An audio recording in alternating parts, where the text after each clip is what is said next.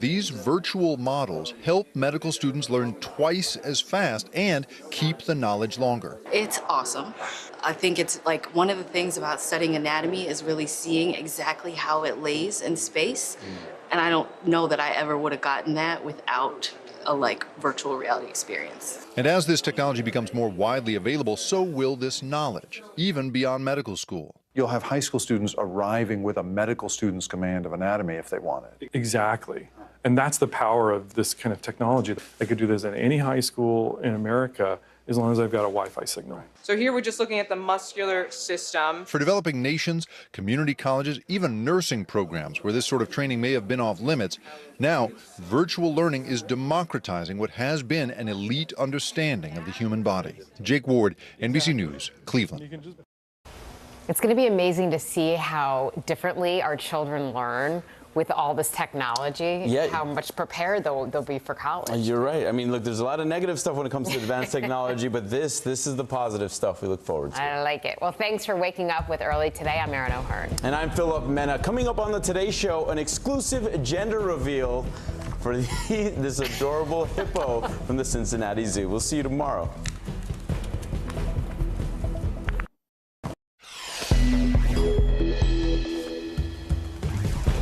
It's called the Inflation Reduction Act, which allocates $300 billion in spending to tackle climate change and boost clean energy. It increases taxes on large corporations and puts hundreds of billions of dollars towards deficit reduction. But that is not all. A tentative ceasefire is in place at the moment after days of attacks between Palestinian militants and Israel. New York City's mayor firing back after migrants from Texas were bused to the Big Apple at the behest of Governor Greg Abbott. We'll take you inside one of the most innovative new technologies being used to teach medical students and why it is such a game changer. And hanging 10 in California at the World Dog Surfing Championships. A busy summer Monday ahead. Early Today starts right now. Good morning. I'm Erin O'Hearn. And I'm Philip Mena. We begin with a major win for the White House. Vice President Kamala Harris helping Senate Democrats pass the Inflation Reduction Act. The Senate being equally divided, the Vice President votes in the affirmative, and the bill, as amended, is passed. This sweeping package includes provisions on climate change, health care, and taxes on corporations. NBC's Chris Pallone joins us now from D.C. Chris, good morning. What does this $430 billion bill promise to do? Yeah, Philip, good morning to you. Democrats are celebrating this bill as the biggest investment ever made in climate and energy. The bulk of that spending, more than $300 billion, goes towards tackling climate change and boosting clean energy. But the bill also allows Medicare to directly negotiate with drug companies, which can lower the cost of prescription drugs for seniors. And it would raise the corporate minimum tax to 15% for companies worth over $1 billion. There's a $35 copay cap on insulin for seniors on Medicare. But Republicans blocked a provision that would have extended that insulin price cap to private insurers, and private equity companies got an exemption from the new 15% minimum corporate tax. Democrats are elated, but Republicans call this reckless spending. We've changed the world. And I am really confident that the Inflation Reduction Act will endure as one of the defining feats of the 21st century. For yet another reckless taxing and spending spree. Democrats have already robbed American families once through inflation, and now their solution is to rob American families yet a second time. In a statement, President Biden celebrated the passage and said, quote, "I ran for president promising to make government work for working families again, and that is what this bill does, period." Now, the House of Representatives will return from its recess this Friday to pass this bill before sending it on to President Biden's desk. Philip? All right, Chris Pallone starting us off on this Monday. Chris, thank you. Well, a ceasefire between Israel and Palestinian militants is still holding this morning after 3 days of intense fighting. Officials say at least 44 people were killed in Gaza and hundreds more injured. Fighting broke out Friday when Israel launched missiles to stop what it said was an imminent Palestinian attack. There's new video this morning of the moment a fuel storage tank exploded in Cuba. You can see a massive blast followed by fire and smoke engulfing the facility. 2 silos caught fire there. The first one, struck by lightning, has since been extinguished. The other is still burning. New photos also show the intense fight to put the flames out up close. 1 fireman died. 16 others are still missing. Thousands of undocumented migrants have arrived in New York City this year, sent by bus from Texas as a part of a standoff over immigration. New York Mayor Eric Adams now firing back at the Texas governor. NBC's Maggie Vespa has the details. Driven by bus and fueled by politics, another wave of migrants arrived in New York City. Merecemos una oportunidad. More than 4,000 have come since May, a metaphorical message from Texas Governor Greg Abbott. New York's mayor is furious, saying shelters are already overrun. Placing on the bus with no direction to come here. But Abbott is adamant border states are done shouldering America's immigration crisis after May saw a record 239,000 illegal crossings. The governor slammed President Biden Friday for refusing to do his job and called New York, a sanctuary city, the ideal destination for migrants, adding he also sent 5,500 to Washington, D.C. That city's mayor pleading for federal aid. And we need our National Guard. If we were a state, I would have already done it. The feds denied that request, adding to the chaos faulty paperwork. According to our New York station, WNBC, 1 migrant claiming an immigration and customs enforcement officer in Texas gave him government documents showing a made-up address, phone number, and a smiley face instead of a signature. ICE vowing to investigate, adding it takes allegations of inappropriate behavior very seriously. What kind of an impact is that having? Well, that can have a very devastating impact because they may miss notices to appear in court, to check in with immigration officials. Meanwhile, families are caught in the fray.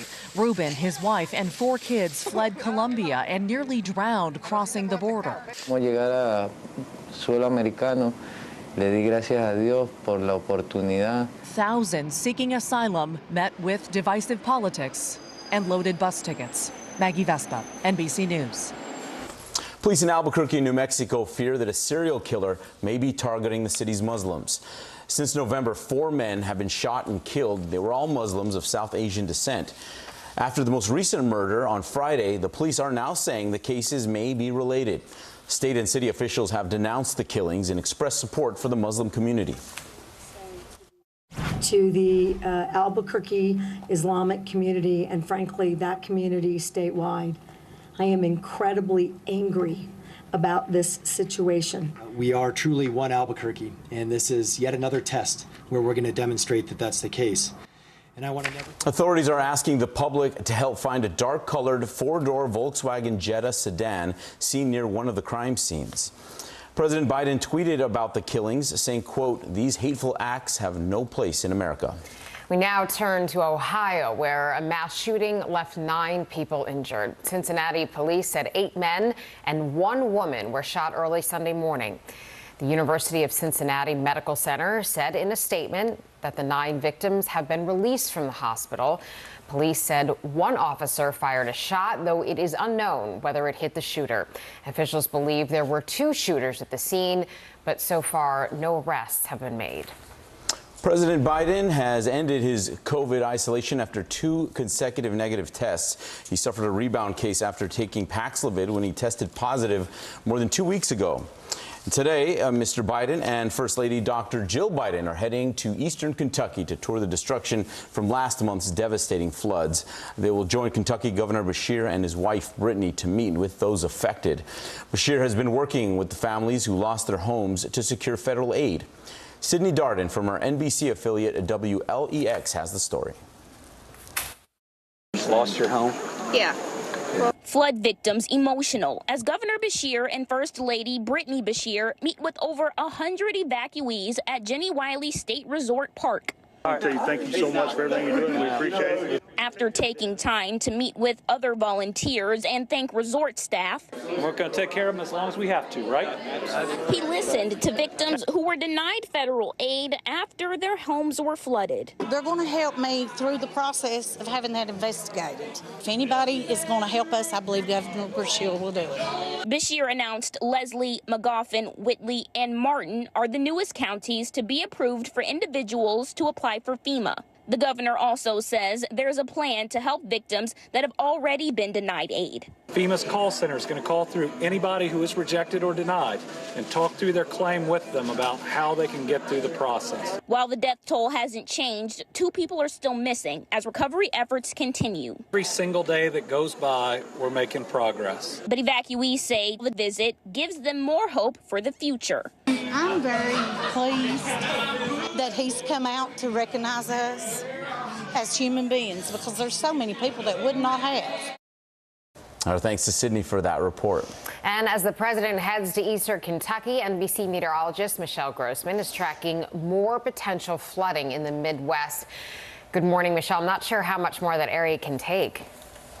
I know. Good morning to you both. And we're going to see the chance for showers and thunderstorms in that area not only today, but tomorrow and really throughout most of the work week. We're looking at the potential for 1 to 2 inches of rain on top of what they've already seen. So not good news there. We have numerous spots where we are tracking the chance for some life-threatening flash flooding. So let's take a look at radar right now, because we're looking at some really heavy downpours. The atmosphere is so rich with moisture, any sort of storm can unleash some really heavy downpours. So where you see the darker colors, the yellows, the reds, the oranges, that's where we're seeing those heavier rainfalls. And this is where we're looking at a flash flooding risk. You can see lots of areas across the country from the southwest to the Midwest. That's going to move a little to the east as we go throughout the day. Also portions of the Northeast today, we are looking at the chance for some flash flooding. So taking a look at the areas we were just talking about, those flood ravaged areas of Kentucky, eastern Kentucky, West Virginia, parts of Tennessee, we could see 2 inches of rain there. That's a look at the big weather story of the day. Here's a closer look at your day ahead. All right, we are looking at those temperatures. Dangerous heat continuing in the south central states, not letting up here. 100 degrees once again in Dallas. The Northeast, we broke a lot of records yesterday. We're going to be hot once again. Temperatures into the 90s, feeling like 100. All right, we are going to talk more about the dangerous heat because we're looking at heat in the Northeast once again, and also the Pacific Northwest starting a heat wave today. Back to you. I'll see you in a few minutes, Michelle. Thank you. It was a very special day for Louisville City. The city soccer team signed an 8-year-old named Drew Esposito to a 1-day contract. Drew, who is also a cancer survivor, battled a brain tumor back in 2018. But now the young fella can add his goalkeeper position to the list of his many accomplishments as he continues to be an inspiration to other children who are battling disease. Good for him. Well, Early Today is back in a minute with the very real impact of virtual reality on the healthcare industry and how it's training a new generation of doctors. Let's go.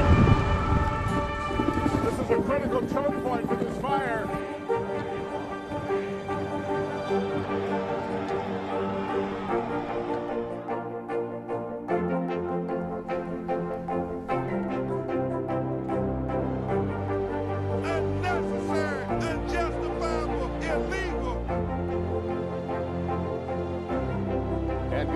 From New Orleans, late military operation, witnessing the massive crowds. I admire you both. Nice to really spend some time with you. Appreciate it.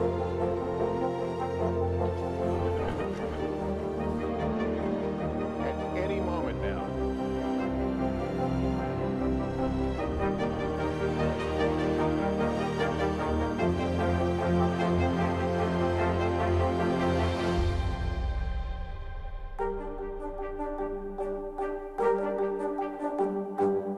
Here's what's happening in your neck of the woods. Mr. Secretary, when is this going to get better? You came into this job saying you were to fight crime. Have you been successful? Found a way to put that. Can you update us on the status of negotiations? Sometimes the news can be difficult and overwhelming for kids to understand, so we've created a newscast just for them. We hope your family will watch Nightly News Kids Edition. Live from Ukraine, from Uvalde, Texas, from Mayfield, Kentucky, to To cover the news, you have to be in it. This is how so many towns and cities are protecting themselves. You can actually see they're pushing the gates open. Was there a school officer on campus? That's what we've been told. No. Do you remember any tornado as bad as this one? You look at this and you're thinking, we're not going to have power for weeks, if not months. Exactly. Every night, it's your news playlist. Top Story with Tom Llamas, weeknights at 7 on NBC News Now. Milwaukee has certainly had its share of visitors. The French missionaries and explorers were coming here as early as the late 1600s to trade with the Native Americans. In fact, isn't Milwaukee an Indian name? Yes, Pete, it is. Actually, it's pronounced Miliwake, which is Algonquin for the good land. I was not aware of that. I think one of the most interesting aspects... Well, the GOP is taking a page out of Wayne's World. Republicans chose Milwaukee for the 2024 National Convention, the biggest city in the critical swing state of Wisconsin. Democrats were set to host their 2020 convention there until, of course, COVID upended those plans, as it did so many others. Now to our series, Inside the Metaverse. The new virtual reality technology usually used in video games is now being used to revolutionize healthcare. Here's Jake Ward.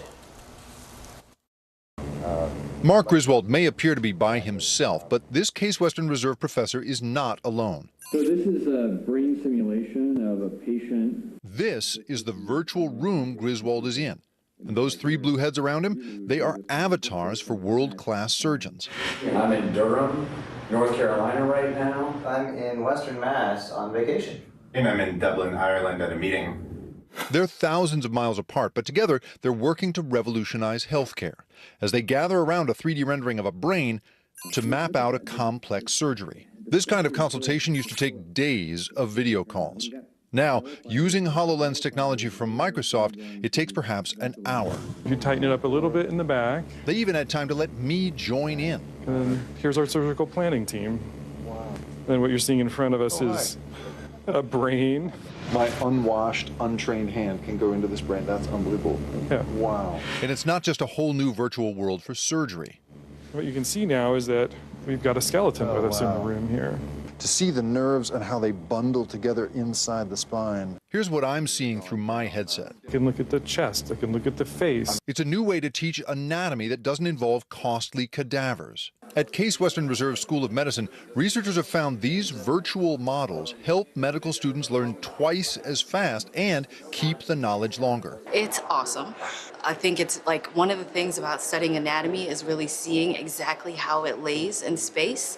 And I don't know that I ever would have gotten that without a virtual reality experience. And as this technology becomes more widely available, so will this knowledge, even beyond medical school. You'll have high school students arriving with a medical student's command of anatomy if they want it. Exactly.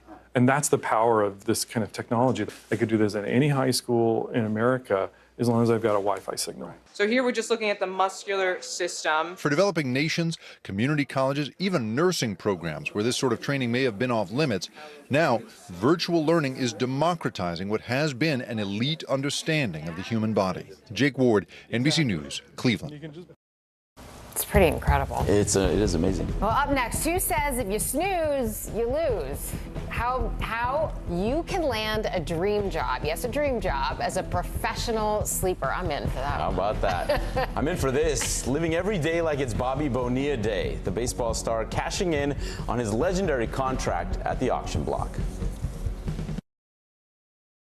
Our show is about sparking conversations around today's biggest issues. The Fed raises interest rates. That controls inflation. Explain how that works. Is part of this that everyone's rethinking their jobs and their relationship to their employers? Could you just remind us why there are 9 justices on the Supreme Court instead of 3 or 20 or 2?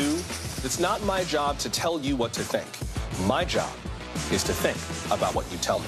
Now Tonight with Joshua Johnson, streaming weeknights at 8 on NBC News Now.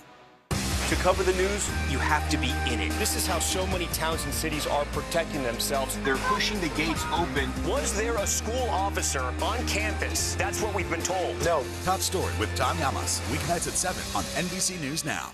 You don't know when your moment's coming, but when it does, you take it. News is happening now. look at what's making headlines around the world. Right now on Morning News Now. We're coming on the air with breaking news. And this is a significant moment. Whenever it happens, wherever you are, NBC News, streaming free now. Good morning, I'm Joe Fryer. And I'm Savannah Sellers right now on Morning News Now. We're staying on top of the breaking situation in Ukraine. We are watching dangerous heat this week. Recession, I mean, is that where we're headed? Is there any way to avoid that? Morning News Now, streaming weekdays at 7. Top Story with Tom Llamas is your news playlist on NBC News Now. And now, you can listen to it as a podcast. Available anytime and anywhere. At 73, Prince Charles is still waiting for the job that is his birthright. Do we want Charles? Do we want a monarchy? I'm Keir Simmons, and we'll take on these questions and more in our new podcast, Born to Rule. Listen now.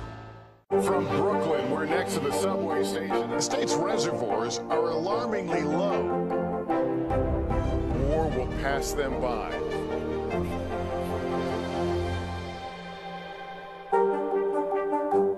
It's the best time of the morning, time for that pop start, baby. I'm feeling the vibe today on the show.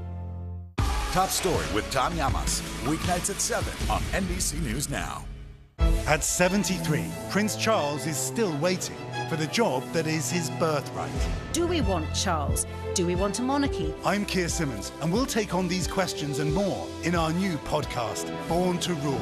Listen now. It's the best time of the morning, time for that pop start, baby. I'm feeling the vibe today on the show. Well, hello there.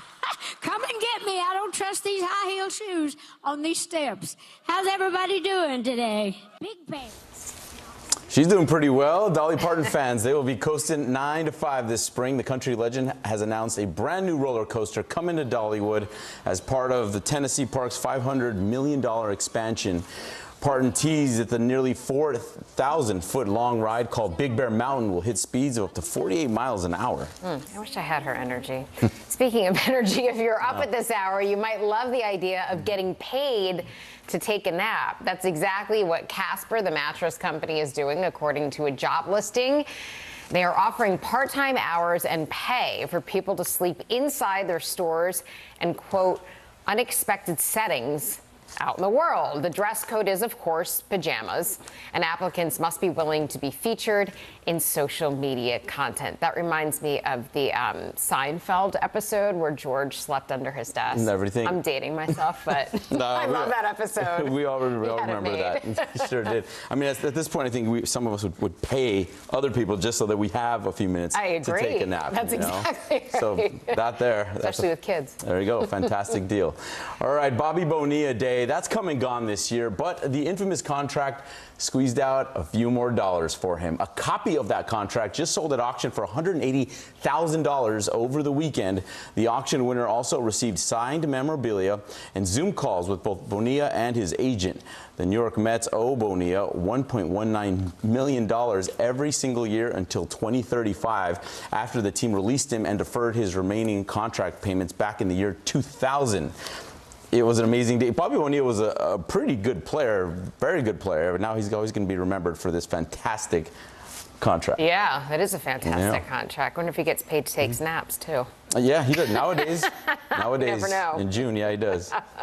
Well, our top stories are coming up, including a major power tool recall. And the shocking surveillance video from a $2 million diamond smash and grab in the Bronx. We're here to start conversations because it's not my job to tell you what to think. My job is to think about what you tell me. Now tonight with Joshua Johnson, weeknights at 8 on NBC News Now. To cover the news, you have to be in it. This is how so many towns and cities are protecting themselves. They're pushing the gates open. Was there a school officer on campus? That's what we've been told. No. Top Story with Tom Llamas, weeknights at 7 on NBC News Now. As we look out over the latest city-turned-crime scene, we see the things left behind.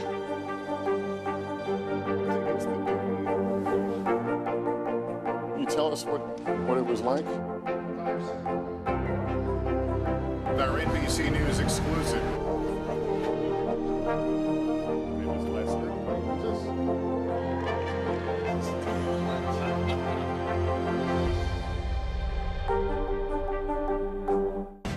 I'm Joe Fryer. And I'm Savannah Sellers. Right now on Morning News Now. We're staying on top of the breaking situation in Ukraine. We are watching dangerous heat this week. Recession, I mean, is that where we're headed? Is there any way to avoid that? Morning News Now, streaming weekdays at 7. We're here to start conversations because it's not my job to tell you what to think. My job is to think about what you tell me. Now Tonight with Joshua Johnson, weeknights at 8 on NBC News Now. It's the best time of the morning. Time for that pop start, baby. I'm feeling the vibe today on the show. Desire, deception, and a double cross. The seduction, a deadly love story only Dateline and Keith Morrison can tell. Listen now, wherever you get your podcasts. News is happening now. Look at what's making headlines around the world. Whenever it happens, wherever you are, it's here now. What do you love about fatherhood? The chaos, the learning. Is climate change one of your top priorities? What's your message to girls who want to make a difference in their own communities? Believe in yourself.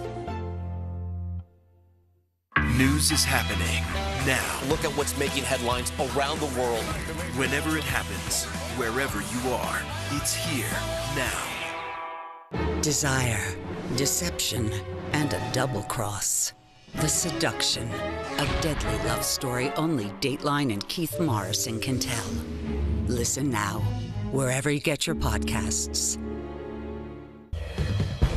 Welcome back on this Monday. We continue to track dangerous heat. 54 million Americans under a heat advisory. We're looking from the Pacific Northwest into the South Central states, also the Northeast. We broke a lot of records yesterday in the Northeast. We're going to do so again today. We'll be right back.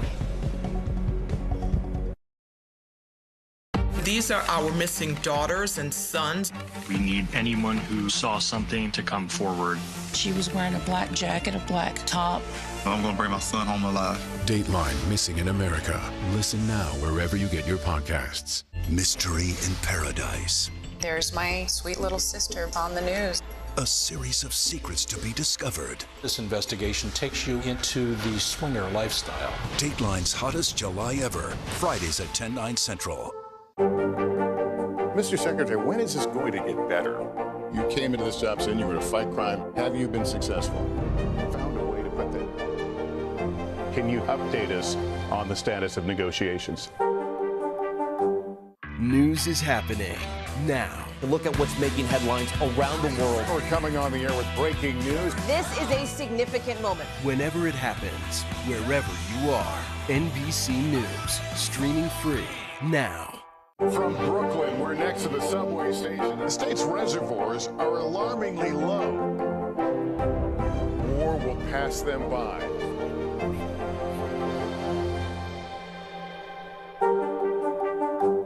At 73, Prince Charles is still waiting for the job that is his birthright.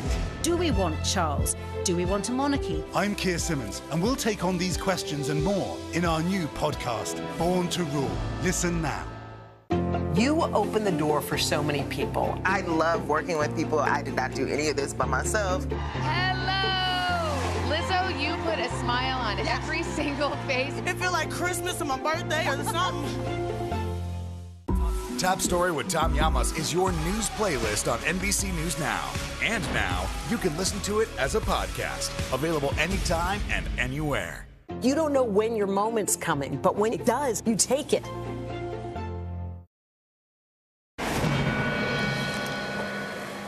You have a consumer alert to tell you about. It may be time to check some of your DeWalt brand power tools.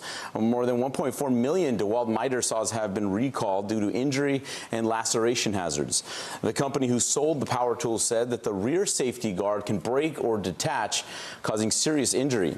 According to the Consumer Product Safety Commission, the affected models are DWS 779, DWS 780, and DHS 790 with date codes of April 2019 through April 2022.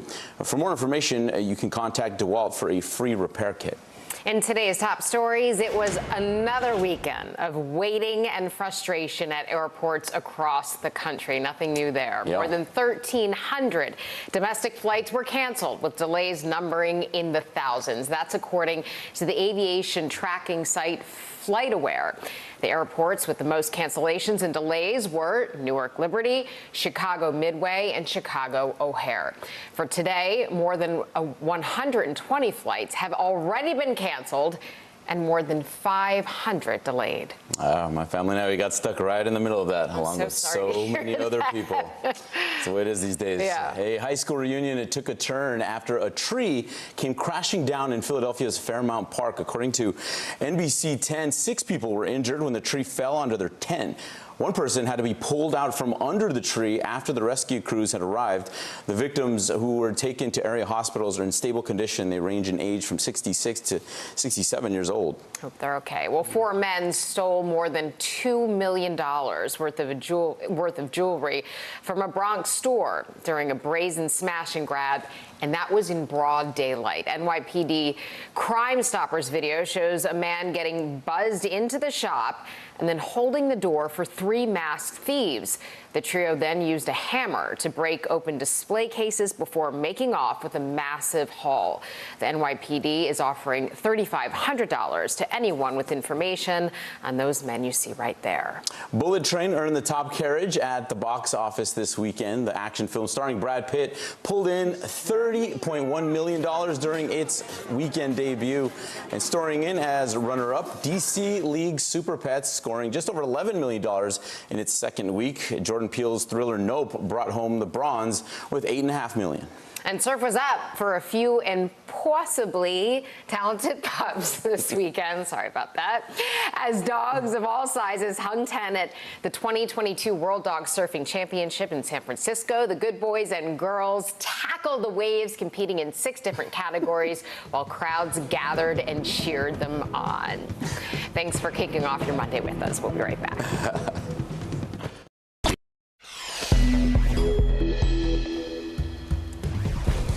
A possible serial killer on the loose in the Southwest. 4 Muslim men have been killed, and police are now asking for the public's help as they work to connect the dots. A massive piece of legislation that's 755 pages, costs $430 billion, and claims to combat climate change and extended health care coverage. But does it actually fulfill its title, Inflation Reduction Act? After multiple negative COVID tests, today President Biden will travel to Kentucky to survey the devastation in the wake of last week's flooding. New York City's mayor firing back after migrants from Texas were bused to the Big Apple at the direction of Governor Greg Abbott. And is former President Trump one step closer to announcing a run for re-election? It's Monday, August 8th. Early Today starts right now. Good morning, I'm Philip Mena. And I'm Erin O'Hearn. We begin in New Mexico, where police fear that a serial killer may be targeting Muslims in Albuquerque. Since November, 4 men have been shot and killed. They were all Muslims of South Asian descent. After the most recent murder on Friday, the police are now saying the cases may be related. Our Aaron McLaughlin has the story.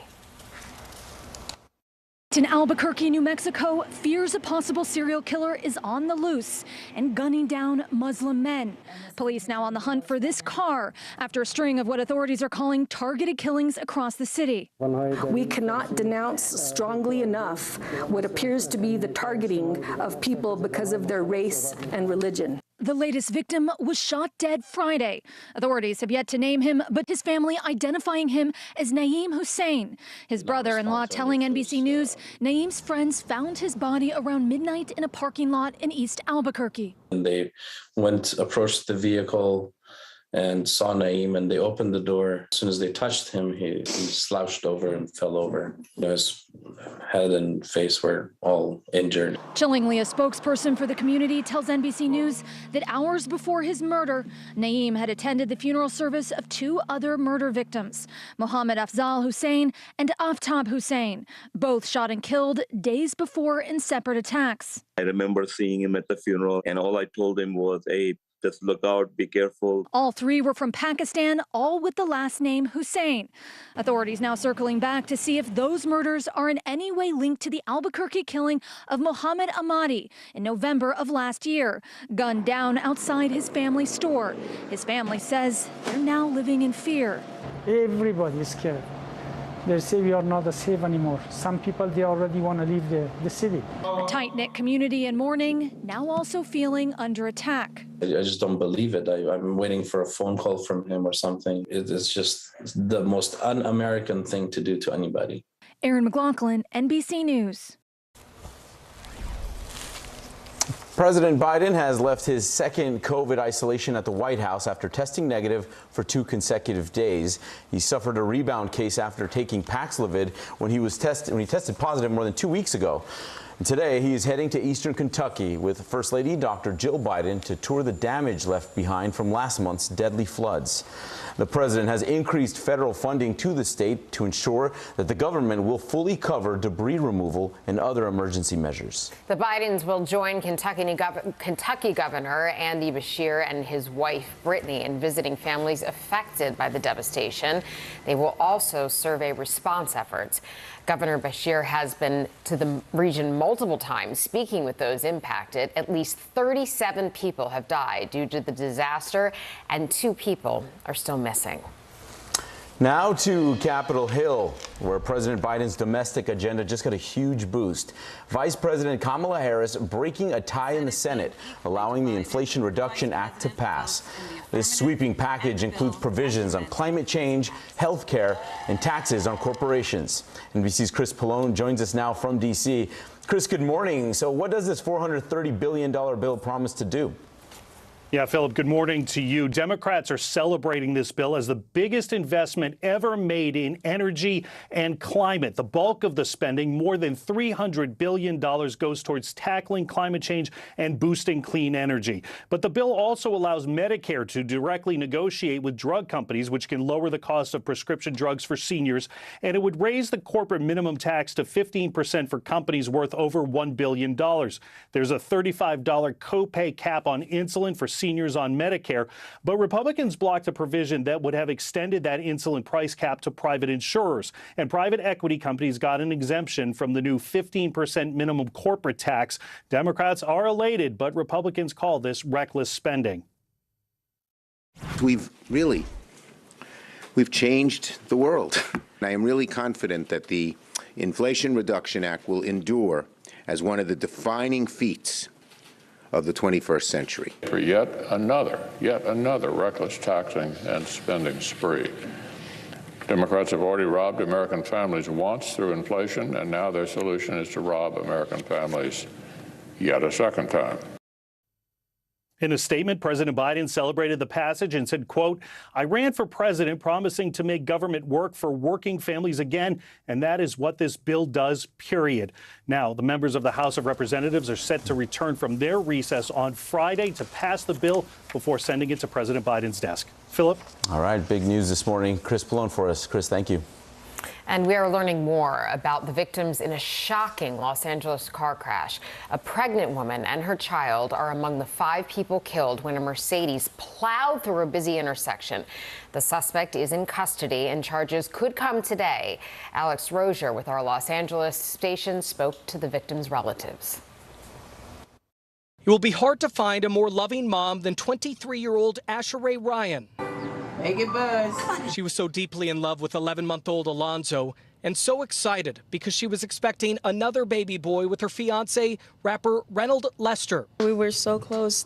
She was my first best friend. Shoshana Kerr said her oldest sister, Asher Ray, was driving with her family to a doctor's appointment to check on the health of her unborn baby, Armani, when a Mercedes flew down La Brea in Windsor Hills, hitting and killing the whole family. After seeing news reports, a frantic Shoshana drove to the scene. And when I got there, I felt destruction.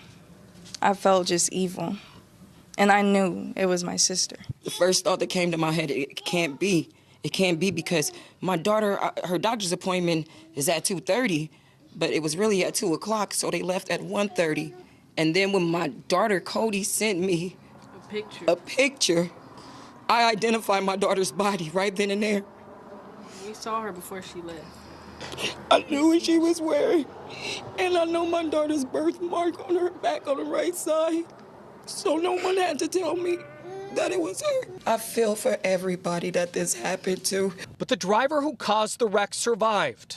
She needs to pay for her actions, and the justice system needs to see that everything is done to make sure she uphold everything and be accountable for everything. Sharita lived with every family member who died in this crash. She tells me she can't return home. I'm so hurt, I don't know what to do. Yet this family knows they must somehow move forward with a broken heart. To lose her, to lose that guidance, to lose someone I really looked up to is so devastating. That woman took 3, 4 lives from me that I can never get back. Poor family. Well, our thanks to Alex for that report. We turn now to Cincinnati, where a mass shooting has left 9 people injured. Cincinnati police said 8 men and 1 woman were shot early Sunday morning. The University of Cincinnati Medical Center said in a statement that the 9 victims have been released from the hospital. Police said 1 officer fired a shot, although it is unknown whether it hit the shooter. Officials believe there were 2 shooters at the scene. So far, no arrests have been made.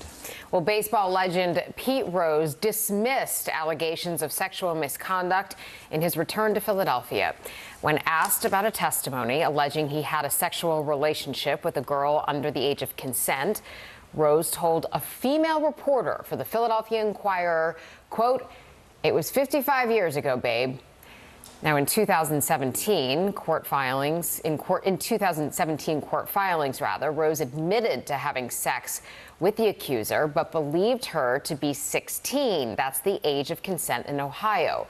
The now 81-year-old was with members of the Phillies' 1980 World Series team back in Philadelphia for the first time since being banned from baseball for betting on games in 1989. Former President Trump might have lost in 2020, but he is still the top pick for the 2024 ticket among conservatives.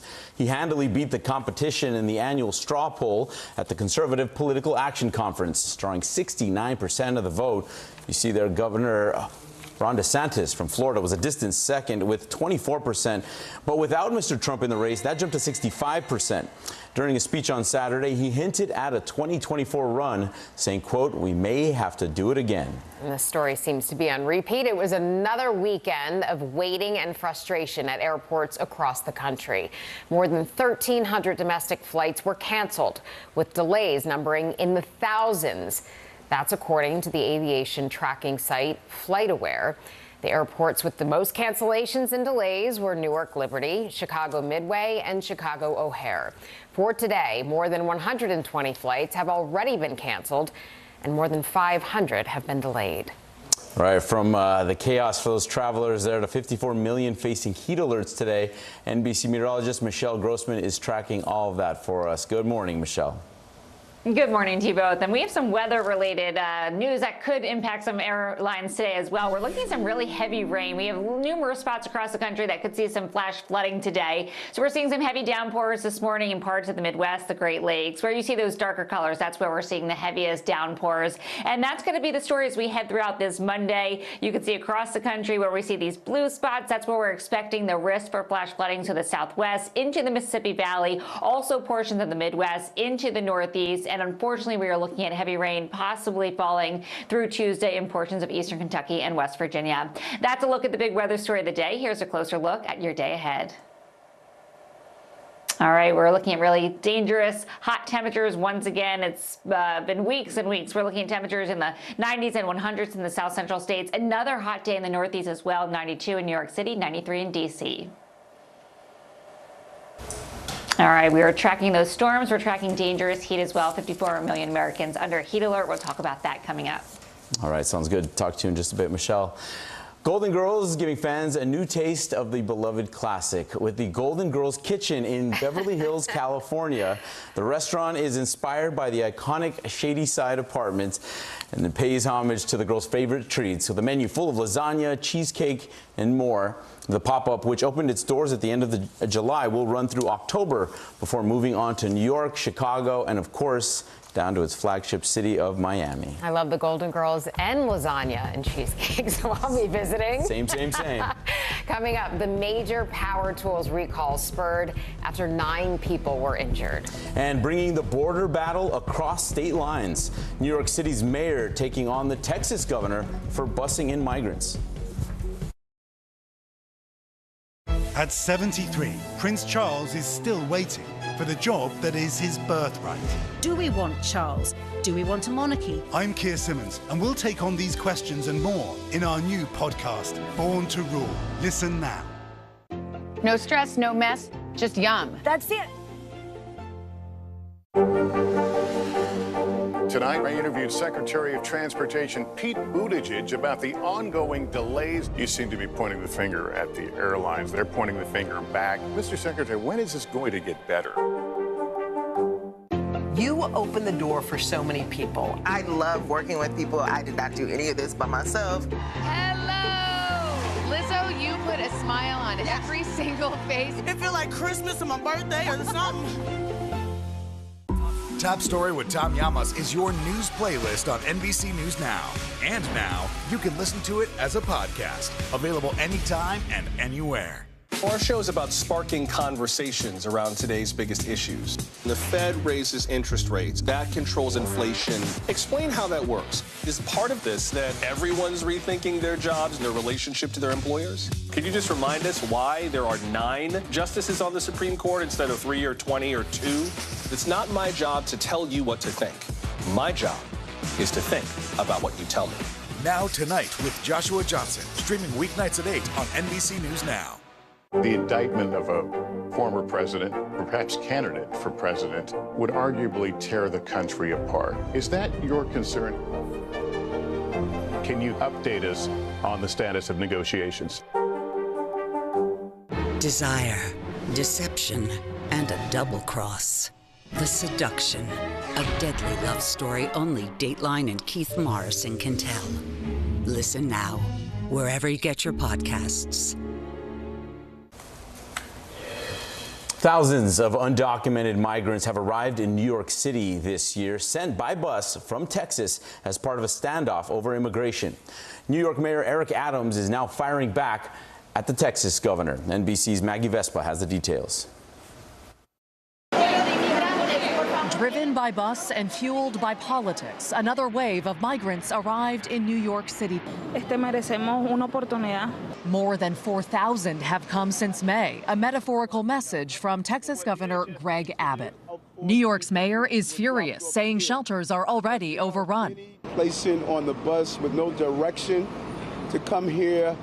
But Abbott is adamant border states are done shouldering America's immigration crisis after May saw a record 239,000 illegal crossings. The governor slammed President Biden Friday for refusing to do his job and called New York, a sanctuary city, the ideal destination for migrants, adding he also sent 5,500 to Washington, D.C.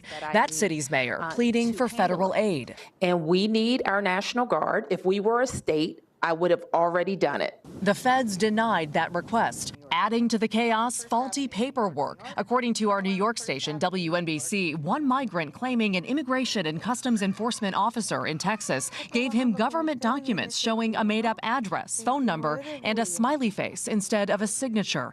ICE vowing to investigate, adding it takes allegations of inappropriate behavior very seriously. What kind of an impact is that having? Well, that can have a very devastating impact because they may miss notices to appear in court, to check in with immigration officials. Meanwhile, families are caught in the fray.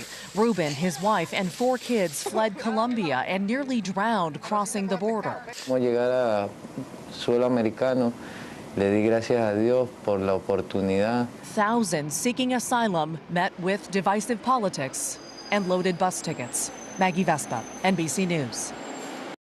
Still to come, laceration alert. Over 1 million power saws recalled after several reports of injuries. News is happening now. Look at what's making headlines around the world. We're coming on the air with breaking news. This is a significant moment. Whenever it happens, wherever you are, NBC News, streaming free now. These days, it feels like the news never stops. So let's get into it. What's happening right now, what it all means for you for an hour every day. It can be hard to keep up, so let's get started together. Hallie Jackson Now, weekdays at 5 on NBC News Now. Top Story with Tom Llamas is your news playlist on NBC News Now. And now, you can listen to it as a podcast, available anytime and anywhere. Sometimes the news can be difficult and overwhelming for kids to understand, so we've created a newscast just for them. We hope your family will watch Nightly News Kids Edition. Mystery in Paradise. There's my sweet little sister on the news. A series of secrets to be discovered. This investigation takes you into the swinger lifestyle. Dateline's hottest July ever. Fridays at 10/9 Central.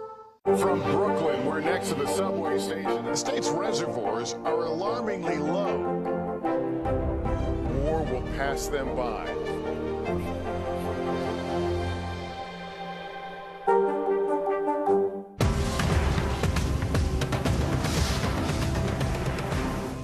It's the best time of the morning, time for that pop stuff, baby. Oh, I'm feeling the vibe today on the show. News is happening now. A look at what's making headlines around the world. We're coming on the air with breaking news. This is a significant moment. Whenever it happens, wherever you are, NBC News, streaming free now. Live from Ukraine, from Uvalde, Texas, from Mayfield, Kentucky. To cover the news, you have to be in it. This is how so many towns and cities are protecting themselves. You can actually see they're pushing the gates open. Was there a school officer on campus? That's what we've been told. No. Do you remember any tornado as bad as this one? You look at this and you're thinking, we're not going to have power for weeks, if not months. Exactly. Every night, it's your news playlist. Top Story with Tom Llamas, weeknights at 7 on NBC News Now. Now Tonight with Joshua Johnson, streaming weeknights at 8 on NBC News Now.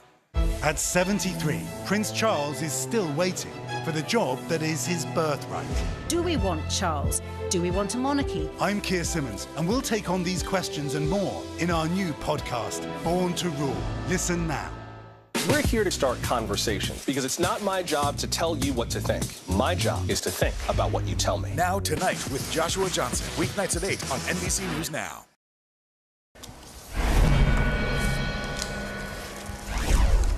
Well, it may be time to check some of your power tools. Over 1.4 million DeWalt miter saws have been recalled due to injury and laceration hazards. The company, which sold the power tools, said that the rear safety guard can break or detach, which can cause serious injury. Now, according to the Consumer Product Safety Commission, the affected models are DWS 779, DWS 780, and DHS 790 saws, with the date codes April 2019 through April 2022. Now, for more information, customers can contact DeWalt for a free repair kit. Now to Wall Street, where the S&P 500 is on a bit of a roll with 3 winning weeks in a row. Plus, how are investors reacting to the Senate's $430 billion inflation bill? Here with the answers for us is CNBC's Karen Cho. Good morning, Karen. Philip, good morning. It certainly has been a winning streak for the stock market, and futures are leaning higher again this morning. That said, there's still some quite unease in the backdrop after that bumper jobs report on Friday. The 528,000 jobs created in the month, and many had expected half that rate. Now it sets the scene for another 75 basis point rate hike from the Fed in September. Market pricing about 70% chance of that happening. And don't forget, tighter monetary policy could have ramifications for the economy. That said, the U.S. equities market seen as the only game in town at this stage, given the resilience in the U.S. economy. So that is a positive backdrop. Meantime, as we consider what comes up this week, CPI inflation numbers, that will be pivotal for markets. Elsewhere, though, very limited reaction to this big package, the $430 billion climate and economic package dubbed the Inflation Reduction Act. We're not seeing it really impact the fiscal side, according to Goldman Sachs, less than 0.1% of GDP for the next several years, given the offset on taxes and spending. Back to you, Philip and Aaron. All right, Karen, thank you. When we return, Michelle is monitoring dangerous heat for more than 50 million Americans. And how virtual reality is reshaping healthcare as we know it.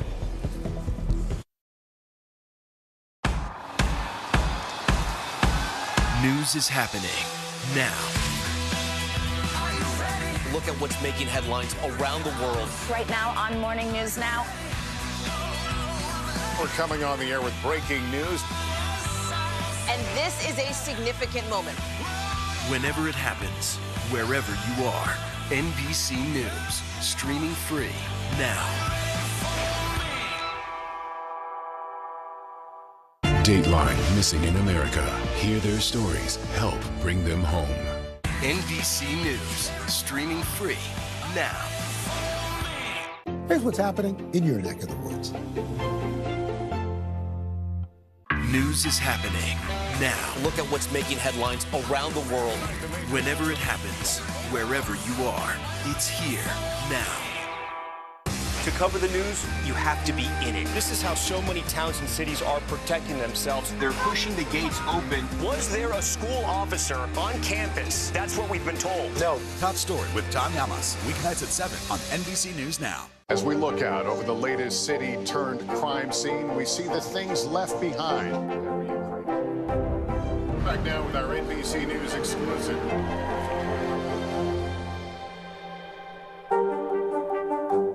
Right now on NBC News Now, look at what's making headlines around the world. We've got 3 new developments just this afternoon. We begin this hour with breaking news. This is what it looks and feels like to try to escape Ukraine. I don't want us to say goodbye. This factory has gone from making kitchen pots to lethal items. There's an intense artillery battle underway. Breaking news this morning. The heartbreak, the grief, and the tears that we have seen here are all tragically familiar. Was there a school officer on campus? Because that's what we've been told. No. The shooting is once again reigniting the debate over gun laws. If it's Tuesday, it is primary night. The highest profile races yet this year. The official confirmation of Judge Ketanji Brown Jackson. Let's zoom out a bit to our changing climate. What do we think that the new normal is going to be? The rollout of COVID vaccines for children under 5. Inflation is cutting into almost everything. Another honest conversation about what it means to be Asian American. We're coming on the air with the news NBC Scoop. Bringing the news to you is not only a job, it's an honor. Dateline Missing in America. Hear their stories. Help bring them home. Welcome back on this Monday. The dangerous heat continues from the Pacific Northwest, the Mississippi Valley, also portions of the Northeast. We broke records there yesterday. 54 million Americans under a heat alert. And we're going to see temperatures climbing once again into the upper 90s, feeling like the 100s in some spots. Today, Little Rock 104. It's going to feel like close to 100 in New York City. We'll be right back. Now Tonight with Joshua Johnson. Streaming weeknights at 8 on NBC News Now. News is happening now. Look at what's making headlines around the world. Whenever it happens, wherever you are, it's here now. Desire, deception, and a double cross. The Seduction, a deadly love story only Dateline and Keith Morrison can tell. Listen now, wherever you get your podcasts. From Brooklyn, we're next to the subway station. The state's reservoirs are alarmingly low. War will pass them by.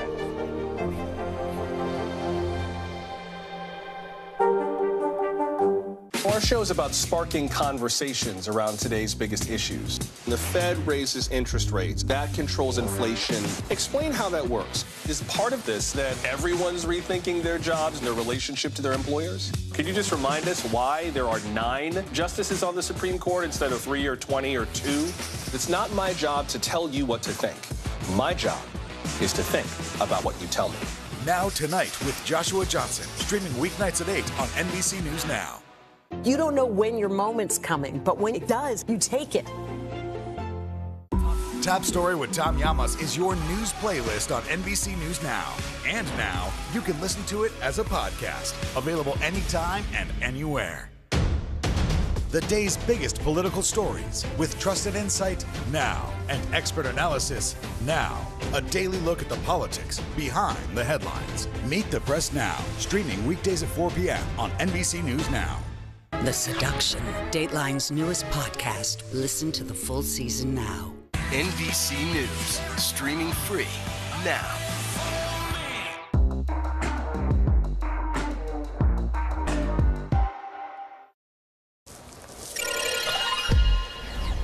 Now to our series, Inside the Metaverse. The new virtual reality technology usually used in video games is now being used to revolutionize healthcare. Pretty incredible stuff. Here's Jake Ward. Mark Griswold may appear to be by himself, but this Case Western Reserve professor is not alone. So this is a brain simulation of a patient. This is the virtual room Griswold is in. And those three blue heads around him, they are avatars for world-class surgeons.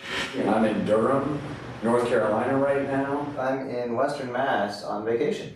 And I'm in Dublin, Ireland at a meeting. They're thousands of miles apart, but together they're working to revolutionize healthcare as they gather around a 3D rendering of a brain to map out a complex surgery. This kind of consultation used to take days of video calls. Now, using HoloLens technology from Microsoft, it takes perhaps an hour. You tighten it up a little bit in the back. They even had time to let me join in. And then here's our surgical planning team. Wow. And what you're seeing in front of us is a brain. My unwashed, untrained hand can go into this brain. That's unbelievable. Yeah. Wow. And it's not just a whole new virtual world for surgery. What you can see now is that we've got a skeleton with us in the room here. To see the nerves and how they bundle together inside the spine. Here's what I'm seeing through my headset. I can look at the chest, I can look at the face. It's a new way to teach anatomy that doesn't involve costly cadavers. At Case Western Reserve School of Medicine, researchers have found these virtual models help medical students learn twice as fast and keep the knowledge longer. It's awesome. I think it's like one of the things about studying anatomy is really seeing exactly how it lays in space. And I don't know that I ever would have gotten that without a virtual reality experience. And as this technology becomes more widely available, so will this knowledge, even beyond medical school. You'll have high school students arriving with a medical student's command of anatomy if they want it. Exactly. And that's the power of this kind of technology. I could do this in any high school in America as long as I've got a Wi-Fi signal. So here we're just looking at the muscular system. For developing nations, community colleges, even nursing programs where this sort of training may have been off limits, now virtual learning is democratizing what has been an elite understanding of the human body. Jake Ward, NBC News, Cleveland. It's going to be amazing to see how differently our children learn with all this technology, how much prepared they'll be for college. You're right. I mean, look, there's a lot of negative stuff when it comes to advanced technology, but this is the positive stuff we look forward to. I like it. Well, thanks for waking up with Early Today. I'm Erin O'Hearn. And I'm Philip Mena. Coming up on the Today Show, an exclusive gender reveal for this adorable hippo from the Cincinnati Zoo. We'll see you tomorrow.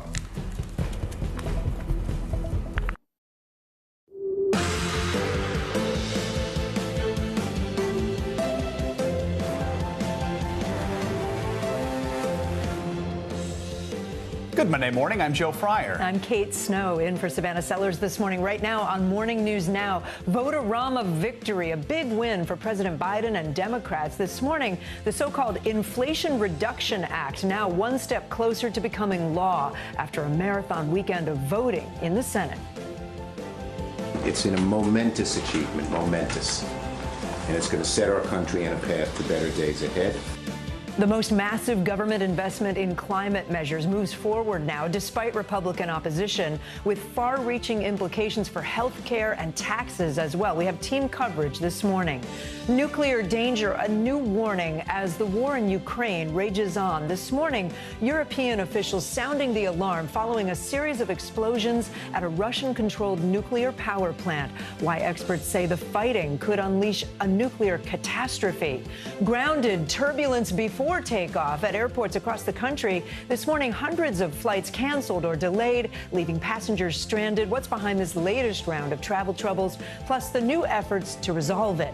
And Bama Rush backlash from Sorority Road to your For You page, a new trend on TikTok, spotlighting an old college tradition and prompting both fascination and criticism of Greek life. We'll explain the popularity of Rush Talk and why one school in particular is getting the most attention. Good morning. Good morning. Good morning. Good to be here. You have college on your mind too, right? I have college on my mind. The whole weekend was spent preparing my son who's going off for his freshman year of college. How exciting. Yes, big Target run over the weekend. Your weekend was good? I drank whiskey, so yeah, well, great. That's a little different. We're going to begin this morning with that big historic vote on Capitol Hill. Yeah, Senate Democrats overcame united Republican opposition to pass the sweeping climate tax and health care package on Sunday. After a marathon overnight session, the tie-breaking winning vote was cast by Vice President Kamala Harris. Now, the bill is officially named the Inflation Reduction Act. It would expand health care access, bring down drug prices, and invest hundreds of billions of dollars in green energy programs, the biggest climate investment in U.S. history. Democrats say it will also reduce the deficit by $300 billion over a decade. The breakthrough gives President Biden and his party a major legislative victory, one that seemed elusive not too long ago, less than 3 months before the midterm elections. NBC News correspondent Maura Barrett will have more on what it means for the Biden administration in just a moment. But first, let's bring in NBC News reporter Julie Sirkin, who helps us cover Capitol Hill. Julie, good morning. So not long ago, the Democrats' climate and tax agenda looked doomed. They struggled to get all 50 senators on the same page. How are they feeling today? What's the reaction to this big vote? Joe, I think they're feeling pretty tired this morning. But other than that, they're feeling good about what they accomplished this weekend. And not only that, but they accomplished the guns bill, the chips bill, which gives money to semiconductors just in the last few weeks. Now, with this piece of legislation, they thought they would never get it done. Senator Manchin, Senator Schumer behind the scenes negotiating this deal that would cut down costs of prescription drugs, letting Medicare negotiate for the first time, also climate provisions and closing tax loopholes, as well. Let's take a listen to what Majority Leader Schumer had to say yesterday, and he teased that he wore his lucky blue suit for the occasion. Watch. Every member of my caucus is elated about what happened because we've changed the world, and really confident that the Inflation Reduction Act will endure as one of the defining feats of the 21st century.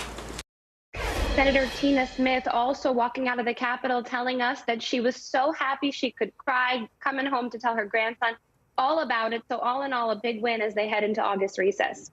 So, Julie, I mean, this bill survived about 16 hours of voting and all kinds of amendments. It's the so-called vote-a-rama. Any of those pass? What is in the final text?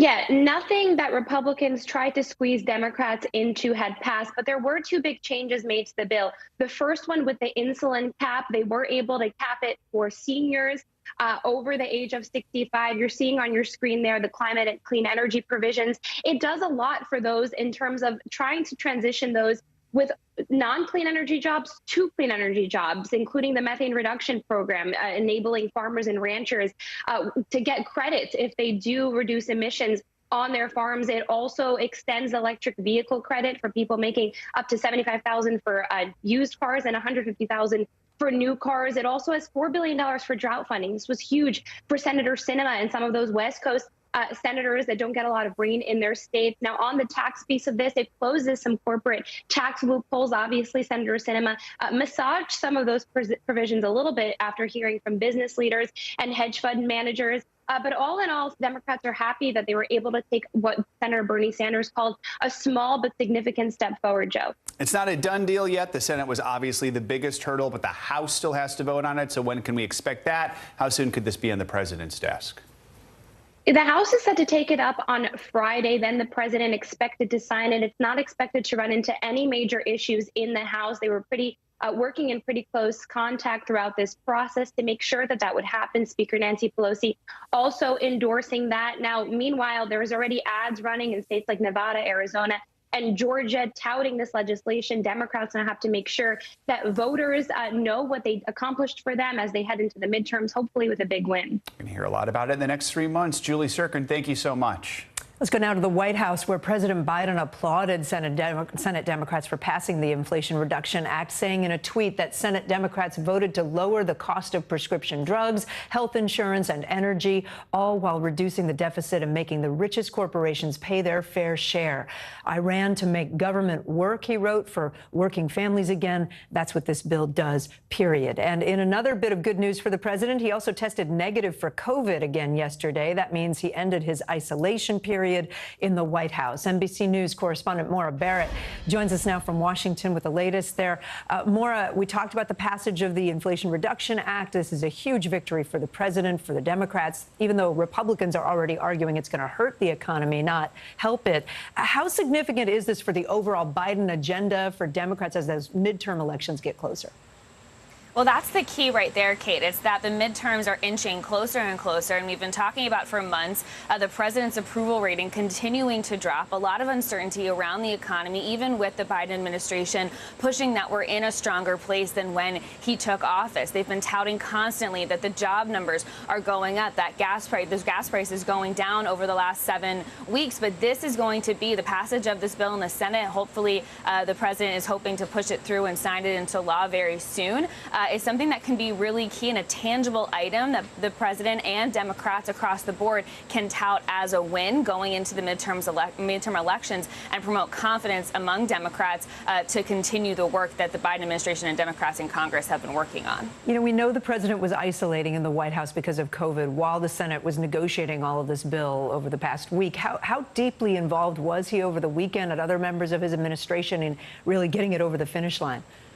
Kate, it was a lot of behind-the-scenes work. When we saw the initial try with the Build Back Better plan, this is a very pared-down version of that, right? And so after that didn't go through last December, President Biden took a step back, but his administration, his colleagues were in close talks with Democratic lawmakers in Congress. And then as it got closer to the finish line in recent weeks, as he was isolating, we know that President Biden was on the phone very often with Senator Schumer and Manchin, as well as the National Economic Council advisor Brian Dees was in close communication with them as well. We know President Biden made several phone calls over the weekend to Democratic lawmakers to urge this to come across the finish line. And then we saw that in person, Vice President Harris made that tie-breaking vote. This is something that she, according to Chief of Staff Ron Klain, has set a record for since the early 1800s in terms of tie-breaking votes in Congress. And that just shows how hard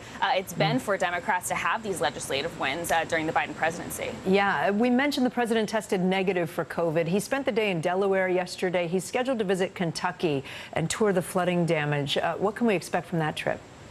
Yeah, he reunited with the First Lady yesterday after more than 2 weeks apart as he was isolating, and they're taking the trip together down to Kentucky this morning. They're going to meet with the governor there and tour some of those disaster zones. It's likely that we hear him touch on those climate elements of the bill that was just passed in the Senate to tout that extra, because this is a climate disaster, all of this flooding and the devastation that we've seen there. And so he'll make remarks over the weekend. He also allowed more funding from FEMA for the National Disaster Declaration to help out with this emergency. And so this is just the beginning of a week where we're going to see the president often now that he is out of isolation, making this trip to Kentucky and then expecting to sign 2 bills around manufacturing and veteran protections later this week. Kate. Maura Barrett, thanks so much. The former president, Donald Trump's false claims of a stolen election are continuing to have an impact on campaigns at all levels. Now, with the success of some Republican election deniers in this primary season, NBC News correspondent Vaughn Hillier takes a look at what it could mean for the midterms and the 2024 presidential election. There has never been an individual who is a greater threat to our republic than Donald Trump. In a new campaign ad for Republican Congresswoman Liz Cheney, stunning words from a former vice president, her father, Dick Cheney. He lost his election, and he lost big. I know it, he knows it, and deep down, I think most Republicans know it. But this week, some Republicans embracing the big lie, even running on the issue. Donald Trump won. Are winning. Across America, election deniers pulling off major primary victories at all levels of government. The latest, Kari Lake. Trump won, you're right. Winning her Republican primary for Arizona governor. Her platform, decertifying the 2020 election and arresting elections officials. Just days before the election, she claimed fraud in her own race, without specifics or evidence, knowing she may lose. So you know about a crime, and yet you're not reporting it to authorities. And I'm not telling you about it. But she won and promptly declared victory. Lake joins a cadre of other election-denying candidates for governor in Michigan, Pennsylvania, Illinois, and Maryland. Each would be responsible for certifying their state's 2024 presidential results. And this Tuesday, potentially another in all-important Wisconsin. We are going to have election integrity here in Wisconsin. Trump's pick is running against a Republican endorsed by former Vice President Mike Pence. Since certifying Biden's 2020 win on January 6th, increasingly a target of scorn. A guy that we used to like named Mike Pence endorsed Karen Robeson. Republicans also nominating election-denying Secretary of State candidates and attorneys general. I will fight to secure our elections so that when Donald Trump runs and wins again in 2024, everyone will know it's legitimate. Trump allies also winning key U.S. Senate primaries in Pennsylvania, Ohio, Georgia, Missouri, Nevada, North Carolina, and Arizona. If you had been in the U.S. Senate, would you have objected to the 2020 certification? You know, I think what Hawley and I believe what Cruz did was right. Michigan Congressman Peter Meyer voted to impeach Trump after the Capitol attack. This week, he lost to a Trump-backed challenger, John Gibbs.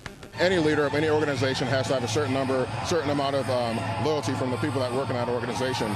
And in just 10 days, the people of Wyoming are going to tell her, Liz, you're fired, get out of here.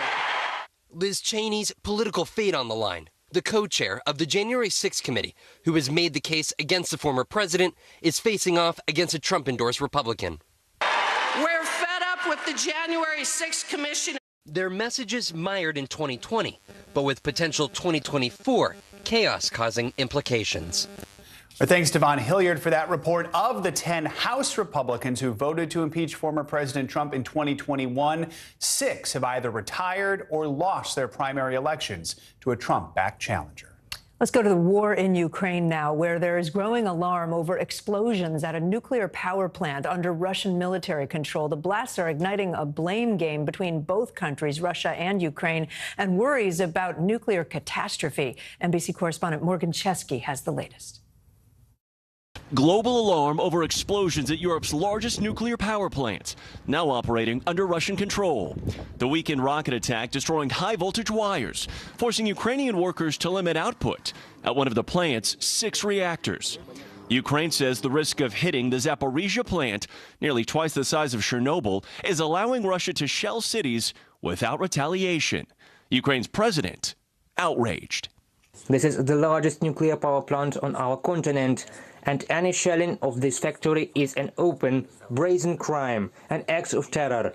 But Russia released this video today, claiming to show damage inflicted by Ukrainian forces. Nearby shelling so intense, inspectors fear they can't assess the damage. NBC's Josh Letterman spoke to the head of Ukraine's nuclear energy company. Is there a risk of a major nuclear incident? For sure. This only depends on where it will be actually pointed. He says should a rocket strike the wrong place, it could be a radiation catastrophe.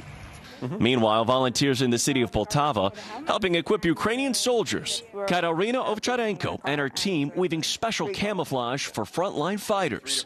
Anything to give an edge. So you're not just handing out food and first aid kits, you're making silencers right here in Poltava. Yes. And this is given to a Ukrainian sniper or someone on the front lines? Yes, for free. For free? Yes, for free. I can imagine the waiting list for one of these. Yeah, we have quite a lot of people waiting for this stuff. Ukraine says at least one employee was injured in an explosion Saturday when they were struck by shrapnel. But officials stress all reactors appear to be operational, and as of right now, there's no leak in radiation. Oh, that's good news. Morgan, thank you. Now to the travel headaches that many Americans are still facing across the country. Over the weekend, more than 1,500 domestic flights were canceled, with thousands more delayed, all leaving passengers from coast to coast scrambling to reschedule their getaways. NBC News senior national correspondent Carrie Sanders is at the Fort Lauderdale airport with more. Carrie, good morning. Well, good morning, Joe. Passengers say, especially those who travel a lot, that this routine is becoming far too common, where they get to the airport and then the flight is either delayed for hours or outright canceled. The airline analysts say this is a combination of summertime weather plus the staffing shortages, which are creating a perfect storm for what turns out to be a travel nightmare. This morning, frustration is on the rise at airports across the country. I just don't understand how this is okay. With more than 1,500 flights canceled this weekend and at least 13,000 delays from coast to coast. Hopefully it doesn't get canceled again, because I definitely need to get home and get stuff done.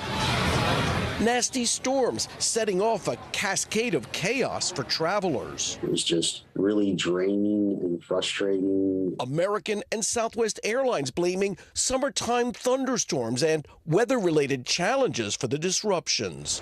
But it's been a rocky summer for airlines dealing with crew and pilot shortages, reduced flight schedules, and a record surge in travelers. There aren't a lot of pilots sitting in reserve. There aren't a lot of planes sitting in reserve or crew or staff. And so when there's one cancellation, there's very little buffer or slack in the system. Sarah Johnson was rebooked from New York to Chicago with her 2 sons, who were put on a different flight on another day. The airline was able to resolve the issue and they all traveled home together. It's a broken system, and then people get left having no idea where to go, what to do, no answers, and no compensation. Now the Department of Transportation is proposing new guidelines for travelers hit with flight delays, including allowing passengers a refund if an airline changes their departure or arrival time by at least 3 hours for a domestic flight. I think if it's enacted, it would be the biggest expansion of travelers' rights in decades. If those customers' rights were enacted in the United States, they would somewhat reflect what already exists in Europe. The Department of Transportation is taking comments over the next 90 days. Joe? All right, Carrie, thank you so much. Kind of like that idea of getting your money back if it's 3 hours. Let's get to the morning weather now and that lasting heat wave that is still affecting millions of people. Yeah, Michelle Grossman joins us with that. Hey, Michelle, good morning. Good morning, Joe. Good morning, Kate. And yeah, we're seeing 55 million Americans under a heat alert from the Pacific Northwest to the Mississippi Valley, parts of the St. Louis metro area, and also the Northeast. We're looking at temperatures once again into the 90s, into the 100s. It's going to feel like 110 in some spots with the high humidity in place, too. But we're going to see that humidity wiped away later on this week. Also that heat in the Northeast, but it is hot today.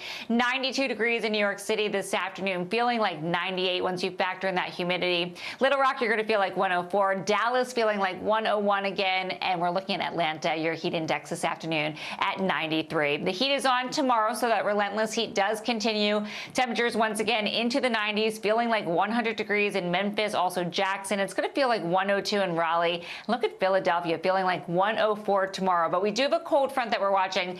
That's going to bring relief later in the week. So feeling much better by Wednesday in New York City. Just 84 degrees, the low 80s by Friday. And the biggest difference, we're going to have really low dew points, so it's going to feel really comfortable. In Erie, Pennsylvania, temperatures feeling fall-like into the 70s, 75 by Friday. Chicago into the 70s as well. So this is a cold front that I'm talking about. It's moving very, very slowly. It's going to take a while to make its way towards the east. And in the meantime, we're going to see some very heavy downpours. Where you see those darker colors, the yellows, the reds, the oranges, that's where we're seeing those summer downpours that Carrie was talking about. That could certainly impact travel today. Parts of the Midwest, the Great Lakes, into the interior Northeast. And we're also concerned about flash flooding. So we do have a flash flood risk. You can see numerous spots across the country from the Southwest into portions of the Mississippi Valley, the Great Lakes, the Midwest, into the Northeast. And we could see 1, 2, 3 inches of rain in some of these spots, and really fast with those summertime downpours, torrential downpours. And we're concerned also about those flood-ravaged areas where we're looking at eastern Kentucky, also West Virginia, Tennessee. You can see those darker colors. So we could see 2 inches of rain in those spots over the next 2 days. And we do have showers in the forecast in those spots through Thursday. So that's something we're going to watch very closely. And then, guys, I'll end it here. We are watching the potential for our next tropical depression. It's been pretty quiet so far, knock on wood, but we are looking at the potential for development over the next 5 days into a tropical depression. All right, I love how your graphic said a touch cooler. We will take a touch cooler right now. All right. We'll take any touch, yeah. Exactly. All right. Thanks, Michelle. Coming up on Morning News Now, ceasefire. New developments this morning in Gaza following a weekend of violence. We're going to have the latest on peace talks between Israel and Palestinian militants. Plus, the governor of Texas putting thousands of people, migrants, on buses to New York and other Northeast cities. More on the message he's trying to send and the backlash as the crisis at the border grows.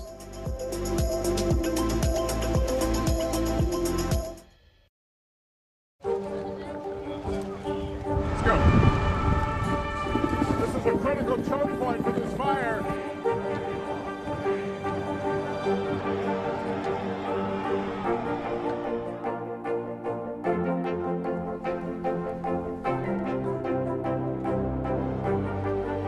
Unnecessary.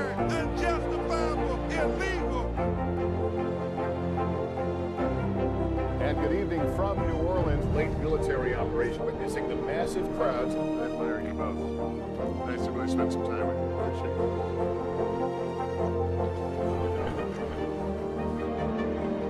At any moment now.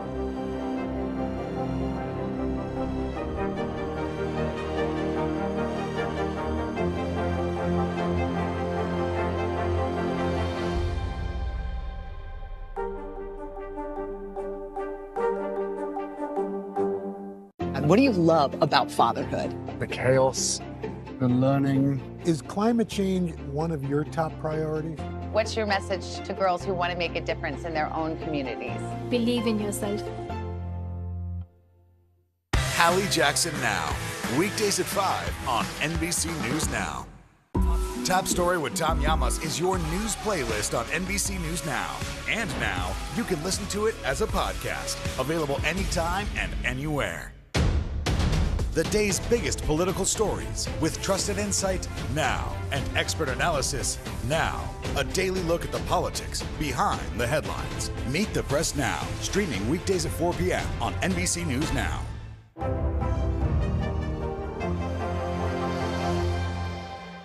It's the best time of the morning. Time for that pop start, baby. I'm feeling the vibe today on the show. Right now on NBC News Now, look at what's making headlines around the world. We've got 3 new developments just this afternoon. We begin this hour with breaking news. This is what it looks and feels like to try to escape Ukraine. I don't want to say goodbye. This factory has gone from making kitchen pots to lethal items. There's an intense artillery battle underway. Breaking news this morning. The heartbreak, the grief, and the tears that we have seen here are all tragically familiar. Was there a school officer on campus? Because that's what we've been told. No. The shooting is once again reigniting the debate over gun laws. If it's Tuesday, it is primary night. The highest profile races yet this year. The official confirmation of Judge Ketanji Brown Jackson. Let's zoom out a bit to our changing climate. What do we think that the new normal is going to be? The rollout of COVID vaccines for children under 5. Inflation is cutting into almost everything. Another honest conversation about what it means to be Asian American. We're coming on the air with the news NBC Scoop. Bringing the news to you is not only a job, it's an honor.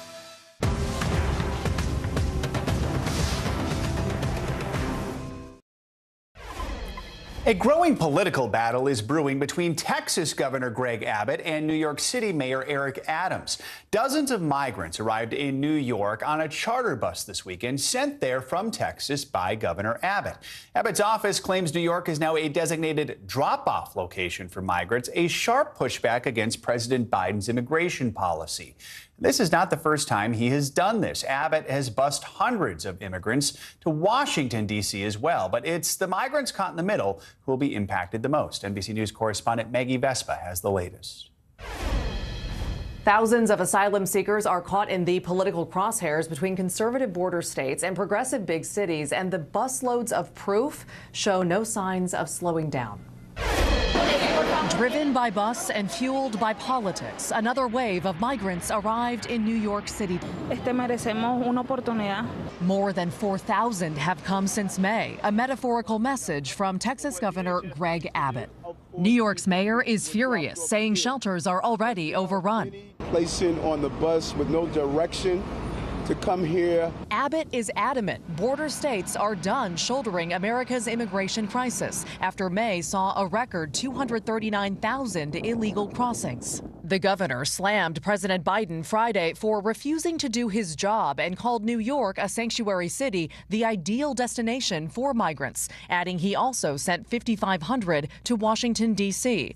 That city's mayor pleading for federal aid. And we need our National Guard. If we were a state, I would have already done it. The feds denied that request, adding to the chaos faulty paperwork. According to our New York station, WNBC, one migrant claiming an immigration and customs enforcement officer in Texas gave him government documents showing a made-up address, phone number, and a smiley face instead of a signature. ICE vowing to investigate, adding it takes allegations of inappropriate behavior very seriously. What kind of an impact is that having? Well, that can have a very devastating impact because they may miss notices to appear in court, to check in with immigration officials. Meanwhile, families are caught in the fray. Ruben, his wife, and 4 kids fled Colombia and nearly drowned crossing the border. Como llegar a suelo americano Le di gracias a Dios por la oportunidad. Thousands seeking asylum met with divisive politics and loaded bus tickets. New York's mayor adding his office was told this latest busload was supposed to arrive with 40 migrants on board, but it showed up with just 14. And now he's worried people are lost in other cities along that route. At the same time, among those who have come to New York, the mayor says a lot of them have said they wanted to go to other cities, but they were ordered onto that bus. Back to you. All right, Maggie Vespa, thank you. This morning, a ceasefire between Israel and the Palestinian militant group Islamic Jihad appears to be holding in Gaza following 3 days of cross-border fighting. Israel unleashed a wave of surprise airstrikes on Friday and continued to bomb the Palestinian enclave throughout the weekend. Israel's military called it a, quote, preemptive attack targeting members of Islamic Jihad. Palestinian health officials say 44 people were killed, among them 15 children. The militant group responded by firing rockets toward Israel, most of which were intercepted. NBC News foreign correspondent Kelly Kobiella joins us now for more on this. Kelly, start off by walking us through the events of the last few days. What has Israel said about why they launched those airstrikes on Friday? What's the aftermath in Gaza like? Well, Israel says that they launched this strike on Friday because they had evidence of a concrete threat against against tanks in Israel, that there was going to be some sort of an attack, cross-border attack on tanks in Israel. So they launched this preemptive strike targeting senior officials with Palestinian Islamic Jihad. Now, just to be clear, this is a separate group from Hamas, the ruling party, and the group, the militant group that often has gotten into skirmishes, some 4 conflicts with Israel over the past 15 years. The last, of course, was last year, and it lasted 11 days and absolutely devastated Gaza. Now, since then, Israel has tried to incentivize Hamas to not join conflicts like this, to not escalate by offering making available 12,000 work permits for Palestinians, for people who live in Gaza, to cross over into Israel and work. And what people were really keeping an eye on over the past couple of days was whether or not Hamas was going to join in this conflict. Hundreds of rockets were fired at Israel, but it appears as though Hamas did not join in, and most of those rockets that were lobbed toward Israel did not hit their targets. The Israeli defense system protecting targets in Israel. But Kate, of course, the impact on Gaza, as always, was tremendous. A place where that is home to about 2.3 million people, one of the poorest places on earth, very high unemployment rates, and really desperate for work, for food, for electricity. So the people of Gaza really bearing the brunt of this over the weekend. Kelly, let's talk about last night's ceasefire. How did it come about, and is there a feeling that it can hold? Well, I think going back to this point that Hamas did not join in this conflict, there is optimism that the ceasefire will hold. It was brokered by Egypt, and part of this deal, included in the deal, was that Egypt would try to work for the release of a Palestinian Islamic Jihad prisoner held in Israel. Now, whether or not that person is released at some point is sort of in question. But again, it goes back to this idea of Hamas not wanting to escalate because it is not in its interest to escalate. Those work permits are crucial for Hamas's economy. Egypt and Qatar are both helping to rebuild Gaza after that war last year. So really, the hope is that the ceasefire will hold because Hamas, frankly, wants it to hold. The border crossings have been partially reopened today to allow for fuel to go back into Gaza so that its one power plant can fire back up and provide electricity to the people there, and also to supply some humanitarian relief. Joe, Kate. All right, Kelly, thank you so much. Appreciate it. Coming up, sentencing day again for the 3 men already in prison for the killing of Ahmaud Arbery. We'll explain why they're facing this new round of sentencing that could end with another life sentence for each of them. Plus, new concerns about an outbreak of an old disease, why experts say hundreds of people may already be infected with polio. Next on Morning News Now.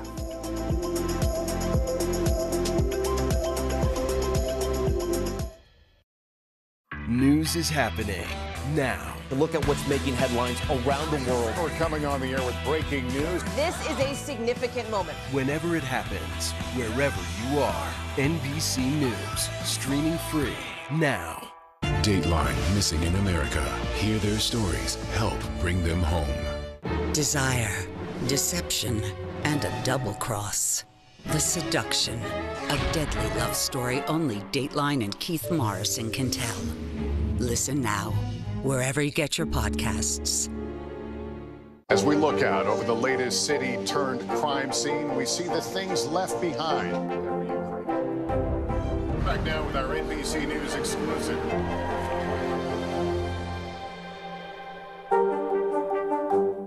These days, it feels like the news never stops. So let's get into it. What's happening right now, what it all means for you for an hour every day. It can be hard to keep up, so let's get started together. Hallie Jackson Now, weekdays at 5 on NBC News Now.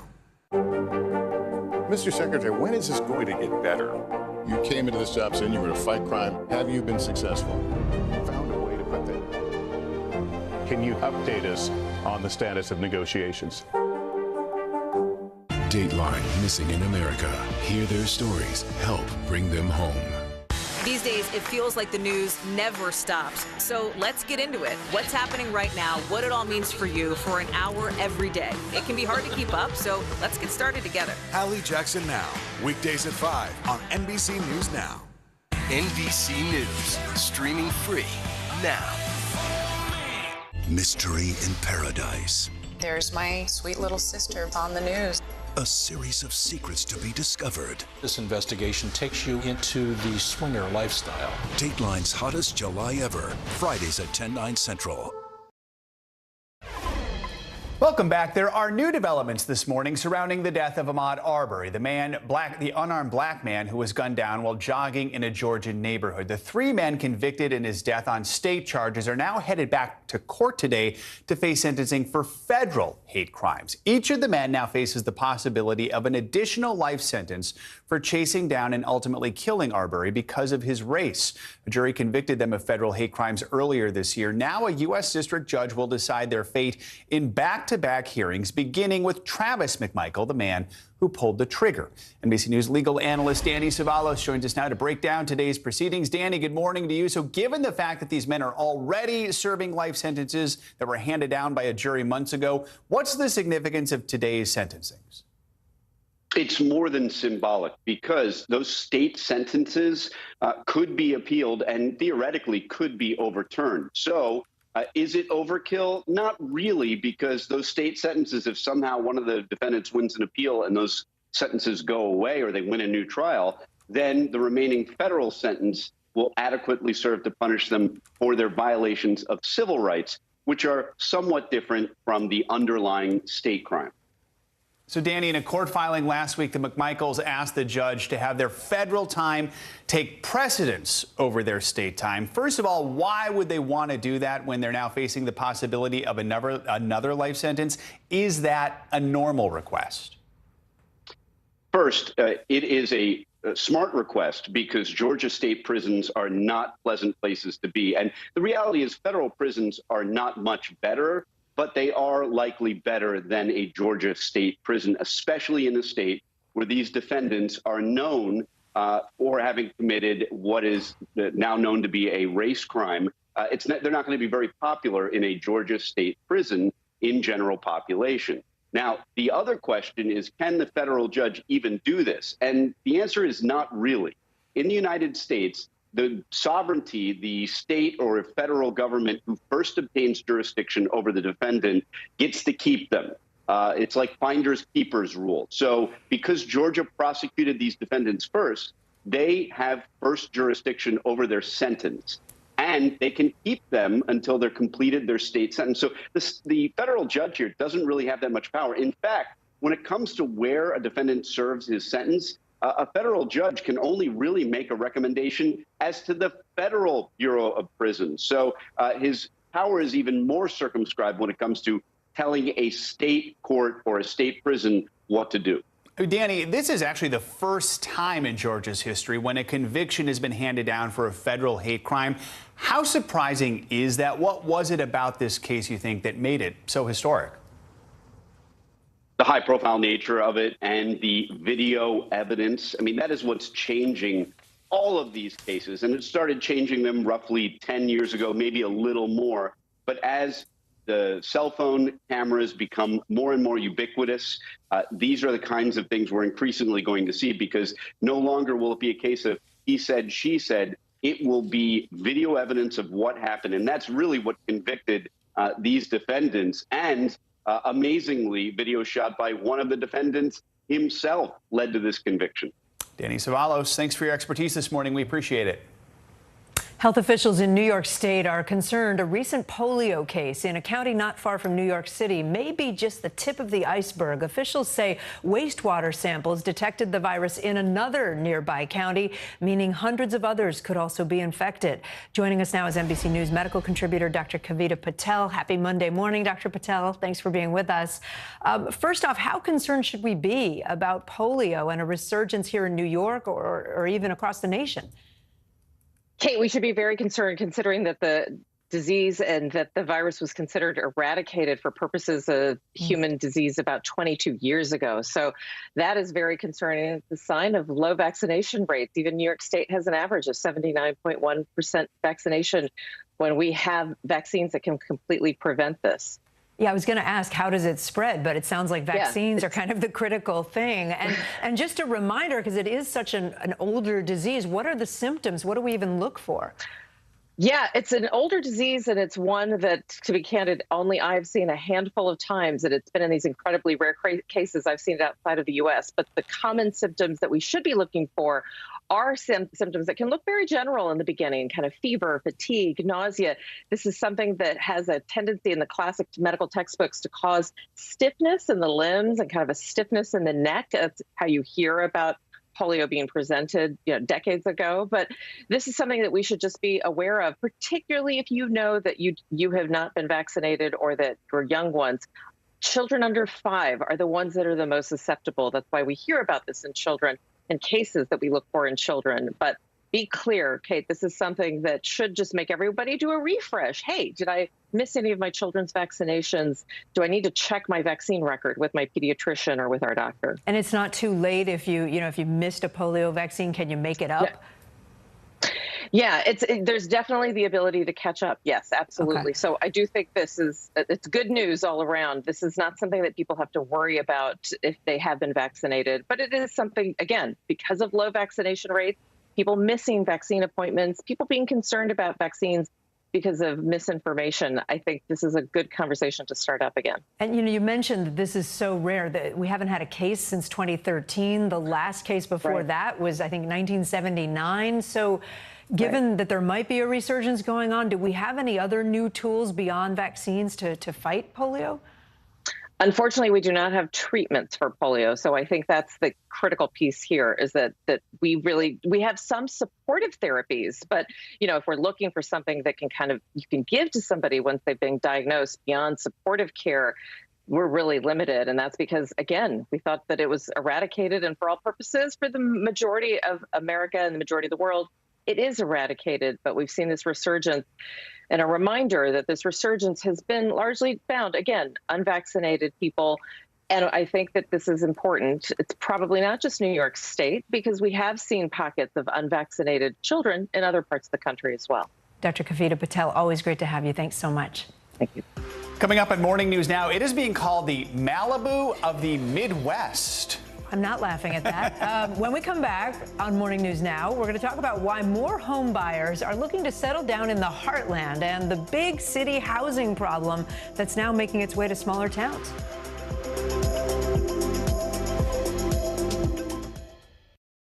As we look out over the latest city-turned-crime scene, we see the things left behind. Back now with our NBC News exclusive.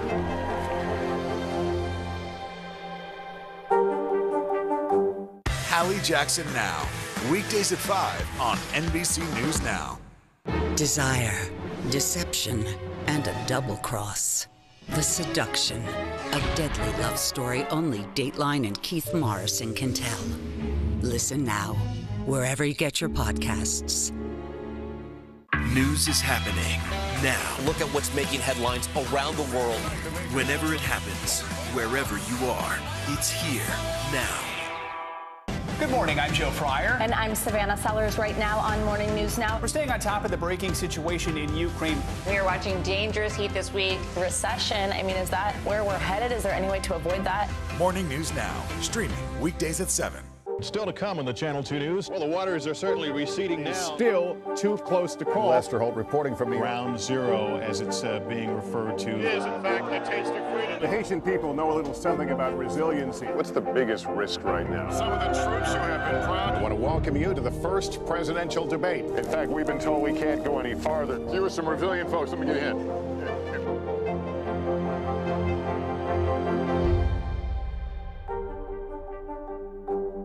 What do you love about fatherhood? The chaos, the learning. Is climate change one of your top priorities? What's your message to girls who want to make a difference in their own communities? Believe in yourself. The indictment of a former president, or perhaps candidate for president, would arguably tear the country apart. Is that your concern? Can you update us on the status of negotiations? Mystery in Paradise. There's my sweet little sister on the news. A series of secrets to be discovered. This investigation takes you into the swinger lifestyle. Dateline's hottest July ever. Fridays at 10/9 Central. No stress, no mess, just yum. That's it. News is happening now. Look at what's making headlines around the world. Whenever it happens, wherever you are, it's here now.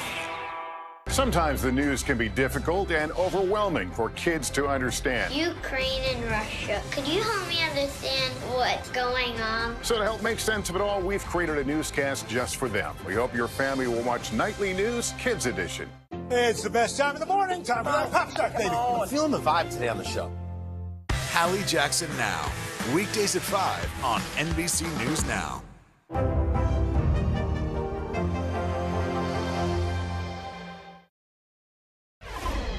We're back with the latest installment in our ongoing series, Priced Out, where we take a closer look at the challenges that many Americans are facing with a housing market that's high in price and low in supply. It's an issue traditionally reported on the coast in and around big cities, but as CNBC's Seema Modi explains, it is now causing heartache in the heartland.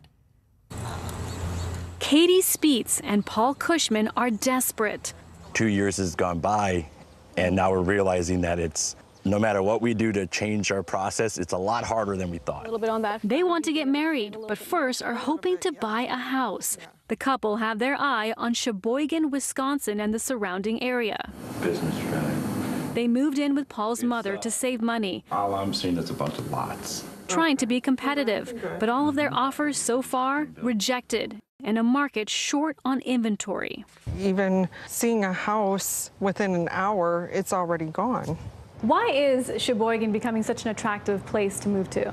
Yeah, well, not only is Sheboygan the Malibu of the Midwest, we're also one of the strongest manufacturing communities in the country. Mayor Ryan Sorensen campaigned on the promise of addressing the housing problem. The lack of housing and housing stock and affordable housing keeps me up at night. A lot of our business partners are looking at growing and expanding, and they've asked us, hey, we need more housing so we can employ more folks. And the housing crisis is not confined to Sheboygan. Different studies show a massive shortage of housing. Estimates ranging from 1.6 million to more than 5 million housing units in the U.S. It's happening in places across the Midwest and South. A new analysis shows metro areas like Wichita, Kansas, Muskegon, Michigan, and Decatur, Alabama were well stocked in 2012, but by 2019 had housing shortages. And then you got 2 extra bedrooms here. Wisconsin builder Bob Werner says the ongoing labor shortage is slowing down his ability to provide more inventory. It's easy for us to add a carpenter or two, but unless I really add enough electricians and plumbers and excavators and all those other trades have enough people to build the houses, I can't add more houses. This is all new construction. 15 months into his tenure, Mayor Sorensen is still chipping away at his campaign promise. The city just recently purchased 200 acres of farmland on the far south side so that we can build and grow our housing stock in the community. But developments like that will take time. Paul and Katie are looking now. 2-3 bedroom, 1 to 2 bathrooms. That's about it. That's all we want. Hoping to get their slice of the American dream. Seema Modi, NBC News, Sheboygan, Wisconsin. All right, more financial headlines now. Billionaire Elon Musk wants to debate Twitter's CEO as he fights back against his original deal to buy the company. NBC's Silvana Heno joins us now with that and other news. Good morning, Silvana. Hey guys, good morning. Yeah, Elon Musk is challenging Twitter's CEO to a public debate over how the social media platform counts fake accounts and spam bots. Musk made the challenge in a series of tweets in response to comments about his countersuit against Twitter over the attempt to walk away from his $44 billion deal to buy the company. Musk has claimed Twitter failed or refused to provide him with information on fake accounts. Twitter has sued, demanding a court force the deal to go through. The trial is set for October. Demand for grocery delivery is cooling off as food prices are rising.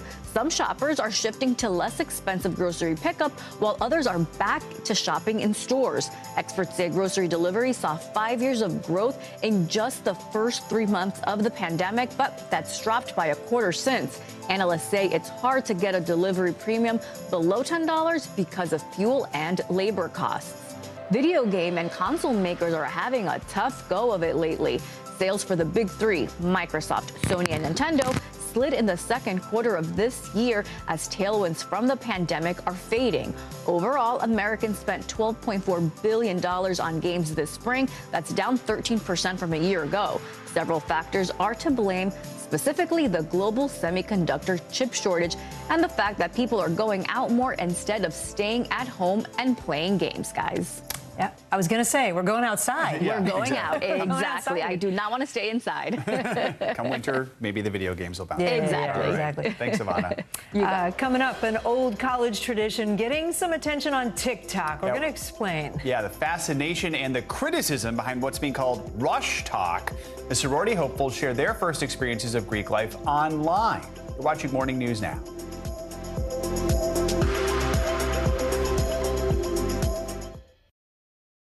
It's the best time of the morning. Time for that pop start, baby. I'm feeling the vibe today on the show. Still to come on the Channel 2 News. Well, the waters are certainly receding now. Still too close to call. Lester Holt reporting from the Ground Zero, as it's being referred to. It is, in fact, the taste of freedom. The Haitian people know a little something about resiliency. What's the biggest risk right now? Some of the troops who have been proud. I want to welcome you to the first presidential debate. In fact, we've been told we can't go any farther. You were some resilient folks. Let me get a hint.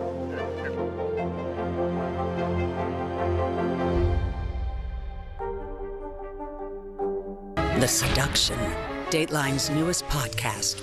Listen now.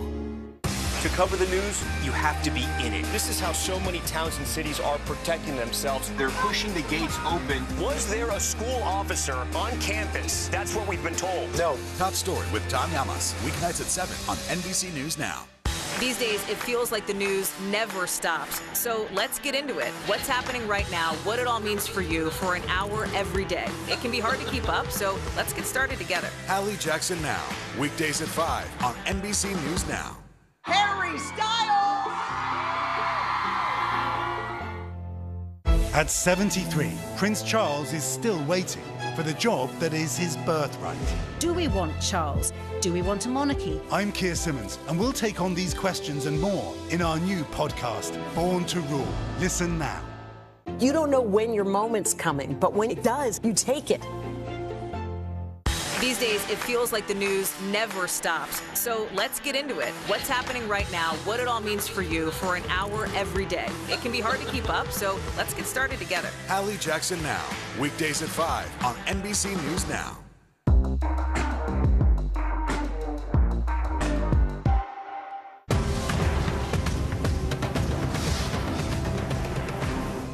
Still to come on the Channel 2 News. Well, the waters are certainly receding now. Still too close to call. Lester Holt reporting from Ground Zero, as it's being referred to. It is, in fact, a taste of freedom. The Haitian people know a little something about resiliency. What's the biggest risk right now? Some of the troops who have been proud. I want to welcome you to the first presidential debate. In fact, we've been told we can't go any farther. You are some resilient folks. Let me get in.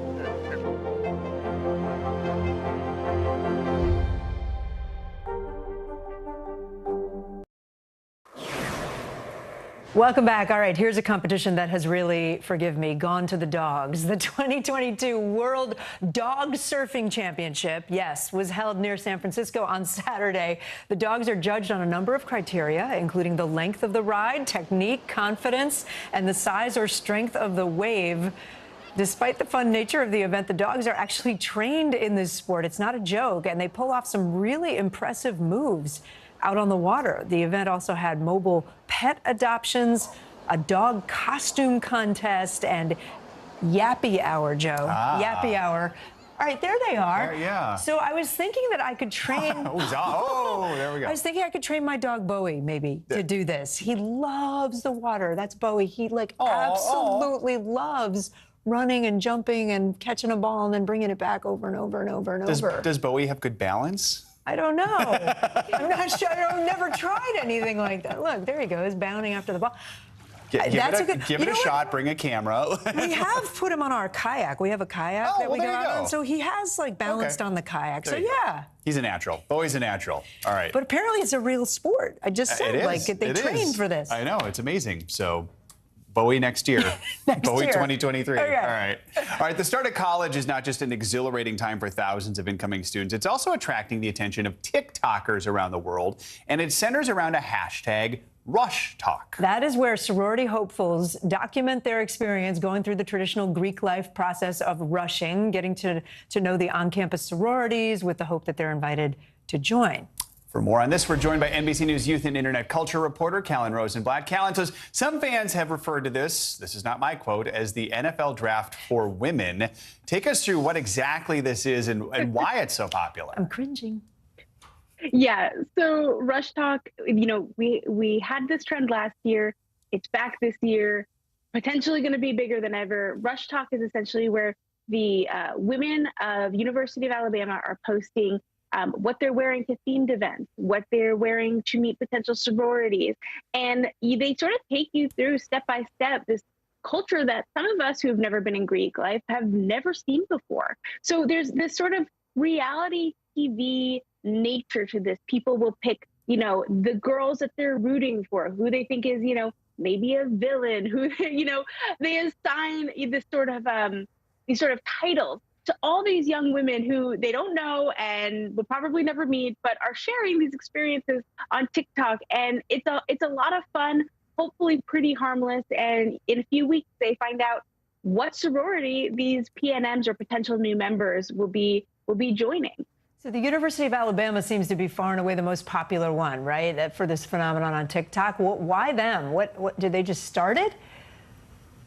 Well, yes, University of Alabama is far and away the most popular university. And I've spoken with a few people who are following Rush Talk and who are really obsessed with it. One person even creating a spreadsheet to keep track of everyone.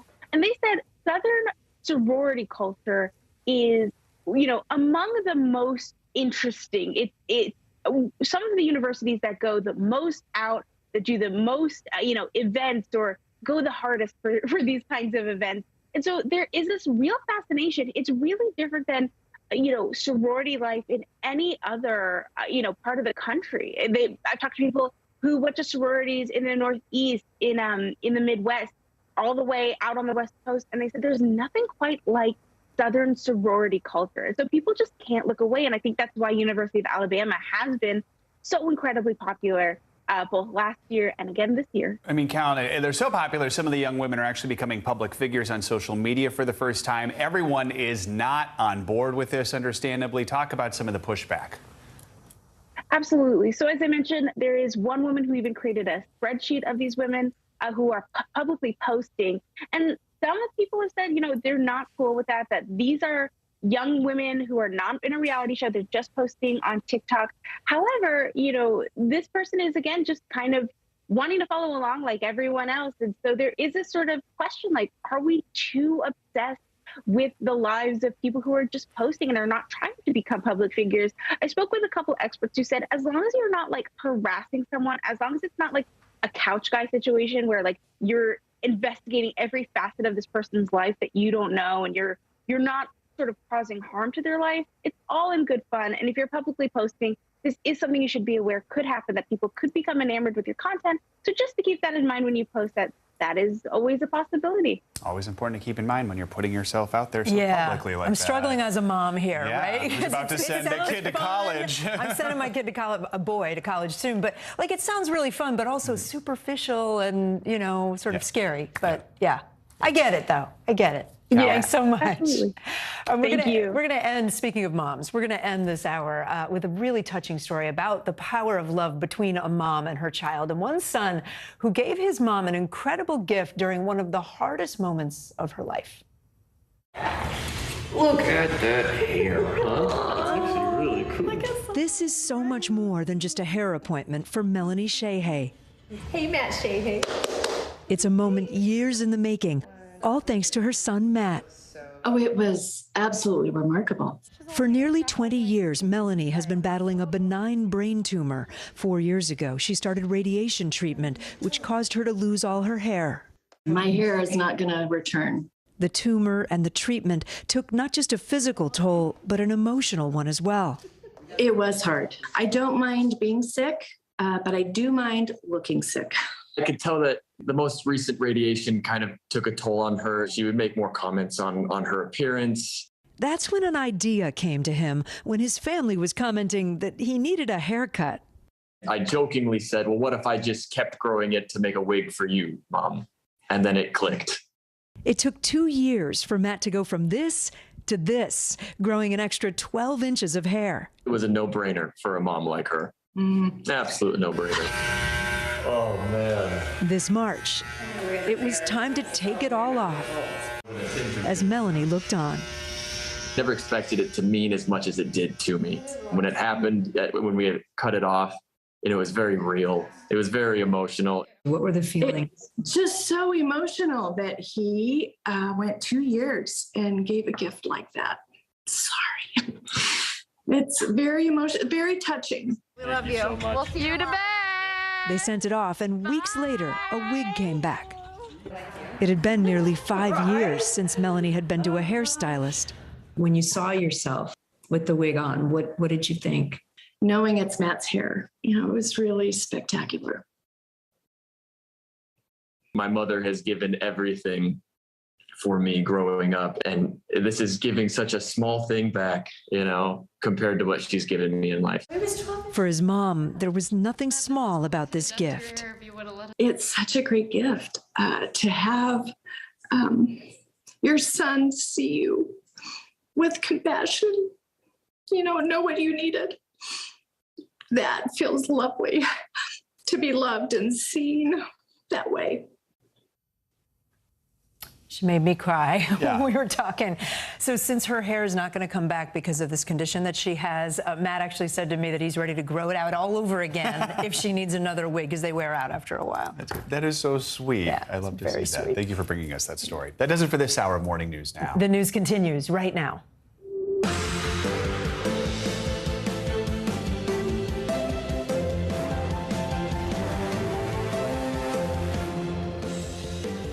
Good morning. I'm Kate Snow in for Savannah Sellers. I'm Joe Fryer. Right now on Morning News Now, landmark vote. The Senate passed the sweeping Inflation Reduction Act yesterday after a marathon session. The massive bill aimed at reducing inflation, with Vice President Harris breaking a tie vote. It also includes the largest ever investment in climate and aims to lower some prescription medicine costs. Even though I prefer to work in a bipartisan way, when it's really important and the Republicans won't participate, we have to do it on our own. The opposition this bill faced in the Senate and the impact all of this could have on your wallet.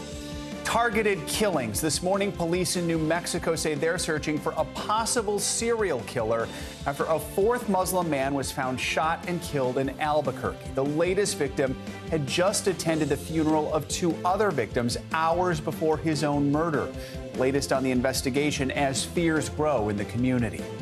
Classroom crisis. Students are getting ready for a new school year, but fewer teachers are doing the same. The impact the growing teacher shortage is having on back-to-school plans and what it means for students already behind in learning because of the pandemic.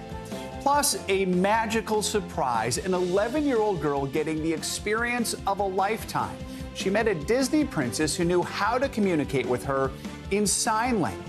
The girl and her mother join us later this hour with just how much this moment meant to both of them. Looking forward to bringing you that conversation. I am too. How impressive that she could just hold it. I mean, I guess it's a language like any other language, right? Yeah, she spoke the language. It's so great. We're going to bring you that in a little bit. We're going to begin this hour with the big victory for President Biden on Capitol Hill. Senate Democrats passed their multi-billion-dollar reconciliation bill on Sunday, overcoming united GOP opposition. Vice President Kamala Harris cast the decisive tie-breaking vote after nearly 24 hours of debate. The legislation includes the largest ever investment in climate programs. It aims to lower some prescription drug costs while raising taxes on major corporations. NBC News Capitol Hill correspondent Ali Vitale has the details. A rare working weekend here for the Senate. Not much sleep to be had, but lawmakers feeling the momentum after notching a big legislative win. This morning, Democrats triumphant. Every member of my caucus is elated about what happened because we've changed the world in a way that you rarely get an opportunity to do that. Passing a sweeping climate, healthcare, and economic package after 22 straight hours of dusk to dawn work over the weekend. Vice President Kamala Harris casting the tie-breaking vote for Democrats to pass the bill, which boasts climate spending and billions in energy investments. Also reducing prices of prescription drugs by letting Medicare negotiate directly with pharmaceutical companies and hiking the minimum corporate tax to 15% for companies worth more than $1 billion, all while cutting an estimated $300 billion from the deficit. This is an historic bill, and there's no way it can be characterized as anything other than that. President Biden saying it's why he ran for president in the first place, to make government work for working families again. But Democrats hardly got everything they wanted. Look, I wanted so much more. But you know what? This is a big deal. Over the last year, the legislation saw its scope limited and price tags slashed thanks to moderate Democratic Senators Joe Manchin and Kyrsten Sinema, the bill's key architects. What would you say to some people who criticize the amount of power and influence that they have? Well, look, in a 50-50 Senate, anyone can have some influence, and each of them had ideas. Republicans, meanwhile, bashing the bill as bad for the economy. Joe Biden's pushed us, and these plans are pushing us into a recession. Why take the risk of throwing us into deeper stagflation? It's a fool's bet. Amid a fluid political landscape, both parties seeking to capitalize on this moment in the months ahead. Regardless of an election, that the American people are being seen and they're being heard. To the American people, in November, I hope you will remember this. Help is not coming by passing this bill. And next, it's full steam ahead to the House. Lawmakers there will make a brief return to D.C. on Friday to take up this legislation. It's expected to pass there, too, and then straight to President Biden's desk for signature. All right, Ali, thank you. Now, the Senate's passage of the Inflation Reduction Act comes at a crucial time for Democrats as Republicans look to regain control of Congress in the midterms. So will this sweeping legislation be enough to boost President Biden's agenda in the eyes of voters? NBC News senior White House correspondent Kelly O'Donnell joins us with more on that. Kelly, good morning. So we know the president has been hit with setbacks to his agenda for months now as rising inflation has become the #1 issue for Americans. The president and Democrats, they're already facing a lot of headwinds heading into the midterms. Do they think this could help start to change the momentum? Well, good morning, Joe. And with all that background, the White House is eager to frame this as a win when you consider this legislation had been part of a bigger agenda for President Biden that had long ago been proclaimed dead. So it comes at a time when the president has a series of positive events they want to tout, including a surprisingly high jobs number. There was that successful intelligence mission that killed the leader of al-Qaeda, and a bipartisan piece of legislation that will bring high-tech manufacturing jobs to the U.S. So you put all of these together, and the White House considers these signs that the president's policies are working, and they argue that he's been able to keep some of his promises for the American people. Joe? So Ali reported both parties are seeking to capitalize here. They both seem to think this could help them heading into the midterms. How is this going to impact the different party strategies going forward here? Well, Democrats will add to legislative victories like this and consider they believe that they have now an energized base, especially motivated to turn out over the issue of abortion and abortion access in the wake of Roe v. Wade being overturned. But Republicans do view this new legislation as an opportunity for them because it does raise taxes on corporations, which they argue is bad for the economy, and it beefs up the IRS, which Republicans say is an agency that is not popular with the American people. So the GOP also argues that this bill makes a massive investment that could make the economy worse and increase inflation at a time when prices are already at record levels. So inflation will definitely be one of the GOP's top talking points. We've been hearing that for months now. We'll continue to hear it heading into November. Joe? It's going to be framed in two very different ways, this key legislation. Kelly O'Donnell, thank you so much for joining us. Appreciate it. Let's go now to New Mexico, where this morning police are searching for a potential connection in the deaths of 4 Muslim men. 3 of the 4 killings have come in just the past 2 weeks, raising a lot of fear in that community, a community searching for answers. NBC News correspondent Erin McLaughlin has the latest. Hey there. Albuquerque's Muslim community is reeling and on edge after a string of grisly killings targeting Muslim men. While authorities say they have some leads, including a vehicle of interest, this morning police are appealing to the public for help. This morning in New Mexico, a community in terror, fearing a possible serial killer is on the loose and gunning down Muslim men after a string of what authorities are calling targeted killings across Albuquerque. Police now on the hunt for this vehicle. If you see a dark-colored 4-door sedan, Volkswagen, Passat, or Jetta, we encourage you to call the police. The latest victim was shot dead Friday. Authorities have yet to name him, but his family identifying him as 25-year-old Naeem Hussein. His brother-in-law telling NBC News Naeem's friends found his body around midnight in a parking lot east of the city. They approached the vehicle and saw Naeem, and they opened the door. As soon as they touched him, he slouched over and fell over. And was he shot multiple times? The friends that saw the body, they said it was a headshot. So I don't know if it was a single shot or if it was multiple shots. A spokesperson for the community tells NBC News hours before his murder, Naeem had attended the funeral service mourning 2 of the other murder victims, Mohammed Afzal Hussein and Aftab Hussein, both shot and killed days before in separate attacks. I remember seeing him at the funeral, and all I told him was, hey, just look out, be careful. All 3 were from Pakistan, all with the last name Hussein. Authorities now circling back to see if those murders are in any way linked to the Albuquerque killing of Mohammed Ahmadi in November of last year, gunned down outside his family's store. Ahmadi's family say they're now living in fear. Everybody is scared.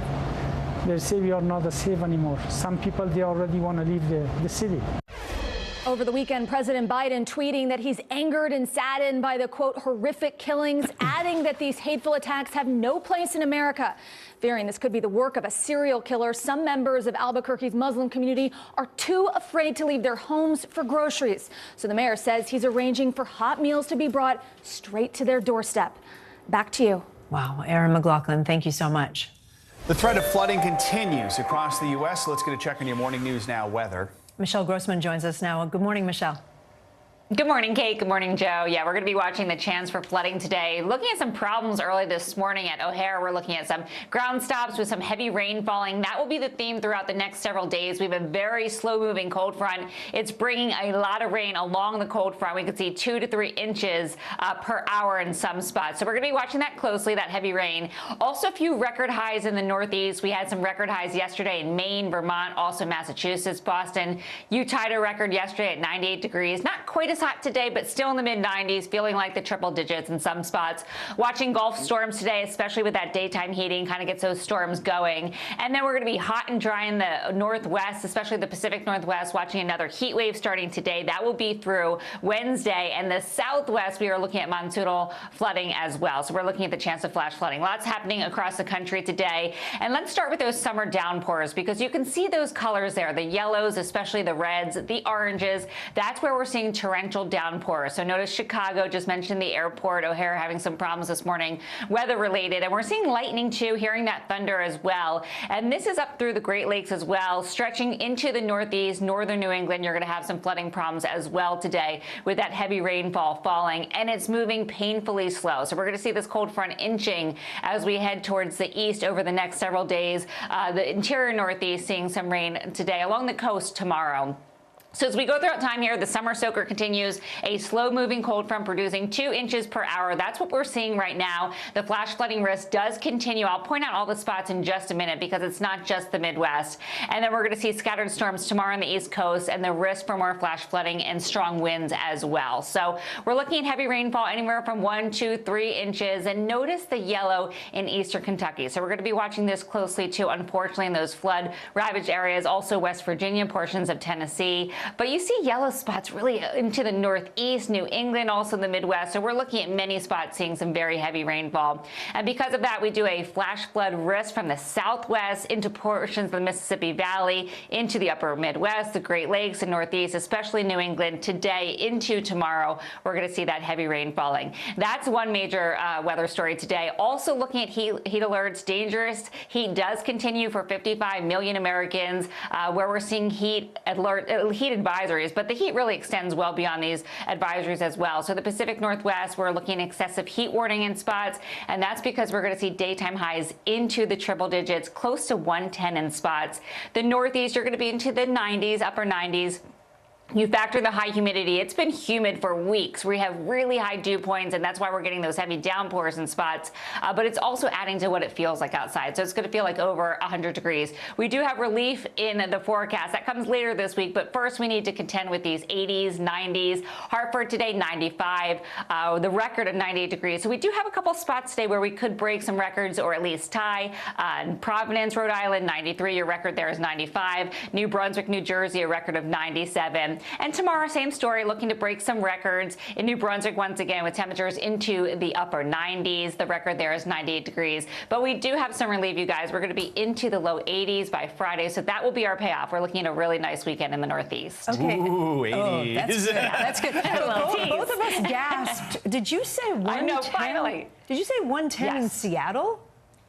Well, not Seattle, but portions of the Northwest. Seattle's going to be in the 80s today, but portions of the Northwest are going to be into, 110.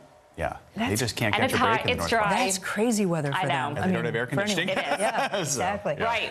Right. Michelle, thank you. Coming up on Morning Sure. News Now, Indiana passes a restrictive new abortion law. It is the first state to ban the procedure since the Supreme Court overturned Roe. We're going to have more on the fallout this morning, what it means for doctors and for patients. Next.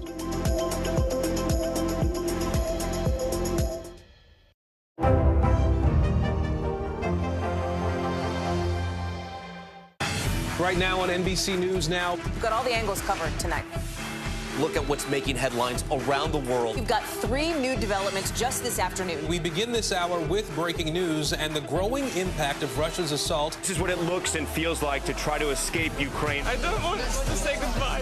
This factory has gone from making kitchen pots to lethal items. There's an intense artillery battle underway between Ukrainian forces and Russian troops. Breaking news this morning. The heartbreak, the grief, and the tears that we have seen here are all tragically familiar. Was there a school officer on campus? Because that's what we've been told.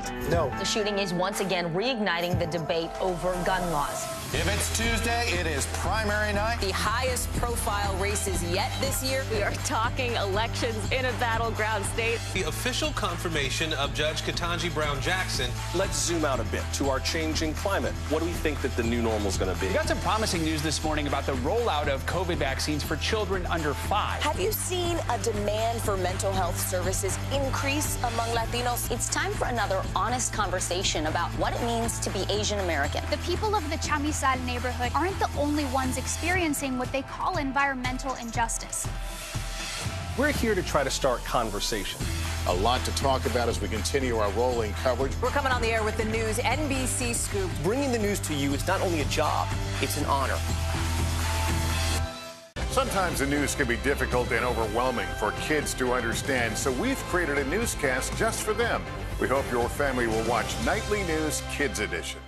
News is happening now. Look at what's making headlines around the world. We're coming on the air with breaking news. This is a significant moment. Whenever it happens, wherever you are, NBC News, streaming free now. Top Story with Tom Llamas is your news playlist on NBC News Now. And now, you can listen to it as a podcast. Available anytime and anywhere.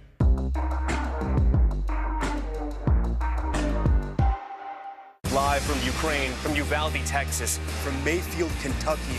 To cover the news, you have to be in it. This is how so many towns and cities are protecting themselves. You can actually see they're pushing the gates open. Was there a school officer on campus? That's what we've been told. No. Do you remember any tornado as bad as this one? You look at this and you're thinking, we're not going to have power for weeks, if not months. Exactly. Every night, it's your news playlist. Top Story with Tom Llamas, weeknights at 7 on NBC News Now. Dateline, missing in America. Hear their stories. Help bring them home.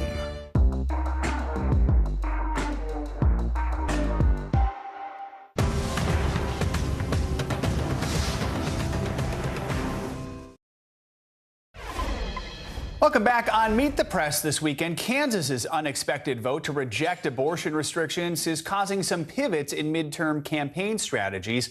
Plus, China is in the spotlight as it halts diplomatic cooperation with the United States in response to Speaker Pelosi's visit to Taiwan. Here are some of the highlights. Bottom line, do you think it is bad if the Republican Party becomes the party of abortion bans? Well, I am staunchly pro-life. I have a 100% pro-life voting record. I do think that it will be an issue in November if we're not moderating ourselves, that we are including exceptions for women who've been raped, for girls who are victims of incest, and certainly in every instance where the life of the mother is at stake.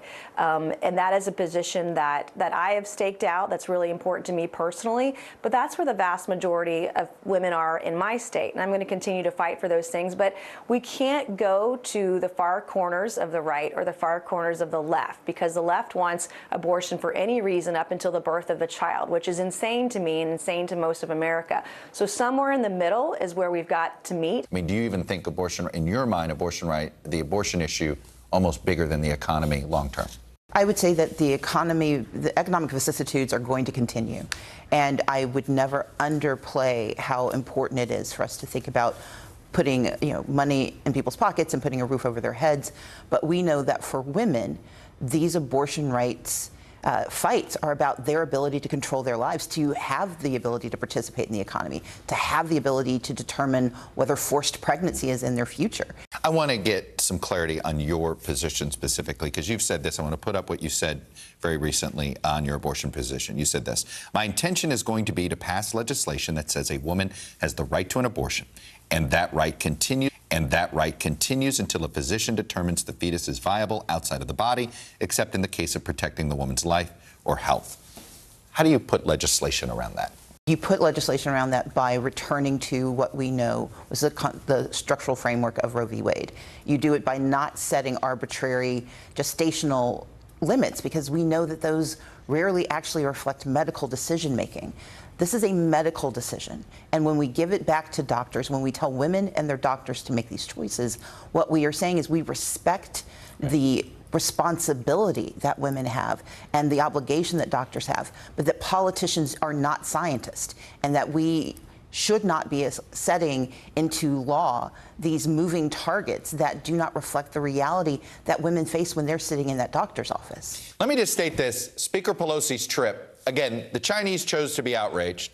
This is on them, not on her. But was her trip worth it, given all the fallout? I think it was, Chuck, because we need to be very clear that China doesn't get to dictate which U.S. officials go to Taiwan. And what President Xi decided to do was manufacture a crisis over Pelosi's visit. He's got, as you know, this fall, the Communist Party Congress is coming up. He's seeking an unprecedented third term as leader of China. And this is saber rattling and, chest thumping by President Xi.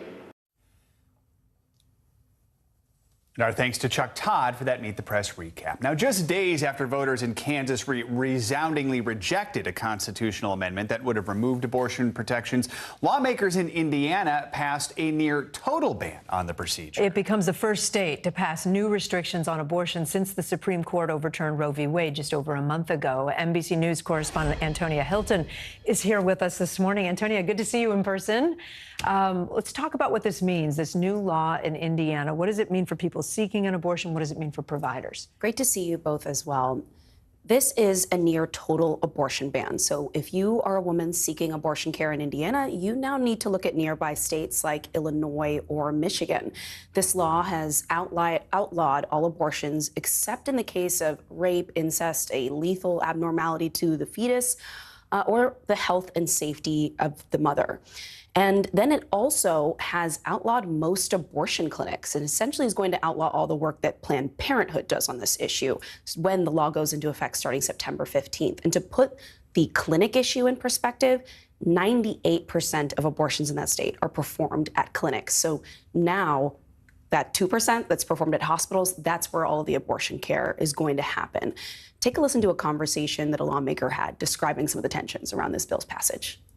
These kinds of decisions are never made in a vacuum, and there are polls going each way, but actually the insistence here is we protect as many people as possible. If you're pro-life, you can't be happy. If you're pro-choice, you can't be happy.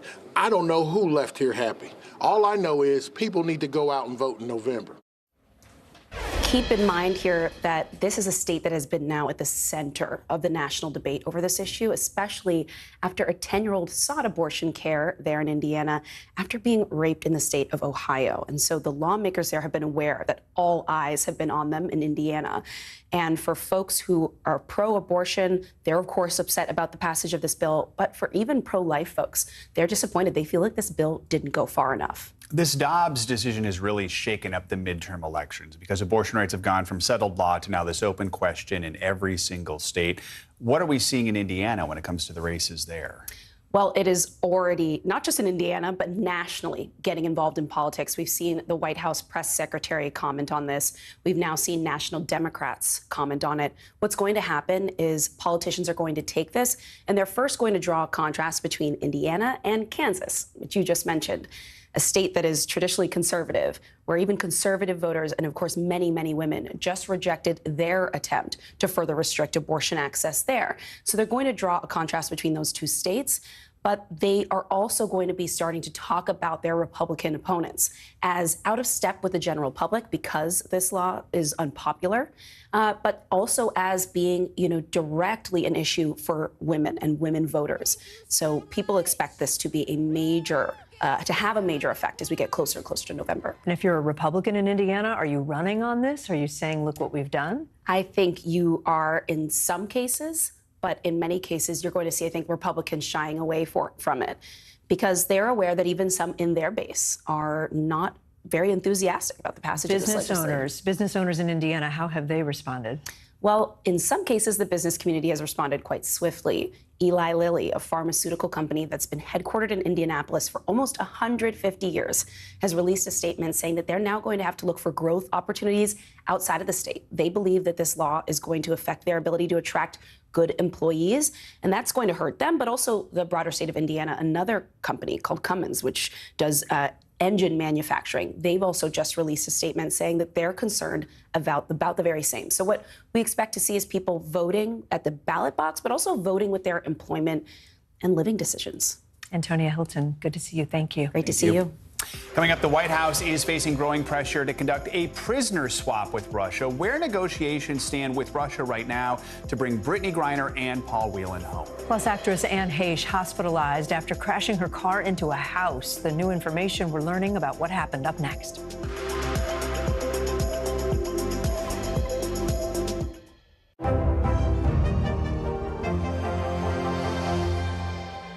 You don't know when your moment's coming, but when it does, you take it. News is happening now. Look at what's making headlines around the world. Right now on Morning News Now. We're coming on the air with breaking news. And this is a significant moment. Whenever it happens, wherever you are, NBC News, streaming free now. We're here to start conversations about the big things happening in our world, because it's not my job to tell you what to think. My job is to think about what you tell me. Now Tonight with Joshua Johnson, streaming weeknights at 8 on NBC News Now. These days, it feels like the news never stops. So let's get into it. What's happening right now, what it all means for you for an hour every day. It can be hard to keep up, so let's get started together. Hallie Jackson Now, weekdays at 5 on NBC News Now. No stress, no mess, just yum. That's it. Hallie Jackson Now, weekdays at 5 on NBC News Now. Sometimes the news can be difficult and overwhelming for kids to understand. Ukraine and Russia. Could you help me understand what's going on? So to help make sense of it all, we've created a newscast just for them. We hope your family will watch Nightly News Kids Edition. You don't know when your moment's coming, but when it does, you take it. Mystery in Paradise. There's my sweet little sister on the news. A series of secrets to be discovered. This investigation takes you into the swinger lifestyle. Dateline's hottest July ever. Fridays at 10/9 Central. Harry Styles!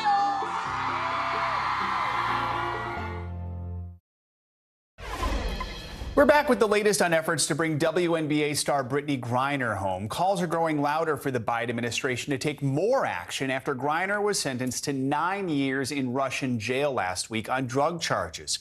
Russia said Friday that it is ready to discuss a proposed prisoner swap, but so far there hasn't been any word on those negotiations. Bill Richardson, former U.S. ambassador to the UN, is serving as an advisor on Griner's case. He appeared on ABC's This Week yesterday and spoke about what a possible swap might look like. My view is that I'm optimistic. I think she's going to be freed. I think she has the right strategy of contrition, a good legal team. There's going to be a prisoner swap, though, and I think it'll be 2 for 2 involving Paul Whelan. We can't forget him. He's an American Marine. To cover this, we have NBC News correspondent Maura Barrett, who is in Washington for us. Maura, good morning to you. We just heard that clip from Ambassador Richardson discussing a possible 2 for 2 prisoner swap. What more can you tell us about that? Well, Joe, we know that the White House was waiting until, and the Department of State was waiting until Brittany Griner's trial wrapped up, which is what we saw happen last week. And we also knew that Russia and the U.S. had come to a light agreement around the swap of Victor Bout, that Russian arms dealer, but there hasn't been a firm agreement on a second person. Russia had requested a second prisoner, somebody that is Vadim Kraskov. He's currently in Germany, and so that adds a little extra complication to the calculus there. John Kirby, the spokesperson for the National Security Council, had said that this was not a serious offer between the U.S. and Russia. And so while we were hearing that suggestion around a 2 for 2 swap in terms of negotiation on specifics on who that second person might be, right now the U.S. is still considering just that single Victor Bout swap for for Brittany Griner and Paul Whelan. So there's still a lot of things to be worked out in terms of what the actual final deal is, but right now the U.S. considers the swap for Victor Bout being its firm offer for now. I mean, Kelly Kobiea, I'm going to bring you in here from London. We know that Russia said it wouldn't really discuss a proposed prisoner swap until after Griner's trial was over. Now it's over. So is there any idea how soon a possible prisoner swap could happen? And does the fact that her lawyers are going to appeal the verdict, does that complicate things? Yeah, her lawyers have said that they're going to appeal because they need to do everything in their power to make sure that she gets a lighter sentence. At least that's the hope, that if they appeal, they can perhaps reduce that sentence in the event that this prisoner swap doesn't work out and she ends up having to serve that 9+ years. Their hope is that they can bring it down to potentially 5. So they really have to move forward with the appeal. The appeals process could take a very long time and could take a very short time. It depends how they what basis they appeal upon, and how far that goes up the system in Russia. In terms of the Russian side, there's still been no public comment since Friday. We did hear from Lavrov last week, the foreign minister in Russia last week, saying that they were open to start talking about potential prisoner swaps, and also from Dmitry Peskov, again, that's the Kremlin spokesperson, again saying, we're not going to talk about this in public. He said these swaps will never happen if we start discussing nuances of the exchange in the press. How long will it take? Well, it could be in Russia's interest to delay this, because the more pressure there is on President Biden and the Biden administration to bring Brittany Griner and Paul Whelan home, the more cards Russia holds, essentially. They may be able, may be thinking they can get more if they wait this out a little bit. Joe? So, Maura, the president faces that pressure after Griner was sentenced. He said he would, quote, pursue every possible avenue to bring Brittany and Paul Whelan home safely as soon as possible. Has the White House said what other actions it plans to take if the negotiations with Russia do stall and he continues to face that pressure? Well, right now, the White House is optimistic about the negotiations. We heard from President Biden directly after a bill signing on Friday, telling reporters that he feels hopeful and that they're working hard to make sure that they're bringing both of these Americans home. There is a diplomatic channel set up between President Joe Biden and President Vladimir Putin in Russia to make sure that they can have those conversations. But as you heard Kelly warn from the Russian foreign minister, they've warned the U.S. that they don't want to be discussing this anymore publicly, to be done through public channels. And so right now there's a lot of behind the scenes happening to make sure, as the White House says, that Brittany Griner and Paul Whelan can be brought home safely. All right, Kelly Kobiea and Maura Barrett, thank you both. Appreciate it. More international headlines now, starting with growing concerns about shelling at a nuclear plant in Ukraine. NBC's Morgan Chesky joins us now from central Ukraine with those headlines. Morgan, good morning.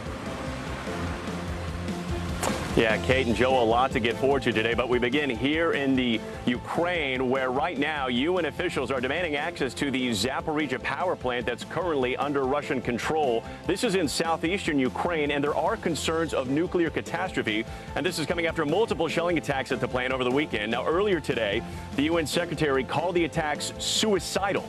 Meanwhile, Ukraine and Russia are trading blame for those attacks. To China now, where the country's announcing new military drills around Taiwan, following House Speaker Nancy Pelosi's visit last week. Chinese military officials say these joint drills will focus on anti-submarine and sea assault operations, confirming the fears that Beijing would continue to maintain pressure on Taiwan's defenses.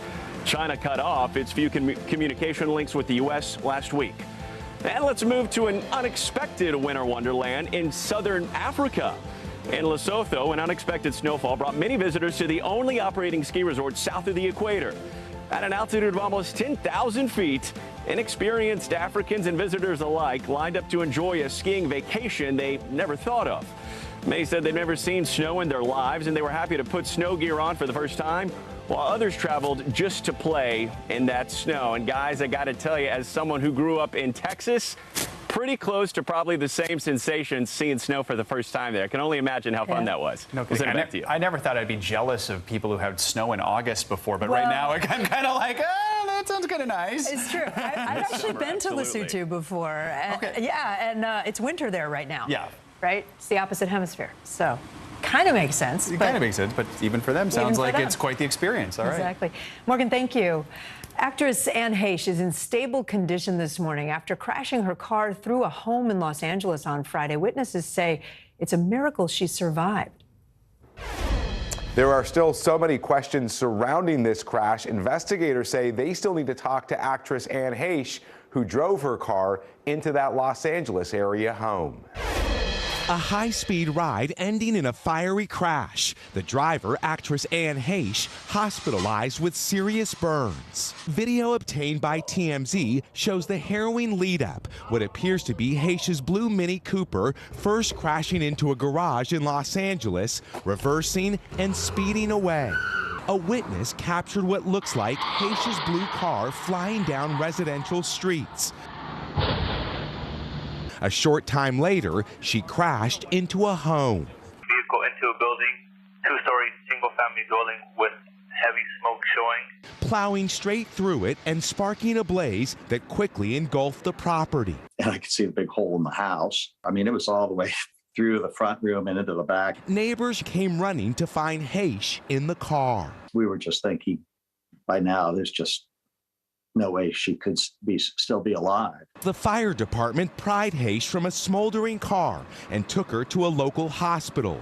Her spokesperson saying in a statement to NBC News on Saturday, Anne is currently in stable condition. Her family and friends ask for your thoughts and prayers and to respect her privacy during this difficult time. The LAPD saying that a traffic collision investigation is ongoing. It's not the first time Haish has been in the spotlight for seemingly erratic behavior. The actress gained fame for her role in the soap opera Another World and in popular films in the 1990s. At the same time, her relationship with Ellen DeGeneres brought intense attention. She made headlines after they broke up in 2000 for a bizarre incident when she wandered through the desert outside Fresno, California, then knocked on a stranger's door and entered their home. She later said she'd taken ecstasy before the drop-in.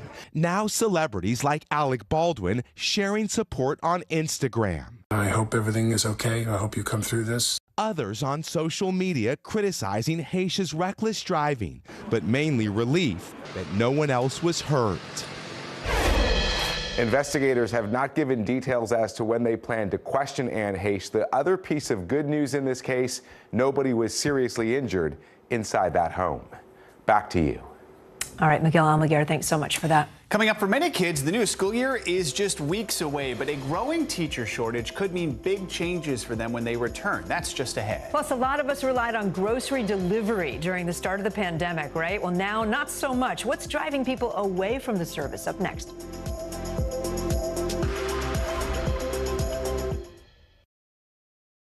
Good morning, I'm Joe Fryer. And I'm Savannah Sellers right now on Morning News Now. We're staying on top of the breaking situation in Ukraine.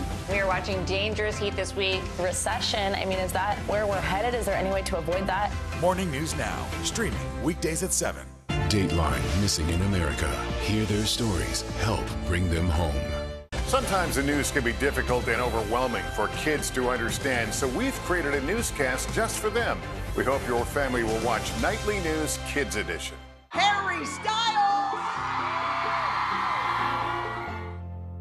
News is happening now. Look at what's making headlines around the world. We're coming on the air with breaking news. This is a significant moment. Whenever it happens, wherever you are, NBC News, streaming free now. Sometimes the news can be difficult and overwhelming for kids to understand, so we've created a newscast just for them. We hope your family will watch Nightly News Kids Edition.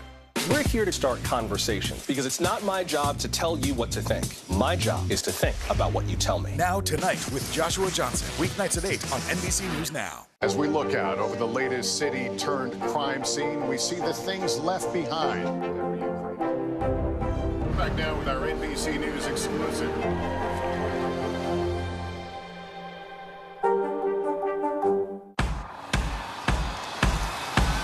News is happening now. Look at what's making headlines around the world. Right now on Morning News Now. We're coming on the air with breaking news. And this is a significant moment. Whenever it happens, wherever you are, NBC News, streaming free now.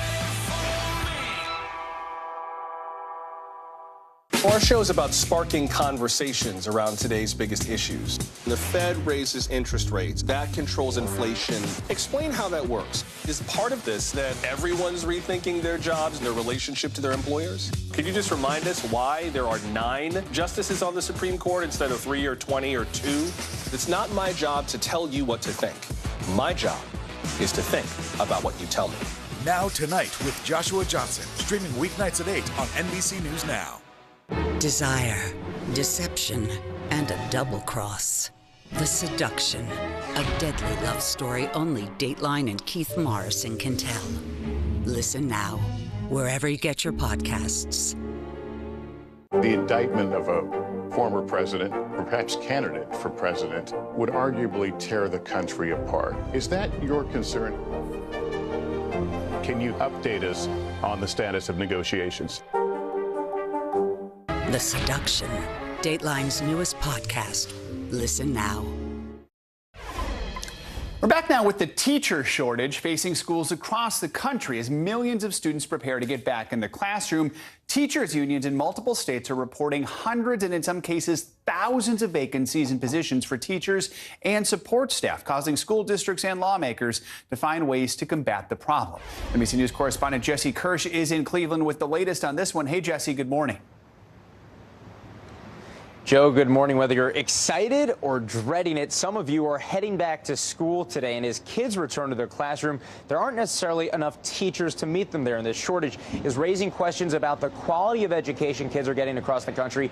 And it's forcing school districts all over to get creative as they try convincing teachers to stay in school.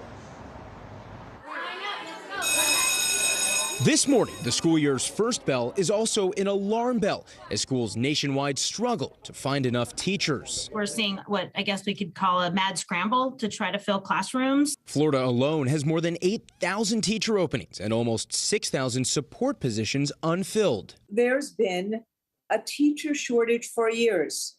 What you're seeing now is that it's reached a tipping point. The American Federation of Teachers says issues like low salaries aren't new, but the pandemic has pushed more educators away. Teachers have assumed so many more responsibilities in the aftermath of COVID, and yet have to do all the old things. The nation's second largest teachers union recommends several solutions, including a salary bump. School districts in Nevada and Texas are already paying up. Look, we had to do something to stop the bleeding. The Dallas Independent School District is offering $60,000 to start, plus signing bonuses and other incentives. Dallas is doing everything they can. That strategy also includes letting teachers start before they're fully certified. Arizona and Alabama, two more states where teaching qualifications are being relaxed. We want to get highly qualified teachers in every school. In Florida, military veterans who served 4 years can now become teachers even without a bachelor's degree. As a student, I just would want my teacher to be educated in what they're teaching us about, just so that we can succeed. Would we even be thinking about this if it was a pilot or an engineer or a doctor? It's part of the disrespect that you think that you can just put a body in front of kids. A messaging problem that some say is fueling the exodus, and ultimately your kids could pay the price. Our classes are going to be packed to the max, and unfortunately kids are going to have long-term subs, or teachers are not qualified to teach those specific classes. That Dallas school district says that 98% of its positions have been filled. In Florida, the state's education commissioner says more than 80 veterans have applied for that new program. And here in Cleveland, the public school system tells us they are at more than 95% of their positions filled and have had weekly recruiting events. But some of the strategies we just talked about are literally just weeks old, so it's too soon to know the full impact they will have on both recruiting teaching talent and on giving kids the best education that they can get. Back to you. All right, Jesse Kirsch, thank you so much.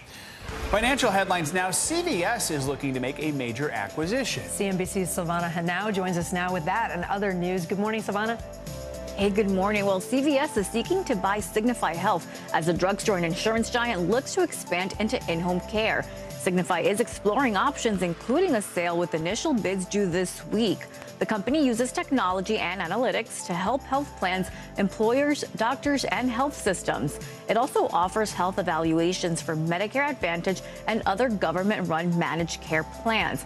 CVS had eyed a possible deal for One Medical before Amazon agreed to buy the operator of primary care clinics last month. A recall alert this morning. DeWalt is recalling nearly 1.4 million saws following reports of laceration injuries. The recall is for the 12-inch sliding compound miter saw. The company says the rear safety guard could break or become detached. That poses a hazard for anyone who comes in direct contact with the blade. The Consumer Product Safety Commission says people should contact DeWalt for information on a free repair kit or take the saw to a service center. Apple could be working on smart home displays that would compete directly with Amazon and Google. Bloomberg reports one is a kitchen accessory that combines an iPad with a speaker, while another merges the features of an Apple TV, camera, and HomePod into a living room device. Bloomberg says Apple could release either product by the end of next year or early 2024. We'll be keeping an eye on that. All right, another speaker to yell at. Yep, all right. exactly. So we've all seen this at the grocery store, right? The prices are up. We know that. But indeed, there's now evidence of that. According to the Bureau of Labor Statistics, inflation has pushed prices up 10% overall from last year. And the costs are now impacting what was once an essential form of shopping during the peak of the pandemic. That's food delivery sent right to your door. NBC senior consumer investigative correspondent Vicki Nguyen joins us now. Doc savings, how to make the most of these delivery services. So we know we were using these apps because of the pandemic, because of safety, because of convenience. Now we have these rising prices. So has that changed? Good morning. Yes, it has changed significantly. So in June of this year, we spent $2.5 billion on grocery delivery. That's still a big chunk of change, but that's actually down 26% from during the pandemic. Multiple reasons why. One, food just costs a lot more. You said 10% more on average, right? Also, two, we feel safer going into stores. We're vaccinated, we're boosted. Dare I say, some of us, myself, enjoy picking out our own stuff and going to the grocery store. It's sort of zen. Yeah, I love it, right? Me too. So there's that. Also, people are trying to cut down on delivery fees and tipping even. So those are reasons people are pulling back just a little bit. Yeah, if you're not going to pay the fee, the extra fee for the delivery, are there ways to budget for that? Are there ways to get a deal on delivery? Yes, definitely. People still want to use delivery services, and there are ways that you can save. Whether you're using Instacart, Shipt, DoorDash, Uber Eats, those all offer delivery services for groceries now, and your local chains too. But what you want to do is fill up a cart with what you would typically buy for yourself or your family and compare prices. It's not one size fits all. So once you figure out which service you like to use, go with that. The other thing is consider buying in bulk. There's a service called Boxed. You don't have to be a member, but you do have a minimum order of $79. They will deliver everything to you, and it's great for non-perishables, things you need long term. Just make sure anything you're buying with an expiration date, you're going to use it, because the worst thing is to waste the savings from buying in bulk, right? It's the worst feeling in the world. I have done that. Throwing out things that have expired. Yes. So if you are a shopper, you're considering doing routine grocery delivery, what are the things you should be thinking about? Okay, so in addition to the comparison shopping, you want to exhaust the free trial, right? That 2 weeks they give you, that 30-day free trial. Also the referral codes. If I say, Kate Snow, use my code, I get a discount, you get a discount. That's really important. The other thing to think about also is the different prices right now. So Instacart, it's $9.99 a month, but you got to make a minimum of $35 to get that free delivery. Walmart is introducing something really interesting. It's called Walmart Plus in-home.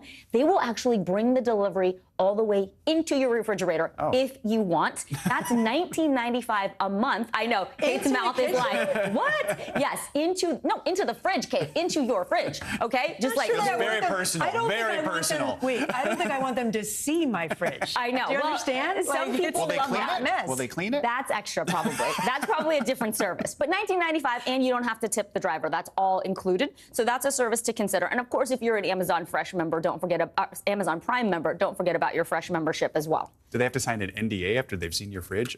Seriously, so many questions. We've got to do a deep dive on this and investigate, but I doubt it. Is I think Amazon Fresh part of my Prime membership? It is. Yeah. It is. I didn't even know minimum orders. Yeah. Go on the little tab and then look up at the top where it says Fresh. Click on that, and then you can see who delivers to your area and for how much. You are such a source of information, Vicki. Thank you. And then use my referral code, Kate. We have one more. You can talk about we have one more. We do? Yeah, we were going to talk about food. restaurants. Sorry, yes, this is so important, right? So your cheeseburger, your chicken shawarma wrap, that actually doesn't cost the same across all the third parties, right? You use Grubhub, you use DoorDash or Postmates. It's all different. So you want to make sure you're getting the lowest price. Compare it with the prices on the actual restaurant website. The best thing to do, call the restaurant directly, see if they have a delivery service. They save money that way. You save money that way. You're supporting them directly. It's like the old days. We used to pick up the phone and actually place an order. The other thing to check for, coupons on your credit cards. Oftentimes, they will give you a discount on your local restaurants. Groupon, still big. Coupon Follow is another one. And then also, Wall Street Journal even offers some food delivery coupons. So check those out as well. All right. I sometimes make my kids call restaurants to order just to practice talking. On the phone. On the phone. That's good. I tell That's you. very good. That's a good mom trick. I like that. Thank you. You're welcome. All right, coming up, the happiest place on earth is now holding a special place in the hearts of one family. It's all after a Disney princess started communicating with their daughter. You see it there in sign language. The young girl and her mother join us next with more on that special moment.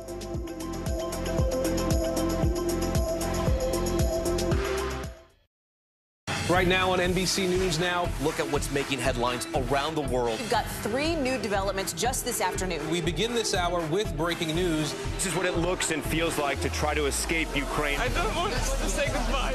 This factory has gone from making kitchen pots to lethal items. There's an intense artillery battle underway. Breaking news this morning. The heartbreak, the grief, and the tears that we have seen here are all tragically familiar. Was there a school officer on campus? Because that's what we've been told. No. The shooting is once again reigniting the debate over gun laws. If it's Tuesday, it is primary night. The highest profile races yet this year. The official confirmation of Judge Ketanji Brown Jackson. Let's zoom out a bit to our changing climate. What do we think that the new normal is going to be? The rollout of COVID vaccines for children under 5. Inflation is cutting into almost everything. Another honest conversation about what it means to be Asian American. We're coming on the air with the news NBC Scoop. Bringing the news to you is not only a job, it's an honor.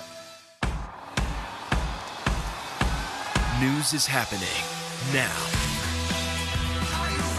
Look at what's making headlines around the world. Right now on Morning News Now. We're coming on the air with breaking news. And this is a significant moment. Whenever it happens, wherever you are, NBC News, streaming free now. Our show is about sparking conversations around today's biggest issues. The Fed raises interest rates. That controls inflation. Explain how that works. Is part of this that everyone's rethinking their jobs and their relationship to their employers? Could you just remind us why there are 9 justices on the Supreme Court instead of 3 or 20 or 2? It's not my job to tell you what to think. My job is to think about what you tell me. Now Tonight with Joshua Johnson, streaming weeknights at 8 on NBC News Now. Tonight, I interviewed Secretary of Transportation Pete Buttigieg about the ongoing delays. You seem to be pointing the finger at the airlines. They're pointing the finger back. Mr. Secretary, when is this going to get better? Welcome back to Today. We got a lot to celebrate on this Wednesday morning. It's good to have you along with us. You don't know when your moment's coming, but when it does, you take it. Everybody's good, and that's it.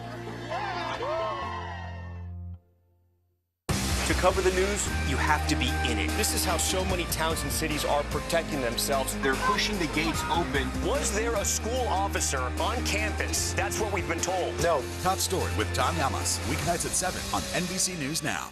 Our show is about sparking conversations around today's biggest issues. The Fed raises interest rates. That controls inflation. Explain how that works. Is part of this that everyone's rethinking their jobs and their relationship to their employers? Could you just remind us why there are 9 justices on the Supreme Court instead of 3 or 20 or 2?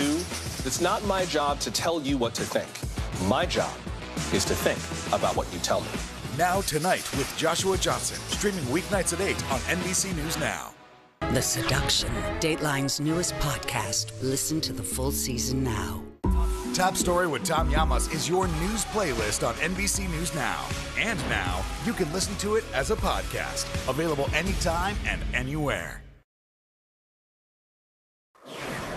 It's this summer's hit movie, and Top Gun Maverick has now shot down another record. Over the weekend, it toppled Titanic, soaring into 7th place in all time for domestic ticket sales. This puts Top Gun into the top spot for Paramount with the highest domestic ticket sales in that studio's history. However, don't worry, Titanic is not completely sunk. The 1998 epic is still beating Top Gun when you include the international market. You've seen it. Top Gun, Maverick, Yeah. loved it. Loved it, but I was saying it's because of nostalgia. Like, Yeah, it's all I remember about- the first one, and it's all about lots of throwbacks. I loved it. Taking you back, all right. You should see it in the big theater, too. Yeah, that's Big the thing. screen. I'm waiting for that, so I have to do that. All right. We are excited about this last story this hour. One little girl's truly magical experience at Disneyland. 11-year-old Zoe Tapley recently went on vacation with her family to Disneyland. Zoe is deaf and uses American Sign Language to communicate with others. Whenever she meets someone who doesn't know ASL, her parents translate for her to help her communicate. And Zoe assumed that that would be the case when she met one of her favorite characters, Princess Anna from Frozen. But to her surprise, Anna turns out to also know American Sign Language and was able to have a full conversation with Zoe without the help of her parents. Her mom recorded the heartwarming moment. She posted it on TikTok. Take a look.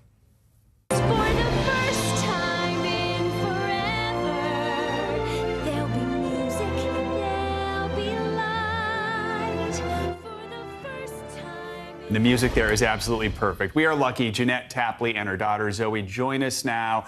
Mom is going to help us translate so we can have a full-on conversation here.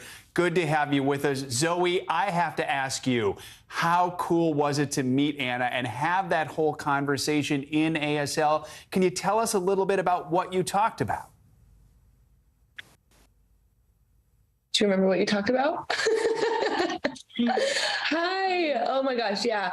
Anna told me she met me and we were so excited, and she showed me her sign name and we had a conversation. You guys talked about rides and you talked about the funny part that we didn't video or didn't show, at least, was talking about Olaf and which rides does Olaf like? Does he like slow rides or does he like fast rides? And Anna said what? He has to do slow rides. Why? Do you remember? Is it because his arms will fall off? Right, those little twig arms. Jeanette, I'm wondering, as a mom, you're seeing Zoe have this full ASL conversation without her needing you or her father to translate for her. What was that feeling like? Man, we just kind of like stood there shocked. Like, it was really surreal, but it was also like, wow, this is a really incredible moment. And even just watching it back, man, I get choked up. I feel like I want to cry because so it's like mom cries about everything. But I felt like just like it was a moment I wanted to freeze forever. I hear that emotion in your voice. What is it? I'm sorry, say that again. Oh, I heard your voice shaking a little. I wondered what the emotion was.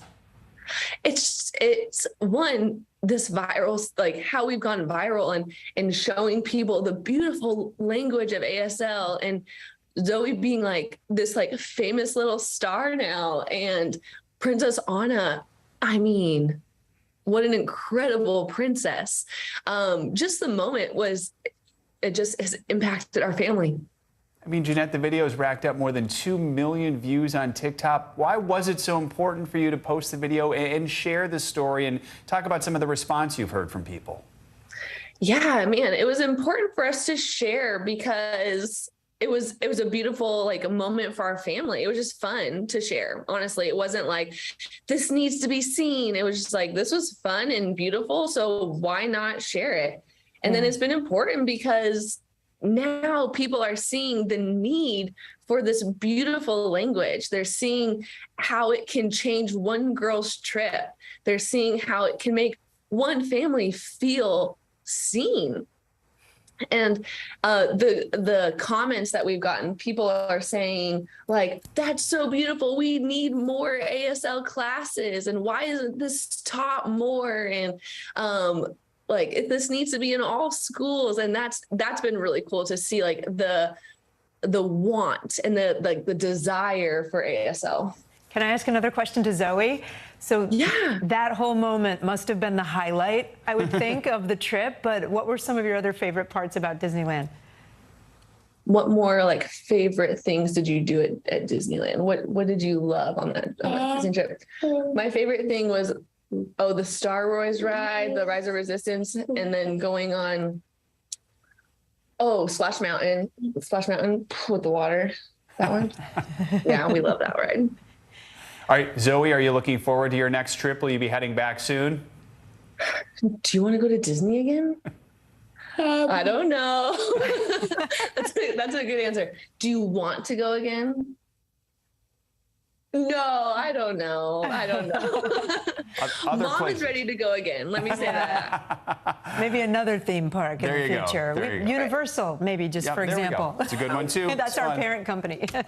Jeanette and Zoe Tapley, thank you so much for joining us this morning and for sharing your story. We really do appreciate it. So much. Thank you for having us. That does it for this hour of Morning News Now. The news continues right now.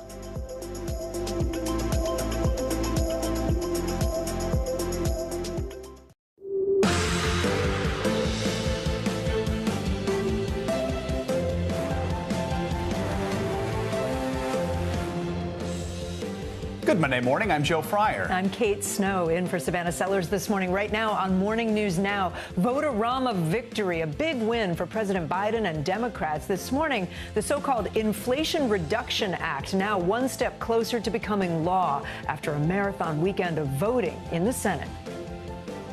It's a momentous achievement, momentous. And it's going to set our country on a path to better days ahead. The most massive government investment in climate measures moves forward now, despite Republican opposition, with far-reaching implications for health care and taxes as well. We have team coverage this morning. Nuclear danger, a new warning as the war in Ukraine rages on. This morning, European officials sounding the alarm following a series of explosions at a Russian-controlled nuclear power plant. Why experts say the fighting could unleash a nuclear catastrophe. Grounded, turbulence before takeoff at airports across the country. This morning, hundreds of flights canceled or delayed, leaving passengers stranded. What's behind this latest round of travel troubles, plus the new efforts to resolve it? And Bama Rush backlash from Sorority Road to your For You page, a new trend on TikTok, spotlighting an old college tradition and prompting both fascination and criticism of Greek life. We'll explain the popularity of Rush Talk and why one school in particular is getting the most attention. Good morning. Good morning. Good morning. Good to be here. You have college on your mind, too, right? I have college on my mind. The whole weekend was spent preparing my son who's going off for his freshman year of college. How exciting. Yes, big Target run over the weekend. Your weekend was good? I drank whiskey, so yeah, well, great. That's always good. A little different. We're going to begin this morning with that big historic vote on Capitol Hill. Yeah, Senate Democrats overcame united Republican opposition to pass the sweeping climate tax and health care package on Sunday. After a marathon overnight session, the tie-breaking vote was cast by Vice President Kamala Harris. Now, the bill is officially named the Inflation Reduction Act. It would expand health care access, bring down drug prices, and invest hundreds of billions of dollars in green energy programs, the biggest climate investment in U.S. history. Democrats say it will also reduce the deficit by $300 billion over a decade. The breakthrough gives President Biden and his party a major legislative victory, one that seemed elusive not too long ago, less than 3 months before the midterm elections. NBC News correspondent Maura Barrett will have more on what it means for the Biden administration in just a moment. But first, let's bring in NBC News reporter Julie Sirkin, who helps us cover Capitol Hill. Julie, good morning. So not long ago, the Democrats' climate and tax agenda looked doomed. They struggled to get all 50 senators on the same page. How are they feeling today? What's the reaction to this big vote? Joe, I think they're feeling pretty tired this morning. But other than that, they're feeling good about what they accomplished this weekend. And not only that, but they accomplished the guns bill, the chips bill, which gives money to semiconductors just in the last few weeks. Now, with this piece of legislation, they thought they would never get it done. Senator Manchin, Senator Schumer behind the scenes negotiating this deal that would cut down costs of prescription drugs, letting Medicare negotiate for the first time, also climate provisions and closing tax loopholes, as well. Let's take a listen to what Majority Leader Schumer had to say yesterday, and he teased that he wore his lucky blue suit for the occasion. Watch. Every member of my caucus is elated about what happened because we've changed the world. I'm really confident that the Inflation Reduction Act will endure as one of the defining feats of the 21st century. Senator Tina Smith also walking out of the Capitol telling us that she was so happy she could cry, coming home to tell her grandson all about it. So all in all, a big win as they head into August recess. So, Julie, I mean, this bill survived about 16 hours of voting and all kinds of amendments. It's the so-called vote-a-rama. Any of those pass? What is in the final text? Yeah, nothing that Republicans tried to squeeze Democrats into had passed, but there were two big changes made to the bill. The first one with the insulin cap, they were able to cap it for seniors over the age of 65. You're seeing on your screen there the climate and clean energy provisions. It does a lot for those in terms of trying to transition those with non-clean energy jobs to clean energy jobs, including the methane reduction program, enabling farmers and ranchers to get credits if they do reduce emissions on their farms. It also extends the electric vehicle credit for people making up to $75,000 for used cars and $150,000 for new cars. It also has $4 billion for drought funding. This was huge for Senator Sinema and some of those West Coast senators that don't get a lot of rain in their states. Now, on the tax piece of this, it closes some corporate tax loopholes. Obviously, Senator Sinema massaged some of those provisions a little bit after hearing from business leaders and hedge fund managers. But all in all, Democrats are happy that they were able to take what Senator Bernie Sanders called a small but significant step forward, Joe. It's not a done deal yet. The Senate was obviously the biggest hurdle, but the House still has to vote on it. So when can we expect that? How soon could this be on the president's desk? The House is set to take it up on Friday. Then the president expected to sign it. It's not expected to run into any major issues in the House. They were working in pretty close contact throughout this process to make sure that that would happen. Speaker Nancy Pelosi also endorsing that. Now, meanwhile, there's already ads running in states like Nevada, Arizona, and Georgia touting this legislation. Democrats are going to have to make sure that voters know what they accomplished for them as they head into the midterms, hopefully with a big win. We're going to hear a lot about it in the next 3 months. Julie Serkin, thank you so much. Let's go now to the White House, where President Biden applauded Senate Democrats for passing the Inflation Reduction Act, saying in a tweet that Senate Democrats voted to lower the cost of prescription drugs, health insurance, and energy, all while reducing the deficit and making the richest corporations pay their fair share. I ran to make government work, he wrote, for working families again. That's what this bill does, period. And in another bit of good news for the president, he also tested negative for COVID again yesterday. That means he ended his isolation period in the White House. NBC News correspondent Maura Barrett joins us now from Washington with the latest there.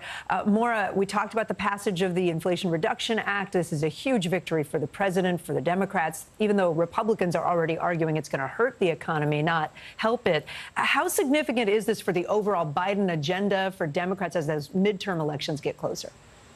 Well, that's the key right there, Kate. It's that the midterms are inching closer and closer, and we've been talking about for months the president's approval rating continuing to drop. A lot of uncertainty around the economy, even with the Biden administration pushing that we're in a stronger place than when he took office. They've been touting constantly that the job numbers are going up, that those gas prices going down over the last 7 weeks. But this is going to be the passage of this bill in the Senate. Hopefully, the president is hoping to push it through and sign it into law very soon.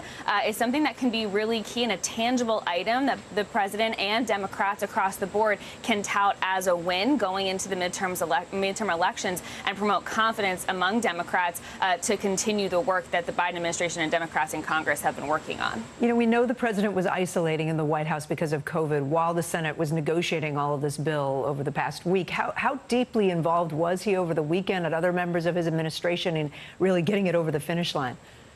Kate, it was a lot of behind-the-scenes work. When we saw the initial try with the Build Back Better plan, this is a very pared-down version of that, right? And so after that didn't go through last December, President Biden took a step back, but his administration, his colleagues were in close talks with Democratic lawmakers in Congress. And then as it got closer to the finish line in recent weeks, as he was isolating, we know that President Biden was on the phone very often with Senator Schumer and Manchin, as well as the National Economic Council advisor Brian Dees was in close communication with them as well. We know President Biden made several phone calls over the weekend to Democratic lawmakers to urge this to come across the finish line. And then we saw that in person, Vice President Harris made that tie-breaking vote. This is something that she, according to Chief of Staff Ron Klain, has set a record for since the early 1800s in terms of tie-breaking votes in Congress. And that just shows how hard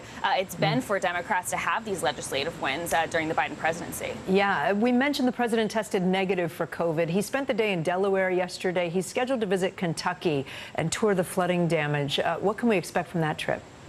Yeah, he reunited with the First Lady yesterday after more than 2 weeks apart as he was isolating, and they're taking the trip together down to Kentucky this morning. They're going to meet with the governor there and tour some of those disaster zones. It's likely that we hear him touch on those climate elements of the bill that was just passed in the Senate to tout that extra, because this is a climate disaster, all of this flooding and the devastation that we've seen there. And so he'll make remarks over the weekend. He also allowed more funding from FEMA for the National Disaster Declaration to help out with this emergency. And so this is just the beginning of a week where we're going to see the president often now that he is out of isolation, making this trip to Kentucky and then expecting to sign 2 bills around manufacturing and veteran protections later this week. Kate. Maura Barrett, thanks so much. The former president, Donald Trump's false claims of a stolen election are continuing to have an impact on campaigns at all levels. Now, with the success of some Republican election deniers in this primary season, NBC News correspondent Vaughn Hilliard takes a look at what it could mean for the midterms and the 2024 presidential election. There has never been an individual who is a greater threat to our republic than Donald Trump. In a new campaign ad for Republican Congresswoman Liz Cheney, stunning words from a former vice president, her father, Dick Cheney. He lost his election, and he lost big. I know it, he knows it, and deep down, I think most Republicans know it. But this week, some Republicans embracing the big lie, even running on the issue. Donald Trump won. Are winning. Across America, election deniers pulling off major primary victories at all levels of government. The latest, Kari Lake. Trump won, you're right. Winning her Republican primary for Arizona governor. Her platform, decertifying the 2020 election and arresting elections officials. Just days before the election, she claimed fraud in her own race, without specifics or evidence, knowing she may lose. So you know about a crime, and yet you're not reporting it to authorities. And I'm not telling you about it. But she won and promptly declared victory. Lake joins a cadre of other election-denying candidates for governor in Michigan, Pennsylvania, Illinois, and Maryland. Each would be responsible for certifying their state's 2024 presidential results. And this Tuesday, potentially another in all-important Wisconsin. We are going to have election integrity here in Wisconsin. Trump's pick is running against a Republican endorsed by former Vice President Mike Pence. Since certifying Biden's 2020 win on January 6th, increasingly a target of scorn. A guy that we used to like, named Mike Pence, endorsed Karen Robeson. Republicans also nominating election-denying Secretary of State candidates and attorneys general. I will fight to secure our elections so that when Donald Trump runs and wins again in 2024, everyone will know it's legitimate. Trump allies also winning key U.S. Senate primaries in Pennsylvania, Ohio, Georgia, Missouri, Nevada, North Carolina, and Arizona. If you had been in the U.S. Senate, would you have objected to the 2020 certification? You know, I think what Hawley and I believe what Cruz did was right. Michigan Congressman Peter Meyer voted to impeach Trump after the Capitol attack. This week, he lost to a Trump-backed challenger, John Gibbs. Any leader of any organization has to have a certain amount of loyalty from the people that work in that organization. And in just 10 days, the people of Wyoming are going to tell her, Liz, you're fired. Get out of here. Liz Cheney's political fate on the line. The co-chair of the January 6th committee, who has made the case against the former president, is facing off against a Trump-endorsed Republican. We're fed up with the January 6th commission. Their messages mired in 2020, but with potential 2024 chaos causing implications. Our thanks to Vaughn Hilliard for that report. Of the 10 House Republicans who voted to impeach former President Trump in 2021, 6 have either retired or lost their primary elections to a Trump-backed challenger. Let's go to the war in Ukraine now, where there is growing alarm over explosions at a nuclear power plant under Russian military control. The blasts are igniting a blame game between both countries, Russia and Ukraine, and worries about nuclear catastrophe. NBC correspondent Morgan Chesky has the latest. Global alarm over explosions at Europe's largest nuclear power plant, now operating under Russian control. The weekend rocket attack destroying high-voltage wires, forcing Ukrainian workers to limit output at one of the plant's 6 reactors. Ukraine says the risk of hitting the Zaporizhzhia plant, nearly twice the size of Chernobyl, is allowing Russia to shell cities without retaliation. Ukraine's president outraged. This is the largest nuclear power plant on our continent, and any shelling of this factory is an open, brazen crime, an act of terror. But Russia released this video today, claiming to show damage inflicted by Ukrainian forces. Nearby shelling so intense, inspectors fear they can't assess the damage. NBC's Josh Letterman spoke to the head of Ukraine's nuclear energy company. Is there a risk of a major nuclear incident? For sure. This only depends on where it will be actually pointed. He says should a rocket strike the wrong place, it could be a radiation catastrophe. Meanwhile, volunteers in the city of Poltava helping equip Ukrainian soldiers. Katarina Ovcharenko and her team weaving special camouflage for frontline fighters. Anything to give an edge. So you're not just handing out food and first aid kits. You're making silencers right here in Poltava. Yes. And this is given to a Ukrainian sniper or someone on the front lines? Yes, for free. For free? Yes, for free. I can imagine the waiting list for one of these. Yeah, we have quite a lot of people waiting for this stuff. Ukraine says at least one employee was injured in an explosion Saturday when they were struck by shrapnel. But officials stress all reactors appear to be operational, and as of right now, there's no leak in radiation. Oh, that's good news. Morgan, thank you. Now to the travel headaches that many Americans are still facing across the country. Over the weekend, more than 1,500 domestic flights were canceled, with thousands more delayed, all leaving passengers from coast to coast scrambling to reschedule their getaways. NBC News senior national correspondent Carrie Sanders is at the Fort Lauderdale Airport with more. Carrie, good morning. Well, good morning, Joe. Passengers say, especially those who travel a lot, that this routine is becoming far too common, where they get to the airport and then the flight is either delayed for hours or outright canceled. The airline analysts say this is a combination of summertime weather plus the staffing shortages, which are creating a perfect storm for what turns out to be a travel nightmare. This morning, frustration is on the rise at airports across the country. I just don't understand how this is okay.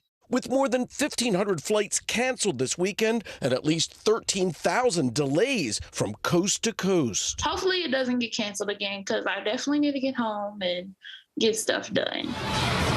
Nasty storms setting off a cascade of chaos for travelers. It was just really draining and frustrating. American and Southwest Airlines blaming summertime thunderstorms and weather-related challenges for the disruptions.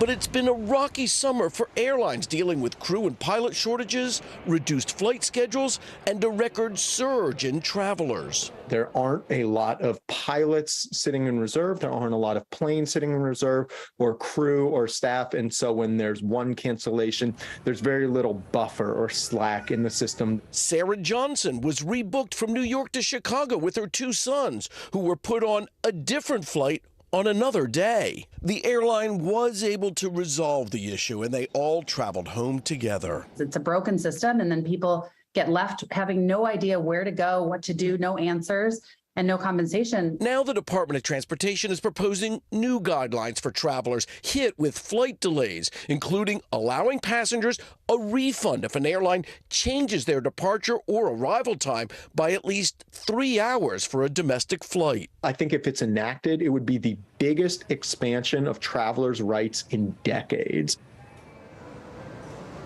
If those customers' rights were enacted in the United States, they would somewhat reflect what already exists in Europe. The Department of Transportation is taking comments over the next 90 days. Joe? All right, Carrie, thank you so much. Kind of like that idea of getting your money back if it's 3 hours. Let's get to the morning weather now, and that lasting heat wave that is still affecting millions of people. Yeah, Michelle Grossman joins us with that. Hey, Michelle, good morning.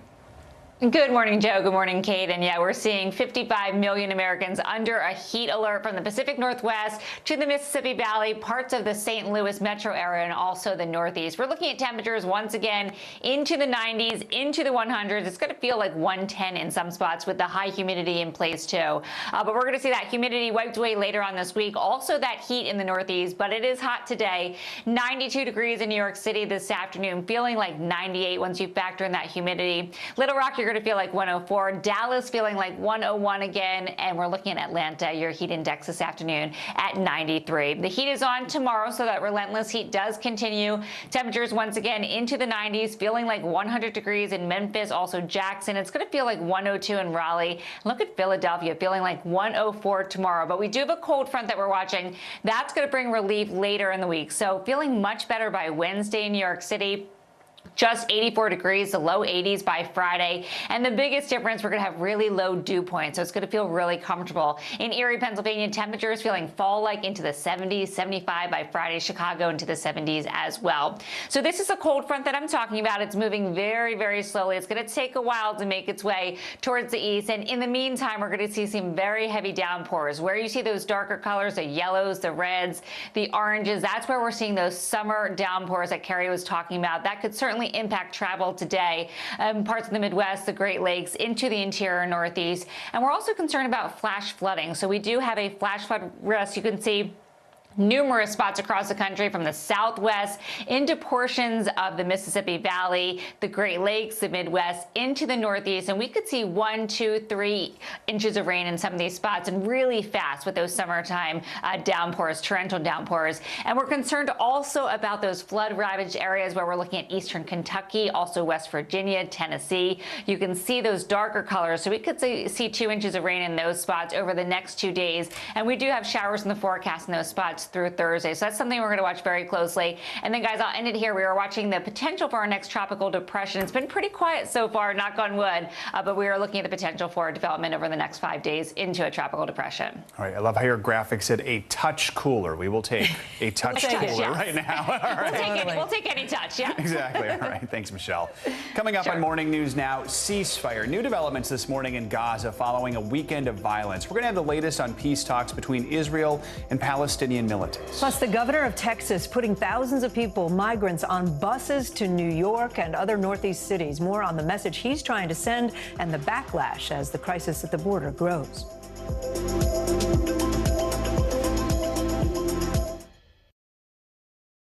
News is happening now. To look at what's making headlines around the world. We're coming on the air with breaking news. This is a significant moment. Whenever it happens, wherever you are, NBC News, streaming free now. These are our missing daughters and sons. We need anyone who saw something to come forward. She was wearing a black jacket, a black top. I'm going to bring my son home alive. Dateline, Missing in America. Listen now wherever you get your podcasts. To cover the news, you have to be in it. This is how so many towns and cities are protecting themselves. They're pushing the gates open. Was there a school officer on campus? That's what we've been told. No. Top Story with Tom Llamas. Weeknights at 7 on NBC News Now. From Brooklyn, we're next to the subway station. The state's reservoirs are alarmingly low. War will pass them by.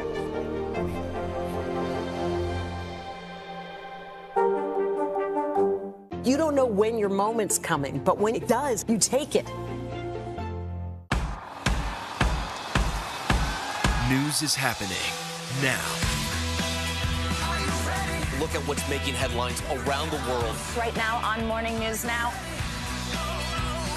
We're coming on the air with breaking news.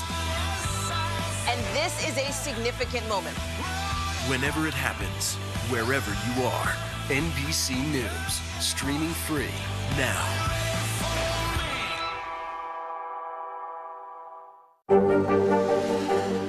Tonight, I interviewed Secretary of Transportation Pete Buttigieg about the ongoing delays. You seem to be pointing the finger at the airlines. They're pointing the finger back. Mr. Secretary, when is this going to get better? Now Tonight with Joshua Johnson. Streaming weeknights at 8 on NBC News Now. These are our missing daughters and sons. We need anyone who saw something to come forward. She was wearing a black jacket, a black top. I'm going to bring my son home alive. Dateline Missing in America. Listen now wherever you get your podcasts. We're here to start conversations about the big things happening in our world, because it's not my job to tell you what to think. My job is to think about what you tell me. Now Tonight with Joshua Johnson, streaming weeknights at 8 on NBC News Now. Mystery in Paradise. There's my sweet little sister on the news. A series of secrets to be discovered. This investigation takes you into the swinger lifestyle. Dateline's hottest July ever. Fridays at 10/9 Central. Dateline Missing in America. Hear their stories. Help bring them home. Mr. Secretary, when is this going to get better? You came into this job saying you were to fight crime. Have you been successful? Found a way to put that. Can you update us on the status of negotiations? A growing political battle is brewing between Texas Governor Greg Abbott and New York City Mayor Eric Adams. Dozens of migrants arrived in New York on a charter bus this weekend, sent there from Texas by Governor Abbott. Abbott's office claims New York is now a designated drop-off location for migrants, a sharp pushback against President Biden's immigration policy. This is not the first time he has done this. Abbott has bused hundreds of immigrants to Washington, D.C. as well. But it's the migrants caught in the middle who will be impacted the most. NBC News correspondent Maggie Vespa has the latest. Thousands of asylum seekers are caught in the political crosshairs between conservative border states and progressive big cities, and the busloads of proof show no signs of slowing down. Driven by bus and fueled by politics, another wave of migrants arrived in New York City. Merecemos una oportunidad. More than 4,000 have come since May, a metaphorical message from Texas Governor Greg Abbott. New York's mayor is furious, saying shelters are already overrun. Placing on the bus with no direction to come here. Abbott is adamant border states are done shouldering America's immigration crisis after May saw a record 239,000 illegal crossings. The governor slammed President Biden Friday for refusing to do his job and called New York, a sanctuary city, the ideal destination for migrants, adding he also sent 5,500 to Washington, D.C. That city's mayor pleading for federal aid. And we need our National Guard. If we were a state, I would have already done it. The feds denied that request, adding to the chaos faulty paperwork. According to our New York station, WNBC, one migrant claiming an immigration and customs enforcement officer in Texas gave him government documents showing a made-up address, phone number, and a smiley face instead of a signature. ICE vowing to investigate, adding it takes allegations of inappropriate behavior very seriously. What kind of an impact is that having? Well, that can have a very devastating impact because they may miss notices to appear in court, to check in with immigration officials. Meanwhile, families are caught in the fray. Ruben, his wife, and 4 kids fled Colombia and nearly drowned crossing the border. Como llegar a suelo americano, le di gracias a Dios por la oportunidad. Thousands seeking asylum met with divisive politics and loaded bus tickets. New York's mayor adding his office was told this latest busload was supposed to arrive with 40 migrants on board, but it showed up with just 14. And now he's worried people are lost in other cities along that route. At the same time, among those who have come to New York, the mayor says a lot of them have said they wanted to go to other cities, but they were ordered onto that bus. Back to you. All right, Maggie Vespa, thank you. This morning, a ceasefire between Israel and the Palestinian militant group Islamic Jihad appears to be holding in Gaza following 3 days of cross-border fighting. Israel unleashed a wave of surprise airstrikes on Friday and continued to bomb the Palestinian enclave throughout the weekend. Israel's military called it a, quote, preemptive attack targeting members of Islamic Jihad. Palestinian health officials say 44 people were killed, among them 15 children. The militant group responded by firing rockets toward Israel, most of which were intercepted. NBC News foreign correspondent Kelly Kobiella joins us now for more on this. Kelly, start off by walking us through the events of the last few days. What has Israel said about why they launched those airstrikes on Friday? What's the aftermath in Gaza like? Well, Israel says that they launched this strike on Friday because they had evidence of a concrete threat against against tanks in Israel, that there was going to be some sort of an attack, cross-border attack on tanks in Israel. So they launched this preemptive strike targeting senior officials with Palestinian Islamic Jihad. Now, just to be clear, this is a separate group from Hamas, the ruling party, and the group, the militant group that often has gotten into skirmishes, some 4 conflicts with Israel over the past 15 years. The last, of course, was last year, and it lasted 11 days and absolutely devastated Gaza. Now, since then, Israel has tried to incentivize Hamas to not join conflicts like this, to not escalate by offering making available 12,000 work permits for Palestinians, for people who live in Gaza, to cross over into Israel and work. And what people were really keeping an eye on over the past couple of days was whether or not Hamas was going to join in this conflict. Hundreds of rockets were fired at Israel, but it appears as though Hamas did not join in, and most of those rockets that were lobbed toward Israel did not hit their targets. The Israeli defense system protecting targets in Israel. But Kate, of course, the impact on Gaza, as always, was tremendous.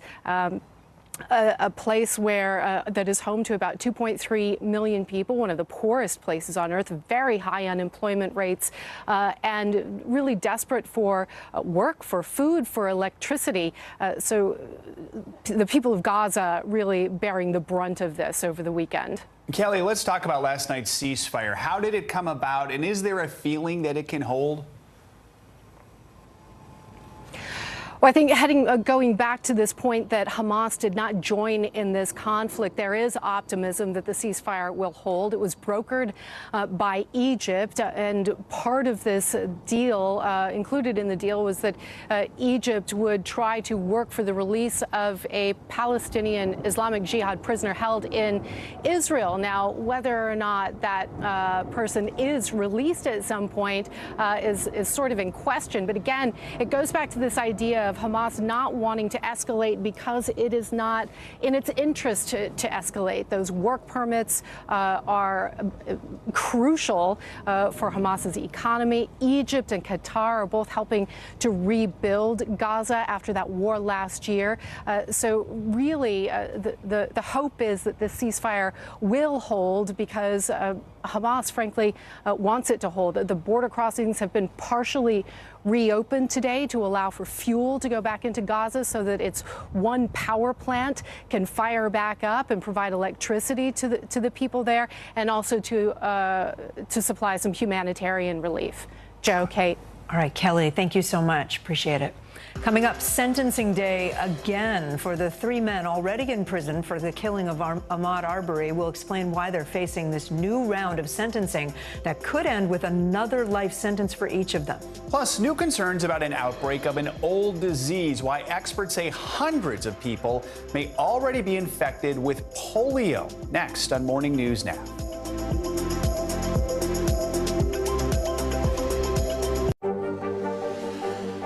Tonight, I interviewed Secretary of Transportation Pete Buttigieg about the ongoing delays. You seem to be pointing the finger at the airlines. They're pointing the finger back. Mr. Secretary, when is this going to get better?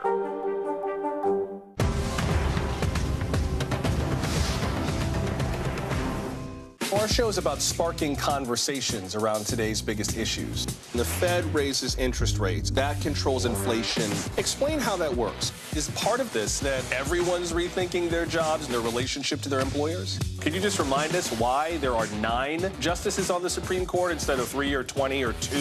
It's not my job to tell you what to think. My job is to think about what you tell me. Now Tonight with Joshua Johnson, streaming weeknights at 8 on NBC News Now.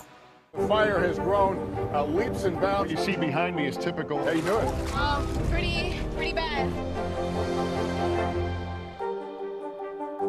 Here's what's happening in your neck of the woods. We're here to start conversations because it's not my job to tell you what to think. My job is to think about what you tell me. Now Tonight with Joshua Johnson, weeknights at 8 on NBC News Now. The seduction, Dateline's newest podcast. Listen now. Mr. Secretary, when is this going to get better? You came into this job saying you were to fight crime. Have you been successful? Found a way to put that. Can you update us on the status of negotiations? NBC News, streaming free now. As we look out over the latest city-turned-crime scene, we see the things left behind. Back now with our NBC News exclusive.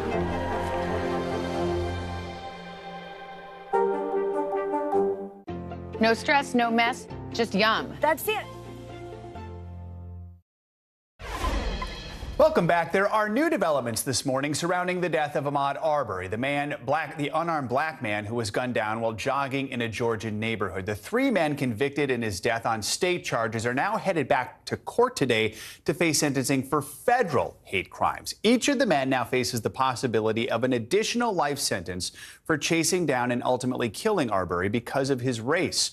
A jury convicted them of federal hate crimes earlier this year. Now a U.S. district judge will decide their fate in back-to-back hearings, beginning with Travis McMichael, the man who pulled the trigger. NBC News legal analyst Danny Savalos joins us now to break down today's proceedings. Danny, good morning to you. So given the fact that these men are already serving life sentences that were handed down by a jury months ago, what's the significance of today's sentencings? It's more than symbolic because those state sentences could be appealed and theoretically could be overturned. So is it overkill? Not really, because those state sentences, if somehow one of the defendants wins an appeal and those sentences go away or they win a new trial, then the remaining federal sentence will adequately serve to punish them for their violations of civil rights, which are somewhat different from the underlying state crime. So, Danny, in a court filing last week, the McMichaels asked the judge to have their federal time take precedence over their state time. First of all, why would they want to do that when they're now facing the possibility of another life sentence? Is that a normal request? First, it is a smart request because Georgia state prisons are not pleasant places to be. And the reality is federal prisons are not much better, but they are likely better than a Georgia state prison, especially in a state where these defendants are known for having committed what is now known to be a race crime. They're not going to be very popular in a Georgia state prison in general population. Now, the other question is, can the federal judge even do this? And the answer is not really. In the United States, the sovereignty, the state or federal government who first obtains jurisdiction over the defendant gets to keep them. It's like finders keepers rule. So because Georgia prosecuted these defendants first, they have first jurisdiction over their sentence.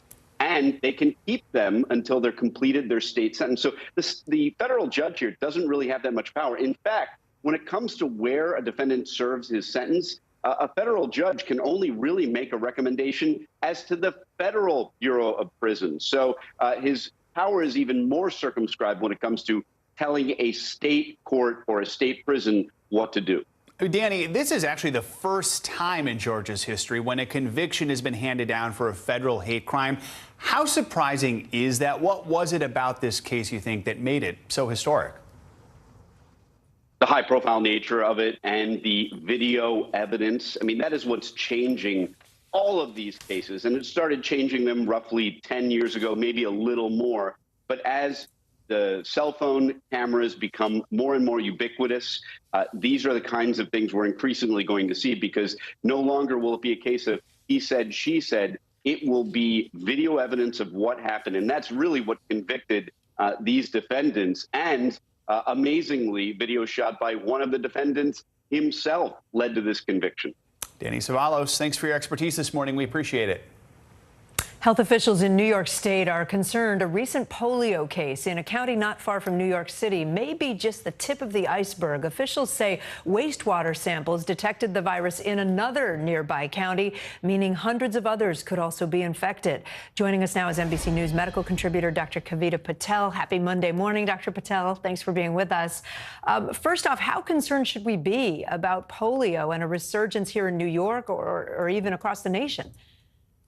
Kate, we should be very concerned considering that the disease and that the virus was considered eradicated for purposes of human disease about 22 years ago. So that is very concerning. It's a sign of low vaccination rates. Even New York State has an average of 79.1% vaccination when we have vaccines that can completely prevent this. Yeah, I was going to ask, how does it spread? But it sounds like vaccines are kind of the critical thing. And just a reminder, because it is such an older disease, what are the symptoms? What do we even look for? Yeah, it's an older disease, and it's one that, to be candid, only I've seen a handful of times, and it's been in these incredibly rare cases. I've seen it outside of the U.S., but the common symptoms that we should be looking for are symptoms that can look very general in the beginning, kind of fever, fatigue, nausea.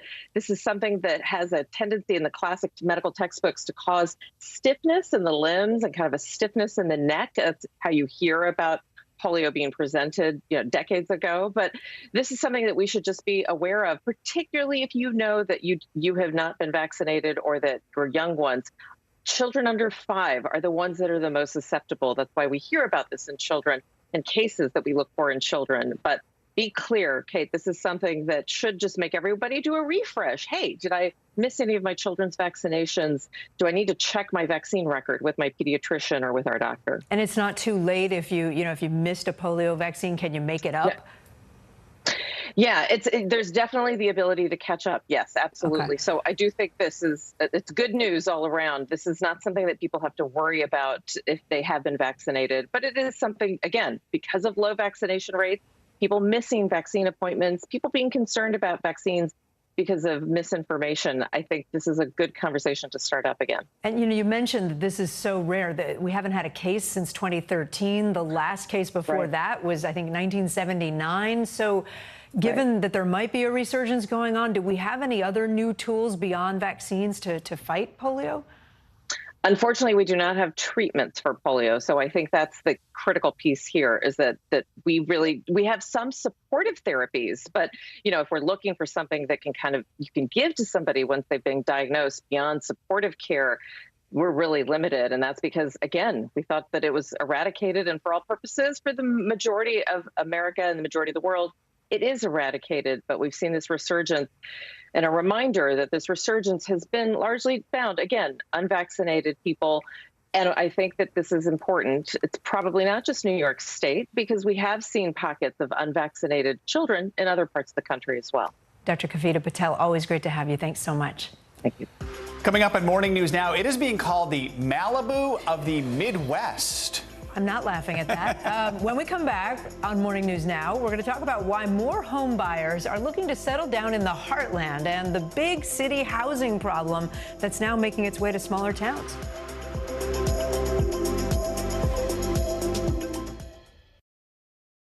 Dateline Missing in America. Hear their stories. Help bring them home. Good morning, I'm Joe Fryer. And I'm Savannah Sellers right now on Morning News Now. We're staying on top of the breaking situation in Ukraine. We are watching dangerous heat this week. Recession, is that where we're headed? Is there any way to avoid that? Morning News Now, streaming weekdays at 7. News is happening now. Look at what's making headlines around the world. Right now on Morning News Now. We're coming on the air with breaking news. And this is a significant moment. Whenever it happens, wherever you are, NBC News, streaming free now. The indictment of a former president, or perhaps candidate for president, would arguably tear the country apart. Is that your concern? Can you update us on the status of negotiations? Our show is about sparking conversations around today's biggest issues. The Fed raises interest rates. That controls inflation. Explain how that works. Is part of this that everyone's rethinking their jobs and their relationship to their employers? Could you just remind us why there are 9 justices on the Supreme Court instead of 3 or 20 or 2? It's not my job to tell you what to think. My job is to think about what you tell me. Now Tonight with Joshua Johnson, streaming weeknights at 8 on NBC News Now. No stress, no mess, just yum. That's it. The Seduction, Dateline's newest podcast. Listen now. Let's go. This is a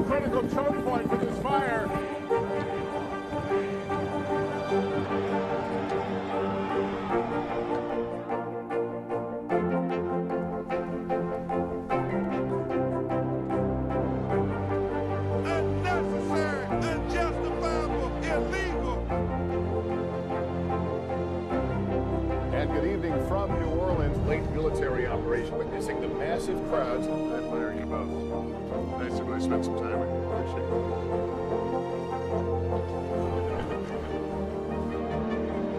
At any moment now.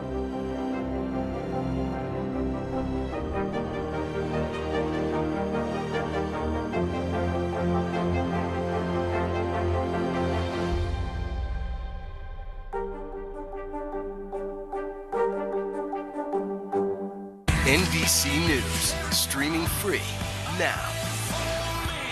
Now Tonight with Joshua Johnson, streaming weeknights at 8 on NBC News Now. No stress, no mess, just yum. That's it. We're back with the latest installment in our ongoing series, Priced Out, where we take a closer look at the challenges that many Americans are facing with a housing market that's high in price and low in supply. It's an issue traditionally reported on the coast in and around big cities, but as CNBC's Seema Modi explains, it is now causing heartache in the heartland. Katie Speets and Paul Cushman are desperate. 2 years has gone by, and now we're realizing that it's no matter what we do to change our process, it's a lot harder than we thought. A little bit on that. They want to get married, but first are hoping to buy a house. The couple have their eye on Sheboygan, Wisconsin and the surrounding area. Business strategy. They moved in with Paul's mother to save money. All I'm seeing is a bunch of lots. Trying to be competitive, but all of their offers so far rejected and a market short on inventory. Even seeing a house within an hour, it's already gone. Why is Sheboygan becoming such an attractive place to move to? Yeah, well, not only is Sheboygan the Malibu of the Midwest, we're also one of the strongest manufacturing communities in the country. Mayor Ryan Sorensen campaigned on the promise of addressing the housing problem. The lack of housing and housing stock and affordable housing keeps me up at night. A lot of our business partners are looking at growing and expanding, and they've asked us, hey, we need more housing so we can employ more folks. And the housing crisis is not confined to Sheboygan. Different studies show a massive shortage of housing. Estimates ranging from 1.6 million to more than 5 million housing units in the U.S. It's happening in places across the Midwest and South. A new analysis shows metro areas like Wichita, Kansas, Muskegon, Michigan, and Decatur, Alabama were well stocked in 2012, but by 2019 had housing shortages. And then you got 2 extra bedrooms here. Wisconsin builder Bob Werner says the ongoing labor shortage is slowing down his ability to provide more inventory. It's easy for us to add a carpenter or two, but unless I really add enough electricians and plumbers and excavators and all those other trades have enough people to build the houses, I can't add more houses. This is all new construction. 15 months into his tenure, Mayor Sorensen is still chipping away at his campaign promise. The city just recently purchased 200 acres of farmland on the far south side so that we can build and grow our housing stock in the community. But developments like that will take time. Paul and Katie are looking now. 2-3 bedroom, 1 to 2 bathrooms. That's about it. That's all we want. Hoping to get their slice of the American dream. Seema Modi, NBC News, Sheboygan, Wisconsin. All right, more financial headlines now. Billionaire Elon Musk wants to debate Twitter's CEO as he fights back against his original deal to buy the company. NBC's Silvana Heno joins us now with that and other news. Good morning, Silvana. Hey guys, good morning. Yeah, Elon Musk is challenging Twitter's CEO to a public debate over how the social media platform counts fake accounts and spam bots. Musk made the challenge in a series of tweets in response to comments about his countersuit against Twitter over the attempt to walk away from his $44 billion deal to buy the company. Musk has claimed Twitter failed or refused to provide him with information on fake accounts. Twitter has sued, demanding a court force the deal to go through. The trial is set for October. Demand for grocery delivery is cooling off as food prices are rising. Some shoppers are shifting to less expensive grocery pickup, while others are back to shopping in stores. Experts say grocery delivery saw 5 years of growth in just the first 3 months of the pandemic, but that's dropped by a quarter since. Analysts say it's hard to get a delivery premium below $10 because of fuel and labor costs. Video game and console makers are having a tough go of it lately. Sales for the big three, Microsoft, Sony, and Nintendo, slid in the second quarter of this year as tailwinds from the pandemic are fading. Overall, Americans spent $12.4 billion on games this spring. That's down 13% from a year ago. Several factors are to blame, specifically the global semiconductor chip shortage and the fact that people are going out more instead of staying at home and playing games, guys. Yeah, I was going to say, we're going outside. We're going exactly. out. Exactly. I do not want to stay inside.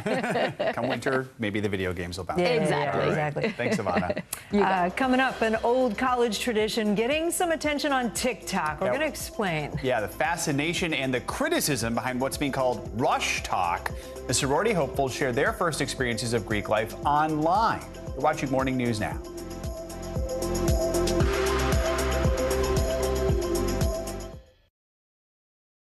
It's the best time of the morning. Time for that pop start, baby. I'm feeling the vibe today on the show. Top Story with Tom Llamas. Weeknights at 7 on NBC News Now. The Seduction, Dateline's newest podcast. Listen to the full season now. News is happening now. Look at what's making headlines around the world. We're coming on the air with breaking news. This is a significant moment. Whenever it happens, wherever you are, NBC News, streaming free now. Let's go. This is a critical choke point for this fire.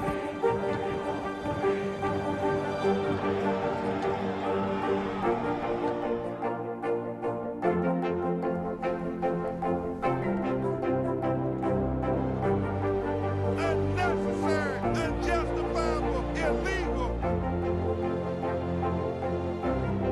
And good evening from New Orleans. Late military operation witnessing the massive crowds. I admire you both. Nice to really spend some time with you. Appreciate it.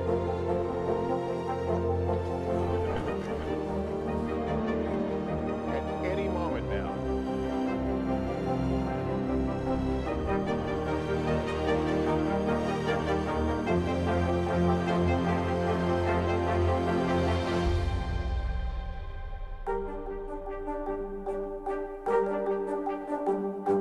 Harry Styles!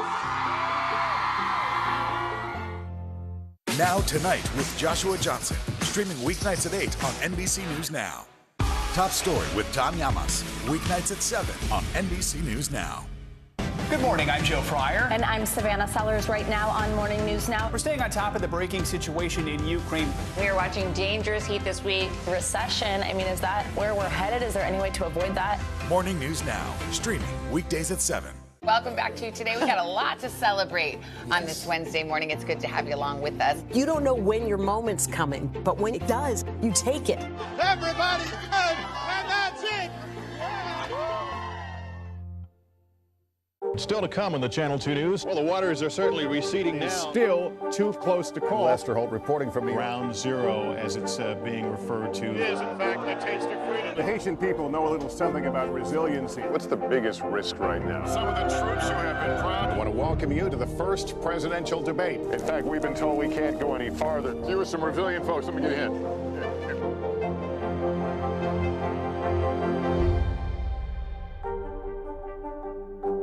Sometimes the news can be difficult and overwhelming for kids to understand, so we've created a newscast just for them. We hope your family will watch Nightly News Kids Edition. It's the best time of the morning. Time for that pop start, baby. I'm feeling the vibe today on the show. Welcome back. All right, here's a competition that has really, forgive me, gone to the dogs. The 2022 World Dog Surfing Championship, yes, was held near San Francisco on Saturday. The dogs are judged on a number of criteria, including the length of the ride, technique, confidence, and the size or strength of the wave. Despite the fun nature of the event, the dogs are actually trained in this sport. It's not a joke, and they pull off some really impressive moves out on the water. The event also had mobile pet adoptions, a dog costume contest, and Yappy Hour, Joe. Yappy Hour. All right, there they are. Yeah. So I was thinking that I could train. Oh, there we go. I was thinking I could train my dog Bowie maybe to do this. He loves the water. That's Bowie. He absolutely loves running and jumping and catching a ball and then bringing it back over and over and over and over. Does Bowie have good balance? I don't know. I'm not sure. I've never tried anything like that. Look, there he goes, bounding after the ball. Give it a shot. Bring a camera. We have put him on our kayak. We have a kayak that we go out on, so he has like balanced on the kayak. There so you go. yeah. He's a natural. Always a natural. All right. But apparently it's a real sport. I just said, they trained for this. I know, it's amazing. So Bowie next year. Bowie year. 2023. Okay. All right. All right. The start of college is not just an exhilarating time for thousands of incoming students. It's also attracting the attention of TikTokers around the world, and it centers around a hashtag, Rush Talk. That is where sorority hopefuls document their experience going through the traditional Greek life process of rushing, getting to know the on-campus sororities with the hope that they're invited to join. For more on this, we're joined by NBC News youth and internet culture reporter Callan Rosenblatt. Callan says some fans have referred to this is not my quote, as the NFL draft for women. Take us through what exactly this is and why it's so popular. I'm cringing. Yeah, so Rush Talk, we had this trend last year. It's back this year, potentially going to be bigger than ever. Rush Talk is essentially where the women of University of Alabama are posting what they're wearing to themed events, what they're wearing to meet potential sororities. And they sort of take you through step by step this culture that some of us who have never been in Greek life have never seen before. So there's this sort of reality TV nature to this. People will pick, the girls that they're rooting for, who they think is, maybe a villain, who, they assign this sort of, these sort of titles to all these young women who they don't know and will probably never meet, but are sharing these experiences on TikTok. And it's a lot of fun, hopefully pretty harmless. And in a few weeks, they find out what sorority these PNMs or potential new members will be joining. So the University of Alabama seems to be far and away the most popular one, right, for this phenomenon on TikTok. Why them? What did they just start it? Well, yes, University of Alabama is far and away the most popular university. And I've spoken with a few people who are following Rush Talk and who are really obsessed with it. One person even creating a spreadsheet to keep track of everyone. And they said Southern sorority culture is, among the most interesting. It's some of the universities that go the most out, that do the most, events or go the hardest for these kinds of events. And so there is this real fascination. It's really different than, sorority life in any other, part of the country. I've talked to people who went to sororities in the Northeast, in the Midwest, all the way out on the West Coast. And they said there's nothing quite like Southern sorority culture. And so people just can't look away. And I think that's why University of Alabama has been so incredibly popular both last year and again this year. I mean, Callan, they're so popular, some of the young women are actually becoming public figures on social media for the first time. Everyone is not on board with this, understandably. Talk about some of the pushback. Absolutely. So as I mentioned, there is one woman who even created a spreadsheet of these women who are publicly posting. And some people have said, they're not cool with that these are young women who are not in a reality show. They're just posting on TikTok. However, this person is, again, just kind of wanting to follow along like everyone else. And so there is this sort of question, like, are we too obsessed with the lives of people who are just posting and are not trying to become public figures? I spoke with a couple experts who said, as long as you're not like harassing someone, as long as it's not like a couch guy situation where like you're investigating every facet of this person's life that you don't know and you're not sort of causing harm to their life, it's all in good fun. And if you're publicly posting, this is something you should be aware could happen, that people could become enamored with your content. So just to keep that in mind when you post, that is always a possibility. Always important to keep in mind when you're putting yourself out there so publicly like that. I'm struggling as a mom here, yeah, right? Who's about to send a kid to college. I'm sending my kid to college, a boy to college soon. But like, it sounds really fun, but also superficial and, sort of scary. But yeah, I get it though. I get it. Yeah, thanks so much. Absolutely. Thank you. We're going to end, speaking of moms, we're going to end this hour with a really touching story about the power of love between a mom and her child, and one son who gave his mom an incredible gift during one of the hardest moments of her life. Look at that hair, huh? It's actually really cool. This is so much more than just a hair appointment for Melanie Sheahay. Hey, Matt Sheahay. It's a moment years in the making, all thanks to her son, Matt. Oh, it was absolutely remarkable. For nearly 20 years, Melanie has been battling a benign brain tumor. 4 years ago, she started radiation treatment, which caused her to lose all her hair. My hair is not going to return. The tumor and the treatment took not just a physical toll, but an emotional one as well. It was hard. I don't mind being sick, but I do mind looking sick. I could tell that the most recent radiation kind of took a toll on her. She would make more comments on her appearance. That's when an idea came to him, when his family was commenting that he needed a haircut. I jokingly said, well, what if I just kept growing it to make a wig for you, Mom? And then it clicked. It took 2 years for Matt to go from this to this, growing an extra 12 inches of hair. It was a no-brainer for a mom like her. Absolute no-brainer. Oh, man. This March, it was time to take it all off as Melanie looked on. Never expected it to mean as much as it did to me.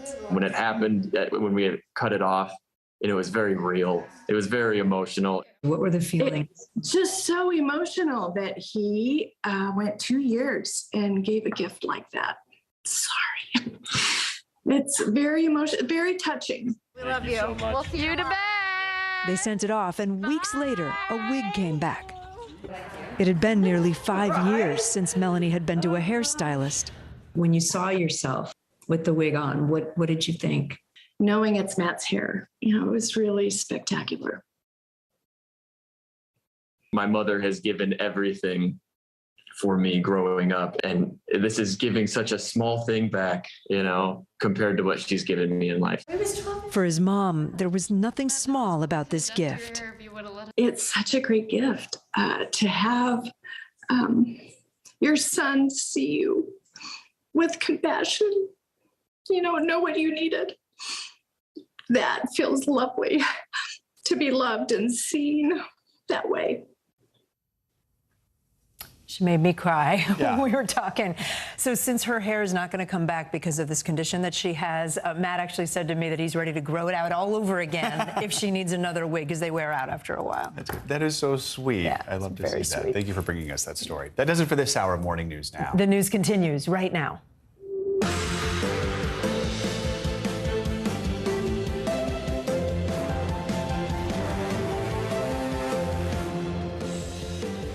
Good morning. I'm Kate Snow in for Savannah Sellers. I'm Joe Fryer. Right now on Morning News Now, landmark vote. The Senate passed the sweeping Inflation Reduction Act yesterday after a marathon session. The massive bill aimed at reducing inflation, with Vice President Harris breaking a tie vote. It also includes the largest ever investment in climate and aims to lower some prescription medicine costs. Even though I prefer to work in a bipartisan way, when it's really important and the Republicans won't participate, we have to do it on our own. The opposition this bill faced in the Senate and the impact all of this could have on your wallet. Targeted killings. This morning, police in New Mexico say they're searching for a possible serial killer after a fourth Muslim man was found shot and killed in Albuquerque. The latest victim had just attended the funeral of 2 other victims hours before his own murder. Latest on the investigation as fears grow in the community. Classroom crisis. Students are getting ready for a new school year, but fewer teachers are doing the same. The impact the growing teacher shortage is having on back-to-school plans and what it means for students already behind in learning because of the pandemic. Plus, a magical surprise, an 11-year-old girl getting the experience of a lifetime. She met a Disney princess who knew how to communicate with her in sign language. The girl and her mother join us later this hour with just how much this moment meant to both of them. Looking forward to bringing you that conversation. I am too. How impressive that she could just hold it. I mean, I guess it's a language like any other language, right? Yeah, she spoke the language. It's so great. We're going to bring you that in a little bit. We're going to begin this hour with the big victory for President Biden on Capitol Hill. Senate Democrats passed their multi-billion-dollar reconciliation bill on Sunday, overcoming united GOP opposition. Vice President Kamala Harris cast the decisive tie-breaking vote after nearly 24 hours of debate. The legislation includes the largest ever investment in climate programs. It aims to lower some prescription drug costs while raising taxes on major corporations. NBC News Capitol Hill correspondent Ali Vitale has the details. A rare working weekend here for the Senate. Not much sleep to be had, but lawmakers feeling the momentum after notching a big legislative win. This morning, Democrats triumphant. Every member of my caucus is elated about what happened because we've really we've changed the world in a way that you rarely get an opportunity to do that. Passing a sweeping climate, healthcare, and economic package after 22 straight hours of dusk to dawn work over the weekend. Vice President Kamala Harris casting the tie-breaking vote for Democrats to pass the bill, which boasts climate spending and billions in energy investments. Also reducing prices of prescription drugs by letting Medicare negotiate directly with pharmaceutical companies, and hiking the minimum corporate tax to 15% for companies worth more than $1 billion, all while cutting an estimated $300 billion from the deficit. This is an historic bill, and there's no way it can be characterized as anything other than that. President Biden saying it's why he ran for president in the first place, to make government work for working families again. But Democrats hardly got everything they wanted. Look, I wanted so much more. But you know what? This is a big deal. Over the last year, the legislation saw its scope limited and price tags slashed thanks to moderate Democratic Senators Joe Manchin and Kyrsten Sinema, the bill's key architects. What would you say to some people who criticize the amount of power and influence that they have? Well, look, in a 50-50 Senate, anyone can have some influence, and each of them had ideas. Republicans, meanwhile, bashing the bill as bad for the economy. Joe Biden's pushed us, and these plans are pushing us into a recession. Why take the risk of throwing us into deeper stagflation? It's a fool's bet. Amid a fluid political landscape, both parties seeking to capitalize on this moment in the months ahead. Regardless of an election, that the American people are being seen and they're being heard.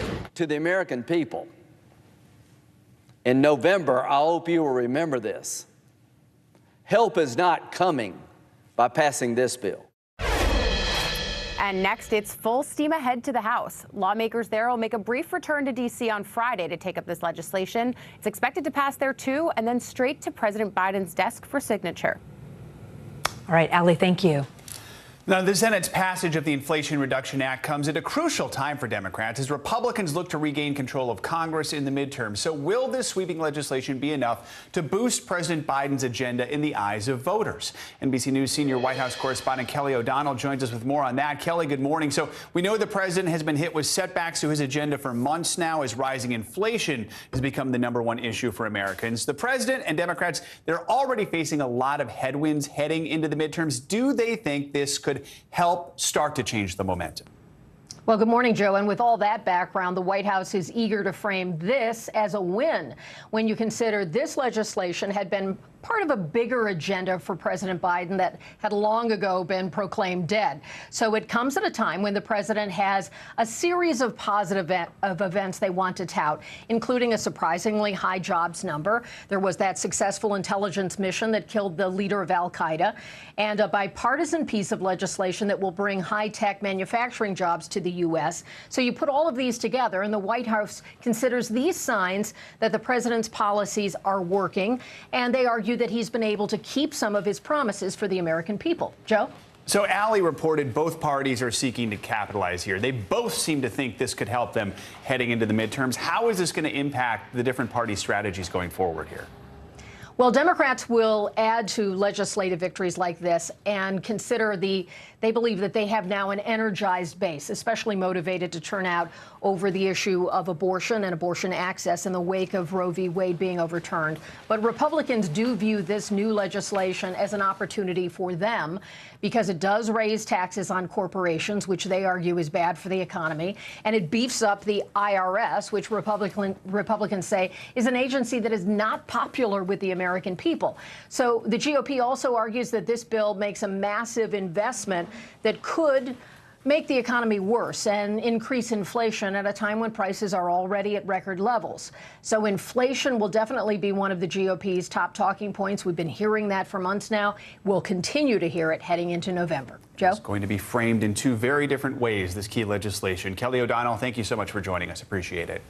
Let's go now to New Mexico, where this morning police are searching for a potential connection in the deaths of 4 Muslim men. 3 of the 4 killings have come in just the past 2 weeks, raising a lot of fear in that community, a community searching for answers. NBC News correspondent Aaron McLaughlin has the latest. Hey there. Albuquerque's Muslim community is reeling and on edge after a string of grisly killings targeting Muslim men. While authorities say they have some leads, including a vehicle of interest, this morning police are appealing to the public for help. This morning in New Mexico, a community in terror, fearing a possible serial killer is on the loose and gunning down Muslim men after a string of what authorities are calling targeted killings across Albuquerque. Police now on the hunt for this vehicle. If you see a dark-colored four-door sedan, Volkswagen, Passat, or Jetta, we encourage you to call the police. The latest victim was shot dead Friday. Authorities have yet to name him, but his family identifying him as 25-year-old Naeem Hussein. His brother-in-law telling NBC News Naeem's friends found his body around midnight in a parking lot east of the city. They approached the vehicle and saw Naeem, and they opened the door. As soon as they touched him, he slouched over and fell over. And was he shot multiple times? The friends that saw the body, they said it was a headshot. So I don't know if it was a single shot or if it was multiple shots. A spokesperson for the community tells NBC News hours before his murder, Naeem had attended the funeral service mourning two of the other murder victims, Mohammed Afzal Hussein and Aftab Hussein, both shot and killed days before in separate attacks. I remember seeing him at the funeral, and all I told him was, hey, just look out, be careful. All three were from Pakistan, all with the last name Hussein.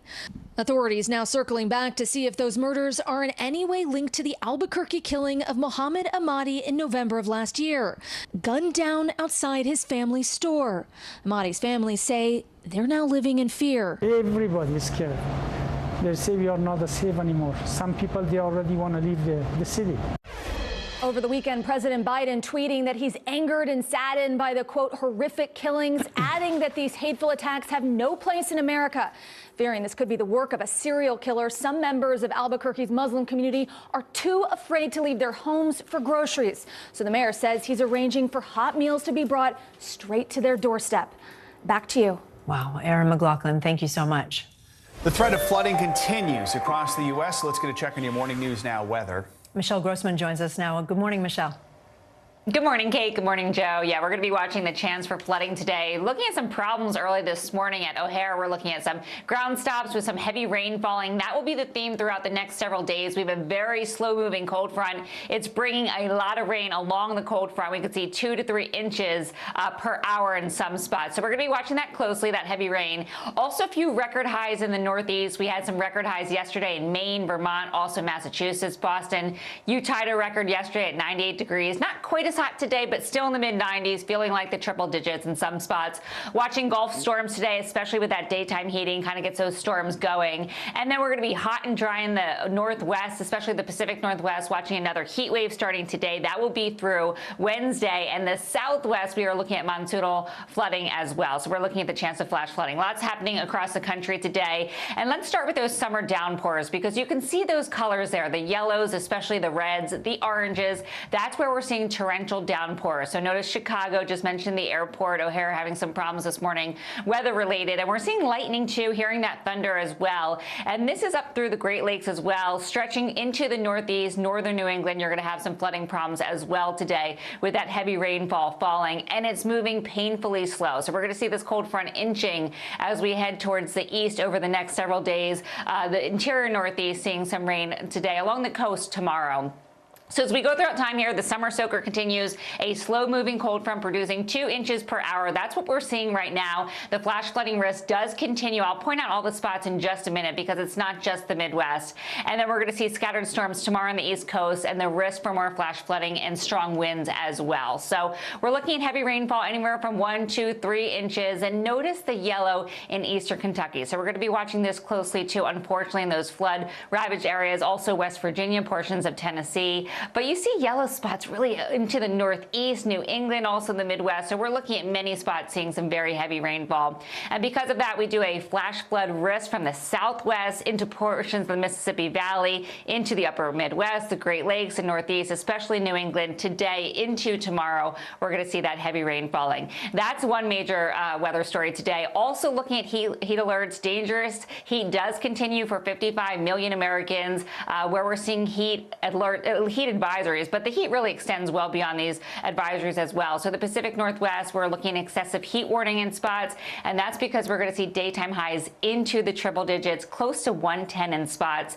The Northeast, you're going to be into the 90s, upper 90s. You factor the high humidity. It's been humid for weeks. We have really high dew points, and that's why we're getting those heavy downpours in spots. But it's also adding to what it feels like outside. So it's going to feel like over 100 degrees. We do have relief in the forecast. That comes later this week. But first, we need to contend with these 80s, 90s. Hartford today, 95. The record of 98 degrees. So we do have a couple spots today where we could break some records or at least tie. In Providence, Rhode Island, 93. Your record there is 95. New Brunswick, New Jersey, a record of 97. And tomorrow, same story, looking to break some records in New Brunswick once again with temperatures into the upper 90s. The record there is 98 degrees. But we do have some relief, you guys. We're going to be into the low 80s by Friday, so that will be our payoff. We're looking at a really nice weekend in the Northeast. Okay. Ooh, 80s. Oh, that's good. That's good. Both of us gasped. Did you say 110? I know, finally. Did you say 110 in Seattle? Well, not Seattle, but portions of the Northwest. Seattle's going to be in the 80s today, but portions of the Northwest are going to be into, 110. Yeah, they just can't and catch it's a break hot, in the it's Northwest. dry. That's crazy weather for them. And they don't have air conditioning. It is. Yeah, exactly. Right. Michelle, Right. thank you. Coming up on Morning News Now, Indiana passes a restrictive new abortion law. It is the first state to ban the procedure since the Supreme Court overturned Roe. We're going to have more on the fallout this morning, what it means for doctors and for patients. Next.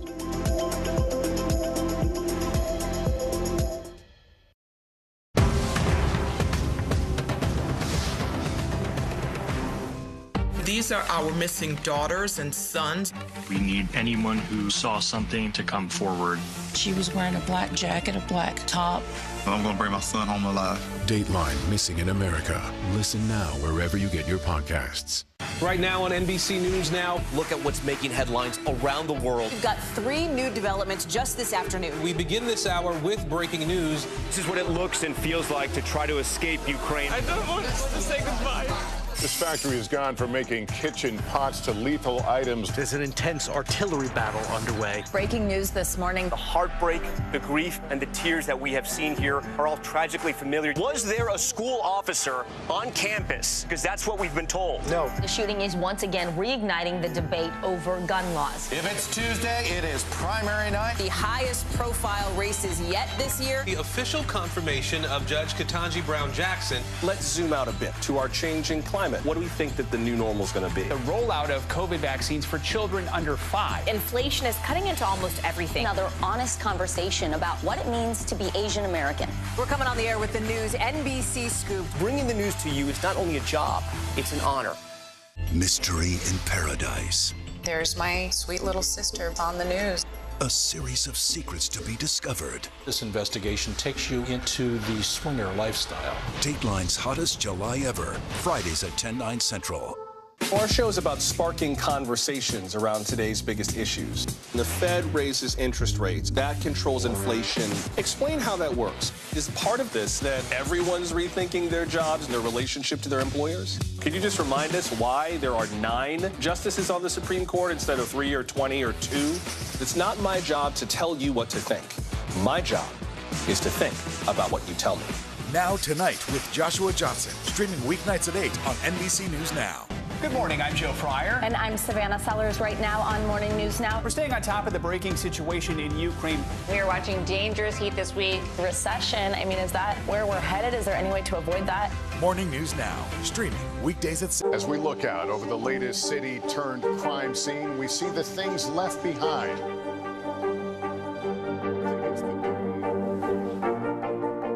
Can you tell us what it was like? Our NBC News exclusive.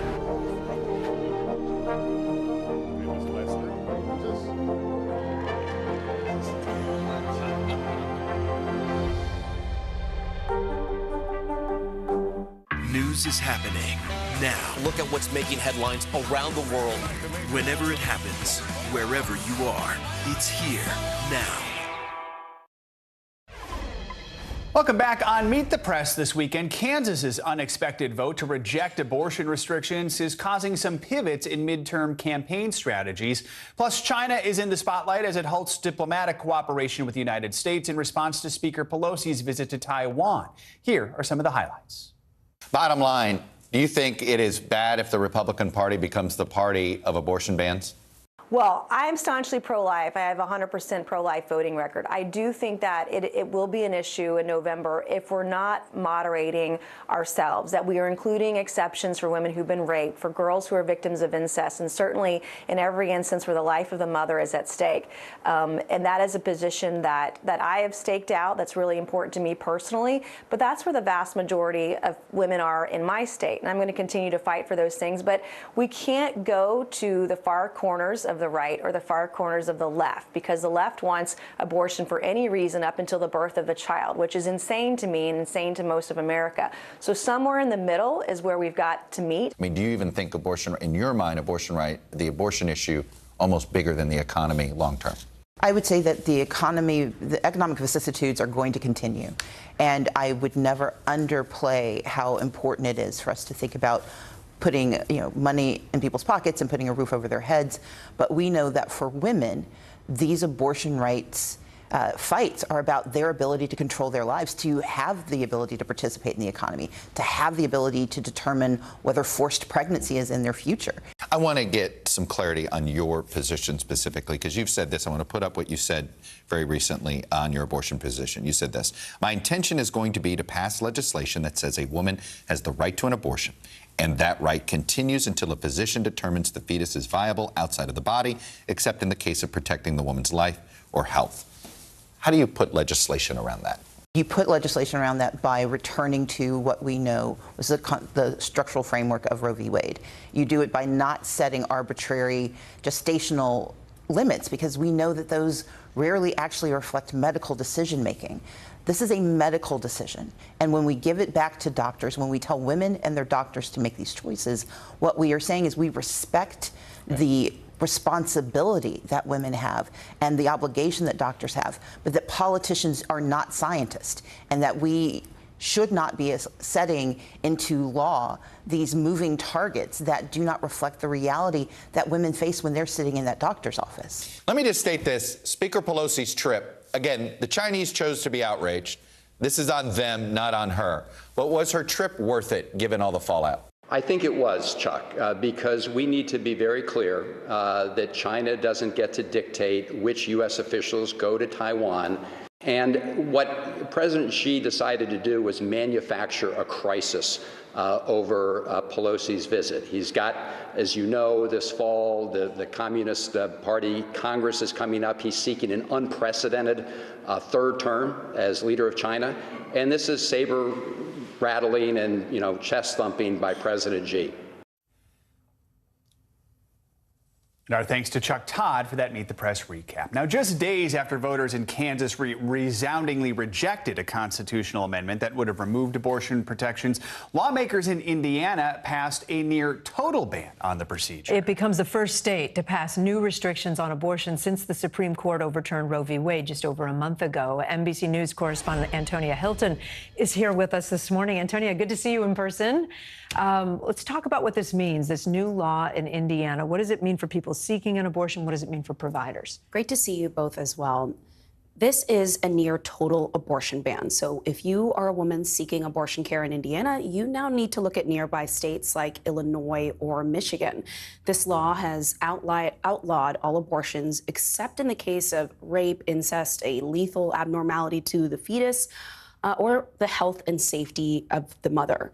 And then it also has outlawed most abortion clinics and essentially is going to outlaw all the work that Planned Parenthood does on this issue when the law goes into effect starting September 15th. And to put the clinic issue in perspective, 98% of abortions in that state are performed at clinics. So now that 2% that's performed at hospitals, that's where all of the abortion care is going to happen.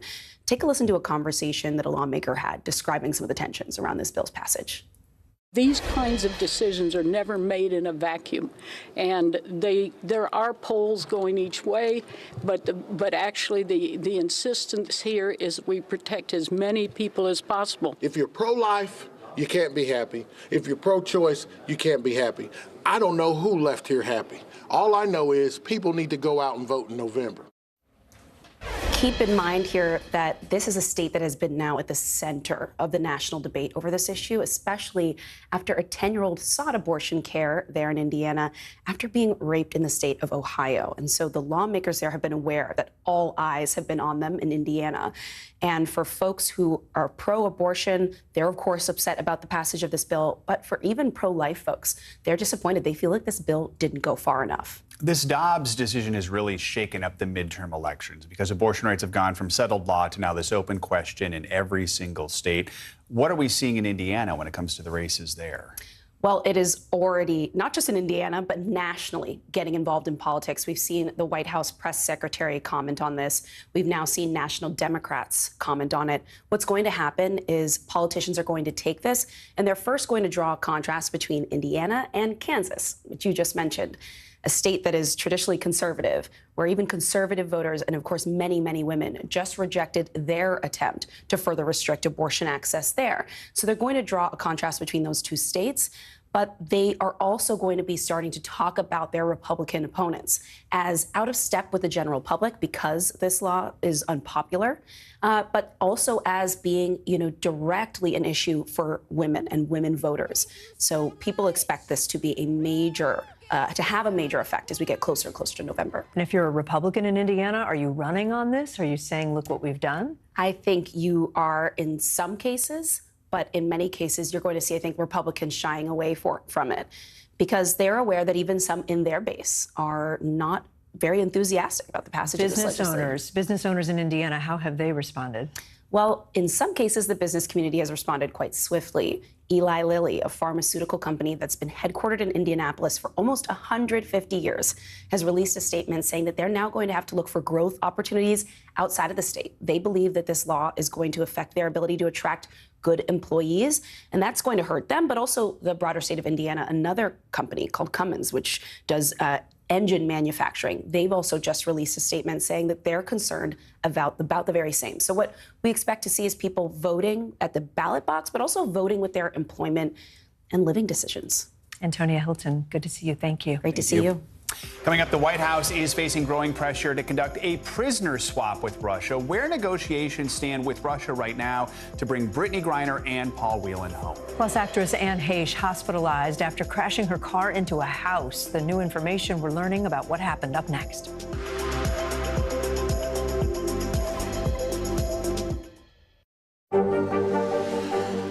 Tonight, I interviewed Secretary of Transportation Pete Buttigieg about the ongoing delays. You seem to be pointing the finger at the airlines. They're pointing the finger back. Mr. Secretary, when is this going to get better? Sometimes the news can be difficult and overwhelming for kids to understand. Ukraine and Russia. Could you help me understand what's going on? So to help make sense of it all, we've created a newscast just for them. We hope your family will watch Nightly News Kids Edition. Dateline, Missing in America. Hear their stories. Help bring them home. Let's go.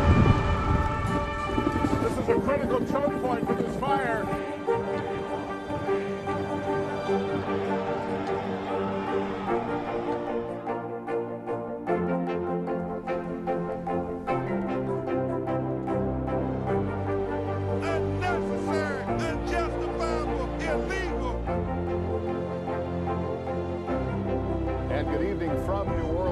Military operation, witnessing the massive crowds. I admire you both.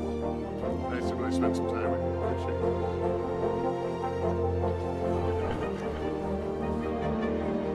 At any moment now.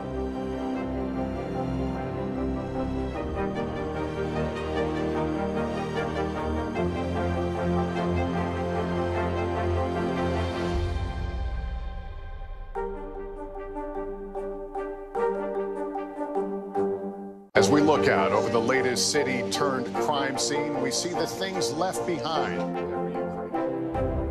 Back now with our NBC News exclusive.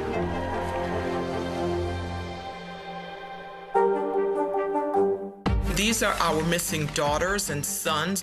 We need anyone who saw something to come forward. She was wearing a black jacket, a black top. I'm going to bring my son home alive. Dateline, Missing in America. Listen now wherever you get your podcasts. Now Tonight with Joshua Johnson. Streaming weeknights at 8 on NBC News Now. Desire. deception, and a double cross. The Seduction, a deadly love story only Dateline and Keith Morrison can tell. Listen now, wherever you get your podcasts.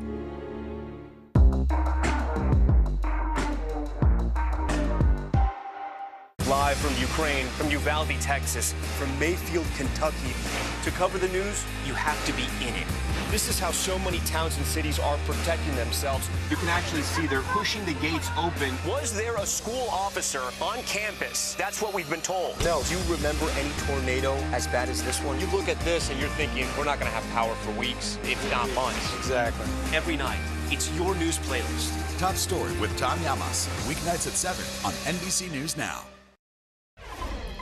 We're back with the latest on efforts to bring WNBA star Brittany Griner home. Calls are growing louder for the Biden administration to take more action after Griner was sentenced to 9 years in Russian jail last week on drug charges.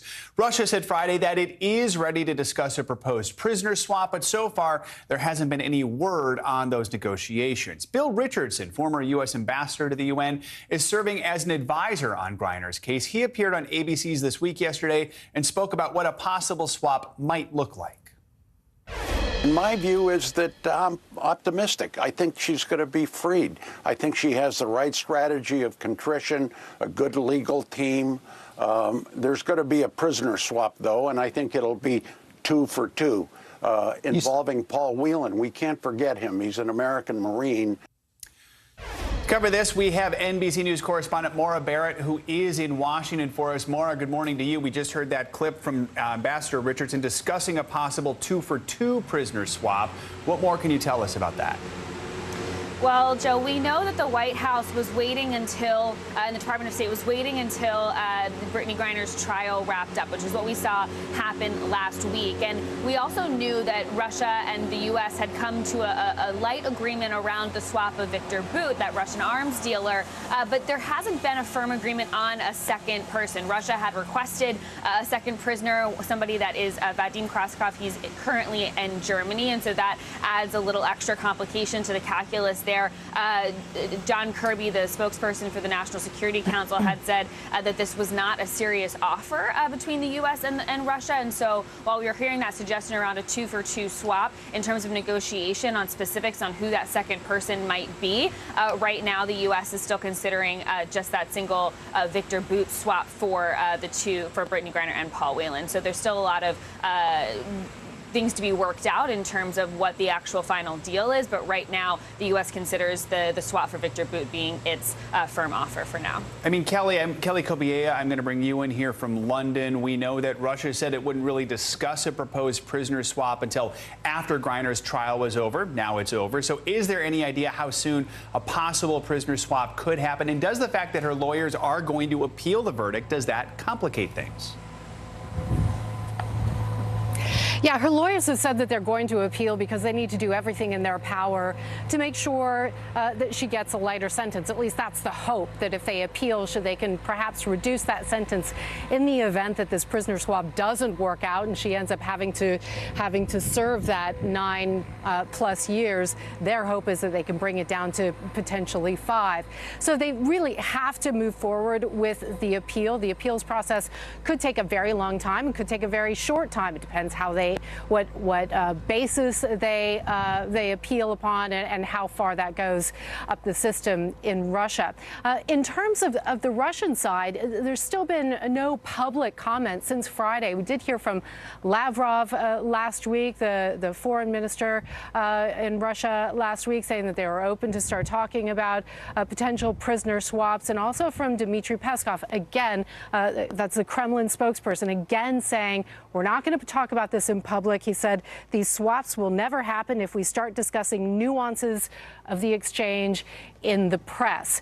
How long will it take? Well, it could be in Russia's interest to delay this, because the more pressure there is on President Biden and the Biden administration to bring Brittany Griner and Paul Whelan home, the more cards Russia holds, essentially. They may be able, may be thinking they can get more if they wait this out a little bit. Joe? So, Maura, the president faces that pressure after Griner was sentenced. He said he would, quote, pursue every possible avenue to bring Brittany and Paul Whelan home safely as soon as possible. Has the White House said what other actions it plans to take if the negotiations with Russia do stall and he continues to face that pressure?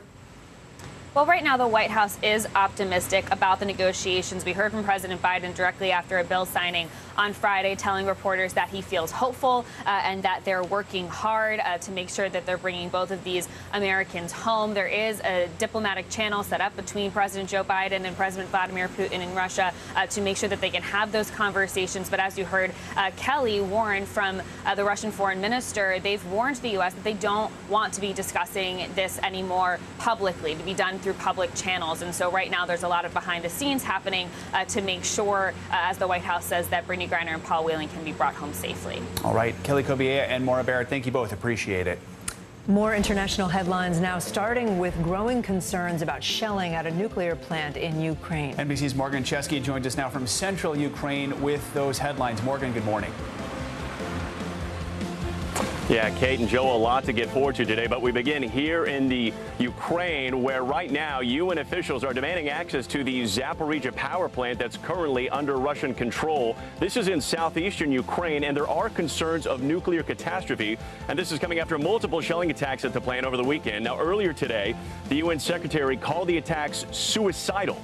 Meanwhile, Ukraine and Russia are trading blame for those attacks. To China now, where the country's announcing new military drills around Taiwan, following House Speaker Nancy Pelosi's visit last week. Chinese military officials say these joint drills will focus on anti-submarine and sea assault operations, confirming the fears that Beijing would continue to maintain pressure on Taiwan's defenses. China cut off its few communication links with the U.S. last week.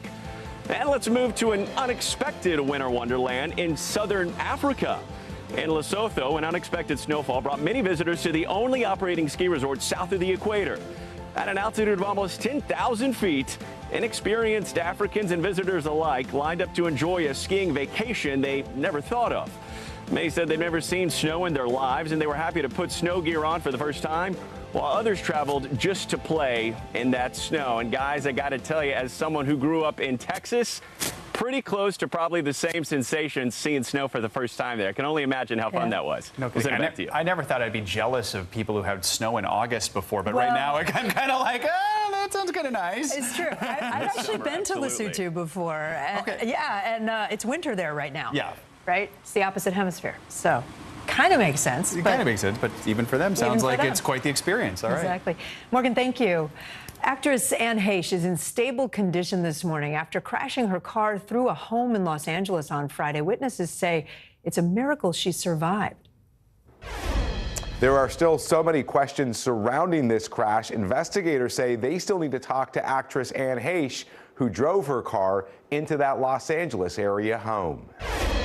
A high-speed ride ending in a fiery crash. The driver, actress Anne Heche, hospitalized with serious burns. Video obtained by TMZ shows the harrowing lead-up, what appears to be Heche's blue Mini Cooper first crashing into a garage in Los Angeles, reversing and speeding away. A witness captured what looks like Heche's blue car flying down residential streets.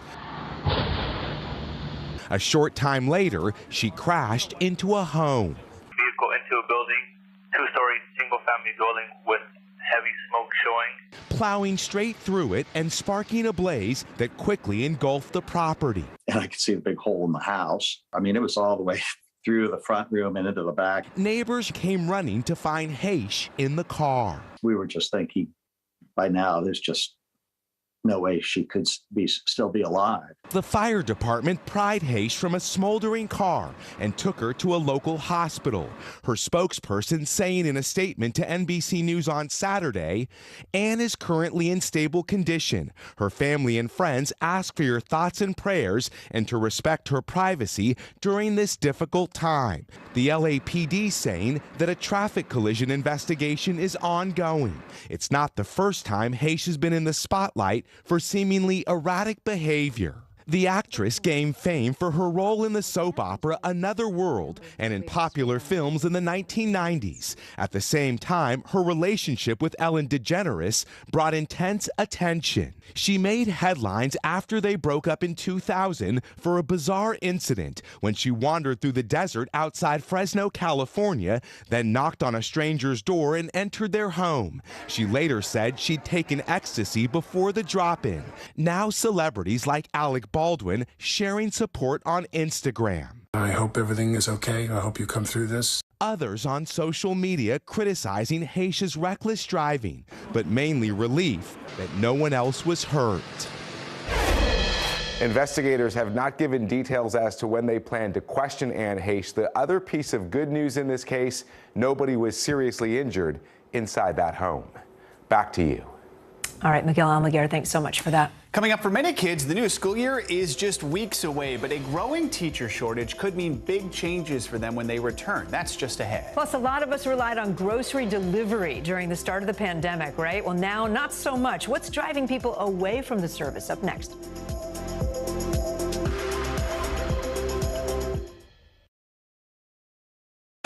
Right now on NBC News Now. We've got all the angles covered tonight. Look at what's making headlines around the world. We've got 3 new developments just this afternoon. We begin this hour with breaking news and the growing impact of Russia's assault. This is what it looks and feels like to try to escape Ukraine. I don't want to say goodbye. This factory has gone from making kitchen pots to lethal items. There's an intense artillery battle underway between Ukrainian forces and Russian troops. Breaking news this morning. The heartbreak, the grief, and the tears that we have seen here are all tragically familiar. Was there a school officer on campus? Because that's what we've been told. No. The shooting is once again reigniting the debate over gun laws. If it's Tuesday, it is primary night. The highest profile races yet this year. We are talking elections in a battleground state. The official confirmation of Judge Ketanji Brown Jackson. Let's zoom out a bit to our changing climate. What do we think that the new normal is going to be? We got some promising news this morning about the rollout of COVID vaccines for children under 5. Have you seen a demand for mental health services increase among Latinos? It's time for another honest conversation about what it means to be Asian American. The people of the Chamizal neighborhood aren't the only ones experiencing what they call environmental injustice. We're here to try to start conversation. A lot to talk about as we continue our rolling coverage. We're coming on the air with the news NBC Scoop. Bringing the news to you is not only a job, it's an honor. Still to come on the Channel 2 News. Well, the waters are certainly receding now. Still too close to call. Lester Holt reporting from Ground Zero, as it's being referred to. It is, in fact, a taste of freedom. The Haitian people know a little something about resiliency. What's the biggest risk right now? Some of the troops who have been proud. I want to welcome you to the first presidential debate. In fact, we've been told we can't go any farther. You are some resilient folks. Let me get a hint.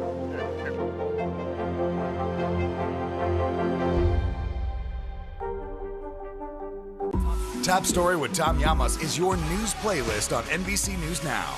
And now, you can listen to it as a podcast. Available anytime and anywhere. News is happening now. Look at what's making headlines around the world. We're coming on the air with breaking news. This is a significant moment. Whenever it happens, wherever you are, NBC News, streaming free now. From Brooklyn, we're next to the subway station. The state's reservoirs are alarmingly low. War will pass them by.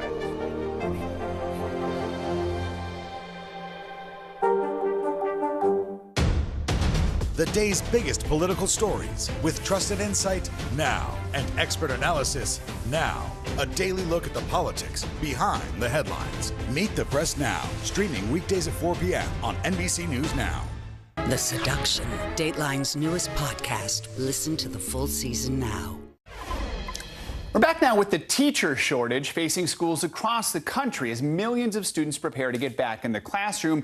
Teachers unions in multiple states are reporting hundreds and in some cases thousands of vacancies in positions for teachers and support staff, causing school districts and lawmakers to find ways to combat the problem. NBC News correspondent Jesse Kirsch is in Cleveland with the latest on this one. Hey, Jesse, good morning. Joe, good morning. Whether you're excited or dreading it, some of you are heading back to school today. And as kids return to their classroom, there aren't necessarily enough teachers to meet them there. And this shortage is raising questions about the quality of education kids are getting across the country. And it's forcing school districts all over to get creative as they try convincing teachers to stay in school. This morning, the school year's first bell is also an alarm bell as schools nationwide struggle to find enough teachers. We're seeing what I guess we could call a mad scramble to try to fill classrooms. Florida alone has more than 8,000 teacher openings and almost 6,000 support positions unfilled. There's been a teacher shortage for years. What you're seeing now is that it's reached a tipping point. The American Federation of Teachers says issues like low salaries aren't new, but the pandemic has pushed more educators away. Teachers have assumed so many more responsibilities in the aftermath of COVID, and yet have to do all the old things. The nation's second largest teachers union recommends several solutions, including a salary bump. School districts in Nevada and Texas are already paying up. Look, we had to do something to stop the bleeding. The Dallas Independent School District is offering $60,000 to start, plus signing bonuses and other incentives. Dallas is doing everything they can. That strategy also includes letting teachers start before they're fully certified. Arizona and Alabama, two more states where teaching qualifications are being relaxed. We want to get highly qualified teachers in every school. In Florida, military veterans who served 4 years can now become teachers even without a bachelor's degree. As a student, I just would want my teacher to be educated in what they're teaching us about, just so that we can succeed. Would we even be thinking about this if it was a pilot or an engineer or a doctor? It's part of the disrespect that you think that you can just put a body in front of kids. A messaging problem that some say is fueling the exodus, and ultimately your kids could pay the price. Our classes are going to be packed to the max, and unfortunately kids are going to have long-term subs, or teachers are not qualified to teach those specific classes. That Dallas school district says that 98% of its positions have been filled. In Florida, the state's education commissioner says more than 80 veterans have applied for that new program. And here in Cleveland, the public school system tells us they are at more than 95% of their positions filled and have had weekly recruiting events. But some of the strategies we just talked about are literally just weeks old, so it's too soon to know the full impact they will have on both recruiting teaching talent and on giving kids the best education that they can get. Back to you. All right, Jesse Kirsch, thank you so much. Financial headlines now. CVS is looking to make a major acquisition. CNBC's Silvana Henao joins us now with that and other news. Good morning, Silvana. Hey, good morning. Well, CVS is seeking to buy Signify Health as the drugstore and insurance giant looks to expand into in-home care. Signify is exploring options, including a sale with initial bids due this week. The company uses technology and analytics to help health plans, employers, doctors, and health systems. It also offers health evaluations for Medicare Advantage and other government-run managed care plans. CVS had eyed a possible deal for One Medical before Amazon agreed to buy the operator of primary care clinics last month. A recall alert this morning. DeWalt is recalling nearly 1.4 million saws following reports of laceration injuries. The recall is for the 12-inch sliding compound miter saw. The company says the rear safety guard could break or become detached. That poses a hazard for anyone who comes in direct contact with the blade. The Consumer Product Safety Commission says people should contact DeWalt for information on a free repair kit or take the saw to a service center. Apple could be working on smart home displays that would compete directly with Amazon and Google. Bloomberg reports one is a kitchen accessory that combines an iPad with a speaker, while another merges the features of an Apple TV, camera, and HomePod into a living room device. Bloomberg says Apple could release either product by the end of next year or early 2024. We'll be keeping an eye on that. All right, another speaker to yell at. Yeah, all right. exactly. So we've all seen this at the grocery store, right? The prices are up. We know that. But indeed, there's now evidence of that. According to the Bureau of Labor Statistics, inflation has pushed prices up 10% overall from last year. And the costs are now impacting what was once an essential form of shopping during the peak of the pandemic. That's food delivery sent right to your door. NBC senior consumer investigative correspondent Vicki Nguyen joins us now to talk savings, how to make the most of these delivery services. So we know we were using these apps because of the pandemic, because of safety, because of convenience. Now we have these rising prices. So has that changed? Good morning. Yes, it has changed significantly. So in June of this year, we spent $2.5 billion on grocery delivery. That's still a big chunk of change, but that's actually down 26% from during the pandemic. Multiple reasons why. One, food just costs a lot more. You said 10% more on average, right?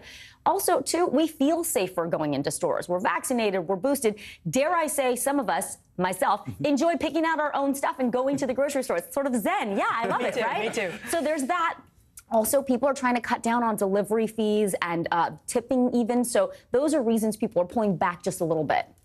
Yeah, if you're not going to pay the fee, the extra fee for the delivery, are there ways to budget for that? Are there ways to get a deal on delivery? Yes, definitely. People still want to use delivery services, and there are ways that you can save. Whether you're using Instacart, Shipt, DoorDash, Uber Eats, those all offer delivery services for groceries now, and your local chains too. But what you want to do is fill up a cart with what you would typically buy for yourself or your family and compare prices. It's not one size fits all. So once you figure out which service you like to use, go with that. The other thing is consider buying in bulk. There's a service called Boxed. You don't have to be a member, but you do have a minimum order of $79. They will deliver everything to you, and it's great for non-perishables, things you need long term. Just make sure anything you're buying with an expiration date, you're going to use it, because the worst thing is to waste the savings from buying in bulk, right?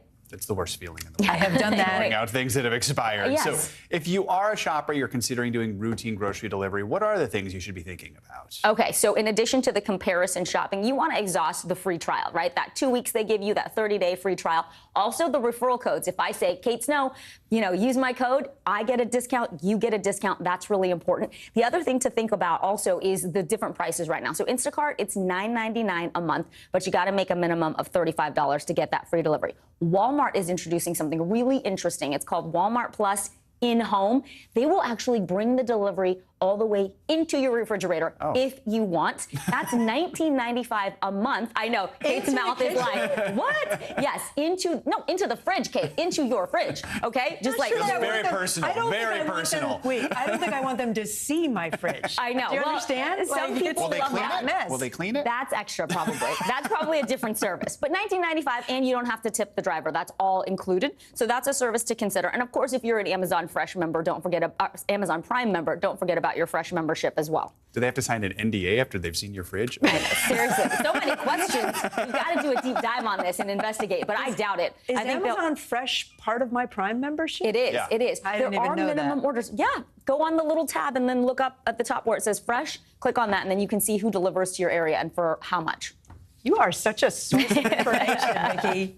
Thank you. And then use my referral code, Kate. We have one more. You can talk about we have one more. We do? Yeah, we were going to talk about food. restaurants. Sorry, yes, forgot this about is so important, right? So your cheeseburger, your chicken shawarma wrap, that actually doesn't cost the same across all the third parties, right? You use Grubhub, you use DoorDash or Postmates. It's all different. So you want to make sure you're getting the lowest price. Compare it with the prices on the actual restaurant website. The best thing to do, call the restaurant directly, see if they have a delivery service. They save money that way, you save money that way, you're supporting them directly. It's like the old days. We used to pick up the phone and actually place an order. The other thing to check for, coupons on your credit cards. Oftentimes, they will give you a discount on your local restaurants. Groupon, still big. Coupon Follow is another one. And then also, Wall Street Journal even offers some food delivery coupons. So check those out as well. All right. I sometimes make my kids call restaurants to order just to practice talking On the phone. On the phone. That's good. I tell you. Very good. That's a good mom trick. I like that. Vicki, thank you. You're welcome. All right, coming up, the happiest place on earth is now holding a special place in the hearts of one family. It's all after a Disney princess started communicating with their daughter. You see it there in sign language. The young girl and her mother join us next with more on that special moment.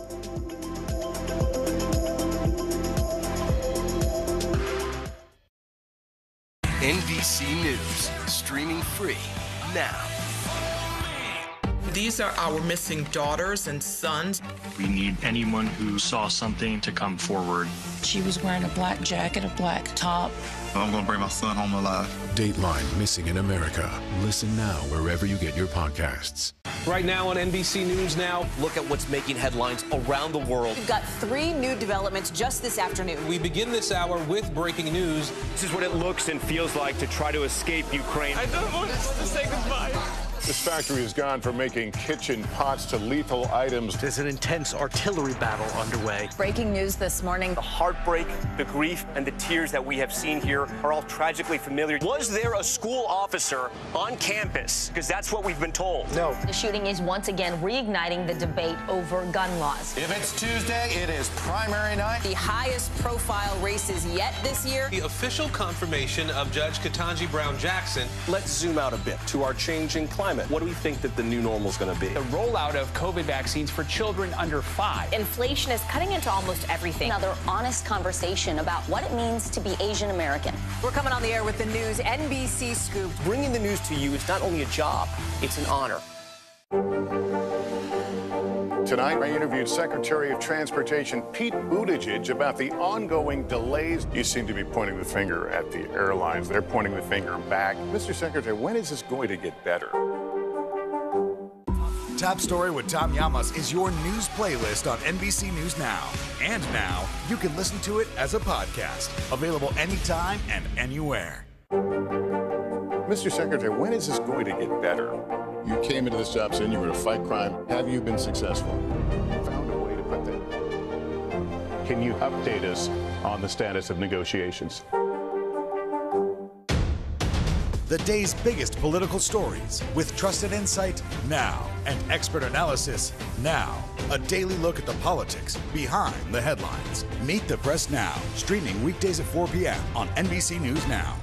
The Seduction, Dateline's newest podcast. Listen to the full season now. It's this summer's hit movie, and Top Gun Maverick has now shot down another record. Over the weekend, it toppled Titanic, soaring into 7th place in all time for domestic ticket sales. This puts Top Gun into the top spot for Paramount with the highest domestic ticket sales in that studio's history. However, don't worry, Titanic is not completely sunk.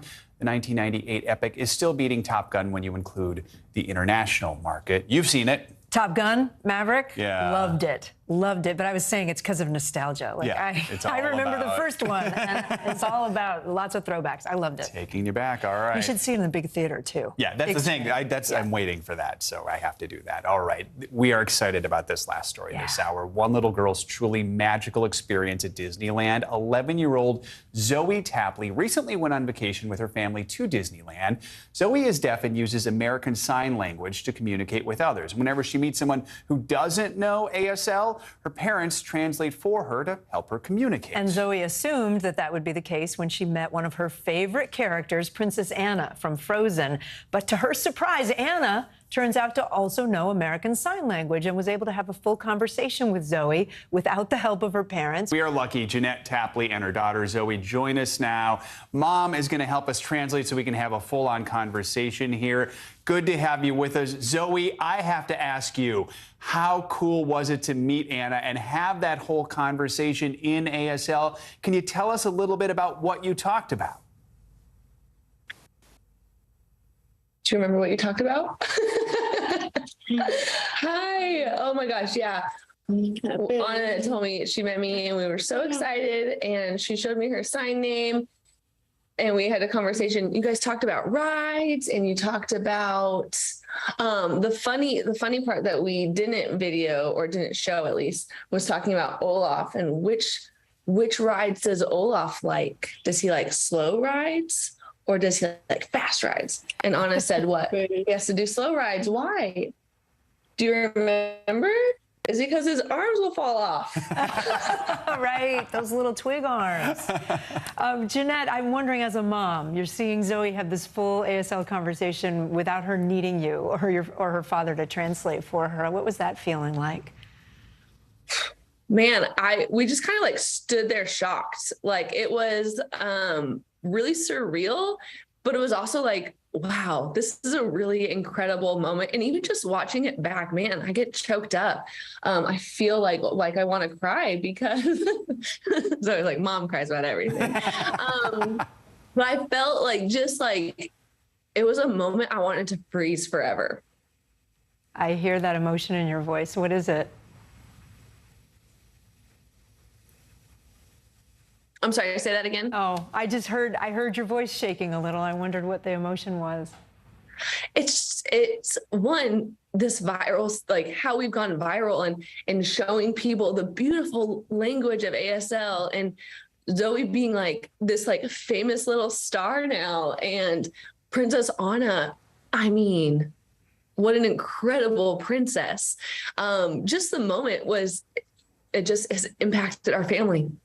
I mean, Jeanette, the video has racked up more than 2 million views on TikTok. Why was it so important for you to post the video and share the story and talk about some of the response you've heard from people?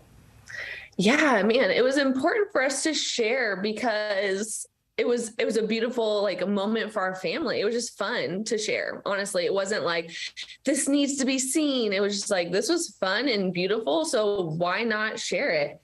And then it's been important because now people are seeing the need for this beautiful language. They're seeing how it can change one girl's trip. They're seeing how it can make one family feel seen. And the comments that we've gotten, people are saying like, that's so beautiful. We need more ASL classes. And why isn't this taught more? And like this needs to be in all schools. And that's been really cool to see, like the want and the desire for ASL. Can I ask another question to Zoe? So yeah, that whole moment must have been the highlight, I would think, of the trip. But what were some of your other favorite parts about Disneyland? What more like favorite things did you do at Disneyland? What did you love on that Disney trip? My favorite thing was the Star Wars ride, the Rise of Resistance, and then going on Splash Mountain with the water. That one. Yeah, we love that ride. All right, Zoe, are you looking forward to your next trip? Will you be heading back soon? Do you want to go to Disney again? I don't know. That's a good answer. Do you want to go again? No, I don't know. Mom is ready to go again. Let me say that. Maybe another theme park in the future. Universal, maybe, just for example. It's a good one, too. That's our parent company. Jeanette and Zoe Tapley, thank you so much for joining us this morning and for sharing your story. We really do appreciate it. So much. Thank you for having us. That does it for this hour of Morning News Now. The news continues right now.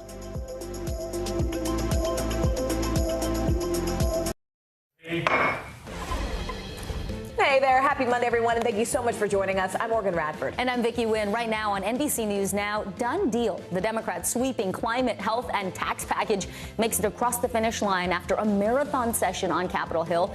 The hurdles it could face in the House ahead. And on the ground, President Biden heads to the heart of the devastation in eastern Kentucky as a new flood threat now ramps up. But we know about his first official trip since beating a rebound of COVID.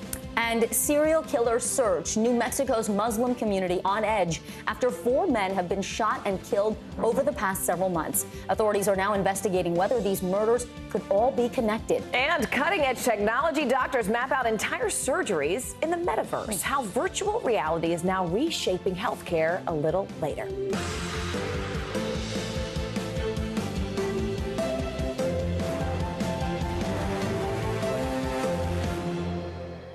Good to have you with us. Wide-ranging legislation is now one step closer to reality. A marathon weekend on Capitol Hill ended with the Senate passing the Inflation Reduction Act. Now, this bill hits on countless agenda items for Democrats, the big three being climate, taxes, and health care. It's quiet on Capitol Hill today, but the work for lawmakers is not over. NBC News senior national political reporter Sahil Kapoor joins us now from Capitol Hill. Sahil, we saw 37 amendment votes during this marathon. I mean, when we look at what finally ended up in the bill and how senators are reacting, what are we seeing? It's a mix of joy and relief and pride. Democratic senators are very thrilled, obviously, to get this bill over the line. They describe it as a monumental policy achievement just on the substance of it, starting with the fact that it will be the largest investment in combating climate change in the history of the United States. And that's a fairly low bar given the recent history of the last few decades of Congress. But it's still a monumental achievement to get $370 billion in climate funding passed. There's also popular provisions in here to reduce prescription drug costs, particularly for older Americans who tend to be a swing voting bloc, particularly older women. This is a policy that Democrats like Mark Kelly and Raphael Warnock in competitive states this fall are touting. Now let's have a listen to what some of the Democratic senators had to say about this. This Senate Democratic majority has achieved what countless others have come to Washington promising to do, but ultimately failed to deliver. And I am really confident that the Inflation Reduction Act will endure as one of the defining feats of the 21st century. I was always nervous up until the very last. I had confidence that we were going to get it done, but there's so many pieces that had to fall into place, and these are really grueling processes. Now, this bill passed on a vote of 51-50, with all Democrats plus the tie-breaking vote of Vice President Kamala Harris pushing it over the line. All 50 Republicans voted against it. Let's put up the statement from Senate Minority Leader Mitch McConnell. They are describing it as a bill that will only contribute to inflation, that will make the problem worse. He says Democrats have proven over and over again they simply do not care about middle-class families' priorities. They have spent the last 18 months proving that. They just spent hundreds of billions of dollars to prove it again. A little bit of a preview of the Republican messaging. They further attack the drug pricing components as socialist price controls, even though they do poll at about 70 to 80% nationally. Sahil, this legislation obviously not law yet. It still has to go to the House. What are we thinking in terms of timing? Is it expected to quickly pass with Democrats there in the majority? Also, how soon are we expecting a vote with the August recess looming? The House is expected to vote this Friday. They officially went into recess, but they can easily call the chamber back from recess for a short period of time to vote on this bill. Democratic leaders are planning to do just that. Now, in terms of the final vote count, it's a very narrow majority in the House that Democrats have, and they are not expecting any Republican support. So it's not exactly an automatic thing that it passes the House, but we already see the stars aligning here. The Democratic caucus passed a much broader version of this bill called the Build Back Better Act back in December, which was eventually rejected by Senator Joe Manchin. This is a slimmed-down version, and Democratic lawmakers, for the most part, are eager to claim a victory on many of these items. We see competing factions of the party, including the Progressive Caucus, which wanted much more, as well as some centrists, some moderate Democrats who wanted things like the expansion of the state and local tax deduction, all coalescing around this bill. It looks like they will get it done because the stakes are too high. They want some of these victories to campaign on in the midterm elections. All right, our senior national political reporter Sahil Kapoor. Sahil, thank you. This win for the Biden administration comes as the president gets back to work outside of the White House. Yeah, the president traveling this afternoon to Kentucky, where he will get a briefing on the recovery efforts there. He and the First Lady will also tour flood-ravaged parts in the eastern part of the state. NBC News White House correspondent Monica Alba joins us now from Washington. Monica, good to see you. Let's start with the reaction to the IRA clearing the Senate. The president obviously praising the bill just this morning. Let's take a listen and catch up on the other side. And ordinary folks. Now, some of it's not going to kick in for a little bit, but it's all good. So, Monica, the White House was publicly quiet about the negotiations. What are we learning now about the administration's involvement to get this deal done? And as we all remember, Vicki and Morgan, this deal took months and months and months to coalesce. And it was the president himself who said he made a mistake at the beginning of the process by being too involved in the negotiations.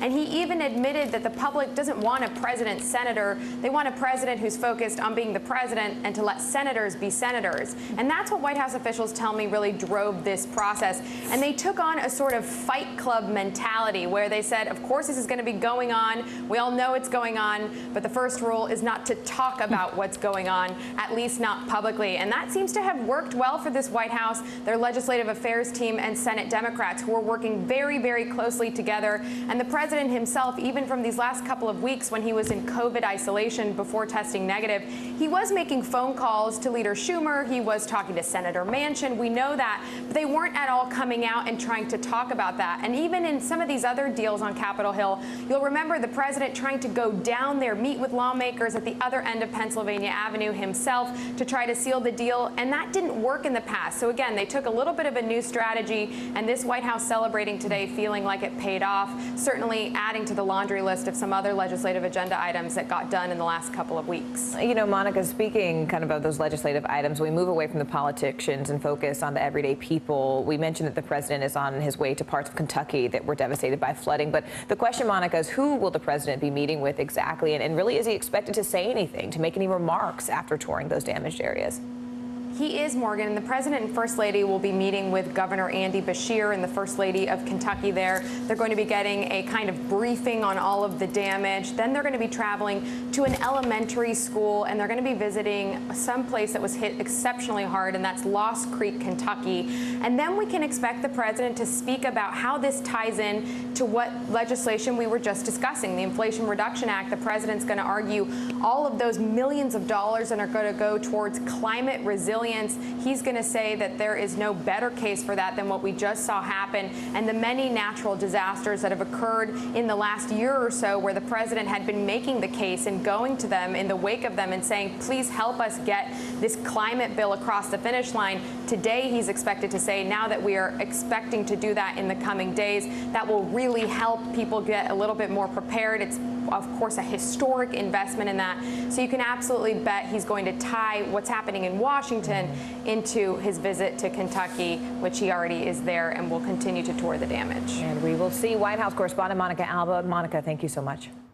Well, most abortions are now illegal in Indiana. The state's legislature passed a near total ban last Friday. That's right. Indiana is the first state to enact such a law since the Supreme Court overturned Roe v. Wade back in June. NBC News correspondent Antonia Hilton has been following this legislation and joins us now. Antonia, this new law is set to go into effect on September 15th. So walk us through not only what this means for the women there in Indiana, but also what it means for the doctors.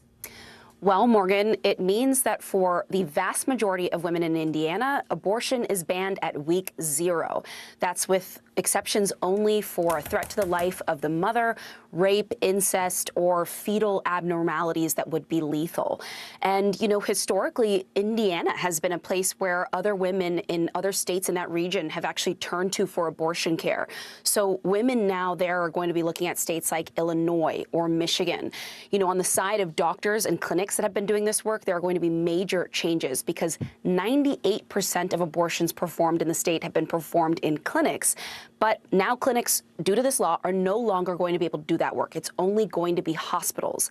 And I think that, you know, the 2% that's been done by hospitals, that puts the real restriction and effect of this law in perspective. Take a listen to some lawmakers who were actively debating on this and, you know, frankly, on both sides, unhappy with how things turned out.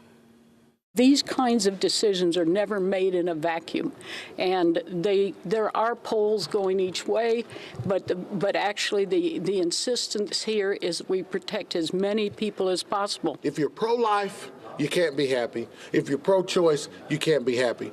I don't know who left here happy. All I know is people need to go out and vote in November. These lawmakers are well aware that Indiana has been at the center of the national debate over all of this, and that's especially coming off the heels of a story that the entire nation followed of a 10-year-old who sought an abortion in Indiana after being raped in the state of Ohio. And that story, as many people followed it, it really put what's at stake with these restrictions, you know, in context for many. And what we're seeing come out of its passage now is that for people who are anti-abortion, they're not satisfied. They feel like this law didn't go far enough. In some cases, they were not supportive of any kinds of exceptions. And then, of course, on the side of people who are pro-abortion, they are looking at their legal and their political options, Morgan.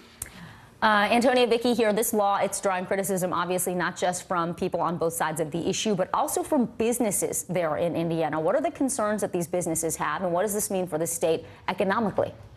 Well, Vicki, the reaction from some parts of the business community was quite swift. Eli Lilly, a well-known pharmaceutical company that has been based in Indianapolis for almost 150 years, came out with a statement saying essentially that they're now going to need to plan for their employment and growth elsewhere.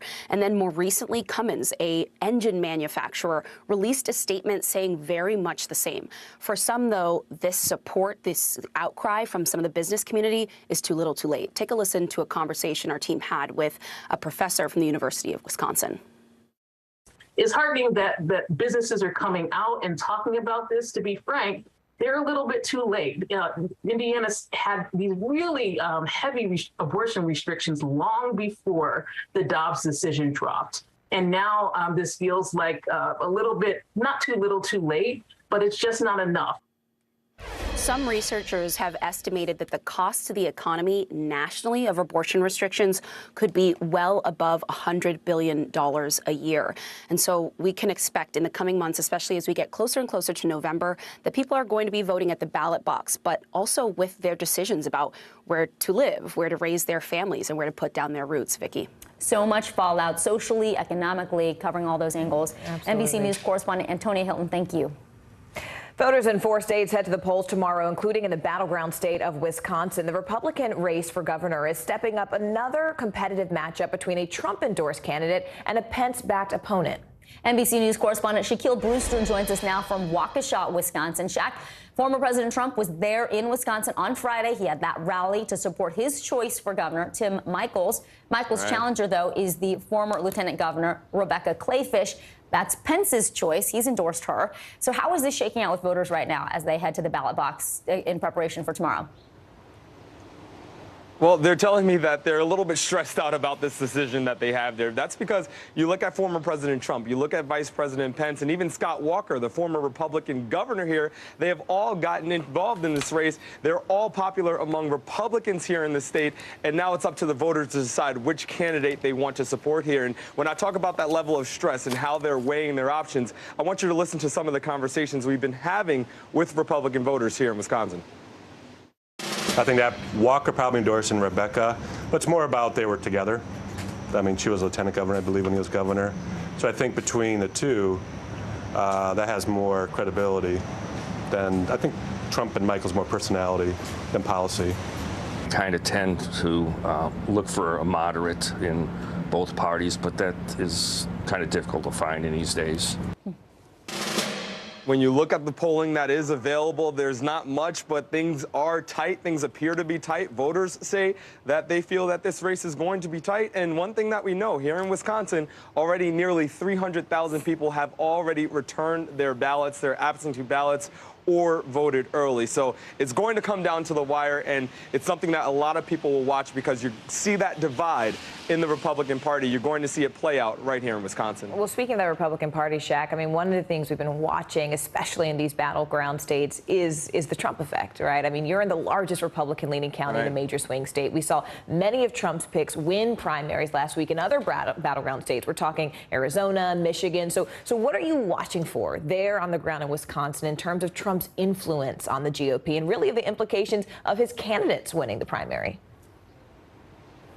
Look, this will be a question, or this will answer the question of how much influence former President Trump has here in Wisconsin in this extreme battleground state. And, you know, one thing that we saw over the course of this campaign is that the candidate that former President Trump endorsed, Tim Michels, he went from not registering in polls, in some of the early polls, he wasn't even a candidate listed, to now being a top contender in this fight with Rebecca Clayfish. So it's going to, we're going to see the impact of former President Trump and his endorsement here. And the reason why we talk about this race having national implications is because they will go on to, this is a battle to see who will take on Democratic Governor Tony Evers. Evers has vetoed election-related legislation that was passed by the Republican legislature, things that would have rolled back some of the access to polls, things that would have rolled back things like early voting and put heavier restrictions on voting in the state of Wisconsin. we know that President Biden won the state of Wisconsin by about 21,000 votes. A lot of that goes to the idea that voting was easier for people. More people came out and voted absentee. If those restrictions are enacted, if what the Republican legislature is signed by a future Republican governor, you can see a potential swinging effect here in the state of Wisconsin. So you have not just people here in Wisconsin watching, but you have national Democrats, national party leaders watching what happens in this governor's race, because it will impact election law for the 2024 election. Yeah, I mean, it's sort of the canary in the coal mine, the metric that the rest of the country is looking at. Shaquille Brewster for us there. Shaq, thank you. Well, the Muslim community in Albuquerque, New Mexico is on edge over several killings targeting Muslim men. Authorities are now asking the public to come forward with any information. Police say they believe the fourth victim who was shot and killed just over the weekend may actually be connected to 3 other similar murders within the past year. NBC's Guad Venegas is in Albuquerque for us. Guad, what more do we know about the potential connection between these murders, and really what's the latest in the investigation? Morgan, well, we know that these are all members of the Muslim community here in Albuquerque. And if you look at the numbers, this is a city of about 500,000 people. Less than 1% are members of that Muslim community. And 4 members of that community have been shot and killed here recently. Now, 3 of them in the last 2 weeks. We know that the last one happened on Friday. The last 3 men that were killed in the last 2 weeks were all originally from Pakistan. Now, authorities haven't shared more details. They want to be very careful. What they have told the community is to be vigilant. There's also a $20,000 reward for any information that could lead to an arrest and conviction of the person or persons responsible for what's happened. And they've now released information of a vehicle of interest. It is a dark gray Volkswagen sedan. They released photos. They're asking members of the public here in Albuquerque to send them information if they've seen this vehicle. There's also a website that local police set up for people to share pictures or videos that could also help with this investigation here in Albuquerque. And you also have local, state police and the FBI all working together to find those responsible, Morgan. Hey, Guad, Vicky here. Local officials and the FBI have told the Muslim community there to stay vigilant. They had a press conference on Saturday. This is terribly frightening. How is the community coping with these shootings? It's such a tight-knit and small community there. Vicky, as I mentioned earlier, you're talking less than 1% of people in Albuquerque belong to this community. So they're terrified. They're scared. In fact, the man that was shot on Friday, Naeem Hussein, we spoke to members of his family. NBC spoke to his family, and they told NBC that he had gone to one of the funerals of the men that were killed the last week and told him to be careful. And now he is one of the latest victims. So authorities have set up a command center near this area where the Islamic Center is. This is where we are right now. And they also have patrol units, extra patrol units in areas that are frequented by the Muslim community. They're telling people that they are alert. And you also have the attention of state authorities. In fact, President Biden has also focused his attention on this. So people know that investigators are working on this, that local, state, and federal police are working to find clues and find what is happening, find out what is happening here in Albuquerque, Vicky. Guad Venegas in Albuquerque, New Mexico. Thank you so much, Guad. Well, one of the 3 white men convicted of murdering Ahmaud Arbery, Travis McMichael, he received a second life sentence just moments ago over federal hate crime charges. McMichael, his father Greg, and William Roddy Bryan were found guilty in February of interference with rights, which is a federal hate crime, and attempted kidnapping in connection to the killing of 25-year-old black man Ahmaud Arbery. NBC News correspondent Ron Allen is following the latest outside the courthouse in Brunswick, Georgia. Look, Ron, you've been there since this event happened. You were following this trial. Explain how the sentences today are different from the previous life sentences the men received just earlier this year. The difference is that this is a federal conviction, federal sentencing, and they are already serving time, life in prison, in a state court. And what was unusual about this hearing today was that it was mostly about where they would serve these life sentences as opposed to how long the sentences would be. The defense was arguing strenuously that going to state prison, that being in state prison for these 2 defendants, for the McMichaels and for William Bryan for that matter, for all 3 of them, but we expect the argument to come later this afternoon, is that it's dangerous for them. It's life-threatening. Travis McMichael's attorney said that him going to state prison was the equivalent of what she called a backdoor death penalty for him because there's so much hatred. She said there have been hundreds, thousands of threats directed against McMichael in state prison, and that if he goes there, he probably won't survive. For their part, the government said essentially that these defendants deserve no special treatment, regardless of who they are and regardless of what's happened. They should go to state prison, and the law says that the first entity to convict, in this case, the state of Georgia, is where the prisoner serves their time. Ahmaud Arbery's family certainly wanted them to stay in state prison. They didn't want the defendants to be able to pick where they could go and be in the prison system of their choosing. Again, the basic difference is that the federal system is thought to be safer, more comfortable, if that's an appropriate word, than the state prison system. So that's what a lot of this argument was about today, and we expect more of that when we hear the sentencing hearing of Gregory McMichael this afternoon, and then William Roddy Bryant, the third man, later this afternoon as well. So, Ron, despite the federal conviction, he will remain in state prison. Clarify that. And also, has the Arbery family, Ahmaud's family, have they reacted yet to this new sentence? They haven't reacted yet. We expect to hear from them shortly. They're outside the courtroom now, taking a break between hearings. It's a grueling and very emotional day for them. Again, this case has been such a powerful case, such an emotional case for the family, for this community, for the country, for that matter, as well. To clarify, they are serving time. McMichaels and William Bryan are serving time in state prison now, a life sentence. That's what they get. Bryan has the possibility of parole after a number of decades. Unlikely he will ever be paroled, however. That's the distinction. That's where they are now in state prison. They were trying to be moved to federal prison. The judge sentenced them to life in federal prison, then refused to make the switch, which is what the defendants wanted and what the family did not want. So, again, the Arbery family is getting what they want out of this process. They're getting justice, I think they would say, but of course none of this brings their son back.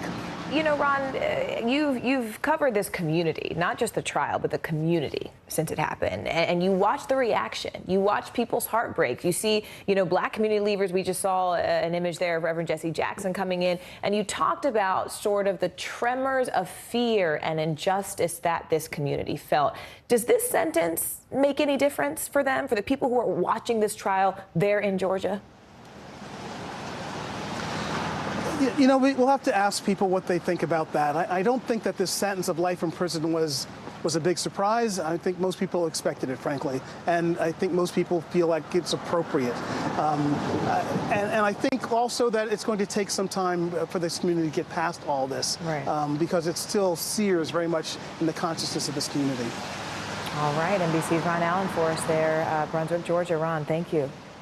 Meanwhile, 55 million people are under heat alerts today from the Northeast down to the Pacific Northwest. Meanwhile, parts of Illinois, Missouri, New Mexico are at risk for flash flooding from heavy rains today. And meteorologists are tracking a potential tropical depression that could turn into a tropical storm later this week in the Caribbean. NBC News meteorologist Michelle Grossman is one of them. She's here to break down the forecast for us. Michelle, good to see you. What are we expecting over this next few days? Good to see you both, and we are busy once again, a new work week, and we're looking at a lot of weather stories today. So 3 major weather stories. We mentioned the heat. We'll look at that. Also potential flooding, some flash flooding in spots, and the potential for our next tropical depression. So we'll start with the heat first. 55 million Americans under a heat advisory. That includes portions of the Pacific Northwest. We're looking at heat starting today through Wednesday, also through the Northeast as well. We had such a warm weekend. It's going to be hot once again today. You factor in that humidity. It's going to feel brutal once again today and tomorrow before we finally feel some relief. Also looking at heat in the St. Louis metro area and portions of the Mississippi Valley. So that relentless heat does continue. We have that jet stream lifted so far to the north. It's allowing in that heat and humidity. New York City today, 92 degrees. It's going to feel close to 100 by this afternoon. It's going to feel like 101 in Dallas and feeling like 104 this afternoon in Little Rock. Tomorrow, not much relief. We're looking at temperatures in Philadelphia close to 96, feeling like 104 104 by the afternoon. It'll feel like 102 in Raleigh, and the heat index in Jackson feeling like 100 degrees. But let me end it here because I want to show you this relief on the way. We're looking at temperatures into the low 80s by Friday, so that will be the payoff. Looking at a really nice weekend in the Northeast by this weekend. We are happy to hear that. Yeah, that's good news. All right, thank you so much. NBC News meteorologist Michelle Grossman, we appreciate it. And coming up, we go overseas. Russian forces allegedly attacking Europe's largest nuclear power plant in Ukraine. The plant saying Russia is threatening to blow it up. Ukrainian President Zelensky now accusing Putin and his forces of terrorism. The details from Ukraine right after this break. The Seduction, Dateline's newest podcast. Listen now. Let's go. This is a critical choke point for this fire.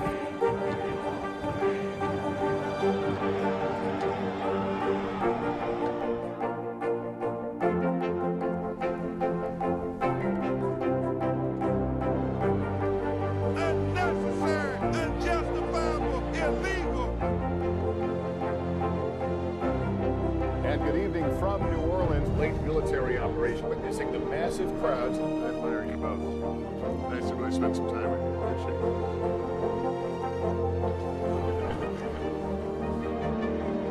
At any moment now.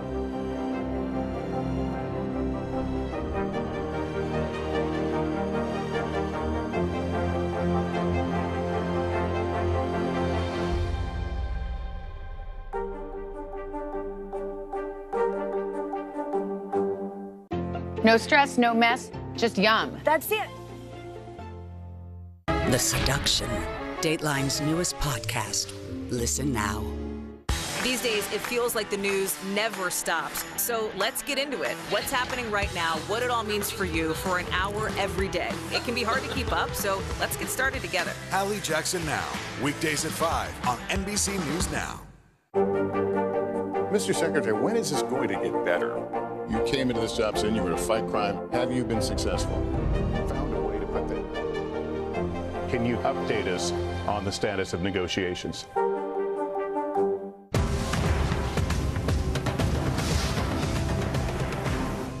And what do you love about fatherhood? The chaos, the learning. Is climate change one of your top priorities? What's your message to girls who want to make a difference in their own communities? Believe in yourself. NBC News, streaming free now. We're here to start conversations about the big things happening in our world, because it's not my job to tell you what to think. My job is to think about what you tell me. Now Tonight with Joshua Johnson, streaming weeknights at 8 on NBC News Now. Desire, deception, and a double cross. The Seduction, a deadly love story only Dateline and Keith Morrison can tell. Listen now, wherever you get your podcasts. NBC News, streaming free now. Desire, deception, and a double cross. The Seduction, a deadly love story only Dateline and Keith Morrison can tell. Listen now, wherever you get your podcasts.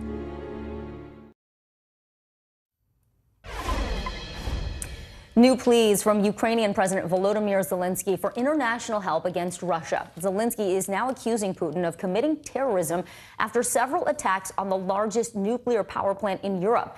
Ukraine's energy company telling NBC News it is the most dangerous nuclear development of this war. NBC News correspondent Morgan Chesky has the latest. This morning, damage to Ukraine's largest nuclear power plant, raising red flags worldwide. The weekend rocket attack destroying high-voltage wires at the Russian-controlled plant, forcing Ukrainian workers to limit output for one of the 6 massive reactors. One employee struck by shrapnel as explosions rang out. Ukraine says Russia is using the Zaporizhzhia plant, nearly twice the size of Chernobyl, as cover, allowing Russia to shell cities without fear of being fired on. Ukraine's president calling the attack terrorism. Ukraine and Russia accused each other of shelling the plant. Russia releasing this video, claiming to show damage inflicted by Ukrainian forces. The United Nations nuclear watchdog saying every principle of nuclear safety has been violated. What we have in Zaporizhia, what we have in Ukraine, the situation is really, really a volatile one. As Ukraine prepares to retake territory in its shell-stricken south, volunteers nationwide helping equip soldiers. In Poltava, teams weave special camouflage for Ukrainian snipers on the front lines. The city now shelters more than 50,000 refugees. Nina Voitova and her daughter Vika fled Kharkiv in March. Their apartment shelled. Vika's school nearly destroyed. So Nina's telling me it wasn't until after they left Kharkiv they realized how close they came. And look at this. Count them. 1, 2, 3, 4, 5, 6, 7 holes from either bullets or shrapnel. The whole family inside this car. Somehow, nobody was hurt. With her third child due in just 1 week, Nina's doing her best to keep her daughter's dream alive. Dancing her way to victory in competitions and hopefully a brighter future. This mother and daughter, just 2 of the 12 million people who have fled their homes in a war that rages on. Morgan, so challenging listening to those families continuing to deal with these things. You talk about Ukrainian forces who are now preparing to retake territory in the south. That's a bit of good news for people still living there. Talk to us about their plans, the offensive. What do you know? Yeah, Vicki, we know this offensive should be launching here shortly. And if I just am quiet for a sec. Yeah, we hear the air raids there. You will hear the tail end of an air raid siren here in Poltava. We believe we're okay right now. We have shelter just a few feet away, but this captures the life that these folks have been living in now for months. We are closer to central Ukraine than the front lines, so the threat not as dangerous here, but this is just an all too real reminder of what these people are living in, day out. The last shelling that happened in this region was several months ago. So that's why our crew felt safe enough to stay here. A far different cry from what we're seeing on the front lines near constant shelling. Kharkiv damaged again today. As for that offensive that you mentioned, we spoke to Ukrainian officials. One of the areas they want to focus in on in the coming months is Kherson to the south. That's just across the water from the port city of Odessa. They believe it is vital to hold on to that area. And officials say they believe that they can retake that southern region, hopefully before winter. Of course, the drop in temperature making it significantly harder to let the fight keep going on. Vicki. Morgan, be safe. Thank you for your great reporting. We appreciate it. Staying overseas, let's go to Cuba, where there's a frantic search happening now for nearly 20 people missing after lightning sparks a massive fire from an oil storage tank. One person is dead and more than 120 are recovering. That fire quickly spread to a second tank nearby, forcing nearly 5,000 people working and living near that base to evacuate. NBC News reporter Ed Augustin joins us now live from Havana. At first, if you can, just bring us up to speed. What exactly do we know about the search and about what happened? In terms of the search, there's only been one person confirmed dead so far, 16 still missing, and those missing are all confirmed to be firefighters. And I think it's safe to say the chances that they'll be found are very slim, unfortunately. Why?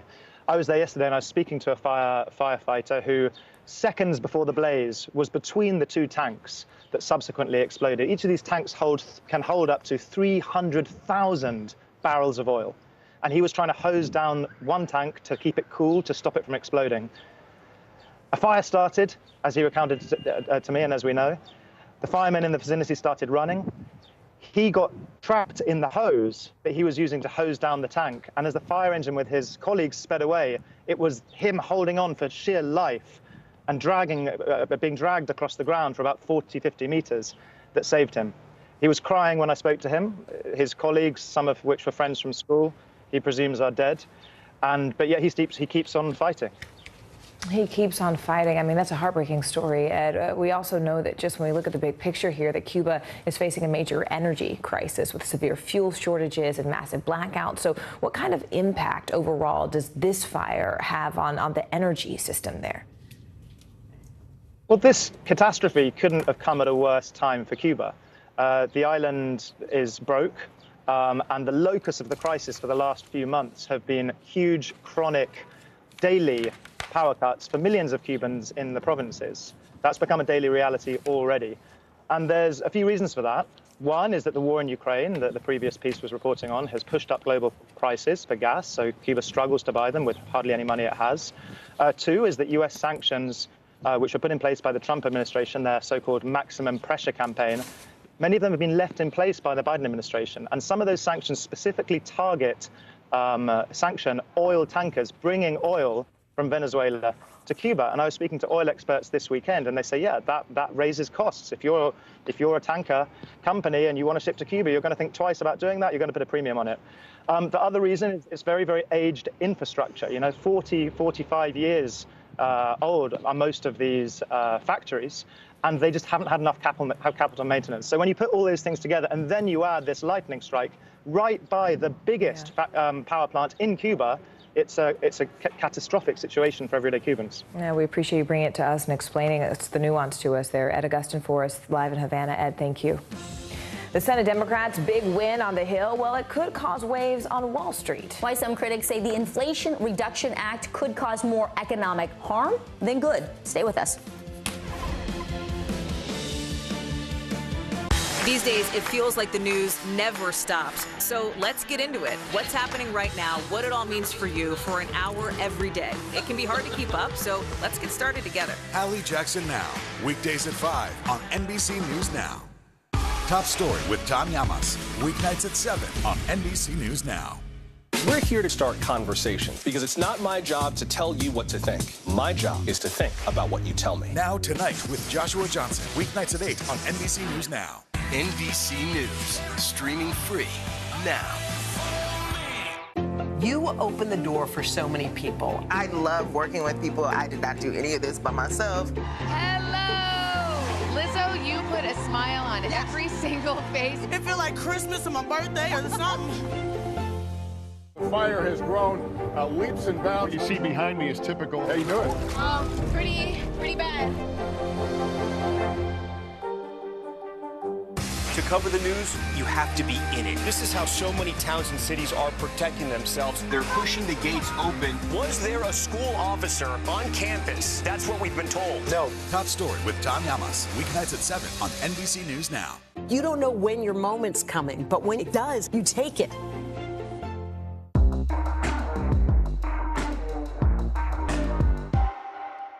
These days, it feels like the news never stops. So let's get into it. What's happening right now, what it all means for you for an hour every day. It can be hard to keep up, so let's get started together. Hallie Jackson Now, weekdays at 5 on NBC News Now. The indictment of a former president, or perhaps candidate for president, would arguably tear the country apart. Is that your concern? Can you update us on the status of negotiations? Top Story with Tom Llamas, weeknights at 7 on NBC News Now. Okay, well, it is a nice start to the week on Wall Street. The Dow is in positive territory, and the S&P is building on 3 straight weeks of gains. That's right. The markets are bracing for key inflation numbers that could shed light on the Fed's next steps to slow runaway prices. Now, CNBC reporter Bertha Coombs joins us now with a look at where we're seeing the biggest moves today. Bertha, give us the big picture. I mean, one of the dominating headlines right now is the Senate, of course, passing the Inflation Reduction Act. So how are markets reacting to that? And why are some critics saying it could actually hurt the economy? Well, you know, some of the areas that will do well are moving higher today, like the electric vehicle makers, solar power panel makers. They're going to be seeing more subsidies for people who are investing in those things. So that is driving that sector higher. But that's one of the things that has critics saying that this doesn't actually reduce inflation. One of the things that helped reduce inflation over the last couple of years was all this federal spending. You know, it fuels government spending for things like the extension of the enhanced Obamacare plan subsidies for another 3 years. Those pandemic-level subsidies were a lot higher than the original subsidies. On the other hand, some of the things that people on Wall Street don't like about this is also the fact that it's going to impose a tax on companies that buy back their stock. They do that often to try to maintain shareholder equity, integrity, but they're going to be taxed every time they do big buybacks. And some of the big tech companies are some of the big leaders when it comes to that.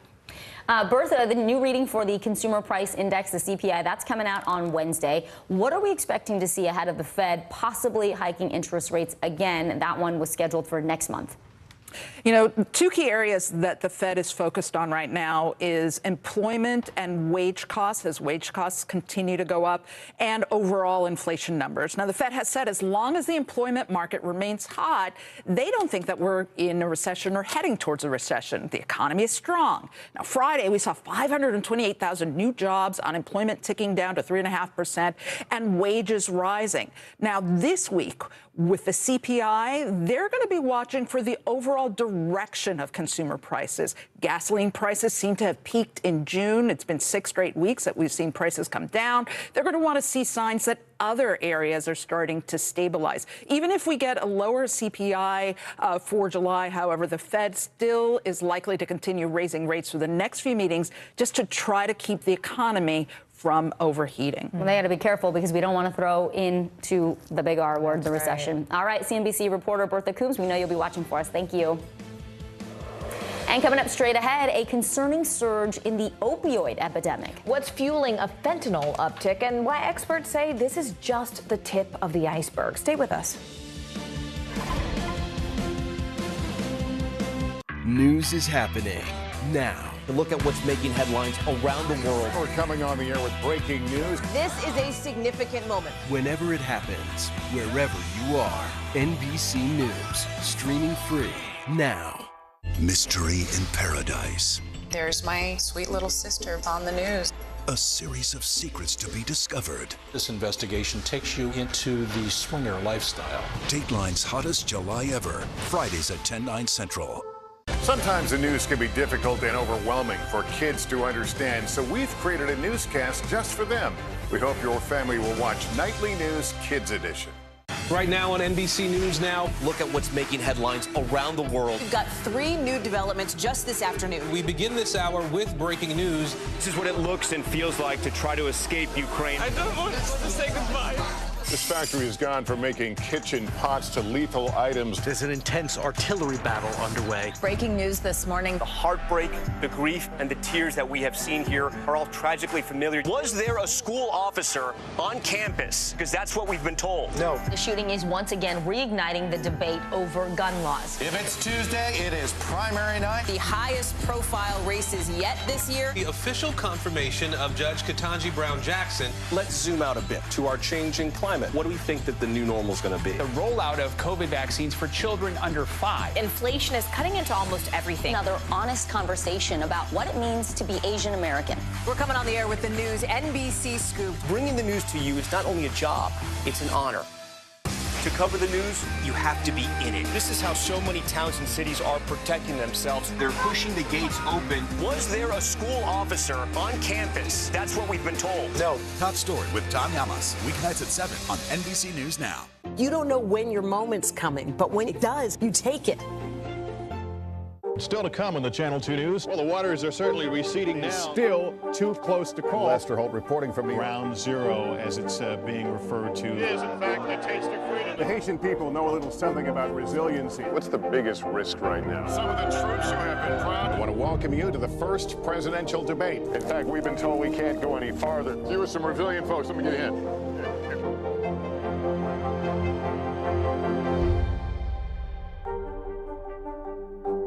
Uvalde, Texas, a small town that has become yet another landmark. How long do you think it took for all this damage to occur? Can you tell us what it was like? With our NBC News exclusive.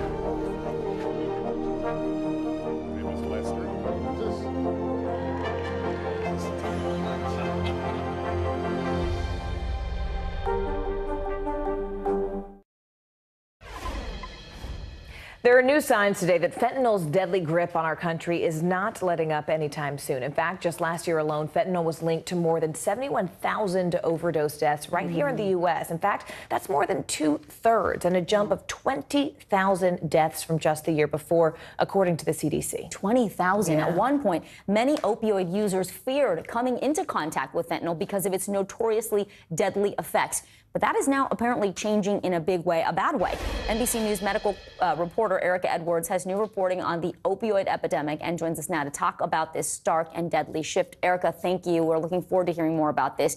How did it happen? Bring us through how we went from drug users worrying about fentanyl contamination as it was being cut into heroin to make the heroin even cheaper. Now fentanyl is becoming the drug of choice, according to what you found. Yeah, hey, Vicki, you're right, absolutely right. You know, a lot of this has to do with tolerance. As you said, we've known that many of these street drugs, like heroin, have been laced with fentanyl, mainly because it's so cheap, and drug dealers use it to extend their drug supply. But now experts are saying that a growing number of people are actually becoming so tolerant of heroin that they're turning to fentanyl, which is up to 50 times stronger. Because it's so potent, you know, when people overdose, it takes a lot more Narcan, that naloxone drug, to help reverse those overdoses. Vicki, Morgan? You know, Erica, the big question here is sort of why? I mean, why now? What is fueling this fentanyl boom? A growing number of people are actually smoking pure fentanyl rather than mixing it with a drug and then injecting it. Some say that this could certainly lead to more widespread use of the drug. Clearly, you know, no matter how you're ingesting illicit fentanyl, it's going to be dangerous, right? However, there are some addiction experts who say that perhaps moving from injections to smoking could be a useful drug harm reduction plan because it eliminates the need for shared needles, thus reducing the risk for infections like HIV and hepatitis C. Guys. Wow. All right. NBC News medical reporter Erica Edwards. Erica, thank you. Well, instead of scrubbing in, some surgeons are now logging on to the metaverse. I can't believe it. Virtual reality technology, like the type that we typically see in video games, is now revolutionizing the medical world. In fact, doctors can collaborate with their teams and even prep for surgeries from a continent away. Wow. NBC News technology correspondent Jake Ward joins us now with the details on this exciting new technology. Jake, I've been dying to see the story all day. I just can't, I mean, it makes sense. I'm just trying to figure out how this is going to work from a virtual world away. It is amazing, Morgan. I'm typically pretty cynical about this kind of stuff, but this was an extraordinary thing to see how basically the democratization of learning anatomy, not to mention putting great medical minds together from a continent away, is now possible because of this technology. Mark Griswold may appear to be by himself, but this Case Western Reserve professor is not alone. So this is a brain simulation of a patient. This is the virtual room Griswold is in. And those three blue heads around him, they are avatars for world-class surgeons. I'm in Durham, North Carolina right now. I'm in Western Mass on vacation. And I'm in Dublin, Ireland at a meeting. They're thousands of miles apart, but together they're working to revolutionize healthcare as they gather around a 3D rendering of a brain to map out a complex surgery. This kind of consultation used to take days of video calls. Now, using HoloLens technology from Microsoft, it takes perhaps an hour. You tighten it up a little bit in the back. They even had time to let me join in. And here's our surgical planning team. Wow. And what you're seeing in front of us is a brain. My unwashed, untrained hand can go into this brain. That's unbelievable. Yeah. Wow. And it's not just a whole new virtual world for surgery. What you can see now is that we've got a skeleton with us in the room here. To see the nerves and how they bundle together inside the spine. Here's what I'm seeing through my headset. I can look at the chest, I can look at the face. It's a new way to teach anatomy that doesn't involve costly cadavers. At Case Western Reserve School of Medicine, researchers have found these virtual models help medical students learn twice as fast and keep the knowledge longer. It's awesome. I think it's like one of the things about studying anatomy is really seeing exactly how it lays in space. And I don't know that I ever would have gotten that without a virtual reality experience. And as this technology becomes more widely available, so will this knowledge, even beyond medical school. You'll have high school students arriving with a medical student's command of anatomy if they want it. Exactly. And that's the power of this kind of technology. I could do this at any high school in America as long as I've got a Wi-Fi signal. So here we're just looking at the muscular system. For developing nations, community colleges, even nursing programs where this sort of training may have been off limits, now virtual learning is democratizing what has been an elite understanding of the human body. Absolutely fascinating stuff, Jake. And, you know, we see the use of the metaverse socially. We see it for retail. But to me, this is what is really exciting, that you can actually link people in different countries. As you said, the democratization of healthcare. What other applications are they thinking about for this? I mean, potentially in a future pandemic, how could you see the virtual reality technology from the metaverse be used? Well, Vicki, there are so many amazing applications you could imagine. I mean, there are two big things that, for me, really set this thing into a whole other category, make it so revolutionary. One of them is the fact that until now, if you were running a major medical school in the United States, you had to set aside time and resources and a building for what's known as a cadaver lab. You need to bring in ethically sourced, donated bodies. When you donate your body to science, very often what you are doing is donating your body to a medical school program so that the students there, first-year anatomy students, can get inside and see how the body is laid out. Now, that is incredibly difficult to do. You need the ventilation systems, you need the chemistry, you need the chemical and hazmat storage, you need all this stuff. Well, if you're teaching them anatomy this way, you don't need any of that. All you need is a couple of these VR headsets and a server, and you're good to go. That also has this incredible effect on the ability of medical students to really be curious in a really amazing way. So one thing is, it's not for the faint of heart to go inside a deceased human body, right? And I spoke to one specialist there, one first-year medical student, who said that he had been interested in orthopedic surgery, right, doing bones, but now, thanks to this technology, he's interested in ear, nose, and throat. Interesting. Because you got to be you got to have a tough stomach to go inside the ear, nose, and throat of a cadaver, right? But in this case, he could get into it and think about it and be excited about it. So it separates out the really difficult work of doing anatomy that way from the specialization here. Now, that's one big part of it. The other big one here, Vicki, and this is more to your question, is patience, right? If I'm told that I need a piece of surgery, or I have something going on with my knees, which I totally do, or any of these kinds of things, right? You could put on one of these headsets and be shown, here's the inside of your knee, here's the thing that hurts, here's what needs to get changed. Well, this is the thing, right? Maybe some patients don't want to know. Right, might be a little much for you, but you could look inside your own x-rays, be shown around, walk around them with a physician and say, oh, I get it. I see why I'm going to need 6 months of rehab, all this stuff. Before we let you go, Jake, real quick, you put on that headset. A lot of times this stuff is not quite ready for prime time. How realistic was it for you when you were going into the nerves and seeing that? How much motor control, really, did you have? Did you feel it was very accurate? Here's what's so amazing about it, right? So this technology has actually been around since long before the metaverse was a concept. They've been working with this for a while, but it's really taking off now that that concept is becoming mainstreamed. And in my case, I got to lean into the body. This is the thing you don't really understand at first, is you don't have to just stand back from it, walk around it. Once you lean into it, the body, the image peels away layers, and you're going inside through the back of the head, all of that stuff. So it's incredibly realistic, and you add some haptic stuff, some touching, and suddenly you're going to be in a whole new world. It's an amazing piece of technology. It's already a whole new world, it sounds like. Can't get enough of it. NBC News technology correspondent Jacob Ward, we appreciate it. Thank you. All right, well, coming up, another Britney Spears family fight spills out onto social media. Yeah, we'll tell you why the singer is going after her ex-husband, Kevin Federline, just after the break. Stay with us.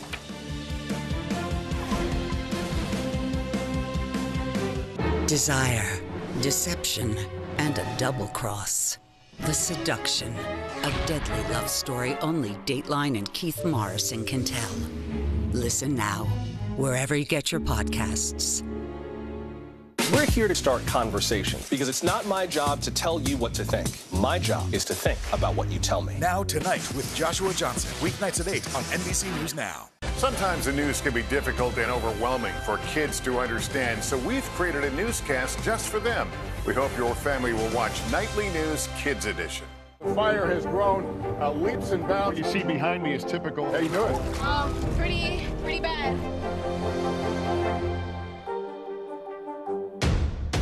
The day's biggest political stories with trusted insight now and expert analysis now. A daily look at the politics behind the headlines. Meet the Press Now, streaming weekdays at 4 p.m. on NBC News Now.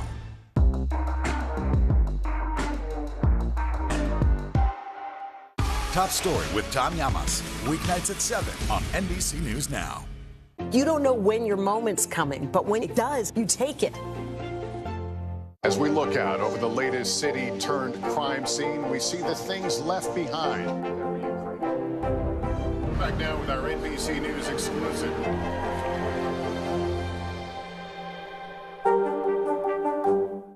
Top Story with Tom Llamas is your news playlist on NBC News Now. And now, you can listen to it as a podcast. Available anytime and anywhere. The fire has grown leaps and bounds. What you see behind me is typical. How you doing? Pretty bad. You don't know when your moment's coming, but when it does, you take it. Hallie Jackson Now, weekdays at 5 on NBC News Now. Hi. Topping what's popping now, the Bayhive is coming through for their queen. Beyonce's latest album, Renaissance, is #1 on the Billboard chart today. Now, This is her 7th solo #1 album and the first album by a woman to actually top the Billboard chart this year. All right, here we are on August 8th. Very cool.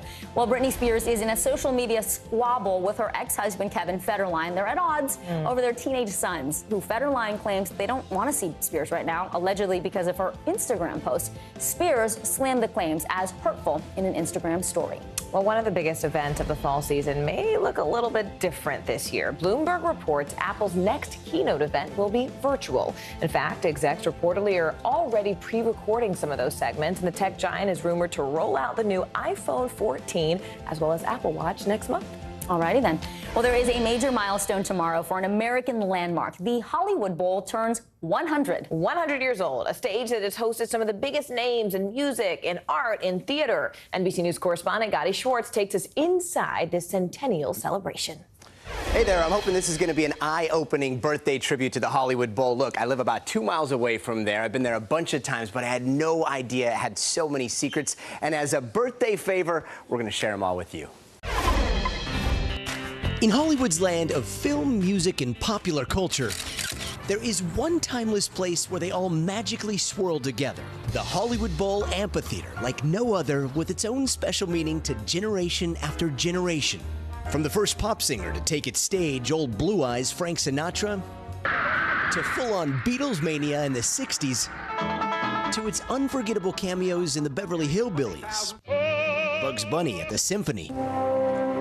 The Hollywood Bowl also becoming the place where film composers like John Williams could bring movie music alive, even with a little help from E.T. I love the Hollywood Bowl. I come here as often as I can, and it really represents a part of Hollywood that, earns those words, Hollywood. But it all started when a set of musicians searching for the best natural acoustics found them here in a quiet little picnic area called Daisy Dell. The founders, when they were here in Los Angeles, it just was starting to grow. And there was this belief that there wasn't any culture here. And they were like, no, there absolutely is. Like, we can be Athens. We can be this great cultural capital. Mark Ladd has worked here for more than 30 years and seen decades of visitors in awe. They come into this theater and their eyes kind of pop out of their head. And I think even when you're on the stage, you look up and you see the size of this place, and it's quite a thrill. And along its storied past are Hollywood Bowl secrets that only locals seem to know. Like the time Jimi Hendrix saved hundreds of people from electrocution when he caught a microphone with a foot before it fell into a pool full of fans. Or the fact that you can still snag seats with some of the best views for $1. The Bowl has always been about the community, for families to be able to come, for multiple generations to be able to come. But my favorite secret of all? The Hollywood Bowl is actually an 88-acre public park, which means most days anyone can swing by in the morning for a walk or a workout for free. It's one of the icons of LA. You want to come here and experience this, and to do it in this setting, to do it this way, working out, there's nothing like it. If you hit every step, it's a full mile of stairs. This is quite a way to start the weekend. Yeah, exactly. This is a great way to kick off the weekend. Get a good workout, get those endorphins going. And sometimes you might even get lucky and catch the LA Philharmonic and our beloved maestro Gustavo Dudamel rehearsing, or that night's performer getting ready for a show. It's the most magical place in LA. It belongs to us. It belongs to everybody here in Los Angeles. This is our space. This is our shared space, like to connect as a community through music. An icon of music belonging to everyone that has stood for 100 years. Happy birthday, Hollywood Bowl!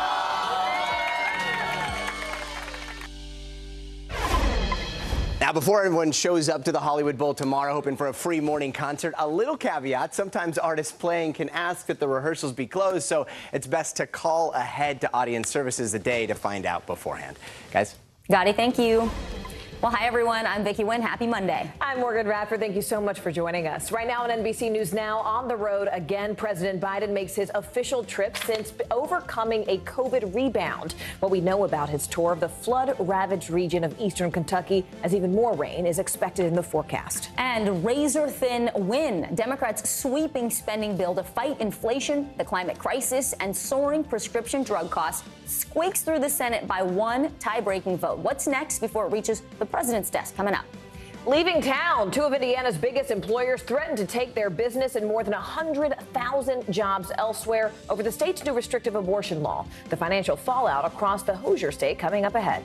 And hot streak, another week, another heat wave for tens of millions of people from the Pacific Northwest to New England, where it will feel like 110 degrees today, a little later.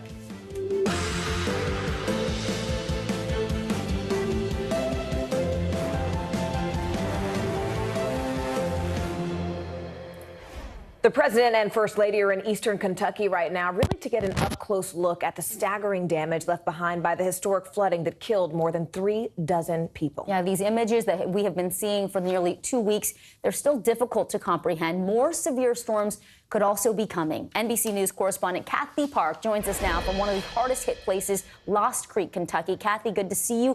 What are we expecting to see and hear from the president and first lady today during their visit? Vicki, Morgan, good to be with you both. So they are on the ground here in eastern Kentucky, and the plan is to essentially survey the damage, and it's extensive because it spans over 12 counties, and we're in one of those counties right now in Breathitt. They will also talk to some of the flood victims in the region as well, and as they have these conversations, they will see what the needs are, and the need is great. There is so much recovery still left. There is so much damage here on the ground. We got here several hours ago, and we got a first look at the damage, and it really is extensive. You have mud covering just about everything. The water has since receded, but now you're getting an up-close look at the damage left behind. Some of these homes have literally been lifted off their foundation. One official said that it looks like it's a combination of both a tornado and a flood because the water came in so fast. At times, at the height of the storm, the water came down at anywhere between 2 to 4 inches an hour, and over a 4-day span, we were told from forecasters that some regions, some communities saw anywhere between 12 to 14 inches of rain. Kathy, people are still really trying to ultimately wrap their heads around the scope of this damage with so many people now deceased. I mean, how are the communities responding as they prepare now for the threat of even more severe flooding coming their way?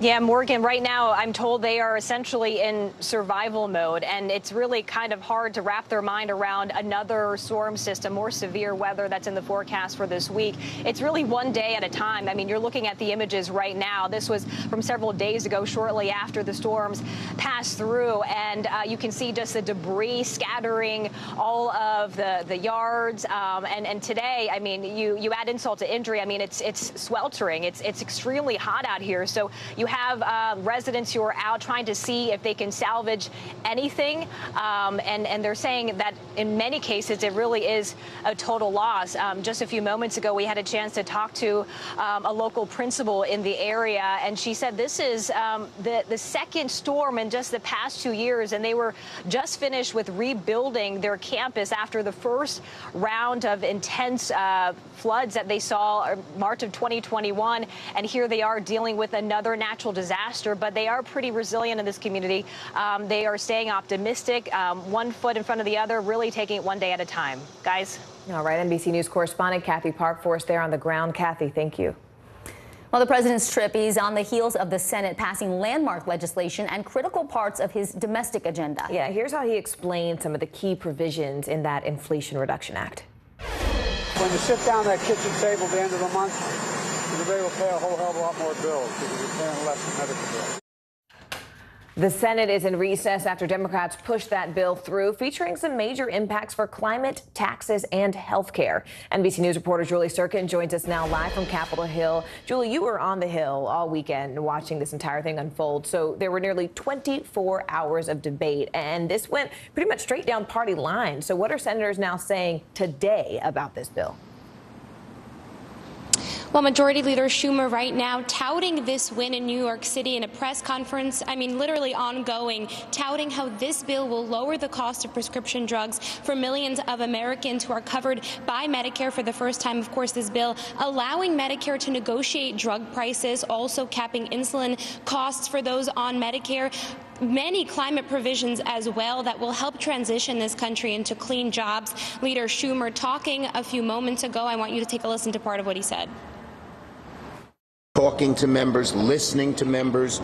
You know, when you have to get something done like this in a caucus that is so broad, as I say, from Bernie Sanders to Joe Manchin, you have to listen to members and respect them. Joe Manchin and I had some really heated arguments, and as he said, I turned the dogs on him when he backed off the agreement a week ago, 2 weeks ago Thursday. But we always showed each other respect. Yeah, my favorite moment right before he was talking about that, Morgan and Vicky, was when he held up his flip phone and he said, "This is my secret to success," because he said he communicated directly with members, no staff involved to get this bill across the finish line. He also previewed that they'll be putting Republicans on the spot again about insulin for those with private health insurance, which Republicans stripped out of the bill. He said we can look forward to that in September, and really quickly asked when we can see the effects of this bill. He said over the next few months and lowering inflation over the next year. I love that. Pick up the phone directly. That was I was going to say the flip phone. Okay, Julie. Throw it back. Yeah, throw it back for sure. Let's look ahead. Speaker Pelosi says the House is going to move swiftly, but of course we know that doesn't mean there won't be any debate. So what should we be watching for as this legislation now moves into its next phase in the House? Yeah, they're going to take it up on Friday. Speaker Pelosi already approved that, blessed that process. Yesterday, she touted this legislation and applauded Senate Democrats for getting it done. We haven't heard too much commotion from House Democrats. We did have some talking points that the Congressional Progressive Caucus members are circulating among themselves, of course, like Senator Bernie Sanders, Senator Elizabeth Warren, and other progressives in the Senate. They're not the happiest with this legislation. They say it doesn't go far enough to address child care, pre-K, universal college, and all those things that they had in the Build Back Better plan that didn't make it into this bill. But nonetheless, they're not going to stand in the way. They're not going to let perfect be enemy of the good, as they say. And so they're expected to vote for it. And President Biden will then sign it shortly after.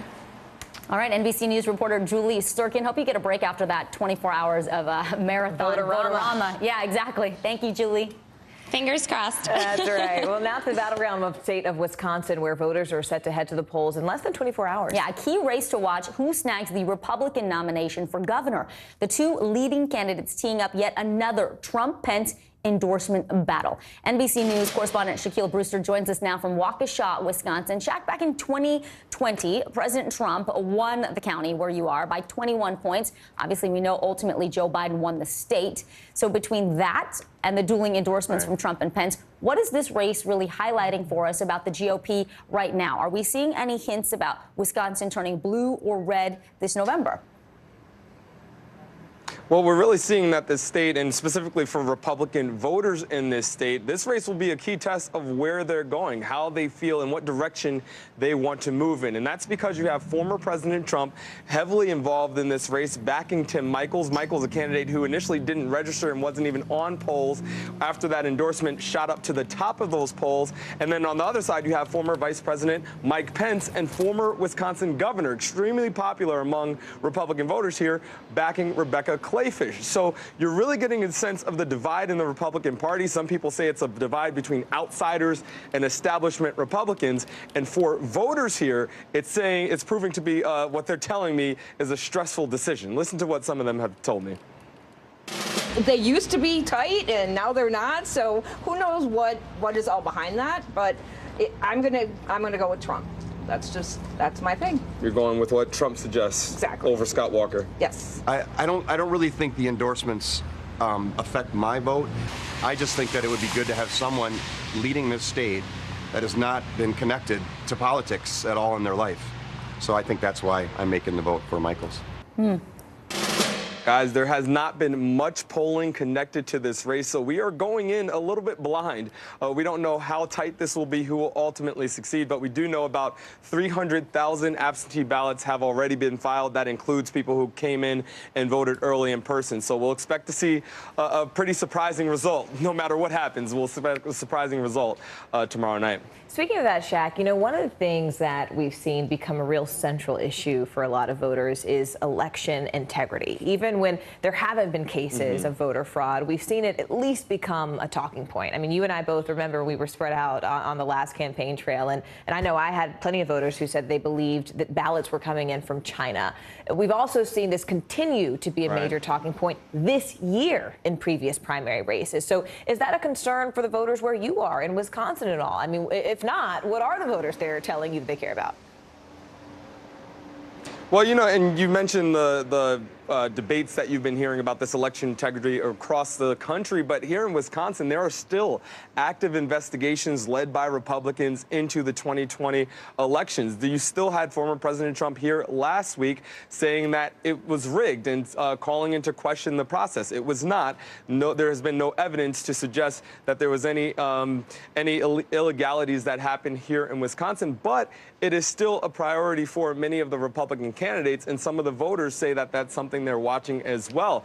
It's not just elections, and people are not just looking back into 2020 election, but they've been telling me, and I think every voter that you heard from in that sound there, they said it was the economy that was top of mind for them. They mentioned inflation. They mentioned gas prices here. So it's a little bit of both. They say, yes, we are focused on election rules. We want to see those rules to be restricted here in Wisconsin. The Wisconsin Elections Commission is a big target for all of the Republican candidates.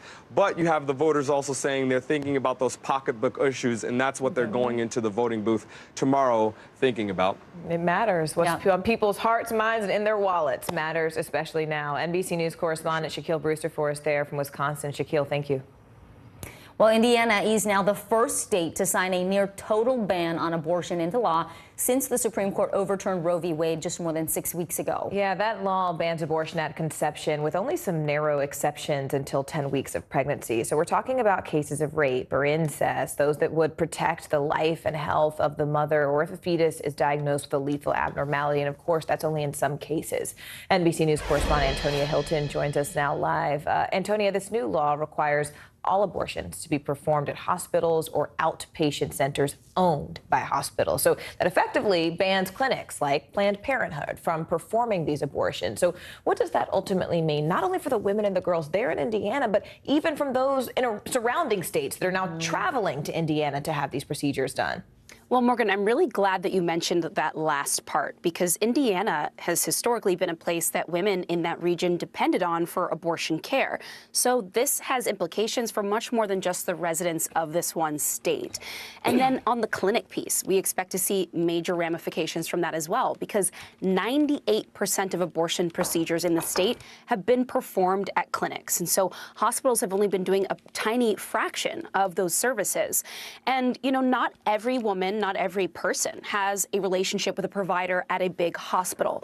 Not everyone lives near a hospital. So this is going to drastically change the landscape, and it likely means that women within this state and women who were depending on this state for that kind of care, they're going to be going to places like Illinois and Michigan. They're going to need to take time off work. This could be extremely costly. Take a listen to Dr. Tiffany Green with the University of Wisconsin describing some of the possible fallout. We have studies from economists and demographers and sociologists that clearly show evidence of increased poverty, financial harm when it comes to denying people abortions. And it doesn't matter for what reason, right? It could be because of rape or incest. But, you know, I try not to adjudicate people's reasons for an abortion. And the reality is being denied an abortion for whatever reason is linked to adverse socioeconomic outcomes, period. Indiana is at the center of the national debate right now. First, because the nation was watching the recent story of a 10-year-old who was raped in Ohio and went to Indiana for care, and the debate that ensued for weeks after that. But also because with the passage of this legislation, this really isn't the end. Of course, people who are pro-abortion are going to be looking at their legal and political options, but even those who are anti-abortion, many of them were angry at the Republicans who worked on this, saying that it didn't go far enough, and they're going to be lobbying lawmakers to go further. Morgan. I think it's so important what you said at the heart of the national debate, because the truth is it's actually even bigger than that. I mean, you talk about Indiana being a safe space for a lot of women regionally, but I've talked to people in my own reporting who are traveling to Mexico to get abortion care. So they're even crossing international lines. Some of the women who provide that abortion care said that people will come on vacation. You know, they'll take an extra day and they will fly here to get the care that they need. And that actually means that people who are universally disproportionately affected would be the people who are less affluent, who can't afford those plane tickets, can't go. And that leads to our next question, Antonia. Talk about this decision for Indiana. We know drug maker Eli Lilly, one of the state's largest employers, has already said, in part, given this new law, we will be forced to plan for more employment growth outside our home state. There are other major companies also thinking about taking basically their business away from Indiana. What does this mean economically for that state and the people there? That's right, Vicki. And I think in the coming days and months, people are going to be studying the connections between abortion access and the economy really closely. And this is going to be in Indiana, but elsewhere. And that's because researchers, going back to 2021, have been estimating that these kinds of abortion restrictions could cost the national economy upwards of $100 billion a year. And that's a conservative estimate, they say. And so in Indiana specifically, you have Eli Lilly, the pharma company you mentioned, coming out saying that despite being based there for about 150 years, they're now going to be looking at employment growth elsewhere. You have Cummins, a engine manufacturer that also employs thousands of people in Indiana, saying the same. And that is because people are going to be not just voting on this issue, but making decisions about their lives, their family planning, what states they're willing to move to based on all of this as well, Vicki. So many implications. NBC News correspondent Antonia Hilton, we appreciate it. Thank you, Antonia. One of the 3 Georgia men convicted of murdering Ahmaud Arbery has another life sentence tacked on, this one for federal hate crimes. 36-year-old Travis McMichael was the one who shot the 25-year-old Ahmaud Arbery back in 2020. His father, Greg, and neighbor William Roddy Bryan, who were also sentenced earlier this year to life in the state trial. They are awaiting their federal hate crimes charges later today. NBC News correspondent Ron Allen is standing by outside the courthouse in Brunswick, Georgia for us. Ron, break down the biggest difference between what we're looking at, the state trial sentencing and the new federal sentencing. You were telling us earlier it's really about, where these men serve their time. Yeah, in both cases, the state and the federal case, there are life sentences involved. The defendants are going to argue, Greg McMichael and William Bryan, along with Travis McMichael this morning, that they just feel safer in a federal prison. Travis McMichael's attorneys talked about that he's received hundreds, if not thousands, of death threats. She said that him serving time in state prison is like what she described as a death penalty, a backdoor death penalty, she called it, because these defendants, these convicted killers, are so notorious throughout the state of Georgia. So that's what the argument was about, them trying to serve their time in federal prison where essentially they think it will be safer. The judge rejected that. Arbery's family has rejected that. They want them to serve the time in state prison, which is the way the law essentially reads. And that was a lot of back and forth about that during the course of the hearing this morning. But the bottom line is that he faces life in prison. He will serve the time in state prison, and he does not have the possibility of parole from that sentence. And Ron, based on what we've seen thus far from the judge, does it appear that Greg McMichael or William Roddy Bryan will actually receive different sentences than Travis McMichael? No, they're convicted of the same hate crime, the same federal hate crime, although William Bryan does not face the charge of using a firearm because he didn't use a firearm. In the state proceeding, Bryant is the only one who has the possibility of parole to his life sentence. But Greg McMichael may also argue, based on some court documents that his attorneys have filed, that he is an ex-law enforcement person, that he worked in the court system, which they argue increases the danger for him in state prison. But based on what the judge was saying earlier today in the Travis McMichael hearing, and remember, Travis McMichael is the one who pulled the trigger several times, it's unlikely that the other two are not going to get life as well and be sent back to state prison where they are already serving their time. So that's what we expect to happen. That's what the family has been demanding. All right, NBC News correspondent Ron Allen following this case from the beginning. We appreciate it, Ron.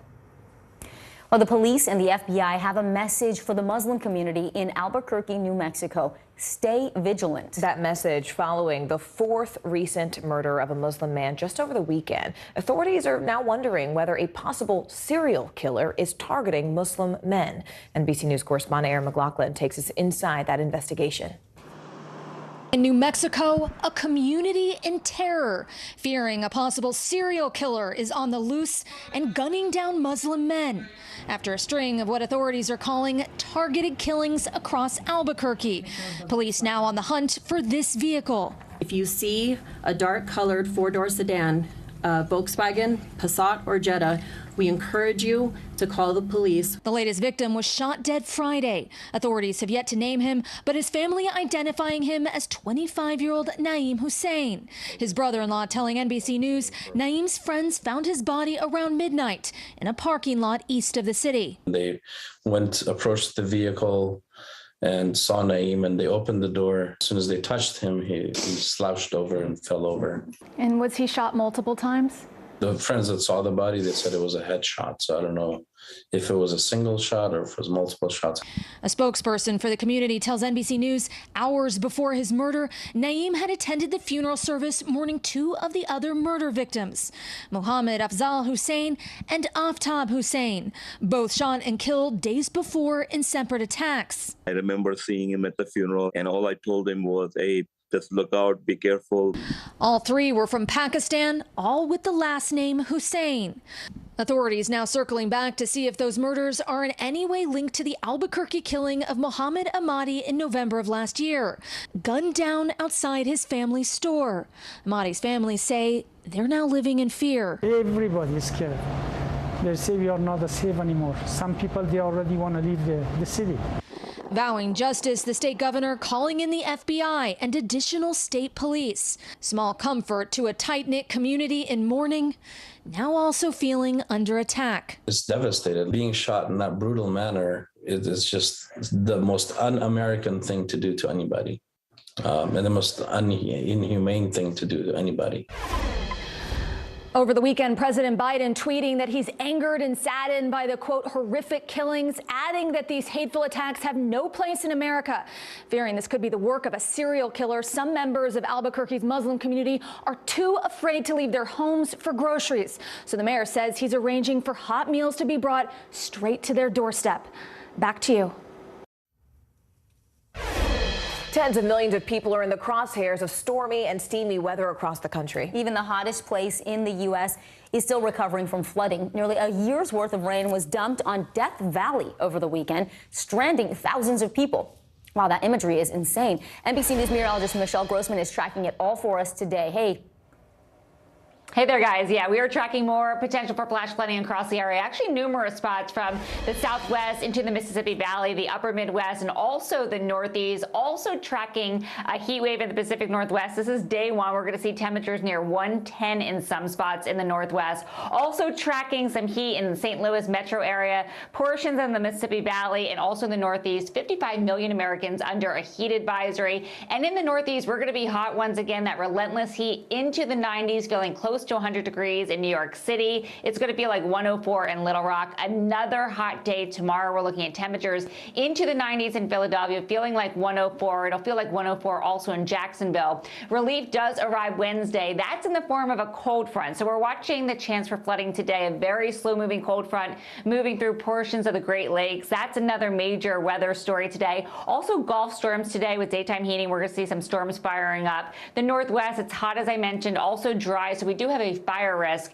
and watching the chance of monsoonal flooding in portions of the Southwest. So this is our flash flood risk today. Again, life-threatening events where we're looking from the Southwest into the Great Lakes, the Mississippi Valley, also portions of the Northeast, especially into New England. And that's because we're seeing rainfall rates of 1, even 2 inches per hour. So we're going to be watching that closely today. Also tomorrow, and I do want to show you this real quick because we do have the chance of some flooding, unfortunately, in those flood-ravaged areas, you guys, into portions of eastern Kentucky and also West Virginia. Back to you.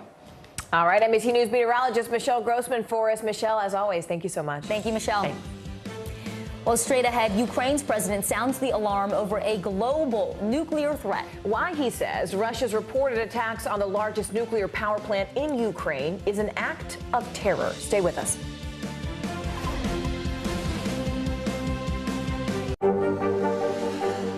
Tonight, I interviewed Secretary of Transportation Pete Buttigieg about the ongoing delays. You seem to be pointing the finger at the airlines. They're pointing the finger back. Mr. Secretary, when is this going to get better? Harry Styles!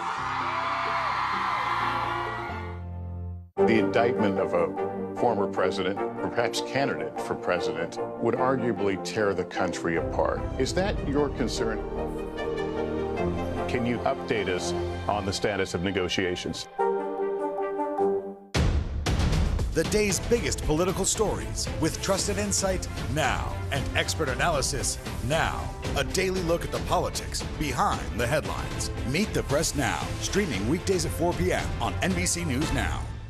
We're here to start conversations about the big things happening in our world, because it's not my job to tell you what to think. My job is to think about what you tell me. Now Tonight with Joshua Johnson, streaming weeknights at 8 on NBC News Now. Mr. Secretary, when is this going to get better? You came into this job saying you were going to fight crime. Have you been successful? Found a way to put that. Can you update us on the status of negotiations? Desire, deception, and a double cross. The Seduction, a deadly love story only Dateline and Keith Morrison can tell. Listen now, wherever you get your podcasts. Harry Styles!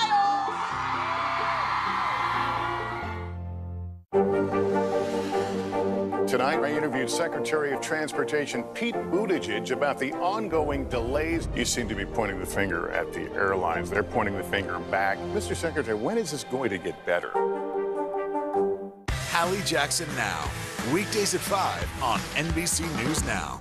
Welcome back to Today. We got a lot to celebrate on this Wednesday morning. It's good to have you along with us. You don't know when your moment's coming, but when it does, you take it. Everybody good, and that's it! Top Story with Tom Llamas, weeknights at 7 on NBC News Now. News is happening now. Look at what's making headlines around the world. Right now on Morning News Now. We're coming on the air with breaking news. And this is a significant moment. Whenever it happens, wherever you are, NBC News, streaming free now.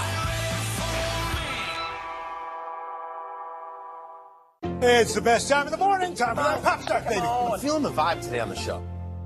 Hallie Jackson Now, weekdays at 5 on NBC News Now. New pleas from Ukrainian President Volodymyr Zelensky for international help against Russia. Zelensky is now accusing Putin of committing terrorism after several attacks on the largest nuclear power plant in Europe. Ukraine's energy company telling NBC News it is the most dangerous nuclear development of this war. NBC News correspondent Morgan Chesky has the latest. Damage to Ukraine's largest nuclear power plant, raising red flags worldwide. The weekend rocket attack destroying high-voltage wires at the Russian-controlled plant, forcing Ukrainian workers to limit output for one of the 6 massive reactors. One employee struck by shrapnel as explosions rang out. Ukraine says Russia is using the Zaporizhzhia plant, nearly twice the size of Chernobyl, as cover, allowing Russia to shell cities without fear of being fired on. Ukraine's president calling the attack terrorism. Ukraine and Russia accused each other of shelling the plant. Russia releasing this video, claiming to show damage inflicted by Ukrainian forces. The United Nations nuclear watchdog saying every principle of nuclear safety has been violated. What we have in Zaporizhzhia, what we have in Ukraine, the situation is really, really a volatile one. As Ukraine prepares to retake territory in its shell-stricken south, volunteers nationwide helping equip soldiers. In Poltava, teams weave special camouflage for Ukrainian snipers on the front lines. The city now shelters more than 50,000 refugees. Nina Voitova and her daughter Vika fled Kharkiv in March. Their apartment shelled. Vika's school nearly destroyed. So Nina's telling me it wasn't until after they left Kharkiv they realized how close they came. And look at this. Count them. 1, 2, 3, 4, 5, 6, 7 holes from either bullets or shrapnel. The whole family inside this car. Somehow, nobody was hurt. With her 3rd child due in just 1 week, Nina's doing her best to keep her daughter's dream alive. Dancing her way to victory in competitions and hopefully a brighter future. This mother and daughter, just 2 of the 12 million people who have fled their homes in a war that rages on. Morgan, so challenging listening to those families continuing to deal with these things. You talk about Ukrainian forces who are now preparing to retake territory in the south. That's a bit of good news for people still living there. Talk to us about their plans, the offensive. What do you know? Yeah, Vicki, we know this offensive should be launching here shortly. And if I just am quiet for a sec. Yeah, we hear the air raids there. You will hear the tail end of an air raid siren here in Poltava. We believe we're okay right now. We have shelter just a few feet away, but this captures the life that these folks have been living in now for months. We are closer to central Ukraine than the front lines, so the threat not as dangerous here, but this is just an all too real reminder of what these people are living in, day out. The last shelling that happened in this region was several months ago. So that's why our crew felt safe enough to stay here. A far different cry from what we're seeing on the front lines near constant shelling. Kharkiv damaged again today. As for that offensive that you mentioned, we spoke to Ukrainian officials. One of the areas they want to focus in on in the coming months is Kherson to the south. That's just across the water from the port city of Odessa. They believe it is vital to hold on to that area. And officials say they believe that they can retake that southern region, hopefully before winter. Of course, the drop in temperature making it significantly harder to let the fight keep going on. Vicki. Morgan, be safe. Thank you for your great reporting. We appreciate it. Staying overseas, let's go to Cuba, where there's a frantic search happening now for nearly 20 people missing after lightning sparks a massive fire from an oil storage tank. One person is dead and more than 120 are recovering. That fire quickly spread to a second tank nearby, forcing nearly 5,000 people working and living near that base to evacuate. NBC News reporter Ed Augustin joins us now live from Havana. At first, if you can, just bring us up to speed. What exactly do we know about the search and about what happened? In terms of the search, there's only been 1 person confirmed dead so far, 16 still missing, and those missing are all confirmed to be firefighters. And I think it's safe to say the chances that they'll be found are very slim, unfortunately. Why? I was there yesterday and I was speaking to a firefighter who, seconds before the blaze, was between the 2 tanks that subsequently exploded. Each of these tanks can hold up to 300,000 barrels of oil. And he was trying to hose down 1 tank to keep it cool, to stop it from exploding. A fire started, as he recounted to me and as we know. The firemen in the vicinity started running. He got trapped in the hose that he was using to hose down the tank. And as the fire engine with his colleagues sped away, it was him holding on for sheer life and being dragged across the ground for about 40, 50 meters that saved him. He was crying when I spoke to him. His colleagues, some of which were friends from school, he presumes are dead.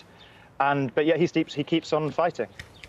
He keeps on fighting. I mean, that's a heartbreaking story, Ed. We also know that just when we look at the big picture here, that Cuba is facing a major energy crisis with severe fuel shortages and massive blackouts. So what kind of impact overall does this fire have on the energy system there?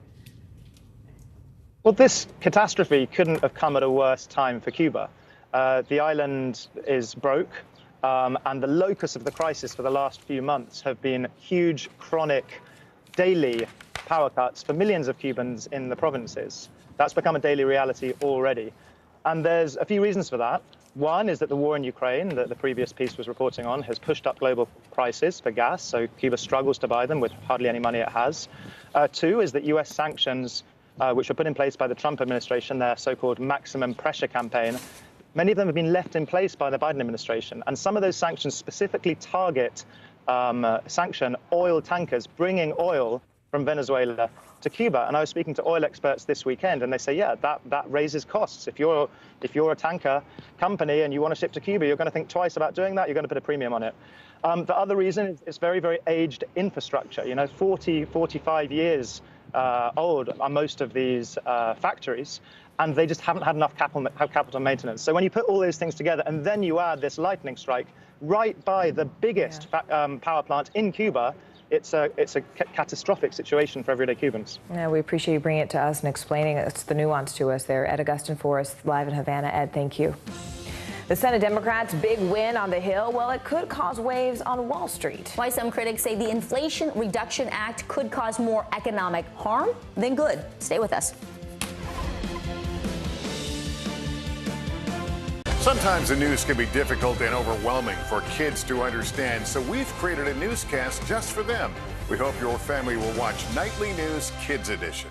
To cover the news, you have to be in it. This is how so many towns and cities are protecting themselves. They're pushing the gates open. Was there a school officer on campus? That's what we've been told. No. Top story with Tom Llamas, weeknights at 7 on NBC News Now. Dateline, missing in America. Hear their stories. Help bring them home. News is happening now. Look at what's making headlines around the world. We're coming on the air with breaking news. This is a significant moment. Whenever it happens, wherever you are, NBC News, streaming free now. Let's go. This is a critical choke point for this fire.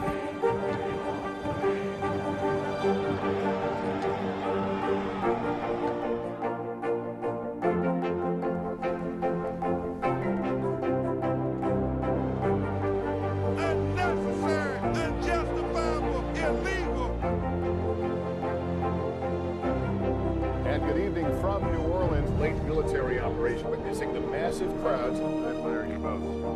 Nice to really spend some time with you. Appreciate it.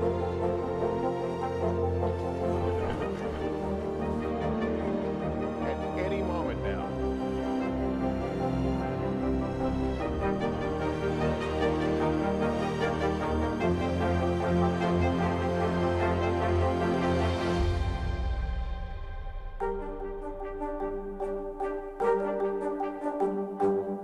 News is happening now. Look at what's making headlines around the world. We're coming on the air with breaking news. This is a significant moment. Whenever it happens, wherever you are, NBC News, streaming free now.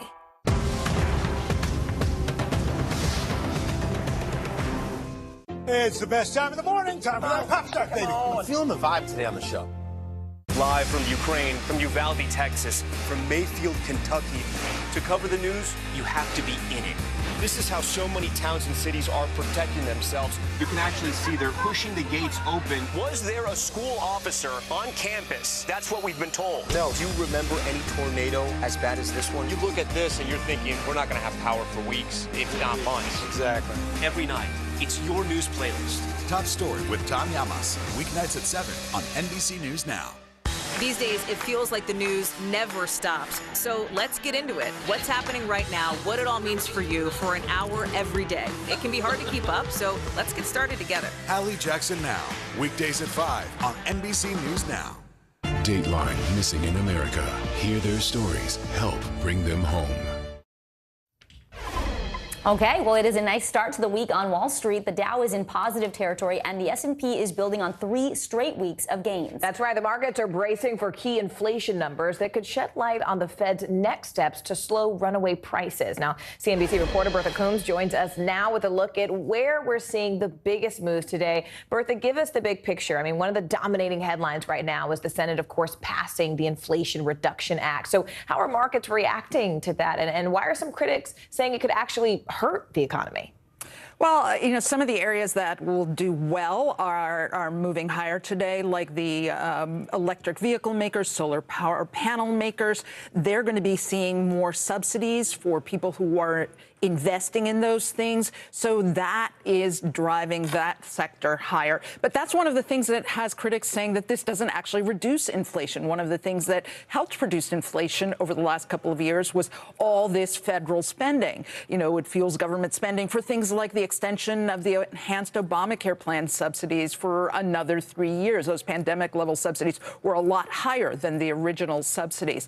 On the other hand, some of the things that people on Wall Street don't like about this is also the fact that it's going to impose a tax on companies that buy back their stock. They do that often to try to maintain shareholder equity, integrity, but they're going to be taxed every time they do big buybacks. And some of the big tech companies are some of the big leaders when it comes to that. Bertha, the new reading for the Consumer Price Index, the CPI, that's coming out on Wednesday. What are we expecting to see ahead of the Fed possibly hiking interest rates again? That one was scheduled for next month.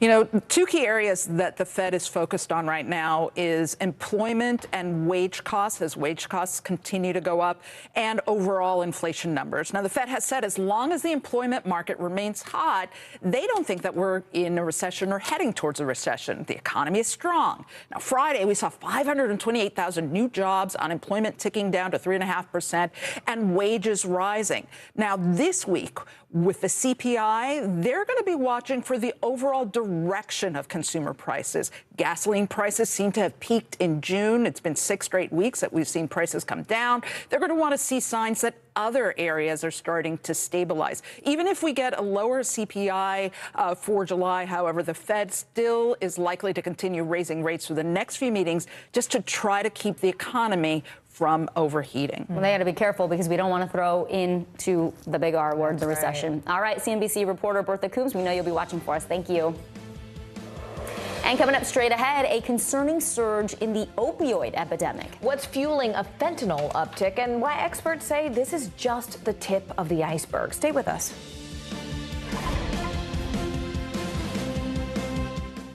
Top Story with Tom Llamas is your news playlist on NBC News Now. And now, you can listen to it as a podcast. Available anytime and anywhere. Here's what's happening in your neck of the woods. Right now on NBC News Now. We've got all the angles covered tonight. Look at what's making headlines around the world. We've got 3 new developments just this afternoon. We begin this hour with breaking news and the growing impact of Russia's assault. This is what it looks and feels like to try to escape Ukraine. I don't want to say goodbye.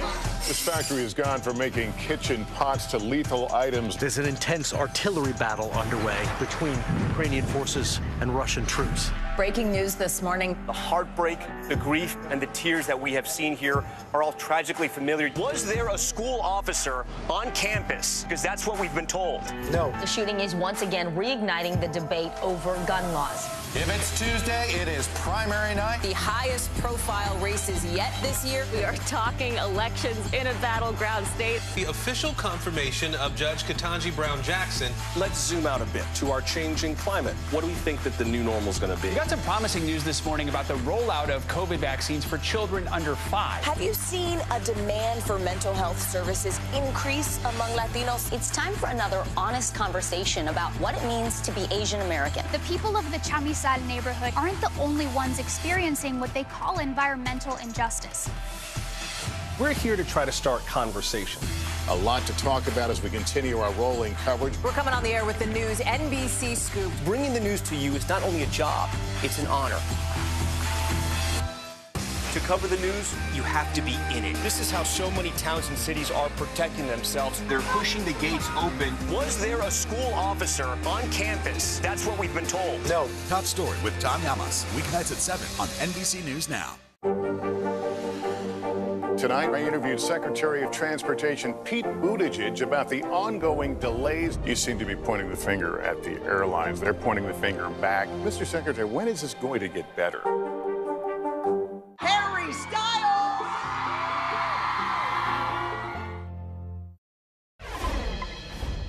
There are new signs today that fentanyl's deadly grip on our country is not letting up anytime soon. In fact, just last year alone, fentanyl was linked to more than 71,000 overdose deaths right here in the U.S. In fact, that's more than 2/3 and a jump of 20,000 deaths from just the year before, according to the CDC. 20,000. Yeah. At one point, many opioid users feared coming into contact with fentanyl because of its notoriously deadly effects. But that is now apparently changing in a big way, a bad way. NBC News medical reporter Erica Edwards has new reporting on the opioid epidemic and joins us now to talk about this stark and deadly shift. Erica, thank you. We're looking forward to hearing more about this. How did it happen? Bring us through how we went from drug users worrying about fentanyl contamination as it was being cut into heroin to make the heroin even cheaper. Now fentanyl is becoming the drug of choice, according to what you found. Yeah, hey, Vicki, you're right. Absolutely right. You know, a lot of this has to do with tolerance. As you said, we've known that many of these street drugs, like heroin, have been laced with fentanyl, mainly because it's so cheap, and drug dealers use it to extend their drug supply. But now experts are saying that a growing number of people are actually becoming so tolerant of heroin that they're turning to fentanyl, which is up to 50 times stronger because it's so potent. You know, when people overdose, it takes a lot more Narcan, that naloxone drug, to help reverse those overdoses. Vicki, Morgan? You know, Erica, the big question here is sort of why? I mean, why now? What is fueling this fentanyl boom? A growing number of people are actually smoking pure fentanyl rather than mixing it with a drug and then injecting it. Some say that this could certainly lead to more widespread use of the drug. Clearly, you know, no matter how you're ingesting illicit fentanyl, it's going to be dangerous, right? However, there are some addiction experts who say that perhaps moving from injections to smoking could be a useful drug harm reduction plan because it eliminates the need for shared needles, thus reducing the risk for infections like HIV and hepatitis C. Guys. Wow. All right. NBC News medical reporter Erica Edwards. Erica, thank you. Well, instead of scrubbing in, some surgeons are now logging on to the metaverse. I can't believe it. Virtual reality technology, like the type that we typically see in video games, is now revolutionizing the medical world. In fact, doctors can collaborate with their teams and even prep for surgeries from a continent away. Wow. NBC News technology correspondent Jake Ward joins us now with the details on this exciting new technology. Jake, I've been dying to see the story all day. I just can't, I mean, it makes sense. I'm just trying to figure out how this is going to work from a virtual world away. It is amazing, Morgan. I'm typically pretty cynical about this kind of stuff, but this was an extraordinary thing to see how basically the democratization of learning anatomy, not to mention putting great medical minds together from a continent away, is now possible because of this technology. Mark Griswold may appear to be by himself, but this Case Western Reserve professor is not alone. So this is a brain simulation of a patient. This is the virtual room Griswold is in. And those three blue heads around him, they are avatars for world-class surgeons. I'm in Durham, North Carolina right now. I'm in Western Mass on vacation. And I'm in Dublin, Ireland at a meeting. They're thousands of miles apart, but together they're working to revolutionize healthcare as they gather around a 3D rendering of a brain to map out a complex surgery. This kind of consultation used to take days of video calls. Now, using HoloLens technology from Microsoft, it takes perhaps an hour. You tighten it up a little bit in the back. They even had time to let me join in. And here's our surgical planning team. Wow. And what you're seeing in front of us is a brain. My unwashed, untrained hand can go into this brain. That's unbelievable. Yeah. Wow. And it's not just a whole new virtual world for surgery. What you can see now is that we've got a skeleton with us in the room here. to see the nerves and how they bundle together inside the spine. Here's what I'm seeing through my headset. I can look at the chest, I can look at the face. It's a new way to teach anatomy that doesn't involve costly cadavers. At Case Western Reserve School of Medicine, researchers have found these virtual models help medical students learn twice as fast and keep the knowledge longer. It's awesome. I think it's like one of the things about studying anatomy is really seeing exactly how it lays in space. And I don't know that I ever would have gotten that without a virtual reality experience. And as this technology becomes more widely available, so will this knowledge, even beyond medical school. You'll have high school students arriving with a medical student's command of anatomy if they want it. Exactly. And that's the power of this kind of technology. I could do this at any high school in America as long as I've got a Wi-Fi signal. So here we're just looking at the muscular system. For developing nations, community colleges, even nursing programs where this sort of training may have been off limits, now virtual learning is democratizing what has been an elite understanding of the human body. Absolutely fascinating stuff, Jake. And, we see the use of the metaverse socially. We see it for retail. But to me, this is what is really exciting, that you can actually link people in different countries. As you said, the democratization of healthcare. What other applications are they thinking about for this? I mean, potentially in a future pandemic, how could you see the virtual reality technology from the metaverse be used? Well, Vicki, there are so many amazing applications you could imagine. I mean, there are two big things that, for me, really set this thing into a whole other category, make it so revolutionary. One of them is the fact that until now, if you were running a major medical school in the United States, you had to set aside time and resources and a building for what's known as a cadaver lab. You need to bring in ethically sourced, donated bodies. When you donate your body to science, very often what you are doing is donating your body to a medical school program so that the students there, first-year anatomy students, can get inside and see how the body is laid out. Now, that is incredibly difficult to do. You need the ventilation systems, you need the chemistry, you need the chemical and hazmat storage, you need all this stuff. Well, if you're teaching them anatomy this way, you don't need any of that. All you need is a couple of these VR headsets and a server, and you're good to go. That also has this incredible effect on the ability of medical students to really be curious in a really amazing way. So one thing is, it's not for the faint of heart to go inside a deceased human body, right? And I spoke to one specialist there, one first-year medical student, who said that he had been interested in orthopedic surgery, right, doing bones, but now, thanks to this technology, he's interested in ear, nose, and throat. Interesting. Because you got to have a tough stomach to go inside the ear, nose, and throat of a cadaver, right? But in this case, he could get into it and think about it and be excited about it. So it separates out the really difficult work of doing anatomy that way from the specialization here. Now, that's one big part of it.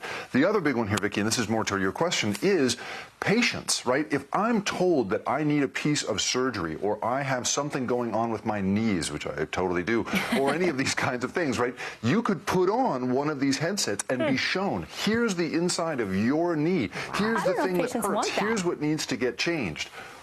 Well, this is the thing, right? Maybe some patients don't want to know. Right, might be a little much for you, but you could look inside your own x-rays, be shown around, walk around them with a physician and say, oh, I get it. I see why I'm going to need 6 months of rehab, all this stuff. Before we let you go, Jake, real quick, you put on that headset. A lot of times this stuff is not quite ready for prime time. How realistic was it for you when you were going into the nerves and seeing that? How much motor control, really, did you have? Did you feel it was very accurate?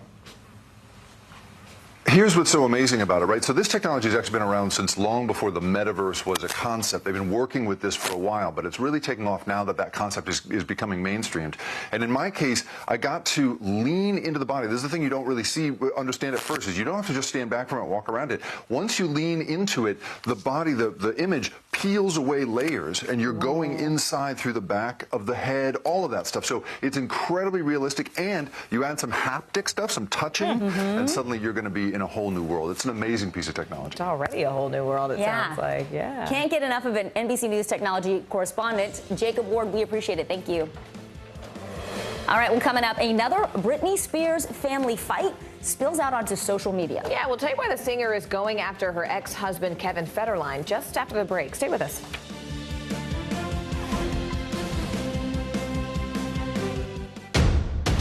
the day's biggest political stories with trusted insight now and expert analysis now. A daily look at the politics behind the headlines. Meet the Press Now, streaming weekdays at 4 p.m. on NBC News Now.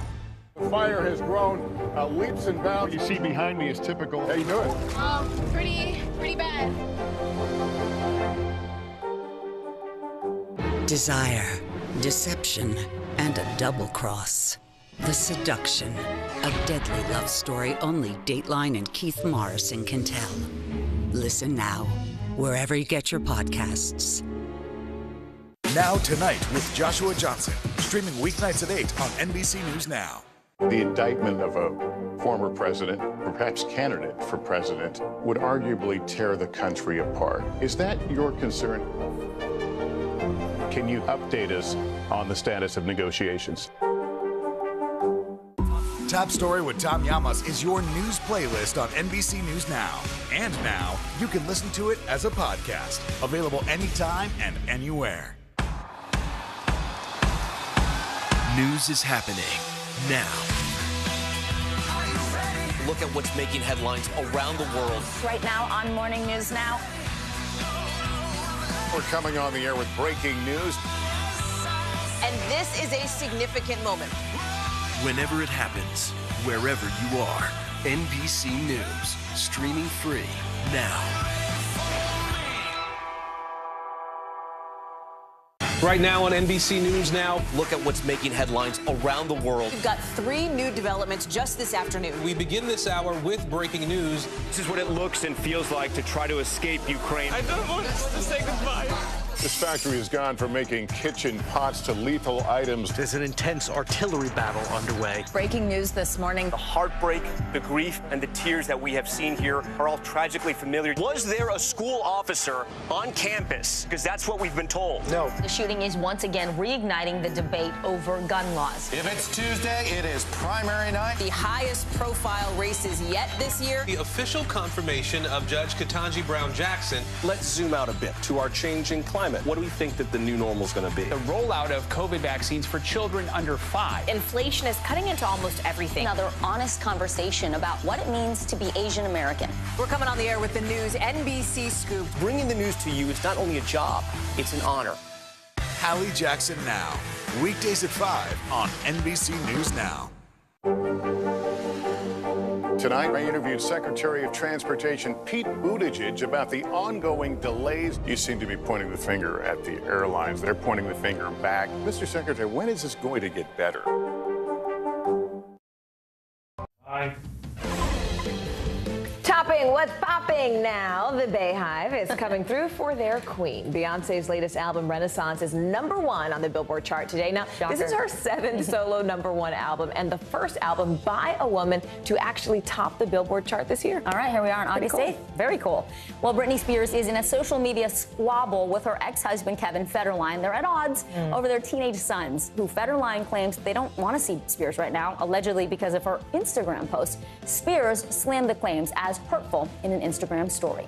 Well, one of the biggest events of the fall season may look a little bit different this year. Bloomberg reports Apple's next keynote event will be virtual. In fact, execs reportedly are already pre-recording some of those segments, and the tech giant is rumored to roll out the new iPhone 14 as well as Apple Watch next month. Alrighty then. Well, there is a major milestone tomorrow for an American landmark. The Hollywood Bowl turns 100. 100 years old, a stage that has hosted some of the biggest names in music, in art, in theater. NBC News correspondent Gotti Schwartz takes us inside this centennial celebration. Hey there, I'm hoping this is going to be an eye-opening birthday tribute to the Hollywood Bowl. Look, I live about 2 miles away from there. I've been there a bunch of times, but I had no idea it had so many secrets. And as a birthday favor, we're going to share them all with you. In Hollywood's land of film, music, and popular culture, there is one timeless place where they all magically swirl together. The Hollywood Bowl Amphitheater, like no other, with its own special meaning to generation after generation. From the first pop singer to take its stage, old Blue Eyes Frank Sinatra, to full-on Beatles mania in the 60s, to its unforgettable cameos in the Beverly Hillbillies, Bugs Bunny at the Symphony, The Hollywood Bowl also becoming the place where film composers like John Williams could bring movie music alive, even with a little help from E.T. I love the Hollywood Bowl. I come here as often as I can, and it really represents a part of Hollywood that, earns those words, Hollywood. But it all started when a set of musicians searching for the best natural acoustics found them here in a quiet little picnic area called Daisy Dell. The founders, when they were here in Los Angeles, it just was starting to grow.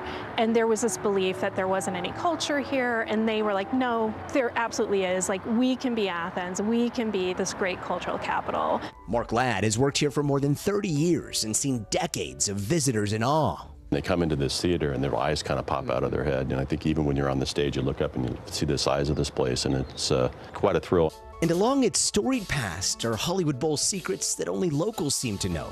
Like the time Jimi Hendrix saved hundreds of people from electrocution when he caught a microphone with a foot before it fell into a pool full of fans. Or the fact that you can still snag seats with some of the best views for $1.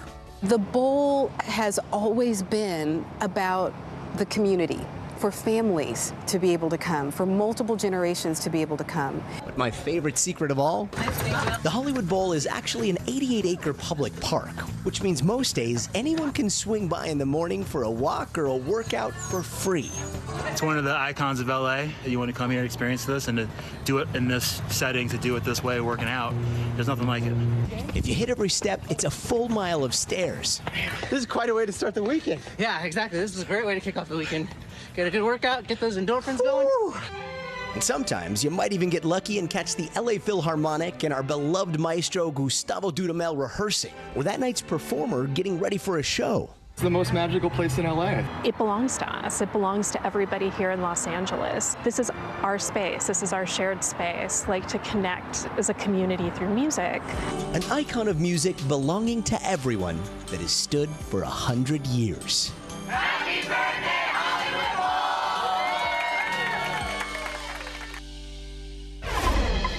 Now, before everyone shows up to the Hollywood Bowl tomorrow hoping for a free morning concert, a little caveat: sometimes artists playing can ask that the rehearsals be closed, so it's best to call ahead to audience services a day to find out beforehand. Guys. Hey there, happy Monday, everyone, and thank you so much for joining us. I'm Morgan Radford. And I'm Vicki Wynn. Right now on NBC News Now, done deal. The Democrats' sweeping climate, health, and tax package makes it across the finish line after a marathon session on Capitol Hill. The hurdles it could face in the House ahead. And on the ground, President Biden heads to the heart of the devastation in eastern Kentucky as a new flood threat now ramps up. But we know about his first official trip since beating a rebound of COVID. And serial killers search New Mexico's Muslim community on edge after 4 men have been shot and killed over the past several months. Authorities are now investigating whether these murders could all be connected. And cutting-edge technology, doctors map out entire surgeries in the metaverse. How virtual reality is now reshaping healthcare a little later.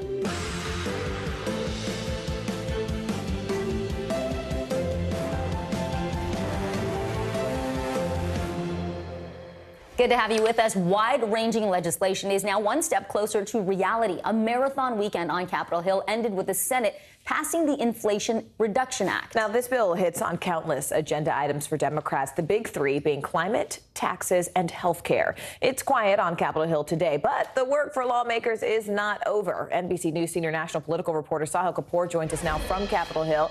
Sahil, we saw 37 amendment votes during this marathon. I mean, when we look at what finally ended up in the bill and how senators are reacting, what are we seeing?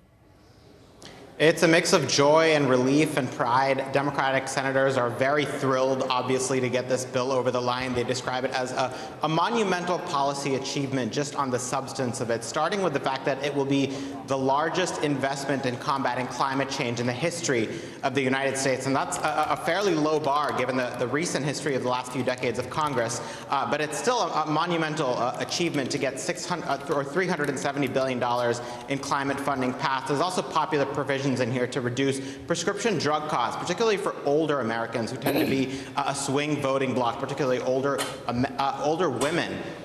This is a policy that Democrats like Mark Kelly and Raphael Warnock in competitive states this fall are touting. Now let's have a listen to what some of the Democratic senators had to say about this.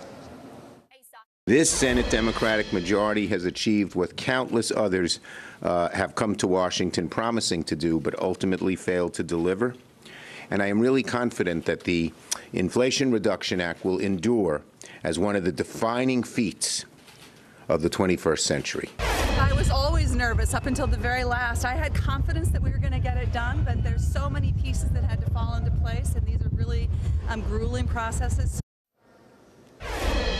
Now, this bill passed on a vote of 51-50, with all Democrats plus the tie-breaking vote of Vice President Kamala Harris pushing it over the line. All 50 Republicans voted against it. Let's put up the statement from Senate Minority Leader Mitch McConnell. They are describing it as a bill that will only contribute to inflation, that will make the problem worse. He says Democrats have proven over and over again they simply do not care about middle-class families' priorities. They have spent the last 18 months proving that. They just spent hundreds of billions of dollars to prove it again. A little bit of a preview of the Republican messaging. They further attack the drug pricing components as socialist price controls, even though they do poll at about 70 to 80% nationally.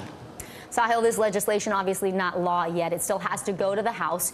What are we thinking in terms of timing? Is it expected to quickly pass with Democrats there in the majority? Also, how soon are we expecting a vote with the August recess looming? The House is expected to vote this Friday. They officially went into recess, but they can easily call the chamber back from recess for a short period of time to vote on this bill.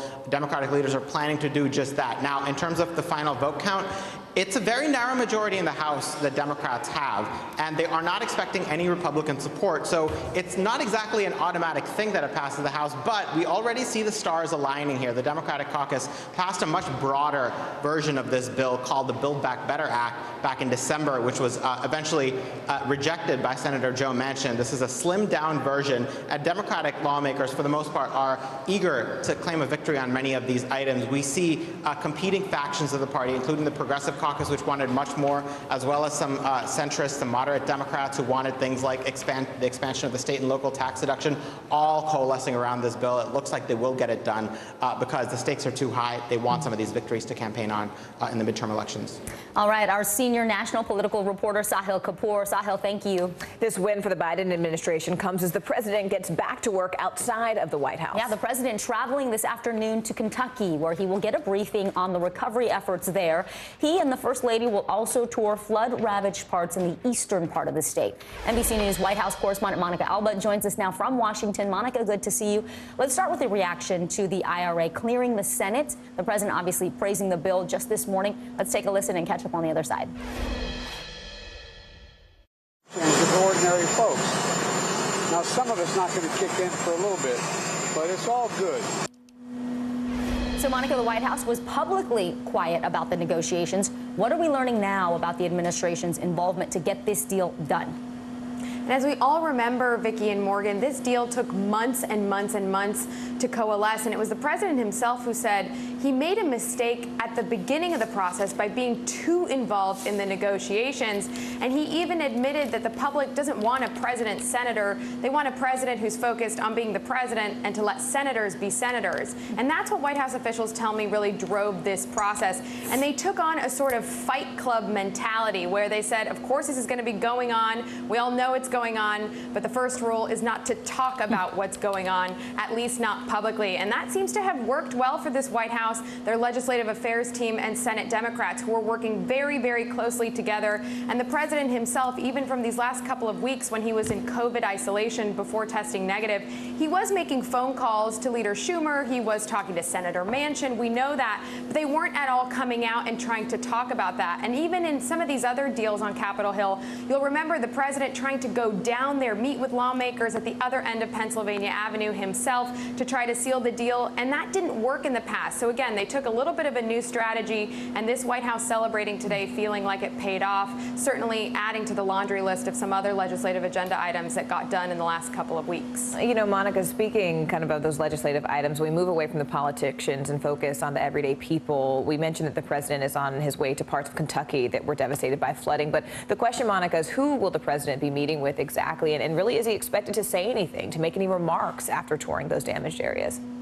He is, Morgan, and the President and First Lady will be meeting with Governor Andy Beshear and the First Lady of Kentucky there. They're going to be getting a kind of briefing on all of the damage. Then they're going to be traveling to an elementary school, and they're going to be visiting some place that was hit exceptionally hard, and that's Lost Creek, Kentucky.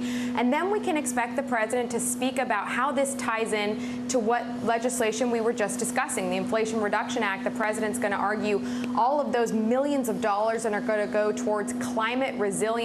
He's going to say that there is no better case for that than what we just saw happen, and the many natural disasters that have occurred in the last year or so, where the President had been making the case and going to them in the wake of them and saying, please help us get this climate bill across the finish line. Today, he's expected to say, now that we are expecting to do that in the coming days, that will really help people get a little bit more prepared. It's, of course, a historic investment in that. So you can absolutely bet he's going to tie what's happening in Washington into his visit to Kentucky, which he already is there and will continue to tour the damage. And we will see. White House correspondent Monica Alba. Monica, thank you so much.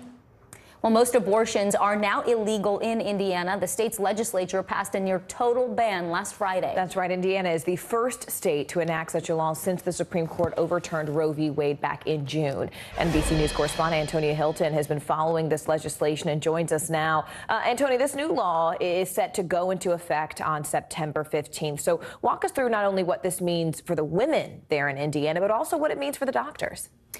Well, Morgan, it means that for the vast majority of women in Indiana, abortion is banned at week 0. That's with exceptions only for a threat to the life of the mother, rape, incest, or fetal abnormalities that would be lethal. And, you know, historically, Indiana has been a place where other women in other states in that region have actually turned to for abortion care. So women now there are going to be looking at states like Illinois or Michigan. You know, on the side of doctors and clinics that have been doing this work, there are going to be major changes because 98% of abortions performed in the state have been performed in clinics. But now clinics, due to this law, are no longer going to be able to do that work. It's only going to be hospitals. And I think that, you know, the 2% that's been done by hospitals, that puts the real restriction and effect of this law in perspective. Take a listen to some lawmakers who were actively debating on this and, you know, frankly, on both sides, unhappy with how things turned out. These kinds of decisions are never made in a vacuum, and there are polls going each way, but actually the insistence here is we protect as many people as possible. If you're pro-life, you can't be happy. If you're pro-choice, you can't be happy. I don't know who left here happy. All I know is people need to go out and vote in November. These lawmakers are well aware that Indiana has been at the center of the national debate over all of this, and that's especially coming off the heels of a story that the entire nation followed of a 10-year-old who sought an abortion in Indiana after being raped in the state of Ohio. And that story, as many people followed it, it really put what's at stake with these restrictions, you know, in context for many. And what we're seeing come out of its passage now is that for people who are anti-abortion, they're not satisfied. They feel like this law didn't go far enough. In some cases, they were not supportive of any kinds of exceptions. And then, of course, on the side of people who are pro-abortion, they are looking at their legal and their political options, Morgan. Antonia, Vicky here. This law, it's drawing criticism, obviously, not just from people on both sides of the issue, but also from businesses there in Indiana. What are the concerns that these businesses have, and what does this mean for the state economically? Well, Vicky, the reaction from some parts of the business community was quite swift. Eli Lilly, a well-known pharmaceutical company that has been based in Indianapolis for almost 150 years, came out with a statement saying essentially that they're now going to need to plan for their employment and growth elsewhere. And then more recently, Cummins, a engine manufacturer, released a statement saying very much the same. For some, though, this support, this outcry from some of the business community is too little too late. Take a listen to a conversation our team had with a professor from the University of Wisconsin. It's heartening that businesses are coming out and talking about this. To be frank, they're a little bit too late. Indiana's had these really heavy abortion restrictions long before the Dobbs decision dropped. And now this feels like a little bit, not too little too late, but it's just not enough. Some researchers have estimated that the cost to the economy nationally of abortion restrictions could be well above $100 billion a year. And so we can expect in the coming months, especially as we get closer and closer to November, that people are going to be voting at the ballot box, but also with their decisions about where to live, where to raise their families, and where to put down their roots. Vicki. So much fallout socially, economically, covering all those angles. Absolutely. NBC News correspondent Antonia Hilton, thank you. Voters in 4 states head to the polls tomorrow, including in the battleground state of Wisconsin. The Republican race for governor is stepping up another competitive matchup between a Trump-endorsed candidate and a Pence-backed opponent. NBC News correspondent Shaquille Brewster joins us now from Waukesha, Wisconsin. Shaq, former President Trump was there in Wisconsin on Friday. He had that rally to support his choice for governor, Tim Michels. Michels' challenger, though, is the former Lieutenant Governor Rebecca Clayfish. That's Pence's choice. He's endorsed her. So how is this shaking out with voters right now as they head to the ballot box in preparation for tomorrow? Well, they're telling me that they're a little bit stressed out about this decision that they have there. That's because you look at former President Trump, you look at Vice President Pence, and even Scott Walker, the former Republican governor here, they have all gotten involved in this race. They're all popular among Republicans here in the state, and now it's up to the voters to decide which candidate they want to support here. And when I talk about that level of stress and how they're weighing their options, I want you to listen to some of the conversations we've been having with Republican voters here in Wisconsin. I think that Walker probably endorsing Rebecca, but it's more about they were together. I mean, she was lieutenant governor, I believe, when he was governor. So I think between the two, that has more credibility than, I think Trump and Michael's more personality than policy. Kind of tend to look for a moderate in both parties, but that is kind of difficult to find in these days. When you look at the polling that is available, there's not much, but things are tight. Things appear to be tight. Voters say that they feel that this race is going to be tight. And one thing that we know here in Wisconsin, already nearly 300,000 people have already returned their ballots, their absentee ballots, or voted early. So it's going to come down to the wire, and it's something that a lot of people will watch because you see that divide in the Republican Party. You're going to see it play out right here in Wisconsin. Well, speaking of the Republican Party, Shaq, I mean, one of the things we've been watching, especially in these battleground states, is the Trump effect, right? I mean, you're in the largest Republican-leaning county, the major swing state. We saw many of Trump's picks win primaries last week in other battleground states. We're talking Arizona, Michigan. So what are you watching for there on the ground in Wisconsin in terms of Trump's influence on the GOP and really the implications of his candidates winning the primary? Look, this will be a question, or this will answer the question of how much influence former President Trump has here in Wisconsin in this extreme battleground state. And, you know, one thing that we saw over the course of this campaign is that the candidate that former President Trump endorsed, Tim Michels, he went from not registering in polls, in some of the early polls, he wasn't even a candidate listed, to now being a top contender in this fight with Rebecca Clayfish. So it's going to, we're going to see the impact of former President Trump and his endorsement here. And the reason why we talk about this race having national implications is because they will go on to, this is a battle to see who will take on Democratic Governor Tony Evers. Evers has vetoed election-related legislation that was passed by the Republican legislature, things that would have rolled back some of the access to polls, things that would have rolled back things like early voting and put heavier restrictions on voting in the state of Wisconsin. We know that President Biden won the state of Wisconsin by about 21,000 votes. A lot of that goes to the idea that voting was easier for people. More people came out and voted absentee. If those restrictions are enacted, if what the Republican legislature is signed by a future Republican governor, you can see a potential swinging effect here in the state of Wisconsin. So you have not just people here in Wisconsin watching, but you have national Democrats, national party leaders watching what happens in this governor's race, because it will impact election law for the 2024 election. Yeah, I mean, this is sort of the canary in the coal mine, the metric that the rest of the country is looking at. Shaquille Brewster for us there. Shaq, thank you. Well, the Muslim community in Albuquerque, New Mexico is on edge over several killings targeting Muslim men. Authorities are now asking the public to come forward with any information. Police say they believe the fourth victim who was shot and killed just over the weekend may actually be connected to 3 other similar murders within the past year. NBC's Guad Venegas is in Albuquerque for us. Guad, what more do we know about the potential connection between these murders, and really what's the latest in the investigation? Morgan, well, we know that these are all members of the Muslim community here in Albuquerque. And if you look at the numbers, this is a city of about 500,000 people. Less than 1% are members of that Muslim community. And 4 members of that community have been shot and killed here recently. Now, 3 of them in the last 2 weeks. We know that the last one happened on Friday. The last 3 men that were killed in the last 2 weeks were all originally from Pakistan. Now, authorities haven't shared more details. They want to be very careful. What they have told the community is to be vigilant. There's also a $20,000 reward for any information that could lead to an arrest and conviction of the person or persons responsible for what's happened.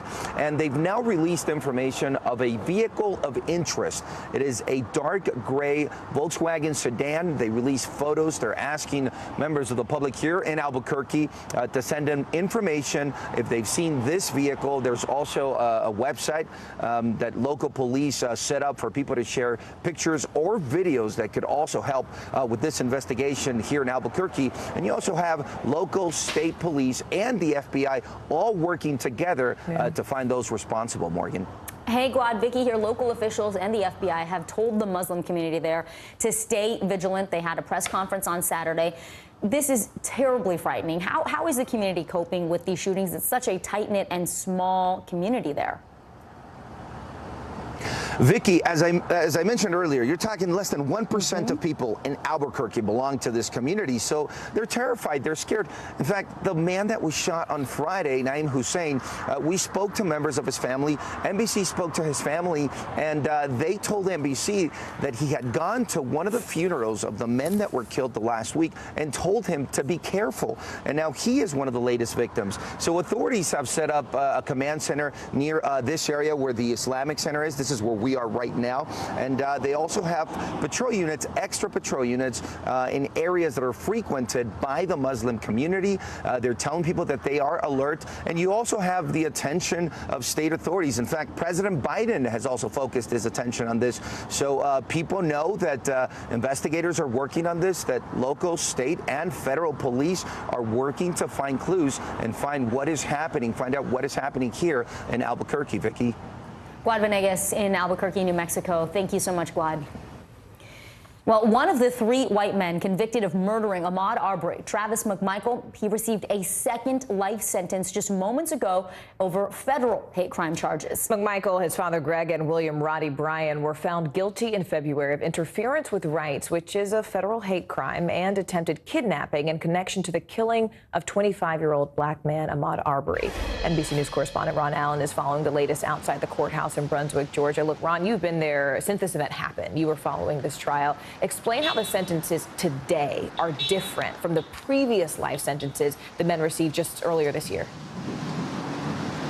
The difference is that this is a federal conviction, federal sentencing, and they are already serving time, life in prison, in a state court.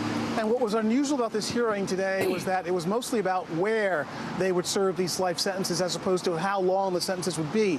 The defense was arguing strenuously that going to state prison, that being in state prison for these 2 defendants, for the McMichaels and for William Bryan for that matter, for all 3 of them, but we expect the argument to come later this afternoon, is that it's dangerous for them. It's life-threatening. Travis McMichael's attorney said that him going to state prison was the equivalent of what she called a backdoor death penalty for him because there's so much hatred. She said there had been hundreds, thousands of threats directed against McMichael in state prison, and that if he goes there, he probably won't survive. For their part, the government said essentially that these defendants deserve no special treatment, regardless of who they are and regardless of what's happened. They should go to state prison, and the law says that the first entity to convict, in this case the state of Georgia, is where the prisoner serves their time.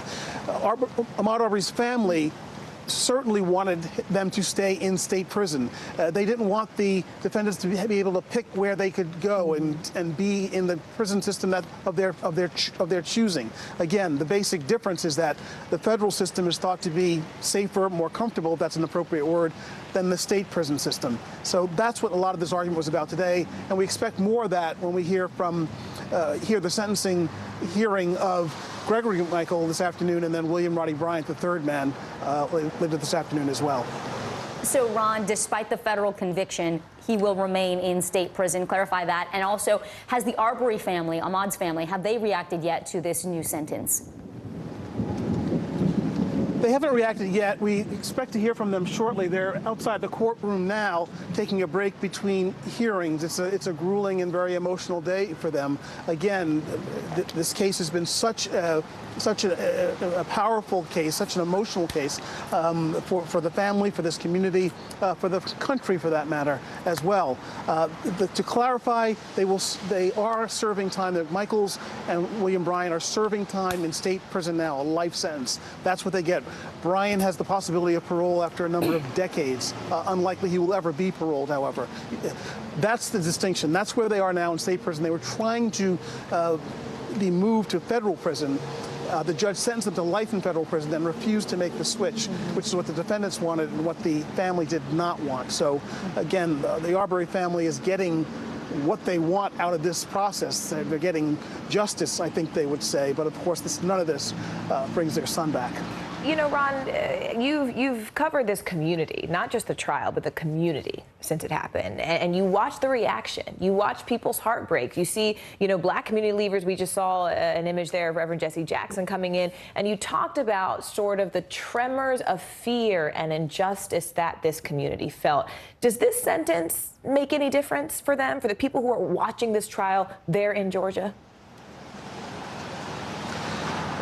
We'll have to ask people what they think about that. I don't think that this sentence of life in prison was a big surprise. I think most people expected it, frankly. And I think most people feel like it's appropriate.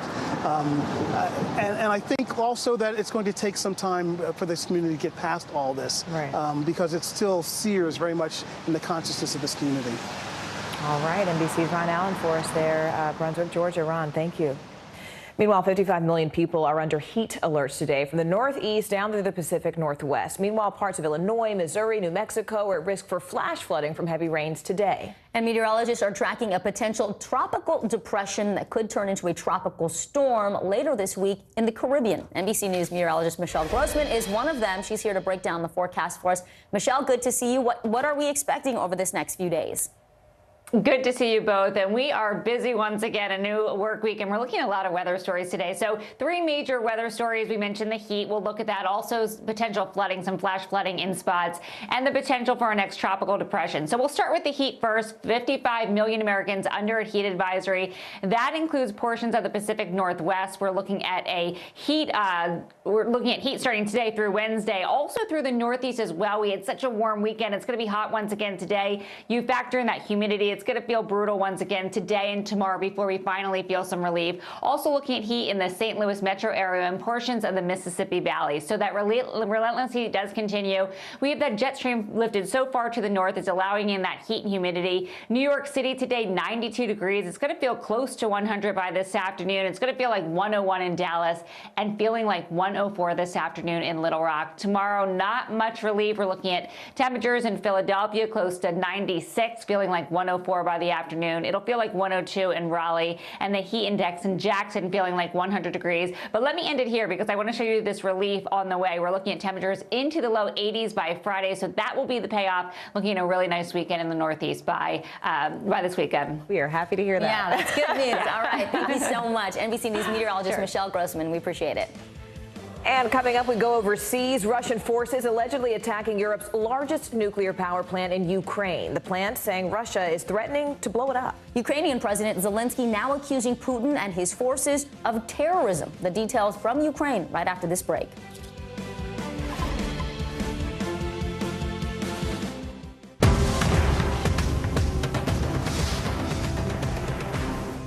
News is happening now. Look at what's making headlines around the world. Whenever it happens, wherever you are, it's here now. Good morning, I'm Joe Fryer. And I'm Savannah Sellers right now on Morning News Now. We're staying on top of the breaking situation in Ukraine. We are watching dangerous heat this week. Recession, I mean, is that where we're headed? Is there any way to avoid that? Morning News Now, streaming weekdays at 7. Sometimes the news can be difficult and overwhelming for kids to understand, so we've created a newscast just for them. We hope your family will watch Nightly News Kids Edition. These days, it feels like the news never stops. So let's get into it. What's happening right now, what it all means for you for an hour every day. It can be hard to keep up, so let's get started together. Hallie Jackson Now, weekdays at 5 on NBC News Now. Let's go. This is a critical choke point for this fire.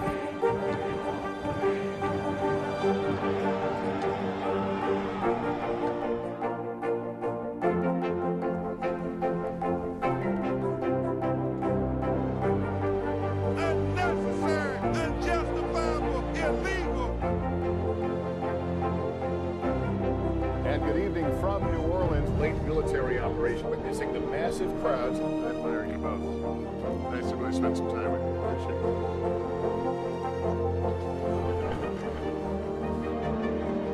At any moment now.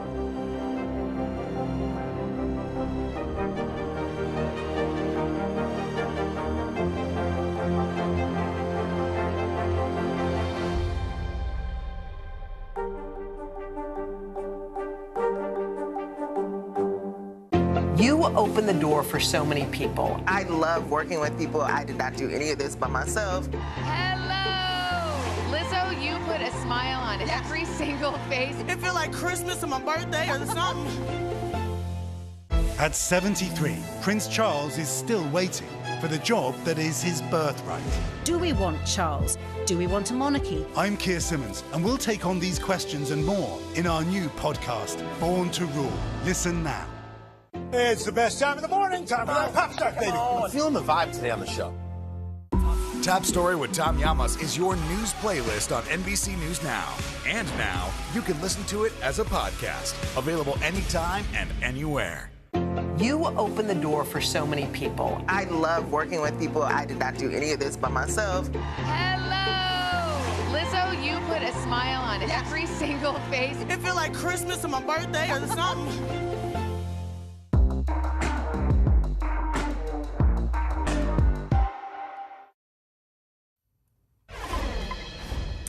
New pleas from Ukrainian President Volodymyr Zelensky for international help against Russia. Zelensky is now accusing Putin of committing terrorism after several attacks on the largest nuclear power plant in Europe.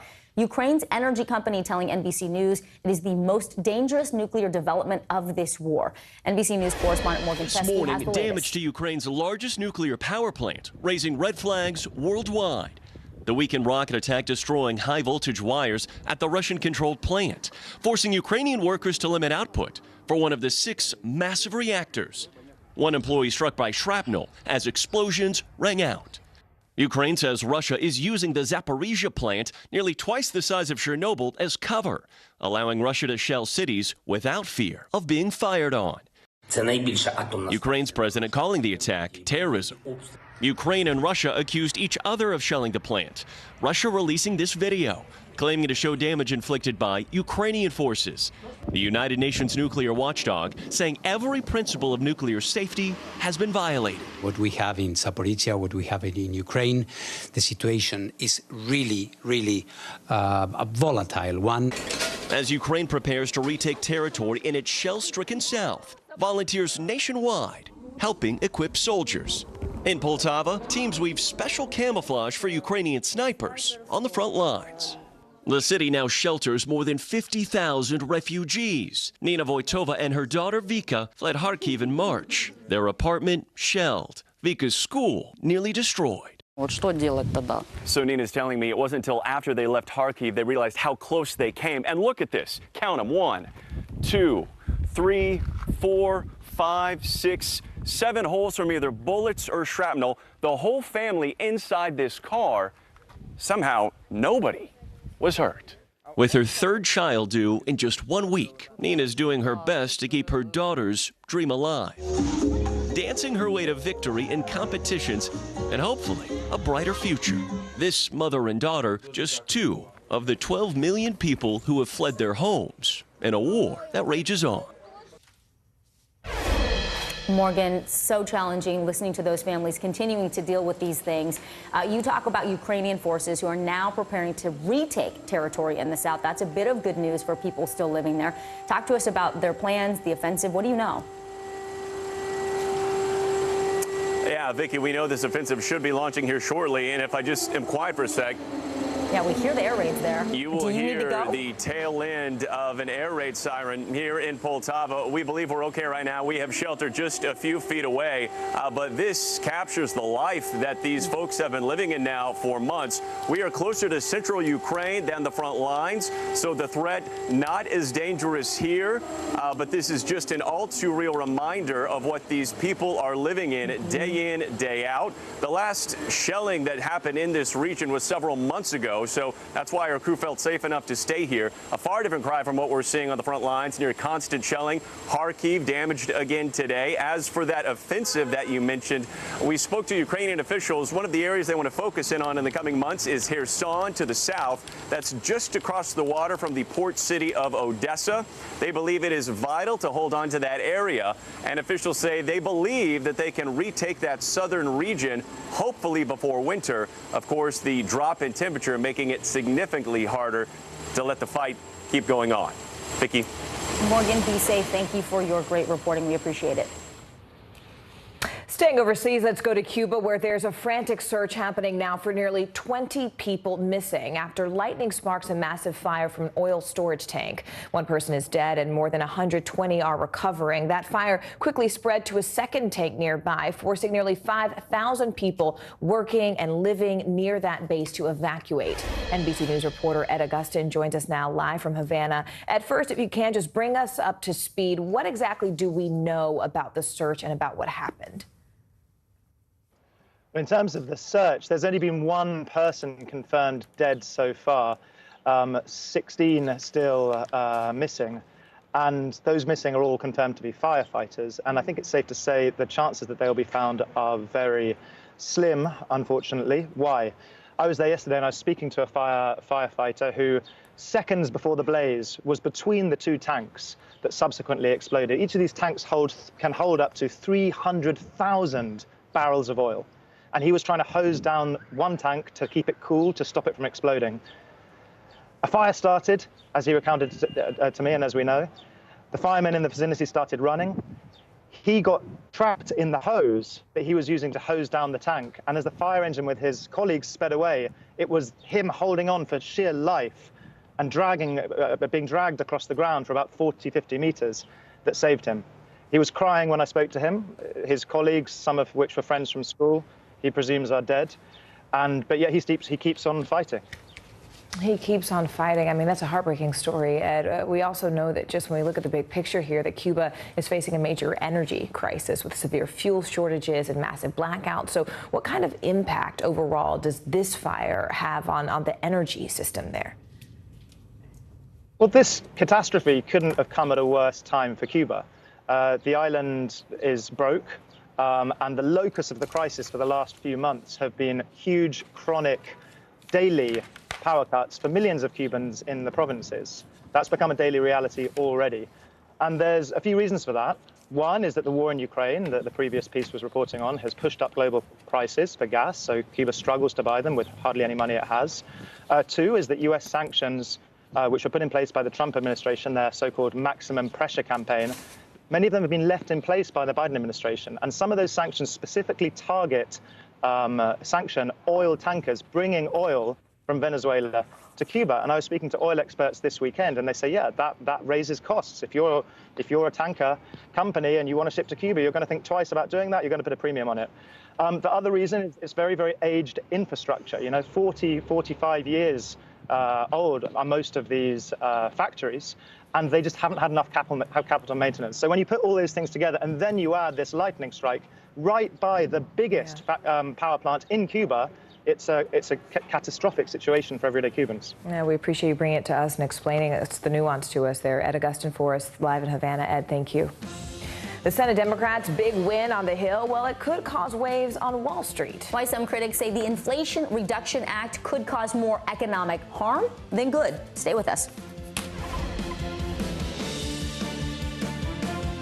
Top Story with Tom Llamas, weeknights at 7 on NBC News Now. At 73, Prince Charles is still waiting. for the job that is his birthright. Do we want Charles? Do we want a monarchy? I'm Keir Simmons, and we'll take on these questions and more in our new podcast, Born to Rule. Listen now. Top Story with Tom Llamas is your news playlist on NBC News Now. And now, you can listen to it as a podcast. Available anytime and anywhere. Sometimes the news can be difficult and overwhelming for kids to understand, so we've created a newscast just for them. We hope your family will watch Nightly News Kids Edition. Welcome back to Today. We got a lot to celebrate on this Wednesday morning. It's good to have you along with us. You don't know when your moment's coming, but when it does, you take it. Everybody's good, and that's it. News is happening now. Look at what's making headlines around the world. We're coming on the air with breaking news. This is a significant moment. Whenever it happens, wherever you are, NBC News, streaming free now. Dateline, missing in America. Hear their stories. Help bring them home. Sometimes the news can be difficult and overwhelming for kids to understand, so we've created a newscast just for them. We hope your family will watch Nightly News Kids Edition. Dateline, missing in America. Hear their stories. Help bring them home. News is happening now. Look at what's making headlines around the world. Whenever it happens, wherever you are, it's here now. Mr. Secretary, when is this going to get better? You came into this job saying you were to fight crime. Have you been successful? Found a way to put that. Can you update us on the status of negotiations?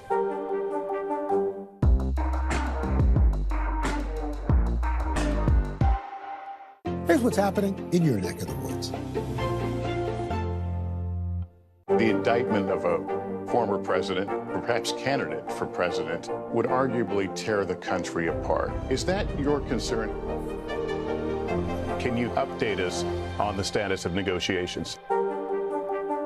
The Seduction, Dateline's newest podcast. Listen now. Now Tonight with Joshua Johnson. Streaming weeknights at 8 on NBC News Now. News is happening now. Look at what's making headlines around the world. Right now on Morning News Now. We're coming on the air with breaking news. And this is a significant moment.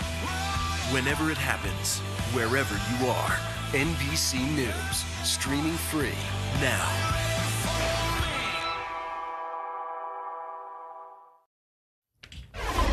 Okay, well, it is a nice start to the week on Wall Street. The Dow is in positive territory, and the S&P is building on 3 straight weeks of gains. That's right. The markets are bracing for key inflation numbers that could shed light on the Fed's next steps to slow runaway prices. Now, CNBC reporter Bertha Coombs joins us now with a look at where we're seeing the biggest moves today. Bertha, give us the big picture. I mean, one of the dominating headlines right now is the Senate, of course, passing the Inflation Reduction Act. So how are markets reacting to that? And why are some critics saying it could actually hurt the economy?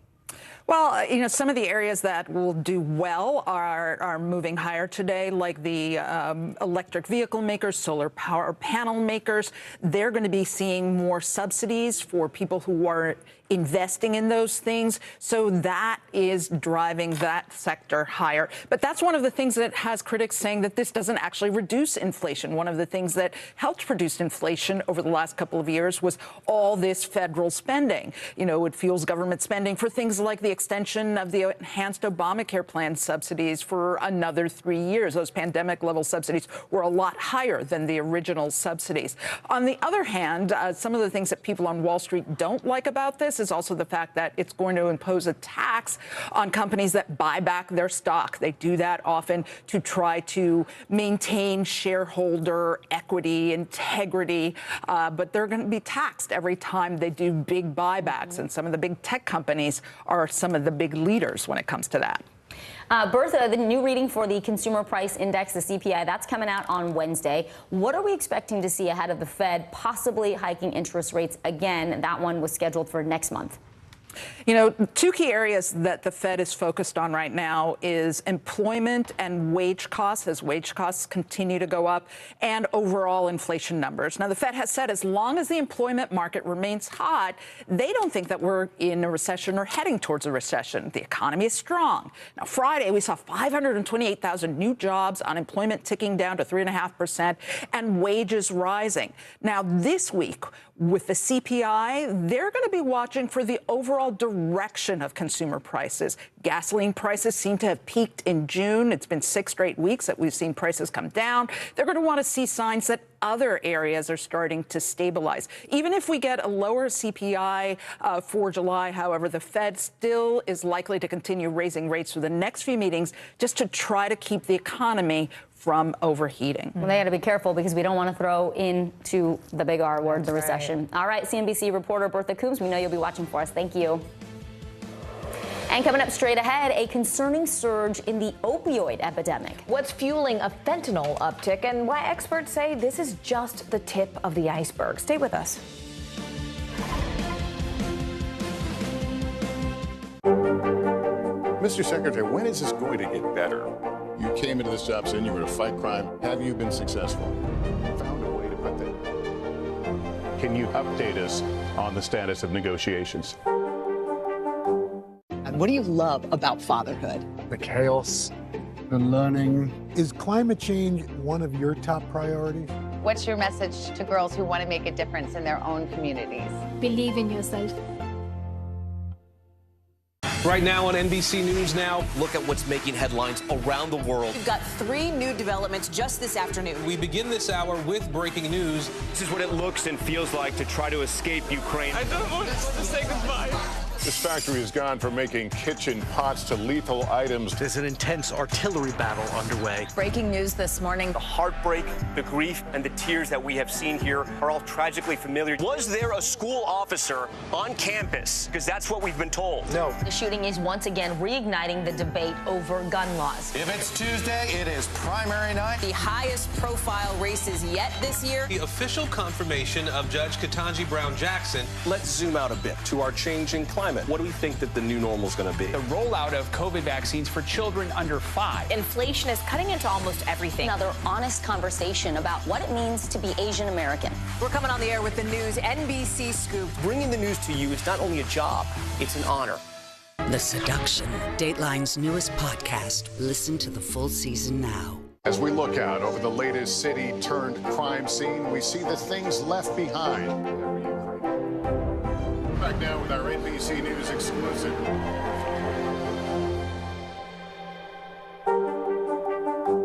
Here's what's happening in your neck of the woods. The Seduction, Dateline's newest podcast. Listen to the full season now.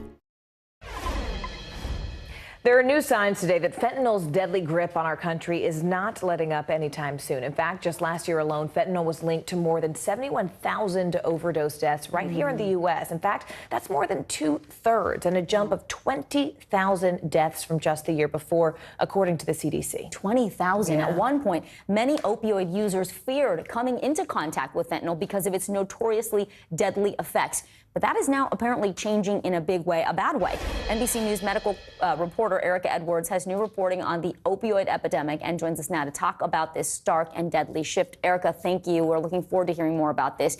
How did it happen? Bring us through how we went from drug users worrying about fentanyl contamination as it was being cut into heroin to make the heroin even cheaper. Now fentanyl is becoming the drug of choice, according to what you found. Yeah, hey, Vicki, you're right. Absolutely right. You know, a lot of this has to do with tolerance. As you said, we've known that many of these street drugs, like heroin, have been laced with fentanyl, mainly because it's so cheap, and drug dealers use it to extend their drug supply. But now experts are saying that a growing number of people are actually becoming so tolerant of heroin that they're turning to fentanyl, which is up to 50 times stronger because it's so potent. You know, when people overdose, it takes a lot more Narcan, that naloxone drug, to help reverse those overdoses. Vicki, Morgan? You know, Erica, the big question here is sort of why? I mean, why now? What is fueling this fentanyl boom? A growing number of people are actually smoking pure fentanyl rather than mixing it with a drug and then injecting it. Some say that this could certainly lead to more widespread use of the drug. Clearly, no matter how you're ingesting illicit fentanyl, it's going to be dangerous, right? However, there are some addiction experts who say that perhaps moving from injections to smoking could be a useful drug harm reduction plan because it eliminates the need for shared needles, thus reducing the risk for infections like HIV and hepatitis C. Guys. Wow. All right. NBC News medical reporter Erica Edwards. Erica, thank you. Well, instead of scrubbing in, some surgeons are now logging on to the metaverse. I can't believe it. Virtual reality technology, like the type that we typically see in video games, is now revolutionizing the medical world. In fact, doctors can collaborate with their teams and even prep for surgeries from a continent away. Wow. NBC News technology correspondent Jake Ward joins us now with the details on this exciting new technology. Jake, I've been dying to see the story all day. I just can't. I mean, it makes sense. I'm just trying to figure out how this is going to work from a virtual world away. It is amazing, Morgan. I'm typically pretty cynical about this kind of stuff, but this was an extraordinary thing to see how basically the democratization of learning anatomy, not to mention putting great medical minds together from a continent away, is now possible because of this technology. Mark Griswold may appear to be by himself, but this Case Western Reserve professor is not alone. So this is a brain simulation of a patient. This is the virtual room Griswold is in. And those three blue heads around him, they are avatars for world-class surgeons. I'm in Durham, North Carolina right now. I'm in Western Mass on vacation. And I'm in Dublin, Ireland at a meeting. They're thousands of miles apart, but together they're working to revolutionize healthcare as they gather around a 3D rendering of a brain to map out a complex surgery. This kind of consultation used to take days of video calls. Now, using HoloLens technology from Microsoft, it takes perhaps an hour.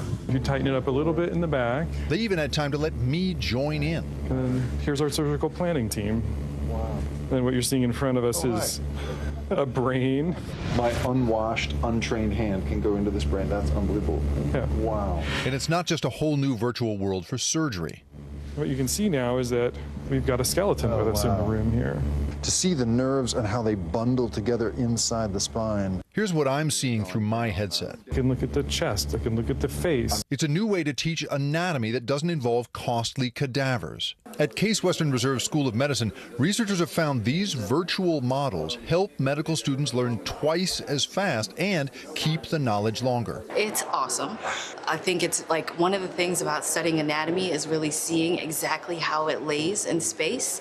And I don't know that I ever would have gotten that without a virtual reality experience. And as this technology becomes more widely available, so will this knowledge, even beyond medical school. You'll have high school students arriving with a medical student's command of anatomy if they want it. Exactly. And that's the power of this kind of technology. I could do this at any high school in America as long as I've got a Wi-Fi signal. So here we're just looking at the muscular system. For developing nations, community colleges, even nursing programs where this sort of training may have been off limits, now virtual learning is democratizing what has been an elite understanding of the human body.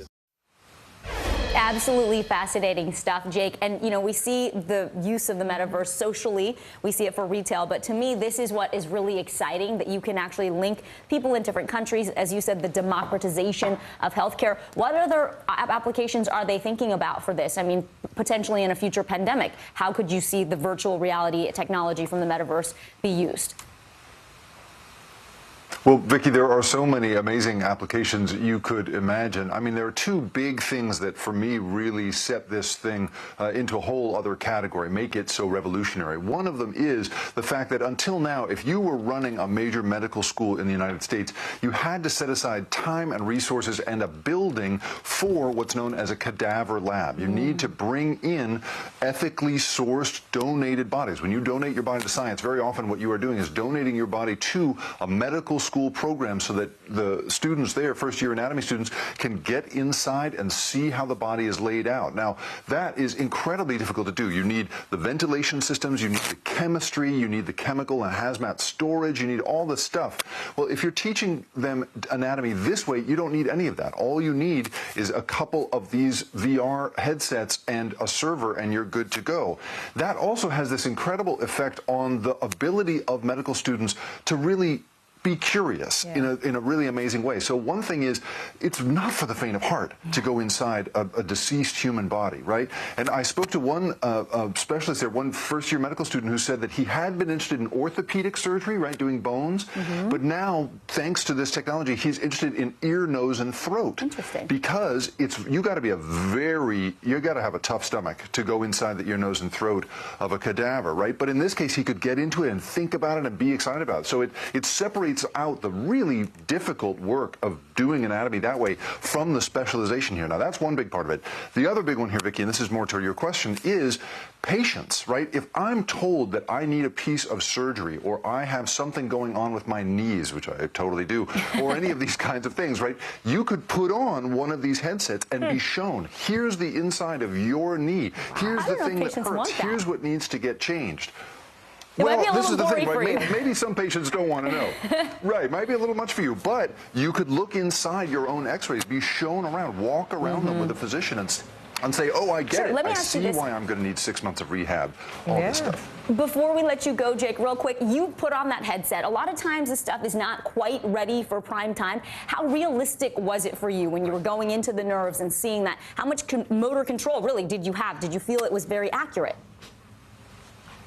Here's what's so amazing about it, right? So this technology has actually been around since long before the metaverse was a concept. They've been working with this for a while, but it's really taking off now that that concept is becoming mainstreamed.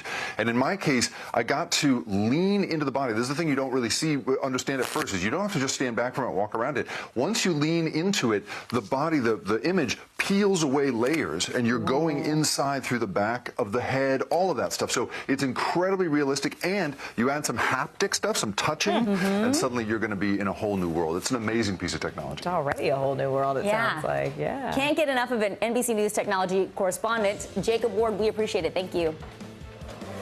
All right, well, coming up, another Britney Spears family fight spills out onto social media. Yeah, we'll tell you why the singer is going after her ex-husband, Kevin Federline, just after the break. Stay with us.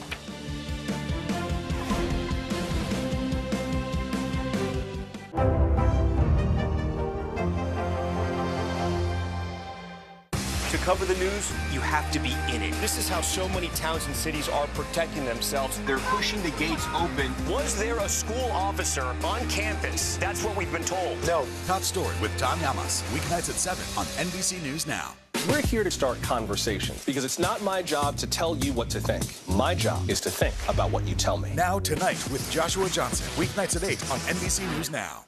You open the door for so many people. I love working with people. I did not do any of this by myself. Hello! Lizzo, you put a smile on every single face. It feels like Christmas or my birthday or something. Desire, deception, and a double cross. The Seduction, a deadly love story only Dateline and Keith Morrison can tell. Listen now, wherever you get your podcasts. Dateline, Missing in America. Hear their stories. Help bring them home. News is happening now. Look at what's making headlines around the world. Right now on Morning News Now. We're coming on the air with breaking news. And this is a significant moment. Whenever it happens, wherever you are, NBC News, streaming free now. To cover the news, you have to be in it. This is how so many towns and cities are protecting themselves. They're pushing the gates open. Was there a school officer on campus? That's what we've been told. No. Top story with Tom Yamas. Weeknights at 7 on NBC News Now. Hallie Jackson Now. Weekdays at 5 on NBC News Now. Harry Styles! The Seduction, Dateline's newest podcast. Listen to the full season now. Top Popping, what's popping now? The Bayhive is coming through for their queen. Beyonce's latest album, Renaissance, is #1 on the Billboard chart today. Now, this is her 7th solo #1 album and the first album by a woman to actually top the Billboard chart this year. All right, here we are on August 8th. Very cool. Well, Britney Spears is in a social media squabble with her ex-husband, Kevin Federline. They're at odds over their teenage sons, who Federline claims they don't want to see Spears right now, allegedly because of her Instagram post. Spears slammed the claims as hurtful in an Instagram story. Well, one of the biggest events of the fall season may look a little bit different this year. Bloomberg reports Apple's next keynote event will be virtual. In fact, execs reportedly are already pre-recording some of those segments, and the tech giant is rumored to roll out the new iPhone 14 as well as Apple Watch next month. Alrighty then. Well, there is a major milestone tomorrow for an American landmark. The Hollywood Bowl turns 100. 100 years old, a stage that has hosted some of the biggest names in music, in art, in theater. NBC News correspondent Gotti Schwartz takes us inside this centennial celebration.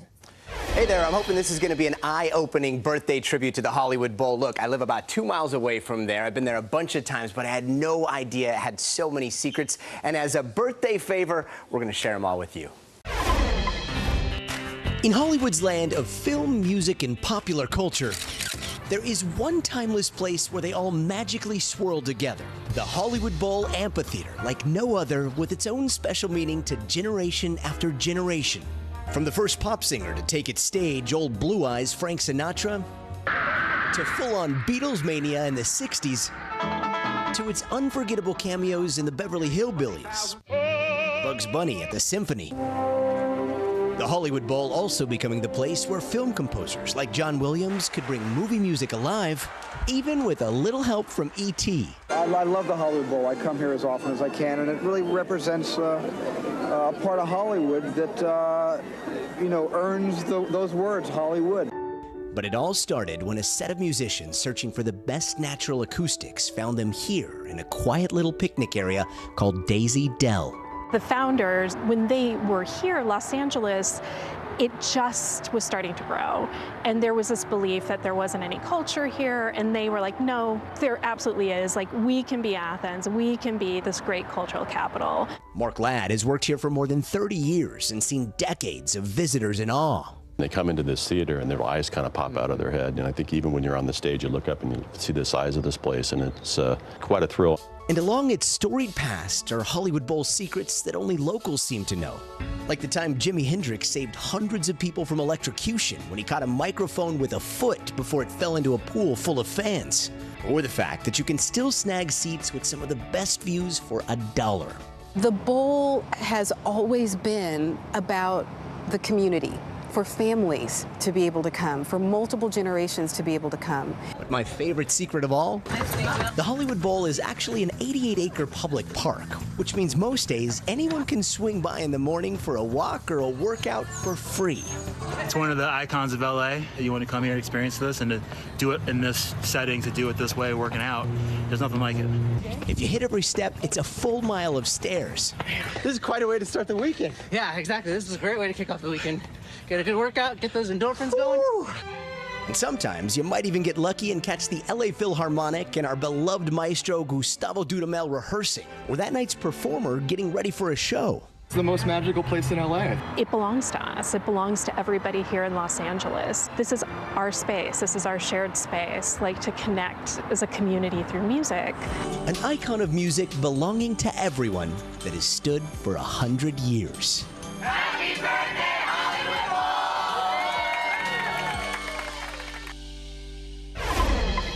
Now, before everyone shows up to the Hollywood Bowl tomorrow hoping for a free morning concert, a little caveat: sometimes artists playing can ask that the rehearsals be closed, so it's best to call ahead to audience services a day to find out beforehand. Guys? Got it.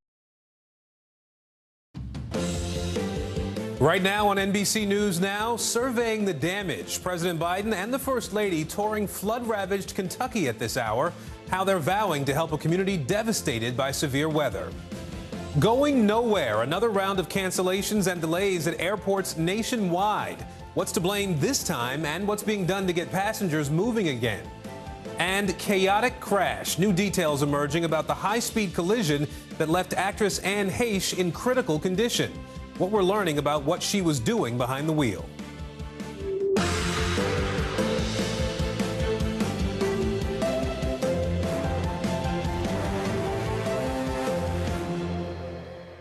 I'm Aaron Gilchrist at NBC News headquarters in New York. It's 2 p.m. here, 11 a.m. out west, and we begin with President Biden visiting flood-ravaged Kentucky today. The president and first lady meeting with families there and getting a first-hand look at some of the damage. We know now at least 37 people were killed by last month's flooding, the flash flooding we saw there, and that region is expecting more rain this week.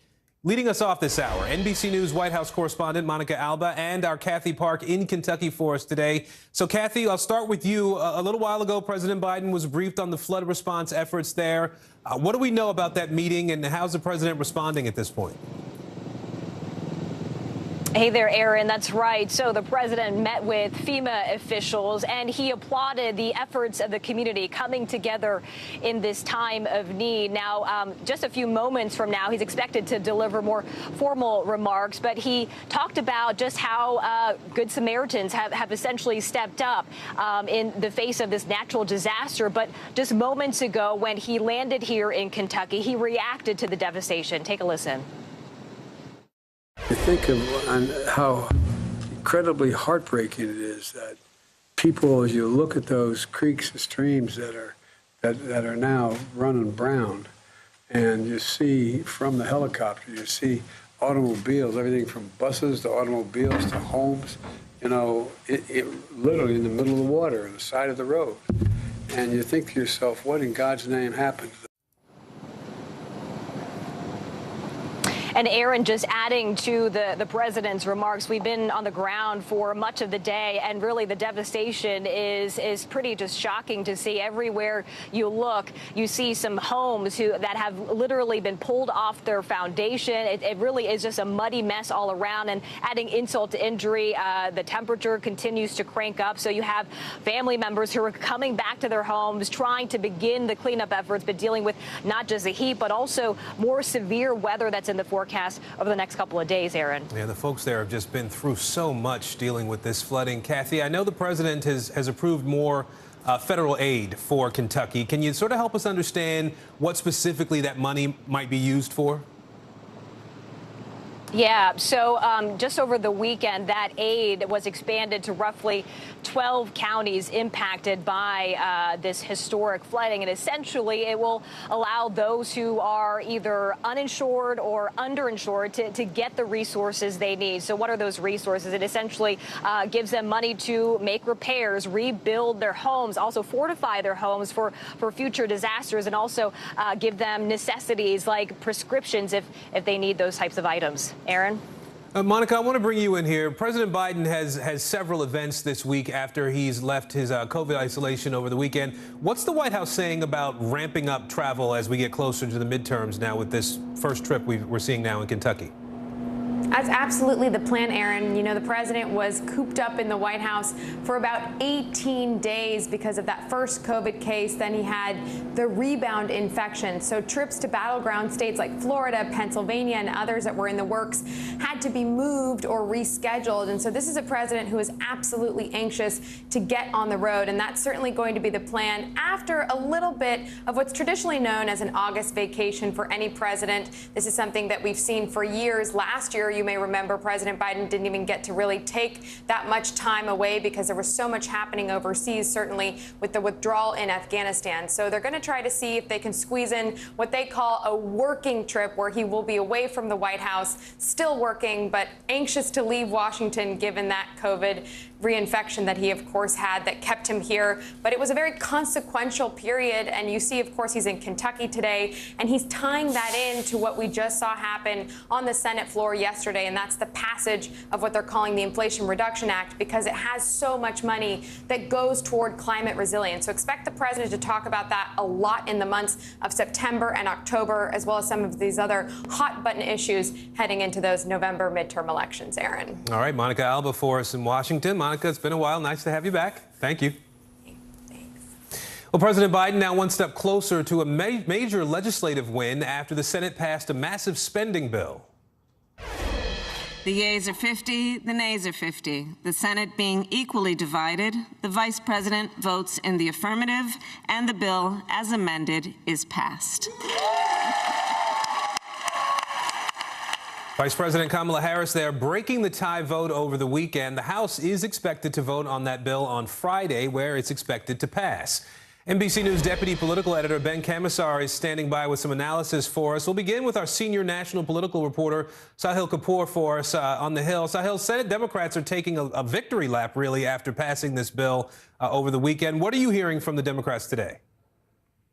Aaron, it's been a mix of joy and relief and pride among Democrats that they finally got this over the line. Many of them, all the way up to the leadership, to Chuck Schumer, the majority leader, are hailing it as a monumental achievement. This bill has had so many near deaths, so many really deaths and rebirths that nobody ultimately knew if it was going to get to the finish line. But the two key votes, first Senator Joe Manchin, who had been the holdout after killing the Build Back Better Act last December, got to yes, and they made some changes to get the other challenging negotiator, Kyrsten Sinema, in the caucus on board. Now, Democrats, including those in tough competitive races, are celebrating major components of this deal, most notably the drug pricing aspect of it, given just how popular it is among voters overall, including swing voters. And there's also a significant amount of revenue through taxes. Let's have a listen to what Senator Chris Van Hollen had to say about that. The big picture is we got it done. It will reduce the deficit. We came up with alternative tax tax measures, and we are closing a lot of tax breaks for very wealthy corporations and others, including that 15 minimum percent tax on big corporations, some of whom are paying zero income taxes in the United States. So this is an important bill. And beyond that, there's about $370 billion to mitigate climate change and invest in clean energy, the biggest investment that Congress has ever made on that front. So, Sahil, as you look ahead then, what can we expect between now and the final vote in the House this week? Well, just moments ago, Aaron, the House Rules Committee, which is run by Democrats, announced a hearing that will happen on Wednesday to mark up that legislation and to send it to the floor for debate. Now, we expect that to happen Friday. This was expected in terms of Rules Committee action, but the gears are starting to move for a final vote on Friday. And we're also seeing different factions of the House Democratic Caucus coalesce around this bill, even though it's not everything they wanted. Progressives wanted much, much more, something more in the range of $3.5 trillion, and some moderate Democrats who wanted things like a state and local tax deduction expansion are coming around to the view that this is what they're going to get, and they still see it as a good deal. It is expected to pass. All right, Sahil Kapoor for us on Capitol Hill today. Thank you. I want to bring in NBC News Deputy Political Editor Ben Kamisar now to talk a little bit more about this. So, Ben, as we've said, this is a big win for Democrats in so many ways. A lot of what-ifs to ponder still, though. Talk to us about some of the scenarios around this bill moving forward. Yeah, obviously, the Democrats are poised to get this big agenda item, presumably across the finish line, as long as the House stays in line. But as Sahil noted, this has been a long, drawn-out saga. This bill has, died many times on the floor, only to be brought back, but not brought back 100%. You can't help but wonder what could have been if Democrats were able to land the plane earlier.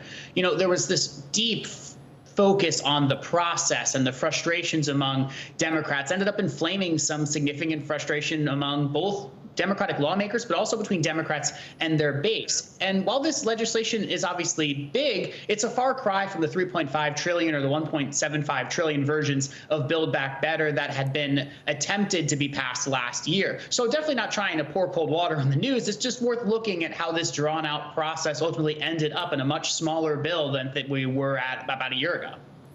Ben, this is going to give Democrats a boost. A lot of people think heading into the midterm elections this November. We look at some of the president's key agenda successes now, right? Infrastructure, COVID relief, gun safety measures, the computer chips bill that came through the Congress a couple of days ago. Talk to us about the Republican strategy as we look at this list for the Democrats, the Republican strategy to counter the sort of momentum that Democrats have been building.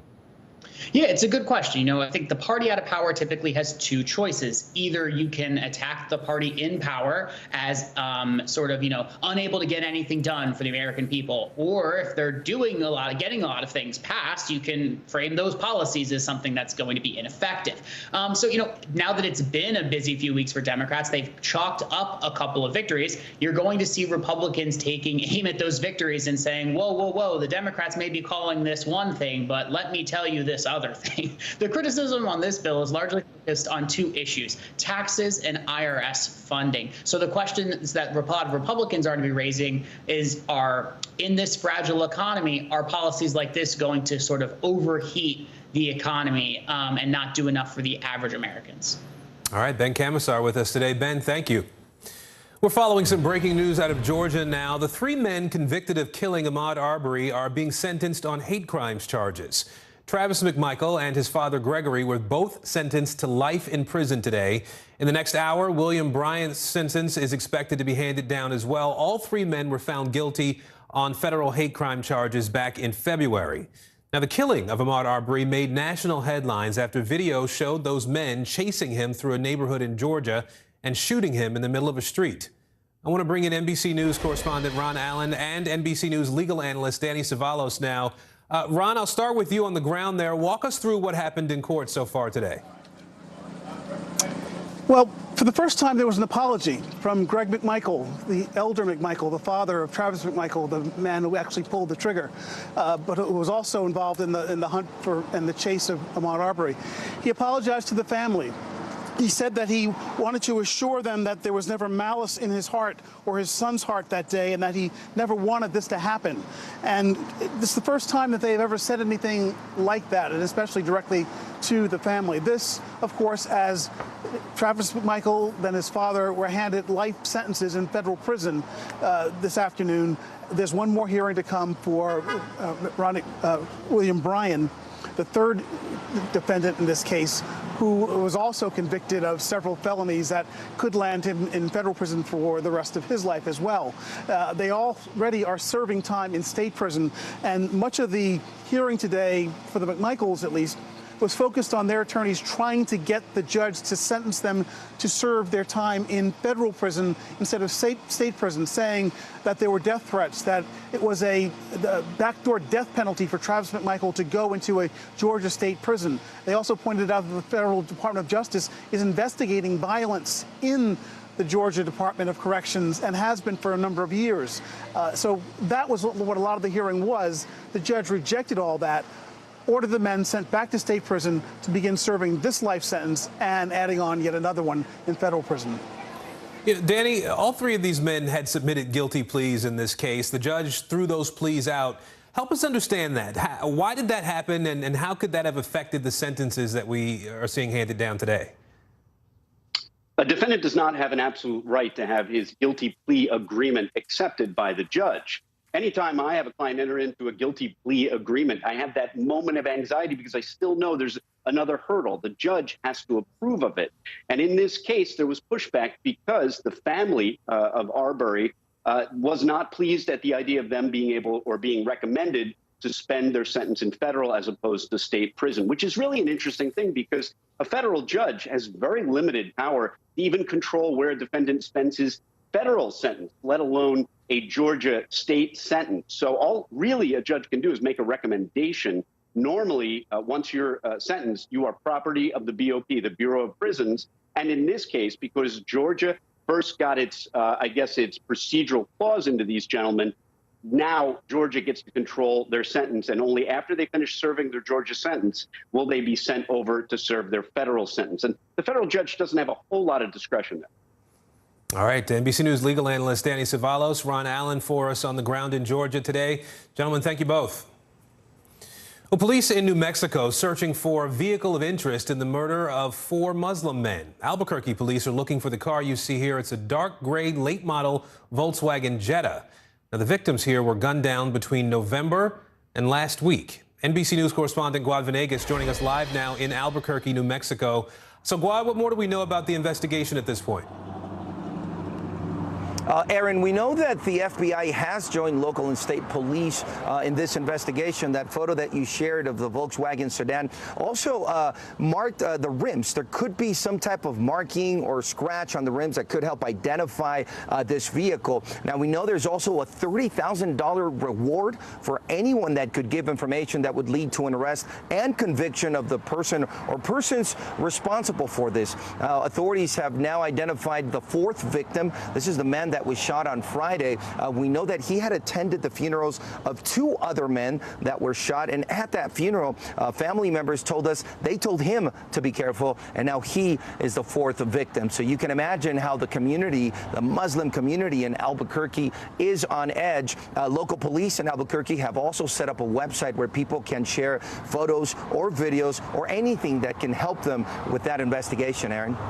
Well, Gauad, you talk about the local community, the Muslim community there being on edge. Talk to us a little bit more about that, as you've been able to gauge people's reactions to what's been happening there. Aaron, they're scared. You know, the Muslim community is small in a place like Albuquerque. You're talking about less than 1% of the people in this city, so they feel targeted. Some of the family members have spoken to us, sharing that some have stayed home, some have left the city. Here's part of one of those interviews with a family member of a victim. Everybody is scared. They say we are not safe anymore. Some people, they already want to leave the city. So I also spoke on the phone just minutes ago with a brother of another victim who told me he was actually his brother. This was one of the victims was shot just down the street from where they lived. So he feels like the person that committed this attack knows that that's an area where Muslim people live. So now he doesn't want to go outside even to go to the store. He gave me an example. There's a store down the street that he says never closes, not even on holidays. And after that latest killing, that has closed down, because they are also scared, Aaron. Gauad Venegas for us in Albuquerque, New Mexico. It is understandable. Gauad, thank you. There's growing concern today over the potential for a nuclear catastrophe in Ukraine. Ukraine and Russia blaming each other for new strikes near a nuclear power plant. Ukraine says explosions damaged radiation sensors and injured a worker. The head of the United Nations is calling the missile strikes suicidal. NBC News correspondent Josh Letterman joining us now from Odessa, Ukraine. Josh, the U.S. officials tell NBC News that as of now, they've seen no indications of increased radiation levels at that particular plant. What's being done, though, to prevent any sort of a catastrophe from actually happening? Yeah, that's right, Aaron. I spoke with an official at the White House National Security Council who told me that according to the Energy Department and the National Nuclear Safety Administration, there are sensors at the Zaporizhzhia nuclear plant that are still transmitting, and there are no abnormal signs of radiation right now. But I also spoke with the head of Ukraine's National Nuclear Energy Company, who told me those radiation levels could increase at any moment, and they are deeply concerned given the huge amounts of nuclear fuel, spent nuclear material, as well as the 6 reactors at the Zaporizhzhia plant, the largest in Europe, that if there is continued shelling, that there is the risk of a radiation catastrophe. It's been 3 days of shelling so far in a row that Ukraine and Russia are blaming on each other. And we heard today from the UN Secretary General Guterres, who said this about the risk. Any attack to a nuclear plant is a suicidal thing, and I hope that those attacks will end. And at the same time, I hope that the IAEA will be able to have access to the plant and to exercise its mandate competencies. Now, Ukrainian nuclear officials are still running this plant, but they are doing it under the occupation of Russia that now controls that territory. Officials here tell me that Russia has about 500 troops at the plant, as well as 50 military vehicles. Some of them are in the turbine halls of the nuclear reactors themselves. Aaron? Josh, I do want to ask you, too, very quickly about the White House signing off on this new $1 billion security package for Ukraine today. What do we know about what's in that package?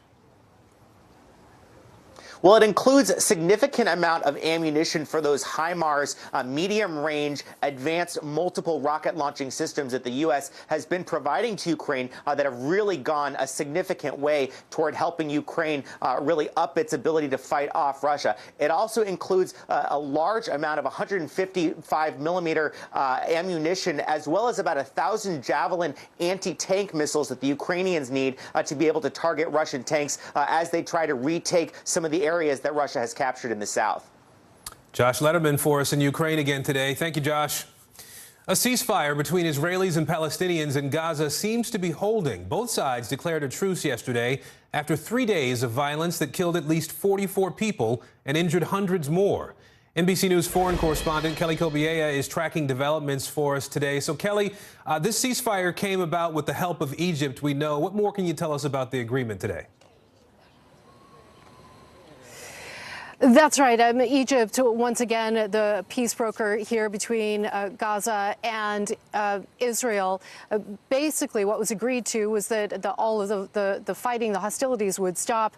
The border crossings would slightly reopen, at least to allow humanitarian aid and fuel back into Gaza, as long as both sides, as long as rockets were not fired from either side. I mean, crucially, this was a conflict between Palestinian Islamic Jihad and Israel, not between Hamas and Israel, the ruling Hamas element in Gaza.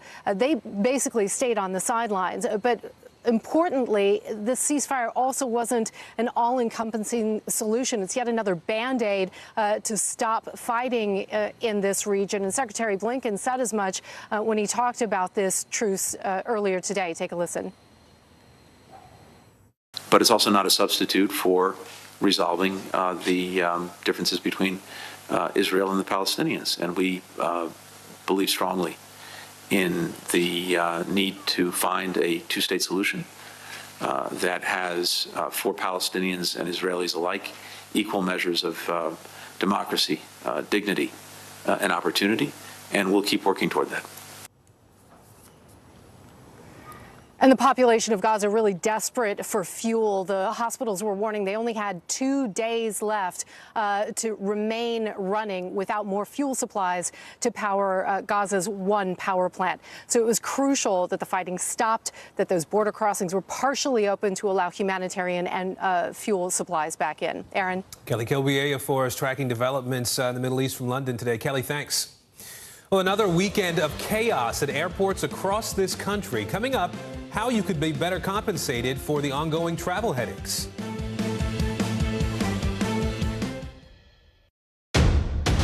The day's biggest political stories with trusted insight now and expert analysis now. A daily look at the politics behind the headlines. Meet the Press Now, streaming weekdays at 4 p.m. on NBC News Now.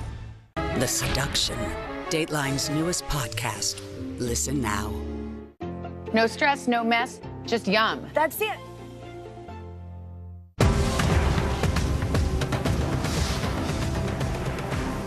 Harry Styles! Our show is about sparking conversations around today's biggest issues. The Fed raises interest rates. That controls inflation. Explain how that works. Is part of this that everyone's rethinking their jobs and their relationship to their employers? Could you just remind us why there are 9 justices on the Supreme Court instead of 3 or 20 or 2? It's not my job to tell you what to think. My job is to think about what you tell me. Now Tonight with Joshua Johnson, streaming weeknights at 8 on NBC News Now. Dateline Missing in America. Hear their stories. Help bring them home. News is happening now. Look at what's making headlines around the world. Whenever it happens, wherever you are, it's here now. Top Story with Tom Llamas. Weeknights at 7 on NBC News Now. Harry Styles! Mr. Secretary, when is this going to get better? You came into this job saying you were going to fight crime. Have you been successful? Found a way to put that. Can you update us on the status of negotiations? Now Tonight with Joshua Johnson, streaming weeknights at 8 on NBC News Now. Sometimes the news can be difficult and overwhelming for kids to understand, so we've created a newscast just for them. We hope your family will watch Nightly News Kids Edition. Well, hundreds of flights grounded all over the U.S. today after another weekend of delays and cancellations. Thousands of frustrated passengers were stranded and scrambling to reschedule their plans.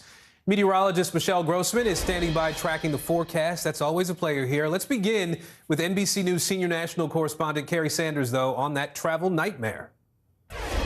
Passengers who travel routinely say these delays and cancellations appear to be happening far too often. Airline analysts say it's a combination of problems. First of all, you have summertime rains, and then you also have staffing shortages, which together combine to make for travel nightmares. Frustration is on the rise at airports across the country. I just don't understand how this is okay. With more than 1,500 flights canceled this weekend and at least 13,000 delays from coast to coast. Hopefully it doesn't get canceled again, because I definitely need to get home and get stuff done. Nasty storms setting off a cascade of chaos for travelers. It was just really draining and frustrating. American and Southwest Airlines blaming summertime thunderstorms and weather-related challenges for the disruptions. But it's been a rocky summer for airlines dealing with crew and pilot shortages, reduced flight schedules, and a record surge in travelers. There aren't a lot of pilots sitting in reserve. There aren't a lot of planes sitting in reserve, or crew or staff. And so when there's one cancellation, there's very little buffer or slack in the system. Sarah Johnson was rebooked from New York to Chicago with her two sons, who were put on a different flight on another day. The airline was able to resolve the issue, and they all traveled home together. It's a broken system, and then people get left having no idea where to go, what to do, no answers, and no compensation. Now the Department of Transportation is proposing new guidelines for travelers hit with flight delays, including allowing passengers a refund if an airline changes their departure or arrival time by at least 3 hours for a domestic flight. I think if it's enacted, it would be the biggest expansion of travelers' rights in decades. Those consumer rights are similar to what passengers already enjoy in Europe. The Department of Transportation says it's going to be taking comments from passengers for the next 90 days. Carrie Sanders there. Let's bring in NBC News meteorologist Michelle Grossman now for more on the travel outlook. Michelle, what are you tracking right now? Hey there, Aaron. Well, we're tracking more heat. We're tracking more storms. So we're going to have some weather-related issues. We had issues at O'Hare earlier this morning with some really heavy downpours. Part of the fuel is the heat across the country. So heat alerts for 55 million Americans from the Pacific Northwest into the Mississippi Valley, also portions of the Northeast. We remain so hot. We're looking at temperatures in the Northeast into the 90s, feeling like the 100s in many spots. So feeling like 100 in New York City later on this afternoon. Tomorrow, another hot day, feeling like 104 in Philadelphia, feeling like 101 by tomorrow afternoon in Memphis. We get relief on Wednesday, but it comes at a price. It's a cold front. That's what we're tracking right now, moving very slowly, bringing numerous rounds of showers, some torrential downpours in portions of the Midwest. You can see a severe thunderstorm warning. That's that little orange box in southern Missouri. So we're looking at some electricity as well, and we're looking at a flash flooding risk, really numerous spots across the country, the Southwest into the Ohio Valley, the Great Lakes, the Appalachians, into the Northeast, especially New England. And we're going to watch heavy rainfall, Aaron. We're looking at heavy rainfall also in those flood-ravaged areas in eastern Kentucky. So that's going to be something we're going to watch very closely. Back to you. All right, meteorologist Michelle Grossman. Thanks, Michelle. Well, will the battle over abortion access drive voters to the polls? Still ahead, how that debate is shaping the upcoming midterms. The fire has grown leaps and bounds. What you see behind me is typical. How you doing? Pretty bad. These days, it feels like the news never stops. So let's get into it. What's happening right now, what it all means for you for an hour every day. It can be hard to keep up, so let's get started together. Hallie Jackson Now, weekdays at 5 on NBC News Now. You don't know when your moment's coming, but when it does, you take it. The Seduction, Dateline's newest podcast. Listen now. The indictment of a former president, perhaps candidate for president, would arguably tear the country apart. Is that your concern? Can you update us on the status of negotiations? Dateline Missing in America. Hear their stories. Help bring them home. Top Story with Tom Llamas. Weeknights at 7 on NBC News Now. Bottom of the hour now. Here's what we're watching. Gabby Petito's family has filed a lawsuit against police in Moab, Utah. The family is accusing the department of failing to properly investigate Gabby's domestic violence case. The suit alleges the officers involved in responding to a 911 call lacked proper training to recognize abuse. The lawsuit seeks $50 million in damages. A 4-year-old girl is dead and a 2-year-old boy is in critical condition after they were allegedly stabbed by a woman in New Orleans. Police say the attack was, quote, guardian-related. Officers responded to an emergency call on Sunday and found the 2 toddlers with stab wounds. A 31-year-old woman is under arrest. We don't yet know exactly how she's connected to these children. And a sinkhole in Chile has now doubled in size. It first emerged on July 30th, and now it stretches 160 feet across and 656 feet deep. The cause of that sinkhole is not fully clear at this point, but the Chilean government has ordered work at a nearby copper mine to stop.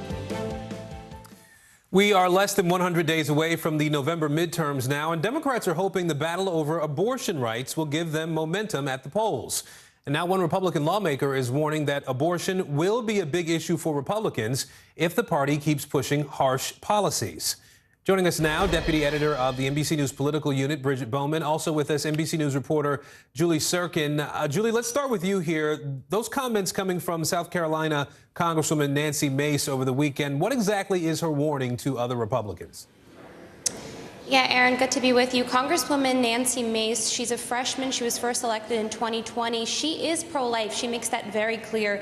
But she also has a warning for her party, taking it to extremes in some of these red states across the country with conservative legislatures passing very restrictive or near total abortion bans in places like Texas, Indiana, most recent state to do so. Here's part of what she said to Chuck Todd yesterday on Meet the Press. Watch. You know, Handmaid's Tale was not supposed to be a roadmap, right? Yeah. This is a place where we can be in the center, we can protect life, and we can protect where people are on both sides of the aisle. I'm staunchly pro-life. I have a 100% pro-life voting record. I do think that it will be an issue in November if we're not moderating ourselves, that we are including exceptions for women who've been raped, for girls who are victims of incest, and certainly in every instance where the life of the mother is at stake. And that is a position that I have staked out. That's really important to me personally, but that's where the vast majority of women are in my state. Mace has always been very honest about the fact that she was raped herself at the age of 16 years old. And this reminds me of talking points, this issue of Republicans in these states taking it to extremes, of talking points circulated by the NRSC when the decision was first leaked from the Supreme Court, telling folks to stick to the moderate side of this issue, to not go on the extremes and take those extreme positions. And so you hear Mace here, who won her primary, by the way, against a Trump-endorsed candidate, making this appeal. And in that state, in Mace's state, Julie, there's a total abortion ban that started making its way through the General Assembly there in South Carolina. Where does that legislation stand at this point? Well, lawmakers there, after seeing what happened in Kansas last week, Aaron, where nearly 60% of voters there actually voted against the states to remove the right of abortion, of women obtaining an abortion in the state. 60% of voters actually showed up and voted against that. And this, according to Mace, should be a signal of shockwaves to the rest of the states in the country considering these restrictive measures, like South Carolina. And now that legislature is sort of on a waiting game. They have a 6-week ban in effect. One of the lawmakers, a Republican, said, what's the rush? Let's just wait to see what happens in the next couple of months. And they know that this is going to be something that could potentially hurt them in the fall, especially as they're trying to pick up seats in the House, to win the House over, and in the Senate as well, to pick that up. Julie Sirkin on Capitol Hill for us today. Thanks, Julie. Bridget Bowman, let's bring you in here and pick up where Julie left off, talking a little bit more about Kansas, if we can. She mentioned, obviously, last week the state there voted to protect abortion rights. There's one representative who called it a warning shot to other states. That's the quote there. Which other states are considering similar legislation at this point? Yeah, Aaron, there are a handful of states that are addressing similar to what we saw in Kansas, where there are initiatives on the ballot where voters can directly weigh in on the issue of abortion rights in their states constitutions. So in California, these are a handful of states. So in California and Vermont, there are ballot initiatives protecting the right to an abortion. Those are, of course, traditionally Democratic states. In Kentucky, there's a measure similar to Kansas that would amend the Constitution to explicitly say it does not protect the right to an abortion. That's very similar to what we saw voters resoundingly reject in Kansas.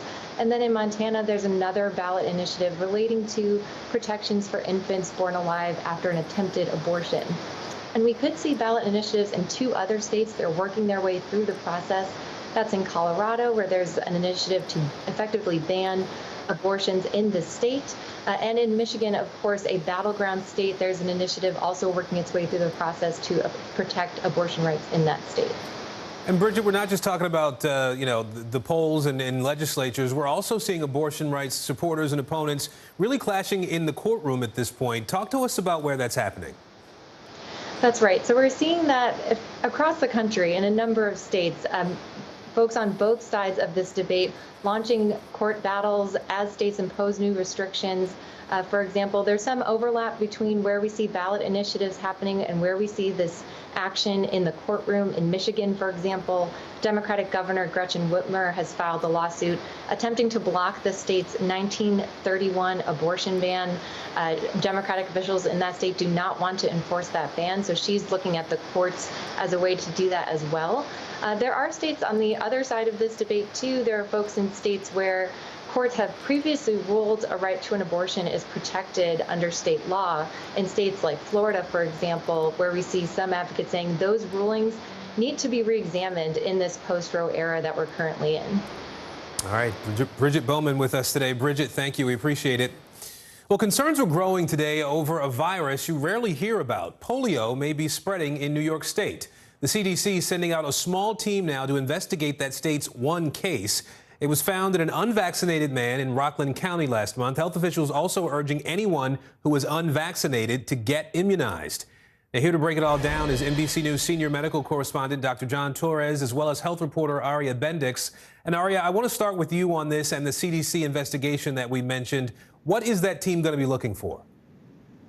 That's right, Aaron. So the CDC is going to do a bit of contact tracing. We know that polio spreads mostly through contact with feces. So that means that people in this individual's household or in other tight-knit settings might be at highest risk of exposure. The team is also going to be assisting with vaccination efforts in Rockland County. We know that this is a county with lower vaccination rates than the rest of New York State. About 60% are vaccinated for polio compared to 80% for the statewide average. So it's going to be important for that CDC team to try and raise those rates of vaccination for polio, especially in this community at highest risk of exposure. And Aria, we've also seen the reporting that there are some wastewater samples collected in Orange County, nearby to Rockland County, that also contain the virus. Can you walk us through what that indicates and what the state is saying about it? Yeah, so we see diseases in wastewater all the time, and that doesn't necessarily mean that they're making people sick. But what's really standing out to state health officials right now is the fact that the samples taken from Rockland County and from Orange County are genetically linked to this one patient in Rockland County. And that means that there's probably some local community transmission of polio. We don't know necessarily whether that will translate into additional cases, but it's certainly something to pay attention to. And Aria, what about the man we're talking about here, this Rockland County man who contracted polio? Any updates on him, on his case at this point? Yeah, so the latest we know is that this was a 20-year-old man who was hospitalized in June in New York for weakness and paralysis. And those are symptoms we commonly associate with polio, but they're actually relatively rare for the disease, about 1 in 200 cases, according to the CDC. So it's obviously particularly concerning. And we also know that his strain of polio was linked to live virus from an oral vaccine that's not administered in the U.S. So that tells us that he may have been infected or exposed for someone outside the country. And now we need to figure out whether he's exposed to anyone else in the U.S., Aaron. All right, Aria Bendix, health reporter with us today. Aria, thank you. I want to bring in NBC News senior medical correspondent Dr. John Torres now to talk a little bit more about this. Obviously, we're just talking about one confirmed case here, but it's like a long list of stuff we've been dealing with the last couple of years.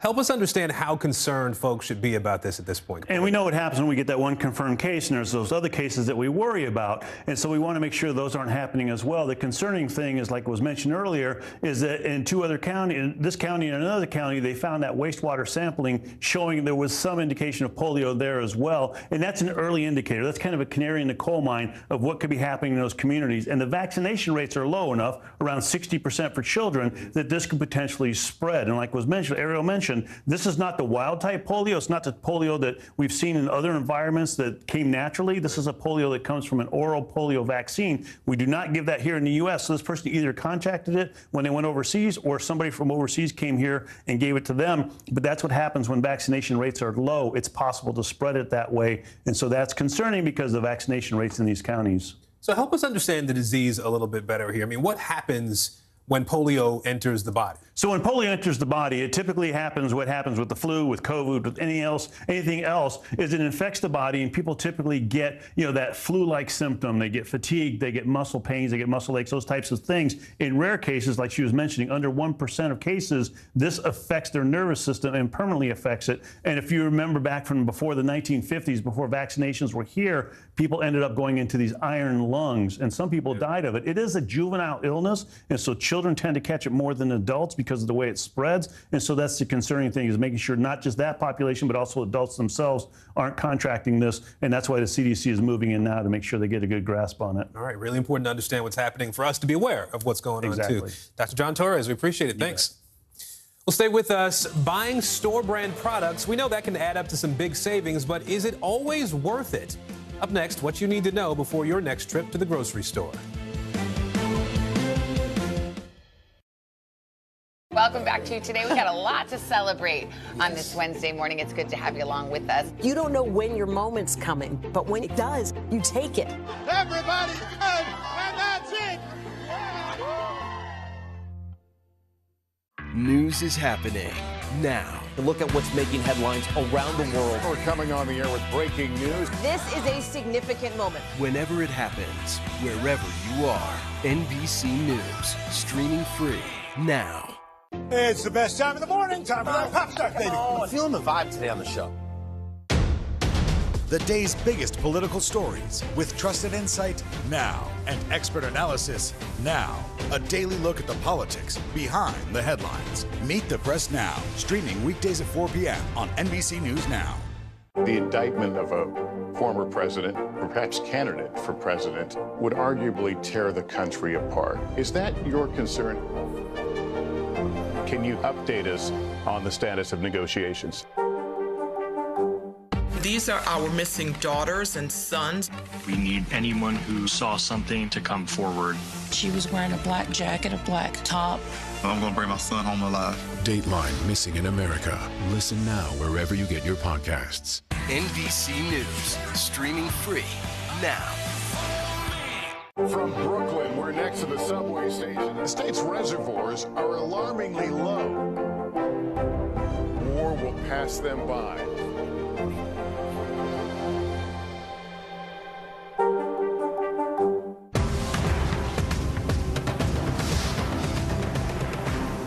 We're here to start conversations because it's not my job to tell you what to think. My job is to think about what you tell me. Now Tonight with Joshua Johnson, weeknights at 8 on NBC News Now.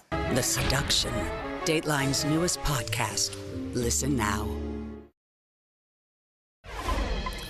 Well, soaring prices for housing, food, and gas are affecting all Americans these days, but a new analysis shows that Latino and Black Americans may be getting hit the hardest by rising inflation. Christian Benavides from our South Florida station joins us now looking into this issue. So, Christian, for starters, why are these communities specifically feeling the pinch more now?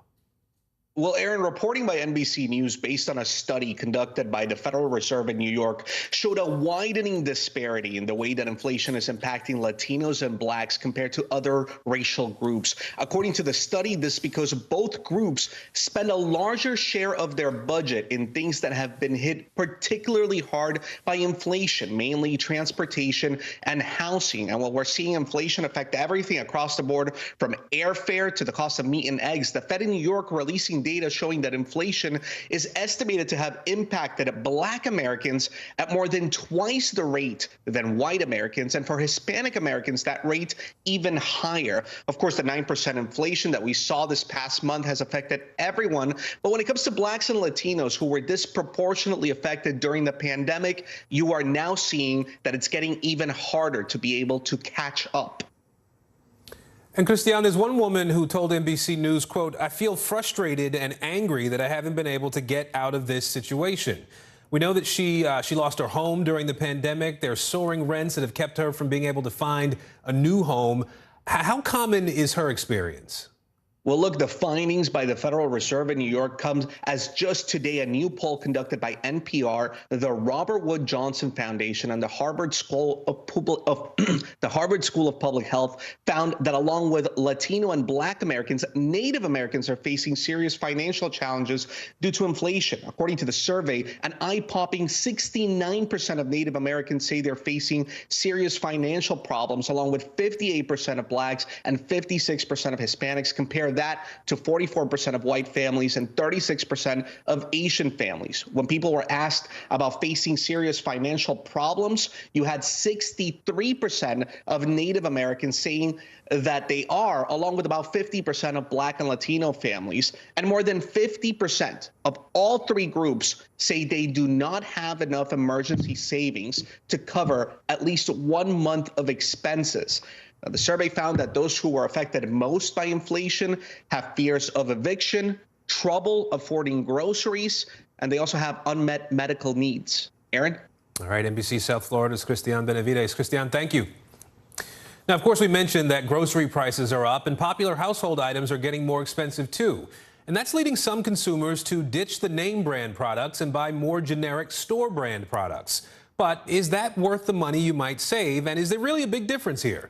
NBC News Now anchor Savannah Sellers went to a taste testing lab to find out. Up and down the supermarket aisles, shoppers are looking to save a quick buck.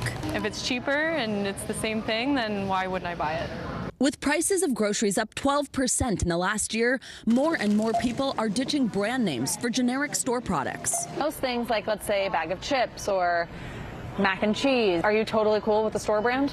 Every time. Yeah. There are a couple things that I don't do store brand for, like Heinz ketchup and things like that. But I think that the savings you're getting is not worth the taste. Sure, they're saving money, but at what price? We headed to the sensory lab at Ohio State University, where Professor Chris Simons runs taste tests for major companies. But the idea is to get consumer feedback as companies are developing products to see how well products are liked, how they're preferred over potential competitors. Okay, ready? Yes. All right. We asked them to test 4 common brand name products against their store-made counterparts. 33 volunteers took part. I like the way these look, but these definitely taste better. The samples are prepared in a kitchen, then sent through a trapdoor to the participants. First up, potato chips. Tasted almost a little like they've been out for a while. Oh, so we have a clear favorite. Yeah. $2.69, the winner. The verdict? 48% of respondents preferred Lay's original chips, while 36% preferred the Target version. Virtually a toss-up. Next came cereal. Everyone has their own different opinion. Okay, you went right for a smell. Yeah, so you can tell this one's a bit more dry. Okay. It's a bit more bland than the first one. Here, Cheerios was the clear winner, preferred by 70% compared to just 12% picking the Walmart brand. Then came peanut butter. I'm trying to see like what's the nutty flavor of it. I think I do like this one more. Okay. 568. But they're both good. 39% preferred Giant Eagle's store brand compared to 36% for Jif, a virtual tie. So go ahead and hit next. I joined for the next part of testing. This is the feel thing. This is the feel thing. That's right. Which facial tissue would get my vote? Okay, soft. Yeah, all right. Feel different? Oh. So normally you wouldn't sort of necessarily be aware of those kind of dramatic differences, right? But when you have these sort of paired... Yeah, this one is way softer. Okay. All right, so you have a preference? $4.91. Yeah. Kleenex, the resounding winner. 67% preferred their tissues, while only 18% picked Target's version. The testers were surprised to learn how they voted. Cereal, name brand. Knew it. You went Cheerios. Yeah, all the way. Peanut butter. Generic. Really? There you go. No way. Yeah. So are we conditioned to like certain brands more than others? Let's say Coca-Cola, right? It has a very unique flavor profile that's different from Pepsi, that's different from some of the generic brands. I'm going to continue to buy that because that's the profile that I like. But at the end of the day, researchers say the differences may be little to non-existent. Yeah, so in often cases for generic brands, it's still the name brand that's making them, right? So they're just slapping a different label on it when it comes out of the end of the pipe. A little food for thought next time you visit the grocery store. Savannah Sellers reporting there. Actress Anne Heche in the hospital after a high-speed crash in Los Angeles. After the break, why authorities have now issued a warrant as they examine this accident. These days, it feels like the news never stops. So let's get into it. What's happening right now, what it all means for you for an hour every day. It can be hard to keep up, so let's get started together. Hallie Jackson Now, weekdays at 5 on NBC News Now.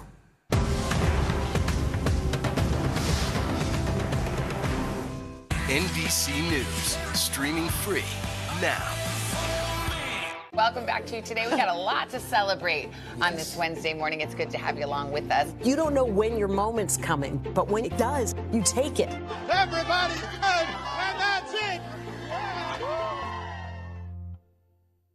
Right now on NBC News Now, look at what's making headlines around the world. We've got 3 new developments just this afternoon. We begin this hour with breaking news. This is what it looks and feels like to try to escape Ukraine. I don't want us to say goodbye. This factory has gone from making kitchen pots to lethal items. There's an intense artillery battle underway. Breaking news this morning. The heartbreak, the grief, and the tears that we have seen here are all tragically familiar. Was there a school officer on campus? Because that's what we've been told. No. The shooting is once again reigniting the debate over gun laws. If it's Tuesday, it is primary night. The highest profile races yet this year. The official confirmation of Judge Ketanji Brown Jackson. Let's zoom out a bit to our changing climate. What do we think that the new normal is going to be? The rollout of... All right, staying on top of the breaking news this hour, President Biden in Kentucky with the First Lady right now, touring the flood damage there. He's now taking the podium to speak to folks who live in this area. Let's listen. You know, I got to meet several families. Got to meet the family back here on this side of the road to see what's happened to their properties, their trailer, everything they had, and how they've come together. No complaining, just getting up and going to get it done. I walked across the road, another family. One family, gentleman, his trailer is all the way up at the other end of the property, gone. And you know what? When I started talking about what we could do, he said, well, you know, we Kentuckians don't want to ask for too much. Catch this. We don't want to ask for too much. We're used to having neighbors help us out. We don't know that the rest of y'all, everybody else should be doing this. I said, you're kidding me. Not seriously, what are you talking about? And to point it out that, here's the deal. It is true that the people here in this community in Western Kentucky and the folks I met in the tornado, they're not just Kentuckians, they're Americans. They're Americans. This happened in America. American problem. And we're all Americans. Everybody has an obligation to help. We have the capacity to do this. It's not like it's beyond our control. The weather may be beyond our control for now, but it's not beyond our control. And I promise you, we're staying, the federal government along with the state and county and the city, we're staying until everybody's back to where they were. Not a joke. And one other thing I've raised with the Gov, we've never done this before, but because of a number of things we got done on a bipartisan basis, like a $200 million infrastructure project, like what we're doing today, what we passed yesterday, helping take care of everything from health care to God knows what else. What we're going to do is we're going to see, for example, if they got to put a new water line in the community, there's no reason why they can't at the same time be digging a line that puts in a whole new modern line for internet connections. Why? Why can't we do that? So this is going to be different. We're going to come back better than before. And I really mean it. That's the objective I have. Not come back to what we were before, come back to better than we were before. And I mean this, Gov, and you know I mean it. And I'm confident with your leadership we can do it. along with the we call them county executives, where I'm from, but from the judge here. I'm finding this is something that we can all do. We can get this done because we're the only country in the world that has come out of every major disaster stronger than we went into it. We got clobbered going in, but we came out stronger.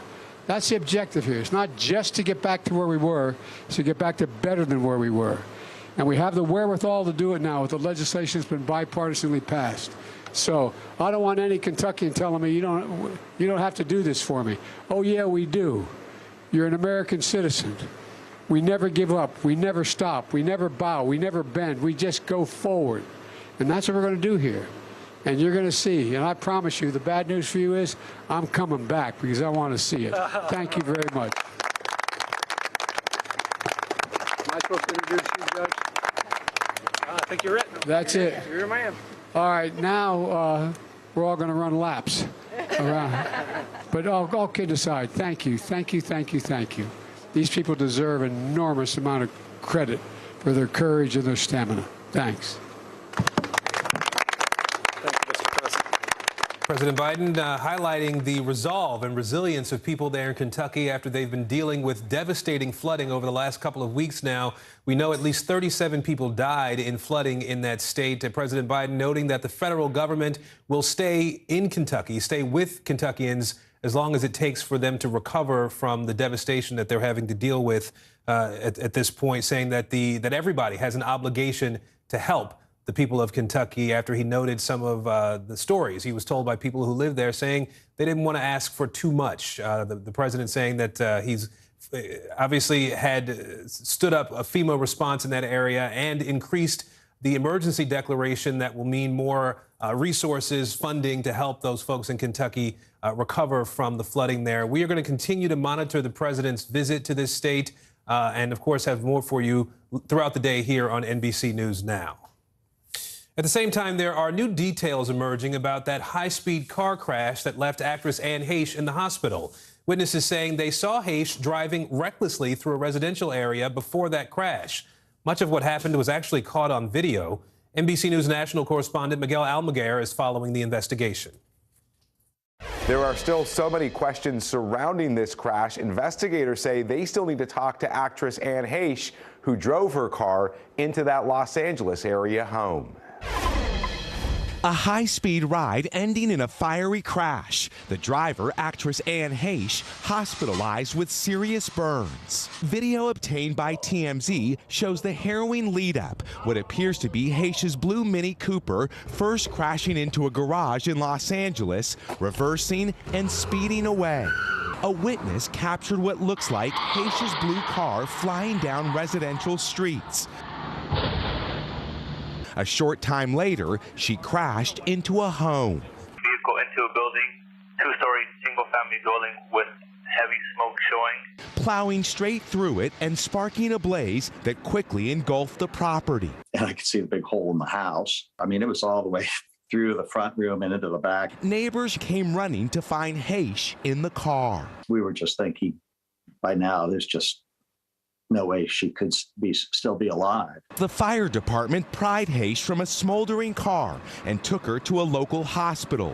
Her spokesperson saying in a statement to NBC News on Saturday, Anne is currently in stable condition. Her family and friends ask for your thoughts and prayers and to respect her privacy during this difficult time. The LAPD saying that a traffic collision investigation is ongoing. It's not the first time Heche has been in the spotlight for seemingly erratic behavior. The actress gained fame for her role in the soap opera Another World and in popular films in the 1990s. At the same time, her relationship with Ellen DeGeneres brought intense attention. She made headlines after they broke up in 2000 for a bizarre incident when she wandered through the desert outside Fresno, California, then knocked on a stranger's door and entered their home. She later said she'd taken ecstasy before the drop-in.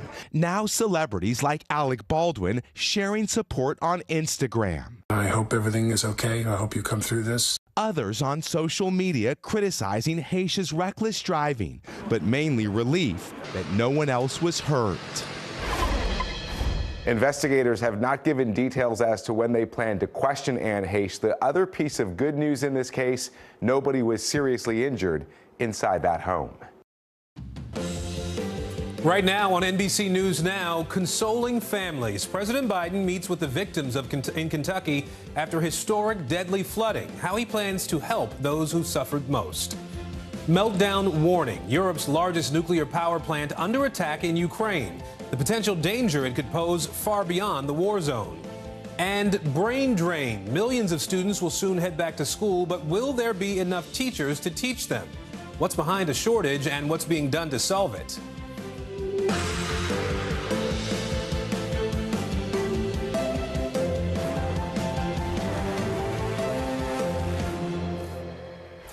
It is noon on the West Coast, 3 p.m. here at NBC News headquarters in New York. I'm Aaron Gilchrist, and we begin this hour with President Biden's trip to Kentucky. The president and first lady just met with families there, families impacted by last month's deadly floods. They're also getting a firsthand look at the utter devastation left behind. It's not like it's beyond our control. The weather may be beyond our control for now, but it's not beyond our control. And I promise you, we're staying, the federal government, along with the state and county and the city, we're staying until everybody's back to where they were. Not a joke. Now, this is President Biden's first trip since ending his COVID isolation, first working trip. The president says he tested negative again this morning and, quote, all is good.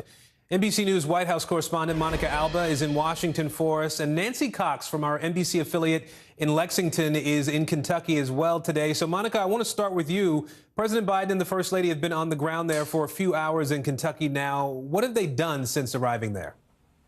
This is really a role we've seen President Biden take on many times since he's been in office, and that is one of consoler-in-chief. And that is what he and the First Lady have been focusing on while they've been on the ground in Kentucky. Their number one message has been, Aaron, we are not leaving. Of course, trying to pledge the federal government's assistance as they continue to recover from those devastating floods with more potential severe weather on the way. And the other thing the president put into context here is that this wasn't even his first time to Kentucky in the last year after a natural disaster. Remember those awful tornadoes in Mayfield that also led to a visit from the president to offer again that consolation, but also to pledge a lot of help. So the president and the First Lady toured some of the damage. They went to an elementary school. They met with families affected by this. And of course, they were also with the governor and the First Lady of Kentucky talking about how there is a lot of cooperation between the state government and the federal government. And so far, the leaders of Kentucky have said that they have received all the assistance they need. But of course, it's going to be a very long process to rebuild, Aaron. And Monica, you mentioned that assistance, right? We know that President Biden approved some new funding, FEMA funding, to help people in Kentucky as they recover here. What else is the White House trying to do to assist with the recovery effort? It's all hands on deck, essentially, and this is something that FEMA really sadly has perfected, they say, because they've had to do it so much in the last couple of years when we see these horrific storms and the damage. So it's not just about helping people literally survive the storm, but then in terms of trying to find them a place to live, so temporary housing, assisting with relocation, and then rebuilding. This process is so complex, and you have to just think about the logistics of potentially losing your home or not being able to go to the school that you went to because it's been flooded, and having all of that delaying and trying to think about kind of how to make ends meet. That's where the president spoke to today, while also pitching, of course, the Inflation Reduction Act, because it has so much money that also goes towards climate resilience, a big theme of today's visit as well. Well, Nancy Cox, I want to bring you in here and ask you about what's happening on the ground. It's been about 2 weeks now since the flooding there that swept through eastern Kentucky. What's the status update? Where do things stand right now? What's the cleanup effort looking like? Well, there has been tremendous effort and tremendous cleanup, but it's just the tip of the iceberg. There's so much left here. I'm in Jackson right now in Breathitt County, but we're talking county after county. Folks here who used to turn to their neighbors in another county for help in this kind of situation, but this was such a widespread and catastrophic event that it affected nearly everyone. So much more to be done there across that part of Kentucky. Nancy Cox from our affiliate in Lexington with us, as well as Monica Alba in Washington today. Ladies, thank you both. Now, the House is planning to vote on a massive spending bill this Friday. The Senate passed the Inflation Reduction Act on Sunday. That was after Vice President Kamala Harris broke a 50-50 tie. The bill includes funding for climate change, for health care, and for tax reform. It also puts hundreds of billions of dollars toward reducing the deficit. NBC News reporter Julie Sirkin is on Capitol Hill tracking this story today. So, Julie, the Speaker of the House there, Nancy Pelosi, says that the House will move swiftly to send this bill to the president's desk. What else are you hearing at this point from lawmakers about the expected vote on Friday? Aaron, while it's never over until it's really over, we do expect this to smooth, to sail to glide path on Friday when the House takes it up before the president signs it. We're getting some early reaction from members of the Progressive Caucus over in the House who are saying, though they are not fully satisfied with the contents of this bill, it does not go far enough, they will vote for it. Pramila Jayapal, the head of that caucus, expecting and predicting a unanimous vote in support of this bill in the House. Now, on the other side of things, obviously the Senate is getting some well-deserved rest after a marathon session this weekend, but we're already hearing them touting this legislation. As they left the Capitol yesterday, I was here and Senator Tina Smith in near tears telling me how thankful she was that this legislation finally passed. And now they're going to have to hit the road and tout it ahead of the midterms, of course. We're already seeing ads in key swing states like Arizona, Nevada, and Georgia, playing ads running the importance of what Democrats were able to achieve with this bill, and Majority Leader Schumer earlier today predicting that this bill will start to have an impact in the next coming months and year on drug prices and on inflation. And Julie, Senate Republicans blocked a cap on insulin costs for most Americans during that marathon voting session we saw over the weekend. What options do Democrats have to sort of get that done now? Yeah, Democrats put this on the floor, even though the parliamentarian, who is kind of the scorekeeper of this legislative process, moved to strip it out of the bill. They actually kept it in so that Republicans could then vote to block it out of the bill if they wished. That's exactly what they did. 7 Republicans joining Democrats, but 3 short of the 60 needed to get that price cap for anybody with private insurers. So Medicare seniors over 65 will still get that price cap, but everybody underneath it won't. And I want you to take a listen to what Majority Leader Schumer had to say about this today in New York City. We put on the floor we wanted to overrule the parliamentarian. You need 60 votes. We got every Democratic vote and only 7 Republican votes. When we come back in September, we're going to test them again. They're going to feel a lot of heat in August and try to get them 60 votes for this $35 cap for non-Medicare people. So you heard him there promising to put this on the floor again and putting Republicans in a tough spot. We know a lot of them support this legislation, including Senator Susan Collins, who voted for it and has her own bipartisan bill on insulin as well. Julie Sirkin for us on Capitol Hill today. Julie, thank you. Now, former President Donald Trump is trying to keep everybody guessing. At the CPAC conference this past weekend, he teased another presidential run in 2024 while insisting that he won in 2020. I ran twice, I won twice, and did much better the second time than I did the first, getting millions and millions of more votes than in 2016, and likewise getting more votes than any sitting president in the history of our country by far. And now we may have to do it again. Obviously, in the real world, he did not win in 2020. Trump, though, may have some momentum now. A CPAC poll shows him as the runaway favorite for the Republican nomination among some of the most active conservatives in America. I want to bring in NBC News senior national politics reporter Jonathan Allen and our deputy political editor, Ben Camisar. So, Ben, first, walk us through some of the numbers here, these new numbers out of CPAC, what they mean as well. Yeah, so the CPAC straw poll, it's a well-known marker on the run-up to the GOP presidential nomination. An important caveat here, this is a straw poll of attendees of last week's event in Texas. It's not a scientifically sound poll of Republican voters. But that said, I mean, you get a pretty interesting flavor of what the most engaged folks on the right want here. You can see it on your screen. Trump's the far and away winner, support from 69% of attendees. You can see also Ron DeSantis, the governor of Florida, the clear number 2, the only person who got in double digits, leagues ahead of the rest of the field. I mean, so this poll sort of tells us a little bit of what we already know. Trump remains the dominant figure within the the Republican Party, but DeSantis is emerging as a clear number 2. So, John, what do we know then about when this 2024 run could actually be announced? And if Trump does announce before the midterms, what sort of effect could that have in November? I've talked to a bunch of Trump advisors over the course of the last several months. He wants to announce before the midterms. A lot of the Republican establishment, even those who are very pro-Trump, would prefer for him to wait. They are concerned that he will and inevitably take oxygen away from these candidates, put the focus on himself, and remind voters of how they felt about him when they booted him out of office in 2020. So there's a lot of risk there, but Trump is agitated. He doesn't want to be a kingmaker anymore. He really wants to get back out on the campaign trail. You see events like this give him an opportunity to do that. And of course, as Ben pointed out, he's preaching to the choir. He's got like a Putin-esque 99% approval rating from the CPAC attendees. Well, then, Ben, if not the choir, then the congregation, right? What's the political appetite for another Trump run among Republicans who are not at CPAC?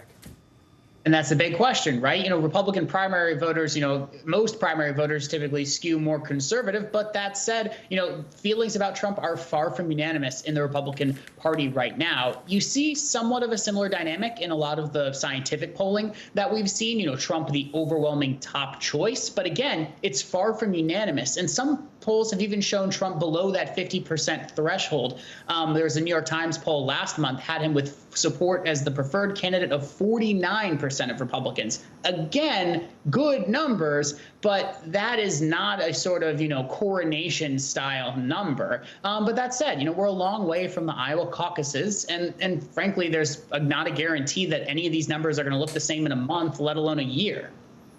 All right, Ben Camisar for us today, as well as John Allen in Washington. Gentlemen, thank you both. Uproar growing in New York City today. Buses filled with asylum seekers are arriving in the city from Texas. That state's Republican Governor Greg Abbott saying the federal government is not doing enough to address the migrant crisis. So he's now sending migrants to cities up north like New York and Washington, D.C. NBC's Ken Delanian is joining us now from Washington, D.C. So, Ken, talk to us about some of the numbers we're seeing from Texas right now and what's happening to these folks once they get to where they're going in New York City in this case.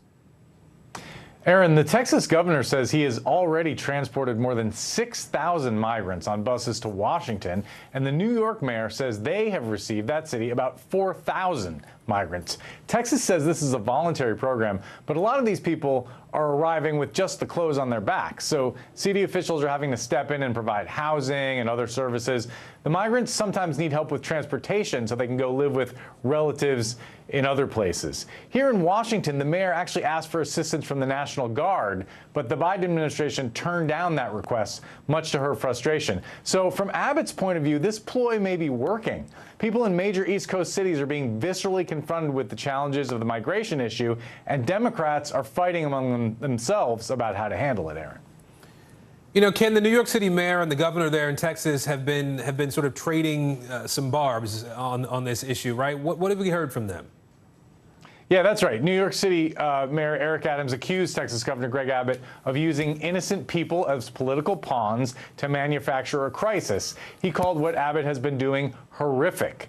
And Abbott, for his part, called New York the ideal destination for these migrants. And he said that they can receive the abundance of city services and housing that Mayor Eric Adams has boasted about. Abbott added that he hopes Mayor Adams follows through on his promise of welcoming migrants with open arms so that, quote, our overrun and overwhelmed border towns can find relief, Aaron. All right, Ken Delanian for us in Washington today. Ken, thank you. We're also following some breaking news out of New York as well today. The real estate company tasked with appraising several Trump Organization properties has turned over nearly 36,000 documents to the New York Attorney General. Now, this is all part of the AG's probe into the Trump Organization's business practices. The company, Cushman & Wakefield, had refused to hand over those documents in the past.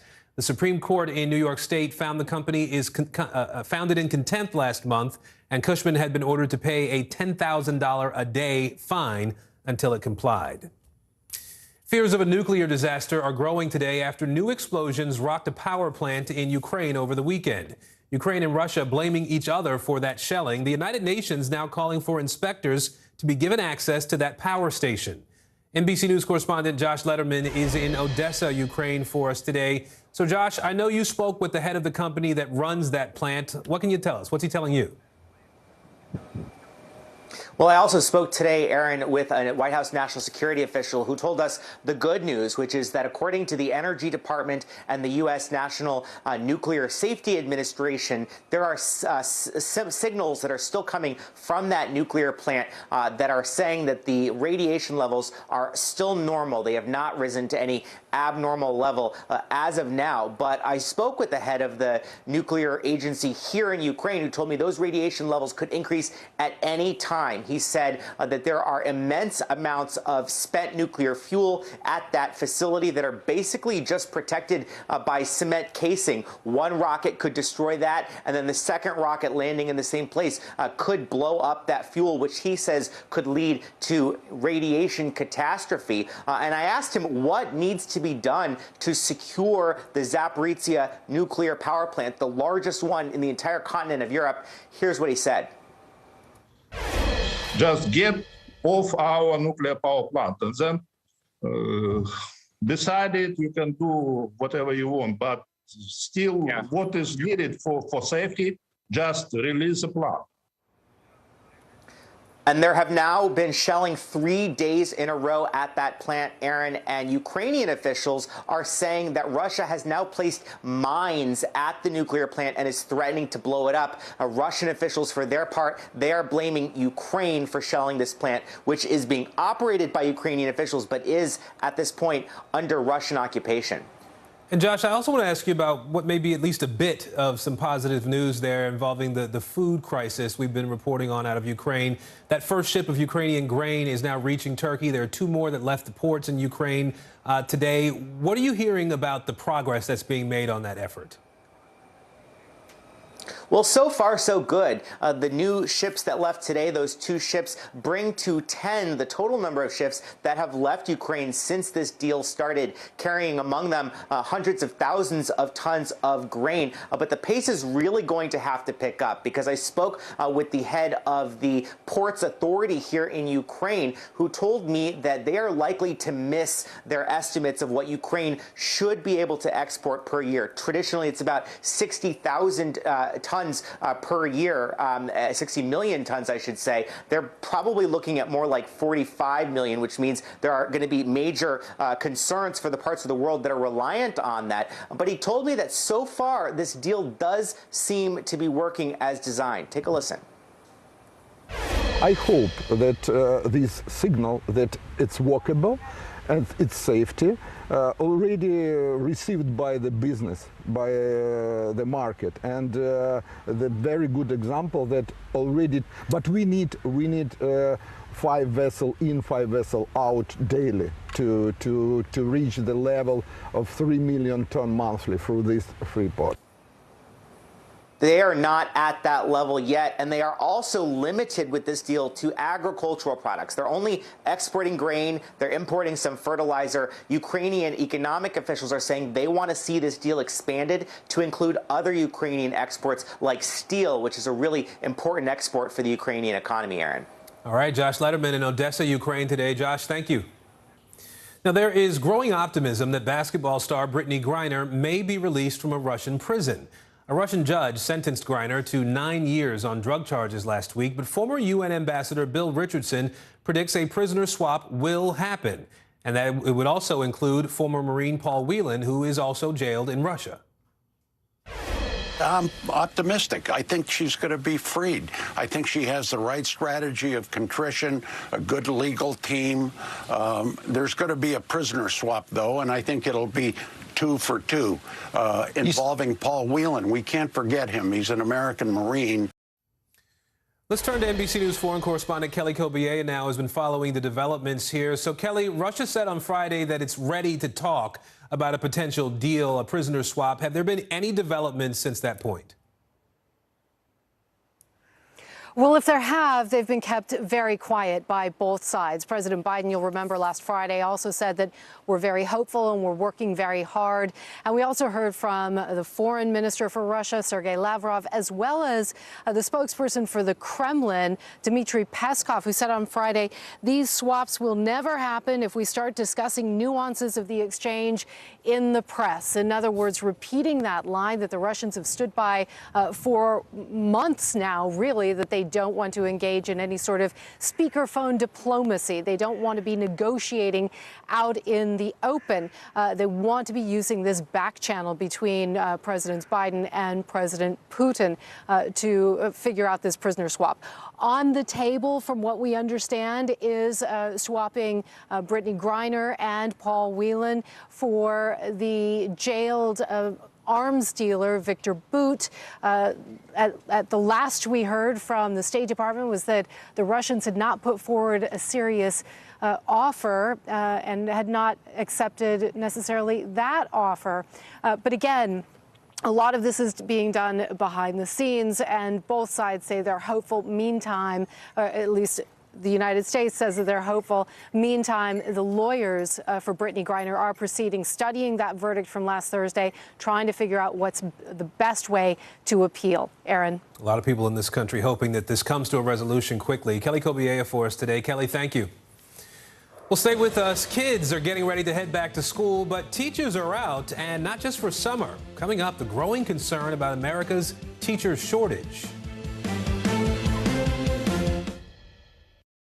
Hallie Jackson Now, weekdays at 5 on NBC News Now. It's the best time of the morning, time for that pop start, baby. I'm feeling the vibe today on the show.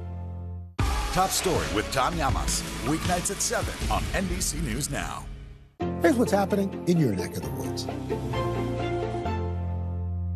Still to come on the Channel 2 News. Well, the waters are certainly receding now. Still too close to call. Lester Holt reporting from the Ground Zero, as it's being referred to. It is, in fact, the taste of freedom. The Haitian people know a little something about resiliency. What's the biggest risk right now? Some of the troops who have been proud. I want to welcome you to the first presidential debate. In fact, we've been told we can't go any farther. You were some resilient folks. Let me get a hint.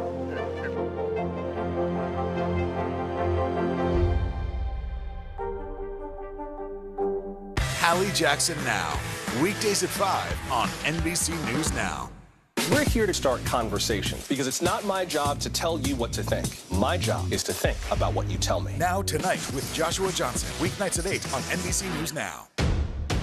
The day's biggest political stories with trusted insight now and expert analysis now. A daily look at the politics behind the headlines. Meet the Press Now, streaming weekdays at 4 p.m. on NBC News Now. These are our missing daughters and sons. We need anyone who saw something to come forward. She was wearing a black jacket, a black top. I'm going to bring my son home alive. Dateline Missing in America. Listen now wherever you get your podcasts. Top Story with Tom Llamas, weeknights at 7 on NBC News Now. You open the door for so many people. I love working with people. I did not do any of this by myself. Hello! Lizzo, you put a smile on every single face. It feels like Christmas or my birthday or something.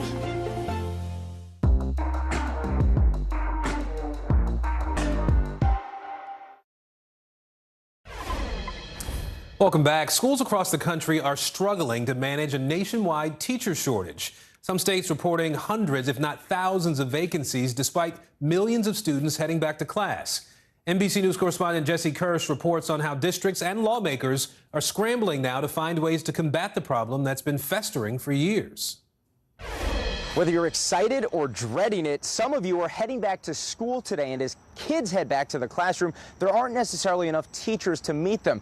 This shortage concern is raising questions across the country about the quality of education kids are getting, and it's forcing school districts all over to get creative as they try convincing teachers to stay in school. The school year's first bell is also an alarm bell as schools nationwide struggle to find enough teachers. We're seeing what I guess we could call a mad scramble to try to fill classrooms. Florida alone has more than 8,000 teacher openings and almost 6,000 support positions unfilled. There's been a teacher shortage for years. What you're saying now is that it's reached a tipping point.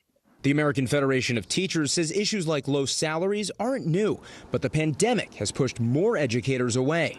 Teachers have assumed so many more responsibilities in the aftermath of COVID, and yet have to do all the old things. The nation's second largest teachers union recommends several solutions, including a salary bump.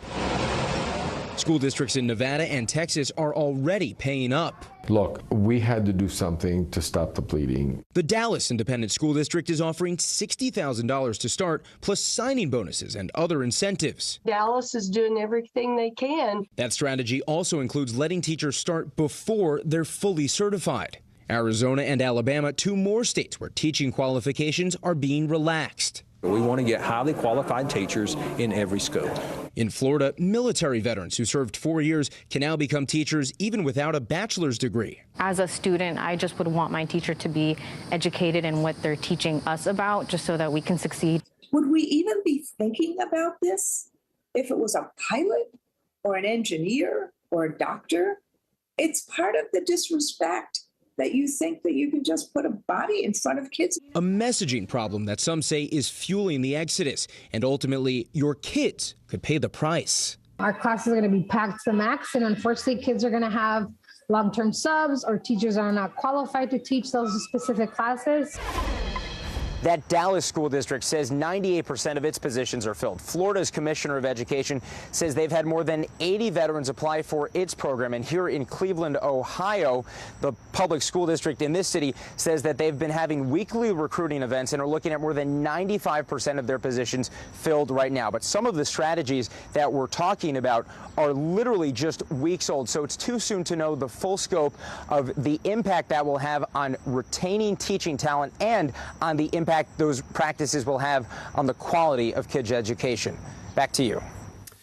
Well, we are seeing more relief on the way for the baby formula shortage that's impacting families all over this country. About 332,000 pounds of formula from New Zealand is arriving in Chicago today. That's enough to fill 4.3 million 8-ounce bottles.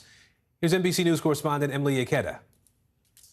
The nightmare that has been ruling parents' lives for months. Parents are desperately scrambling to find baby formula. Isn't over yet. We spoke with mom Felicia Edwin back in May. It's just not a good feeling to be on edge at every moment. Since then, she and her husband Toby say there's been little relief. It really gets down to, all right, we only have about a day or two's worth. What's our next move going to be?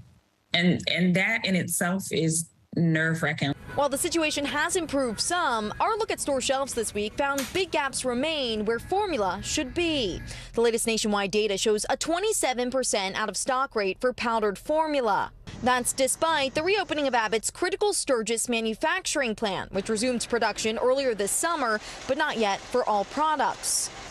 The Biden administration has had domestic manufacturers ramp up production and flown in the equivalent of nearly 64 million 8-ounce bottles of formula from abroad. The White House this week announced more flights to come, but also acknowledged that for many families, the problem persists. This has not gone away, and we do understand that there's a lot more work to do. Back ordered, canceled. In New Jersey, Sarah Chamberlain hasn't been able to order a single can of specialty formula online since April. She now depends on Facebook groups to track down the products, which her 8-year-old, who suffers from a metabolic disorder, relies on for 70% of her nutrition. What's it like to be a mother in this kind of situation? It's difficult. I mean, her health and her development is at risk without this formula. And that is, an incredible burden for a parent. Industry experts anticipate supply to normalize in the fall. A long road ahead for families still weathering a day-to-day struggle. The physical toll of our planet's changing climate. Still ahead, how extreme weather is helping fuel the spread of infectious diseases.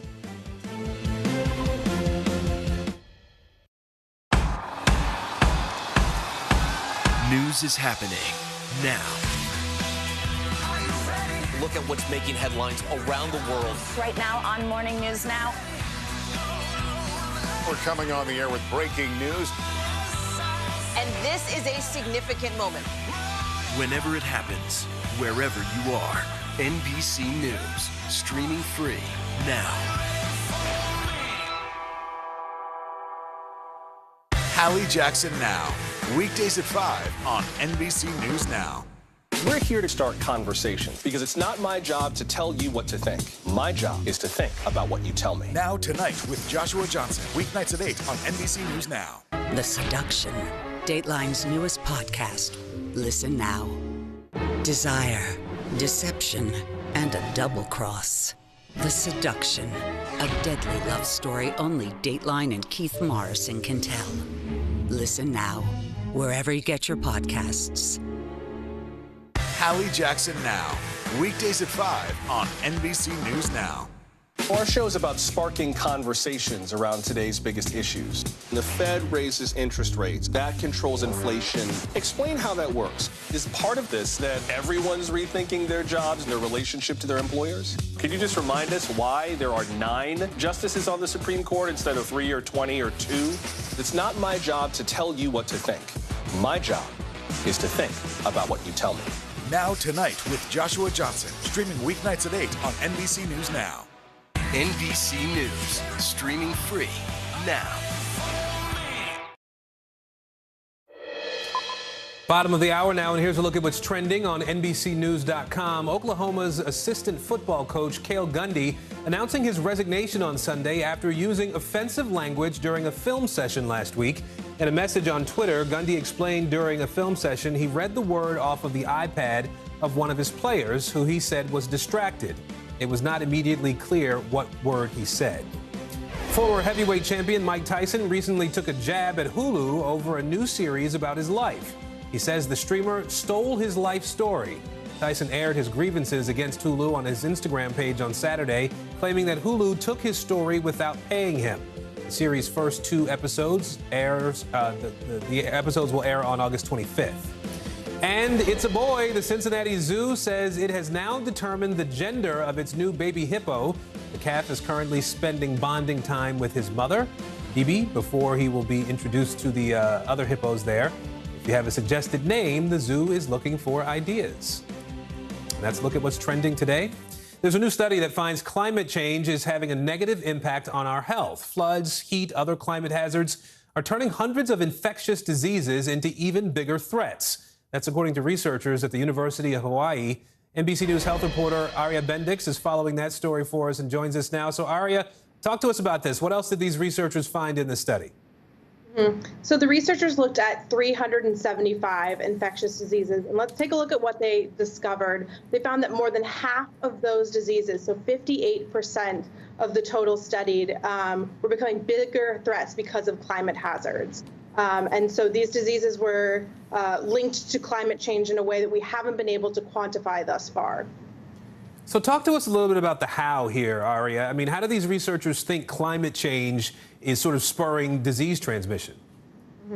So they found a few common pathways. Let's take a look at the major ones. Obviously, the main driver is going to be rising temperatures, followed by precipitation, floods, and drought. And what those hazards are doing is it's forcing humans and animals to flee their natural habitats. So they're coming in closer proximity to each other, and humans are being exposed to these vector-borne diseases from animals like mosquitoes, snakes, birds, and rodents. And we also know that floods and hurricanes, of course, can directly contaminate our food and water supply.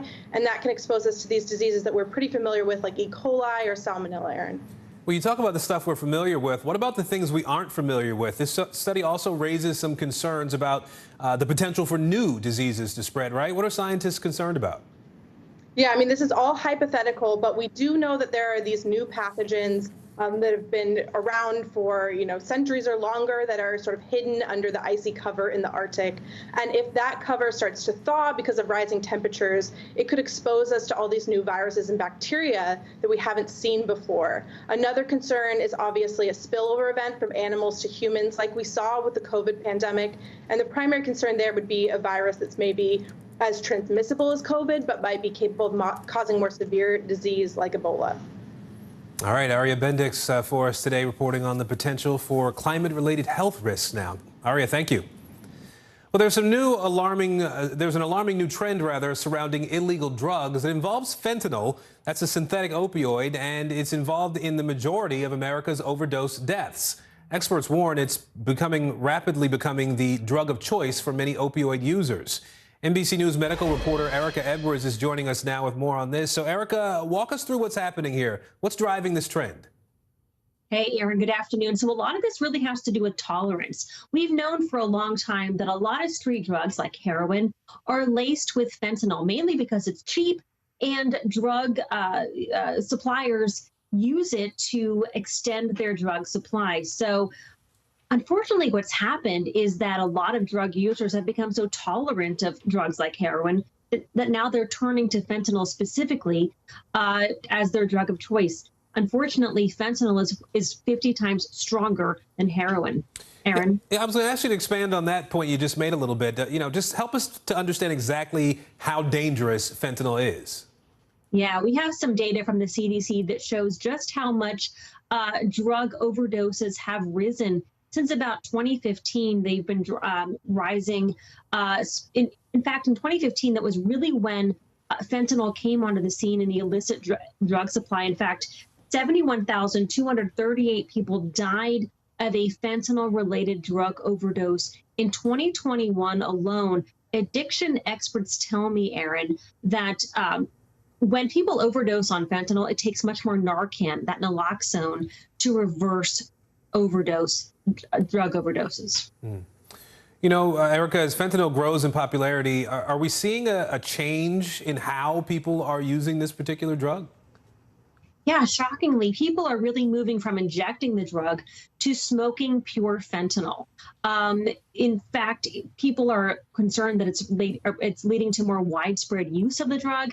I mean, clearly, no matter how you ingest illicit fentanyl, right, Aaron, it's going to be dangerous. However, there are some addiction experts who say that switching from injecting the drug to smoking it actually might be a good harm reduction tool because it eliminates that need for shared needles, thus reducing the risk for infections like HIV and hepatitis C. Aaron? All right, health reporter Erica Edwards with us today. Erica, thank you. Well, tomorrow, voters in 4 states will head to the polls for some high-stakes primaries. We're talking about Wisconsin, Minnesota, Connecticut, and Vermont. Specifically, a lot of eyes are on the Republican primary in Wisconsin. It's shaping up as an endorsement battle between former President Donald Trump and former Vice President Mike Pence. NBC News correspondent Shaquille Brewster is joining us now from Waukesha, Wisconsin. So, Shaq, what do we know about the Republican matchup in the governor's race there? Walk us through it. Well, it has Republican voters here saying that they are stressed and confused, and that's because you have a lot of national Republican politicians weighing into the battle that you're seeing here. Look, these are all former politicians, so I'm going to drop the formers as I explain this to you, but you have to start out with President Trump and his endorsement of Tim Michels here.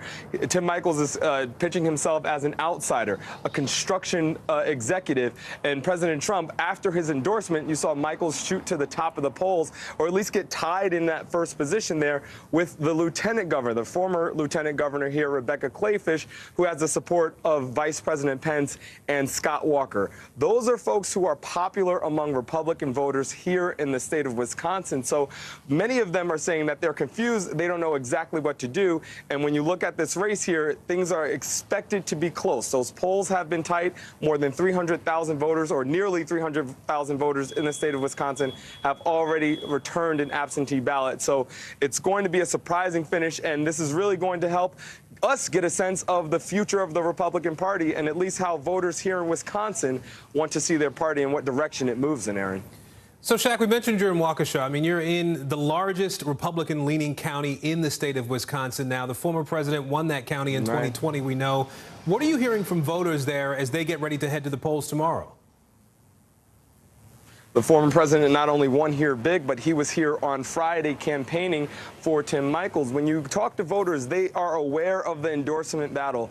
These are folks that they like, and they're somewhat confused by it. I want you to listen to a conversation I had with a group of voters, or 2 voters, a couple who voted for President Trump in 2016, then swung to Biden in 2020, but they say they are still Republicans. Listen here. There was a time when I was a supporter of Trump, which I have backed off on completely. So that kind of puts me against Michels. And quite honestly, I thought Rebecca was going to get the support of Trump because of Walker. So it's been kind of a flip-flop. So I just don't know who to trust. And sounds like you're a little stressed. Oh yeah. You too? Yeah, and I'm a former educator, and we know what happened when Walker was in office and the whole union thing, and it's Yes, it's stressful. You just get a sense of how Republican voters are going into this primary. Aaron, I mentioned nearly 300,000 voters have already cast the ballot, but this is a race that has some national implications. In this state, this battle that you're seeing, this is about who is going to take on the Democratic governor here, Democrat Tony Evers. This is a state where you've seen Republicans in the legislature pass bill after bill to tighten election laws. You've seen a Democratic governor veto those bills and propose pieces of legislation. But you have the Republican candidates here saying that if they are elected in November, they would pass some of those restrictions. So this is something that not only influences what will happen in 2022 with the midterm elections, but the race that you're seeing tomorrow could have an impact on how voting laws are here in the battleground state of Wisconsin come 2024. Yeah, someplace we can see clearly that the stakes are so high for sure. Shaquille Brewster for us in Wisconsin today. Thank you, Shaq. Well, in Indiana, that state has just become the first to pass a near total ban on abortion. Now, one of the largest employers in the state says the law will force it to plan hiring more employees outside of Indiana. NBC News correspondent Antonia Hilton is following that story and joins us now. So, Antonia, I want to start with the specifics on this law, if we can. What does it mean for women in that state? Well, Aaron, we're looking at a near total abortion ban with very narrow exceptions. So that's in the case of rape and incest, although only for up to 10 weeks. And then also in the case of a fetal abnormality that is lethal or a risk to the health and life of the mother. And, this is going to have implications, not just for women who live in the state of Indiana, but actually for women in that region, because the clinics in Indiana have been, leaned on by women all around the state. And this law also outlaws those clinics that have been performing abortions. And so abortion care, the little of it that will be done there, is relegated entirely to hospitals. And to put that change in perspective, 98% of abortion procedures happen at clinics, not at the hospitals. And so now that smaller hospital network is going to be responsible for all of the abortion care in the state.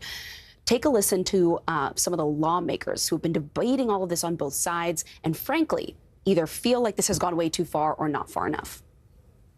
These kinds of decisions are never made in a vacuum, and there are polls going each way, but actually the insistence here is we protect as many people as possible. If you're pro-life, you can't be happy. If you're pro-choice, you can't be happy. I don't know who left here happy. All I know is people need to go out and vote in November. Indiana is really on people's minds for a couple reasons. The first, that we're just coming off several weeks of people following the case of a 10-year-old who was raped in the state of Ohio and sought an abortion in Indiana. It's highlighted the stakes here with the passage of this new legislation and an example of the kind of services that other children or women may miss out on. And then also, of course, coming on the heels of Kansas, also a conservative state that ended up just rejecting an attempt to further restrict abortion care. And so you're going to see Democrats drawing a distinction between themselves and Republicans who they hope to cast as being out of step with the majority. And you're going to see also people who are anti-abortion come back and lobby those lawmakers to do more, because in many cases they're not happy and they didn't want any kinds of exceptions at all, Aaron. We mentioned too, Antonia, that we're seeing some fallout now from this ban. Major employers in that state criticizing the law, going further in some cases. Talk to us about what we're hearing from these companies, who we're hearing from, and what they're saying. Right. Well, we're starting to hear more and more from companies, but the major one on many people's minds is Eli Lilly. That's a major pharmaceutical company that has been headquartered in Indianapolis for almost 150 years, saying in a statement that they're now going to have to look at employment growth elsewhere. But they're not the only corporation that is concerned about the ability to attract and retain employees. Cummins, a engine manufacturer that also employs a lot of people in the state of Indiana, released a similar statement. different. You know, for some people, they are worried that this is too little too late, that the time for corporations to have taken a stand has long passed. But I think that this really draws attention to the fact that the connection between abortion services and the economy and family planning, and whether women and families want to live and work in your state, you know, that is going to be an issue that we are going to be covering for months and years to come, probably, Aaron. All right, Antonia Hilton in our newsroom today. Antonia, thank you.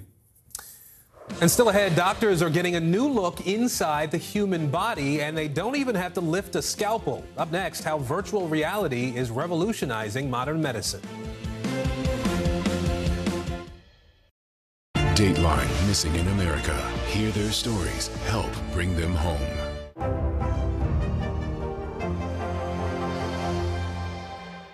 What do you love about fatherhood? The chaos, the learning. Is climate change one of your top priorities? What's your message to girls who want to make a difference in their own communities? Believe in yourself. The Seduction, Dateline's newest podcast. Listen to the full season now. Harry Styles! The Seduction, Dateline's newest podcast. Listen to the full season now. Top Story with Tom Llamas is your news playlist on NBC News Now. And now, you can listen to it as a podcast. Available anytime and anywhere. Dateline, missing in America. Hear their stories. Help bring them home. Hallie Jackson Now. Weekdays at 5 on NBC News Now. On the money this hour, it's been a flat day on Wall Street, and the S&P 500 made some gains this morning, but those have since been wiped out. CNBC's Kate Rooney is joining us now with a look at the numbers. So, Kate, what's driving the markets right now? Hey, Aaron. Yeah, stocks are kind of hanging on to those gains heading into the close. It's gone a bit back and forth today. One big story is tech stocks. So the semiconductor industry in particular is weighing on that group. NVIDIA, which is the big chip maker, reported preliminary second quarter revenue numbers, which were well below its original guidance. That was spooking some investors. NVIDIA also lowered its revenue forecast and said there's a weaker outlook in the overall gaming industry. So shares of that company, the chip giant, fell more than 8%. And then you had some of the rival stocks like AMD and Broadcom also under pressure. And then there's a bit of a pause in general markets ahead of some data we're getting on inflation this week, essentially how much prices have gone up lately. It's seen as a possible danger point for markets. It comes later this week. We're going to get something called the Consumer Price Index, then the Producer Price Index. That could really affect what the Federal Reserve is going to do about interest rates at its next policy meeting, which is coming in September. And Kate, Boeing's stock is up a little bit today, I understand. Walk us through what's happening there and what sort of reaction we're seeing. Yeah, absolutely. So Boeing will resume deliveries of its 787 Dreamliner. That's happening in the next couple days. This was an announcement from the Federal Aviation Administration, the FAA. Deliveries of that jetliner had been suspended for pretty much the past 2 years as regulators and Boeing reviewed a series of manufacturing flaws. So the resumption of those deliveries has been long awaited for Boeing, and then some of its big customers, think American Airlines, United Airlines, they've gone without these new planes and Dreamliners as travel demand, a lot of us have seen, has really surged this year. So those planes are often used for that long-haul international travel. Good news for some of the airlines and for Boeing in particular.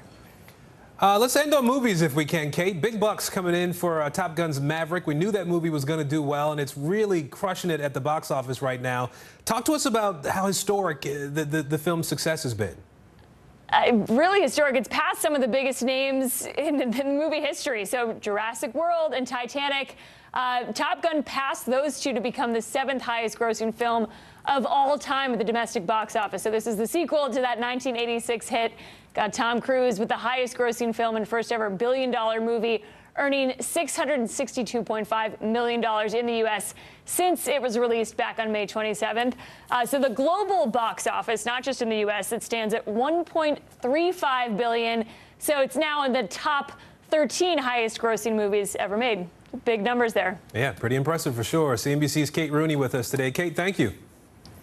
Well, virtual reality is revolutionizing the world of medicine. From complex surgeries to medical school training, doctors are turning to headsets to peer inside the human body and learn in ways they never could before.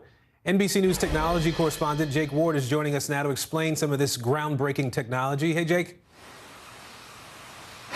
Hi, Aaron. You know, we're talking here about a world in which medicine has been in many ways slowed down by the need to try and get specialists together in the same room. That can take weeks, and then the hours and hours, sometimes days of planning that go into surgery. Never mind all of the incredible resources required to train people to do this kind of surgery. Well, all of that is being revolutionized by a new technology. Mark Griswold may appear to be by himself, but this Case Western Reserve professor is not alone. So this is a brain simulation of a patient. This is the virtual room Griswold is in. And those three blue heads around him, they are avatars for world-class surgeons.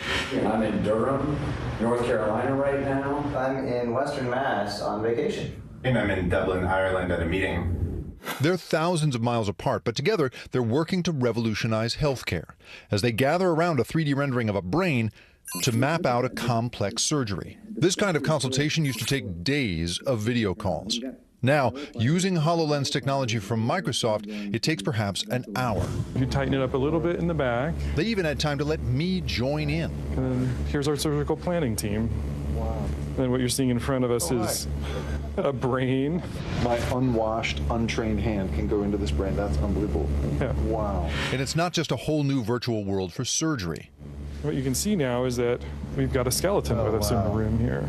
To see the nerves and how they bundle together inside the spine. Here's what I'm seeing through my headset. I can look at the chest, I can look at the face. It's a new way to teach anatomy that doesn't involve costly cadavers. At Case Western Reserve School of Medicine, researchers have found these virtual models help medical students learn twice as fast and keep the knowledge longer. It's awesome. I think it's like one of the things about studying anatomy is really seeing exactly how it lays in space. And I don't know that I ever would have gotten that without a virtual reality experience. And as this technology becomes more widely available, so will this knowledge, even beyond medical school. You'll have high school students arriving with a medical student's command of anatomy if they want it. Exactly. And that's the power of this kind of technology. I could do this at any high school in America as long as I've got a Wi-Fi signal. So here we're just looking at the muscular system. For developing nations, community colleges, even nursing programs where this sort of training may have been off limits, now virtual learning is democratizing what has been an elite understanding of the human body. You know, Jake, it really is amazing what technology has been able to do and to be able to help us, particularly when we're talking about these medical school students who are learning in such a new way, and how invaluable this technology really has become for them, right? It's absolutely true, Aaron. I mean, what we're talking about is resource-intensive anatomical learning. Until now, you needed donated cadavers and incredible resources and incredible stomach, honestly, to be able to do that kind of work. Now, you can do it wherever you have a Wi-Fi signal. And you can see, we spoke to medical students who said that their whole understanding of the human body and their ambitions for making it better have been transformed by this technology. Really amazing to see. It really is. Jake Ward for us in San Francisco today. Jake, thank you. Well, nestled in California's iconic Hollywood Hills sits one of America's most famous music venues.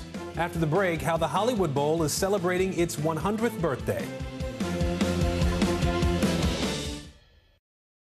Good morning, I'm Joe Fryer. And I'm Savannah Sellers. Right now on Morning News Now. We're staying on top of the breaking situation in Ukraine. We are watching dangerous heat this week. Recession, I mean, is that where we're headed? Is there any way to avoid that? Morning News Now, streaming weekdays at 7. Desire, deception, and a double cross. The Seduction, a deadly love story only Dateline and Keith Morrison can tell. Listen now, wherever you get your podcasts. Good morning, I'm Joe Fryer. And I'm Savannah Sellers. Right now on Morning News Now. We're staying on top of the breaking situation in Ukraine. We are watching dangerous heat this week. Recession, I mean, is that where we're headed? Is there any way to avoid that? Morning News Now, streaming weekdays at 7. The day's biggest political stories with trusted insight now and expert analysis now. A daily look at the politics behind the headlines. Meet the Press Now, streaming weekdays at 4 p.m. on NBC News Now. We are following some breaking news now. Olivia Newton-John, the beloved actress and singer, has died at the age of 73. Her husband posted the news on her official Facebook page a little while ago, saying that she passed away peacefully at her home in Southern California. Olivia Newton-John is best known, of course, for starring as Sandy in Grease alongside John Travolta. She publicly battled breast cancer for decades. NBC News correspondent Katie Beck has a look at her life and career. Summer days drifting away. She stole America's heart as Sandy. The Aussie good girl dancing and singing beside John Travolta in Grease. Among the most successful movie musicals ever made, her career as a singer started years before as a child growing up in Australia. By the 70s, Newton-John, now an accomplished singer, making solo albums and her way to the United States. Let me be there. The song Let Me Be There from her third album earned the first of 4 Grammys for Newton-John. I honestly love you. More country and pop hits would follow. Newton-John attempted her musical film success again with Xanadu. That film wasn't a hit. In the early 80s, the good girl from Grease tried a different look. Her steamy physical topped charts for 10 consecutive weeks. It's hilarious because that was so naughty in its time and so nothing now. And in 1992, life took a frightening turn. Newton-John was diagnosed with breast cancer. After chemotherapy, homeopathy, and a partial mastectomy, she recovered. Newton-John's purpose and passion became cancer. It channeled to her music. To give women inspiration, hopefully to fight the fight. Raising money and later opening a cancer and wellness center in Australia. In addition to cancer, Newton-John became an advocate for the environment and animal rights and kept singing. In 2017, she halted her tour when she announced her cancer had returned, this time to her lower spine. Newton-John leaves behind her husband, John Easterling, and her daughter, Chloe, from her first marriage. After a 5-decade career, her legacy as timeless as her songs. Katie Beck, NBC News. Los Angeles' Hollywood Bowl has become home to music's biggest stars for generations, and this month it is celebrating its 100th birthday. NBC News correspondent Gotti Schwartz has been looking into the storied history behind this iconic stage. A pretty incredible place. Absolutely, and I live 2 miles away from this place, so I thought I was a local. I thought I'd been there a million times and knew all there was to know about it. No, had no idea the Hollywood Bowl had so many secrets, and for its birthday, we're going to share some of them with you. In Hollywood's land of film, music, and popular culture, there is one timeless place where they all magically swirl together. The Hollywood Bowl Amphitheater, like no other, with its own special meaning to generation after generation.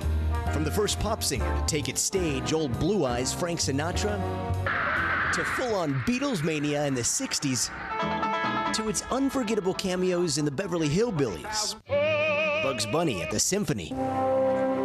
The Hollywood Bowl also becoming the place where film composers like John Williams could bring movie music alive, even with a little help from E.T. I love the Hollywood Bowl. I come here as often as I can, and it really represents a part of Hollywood that, earns those words, Hollywood.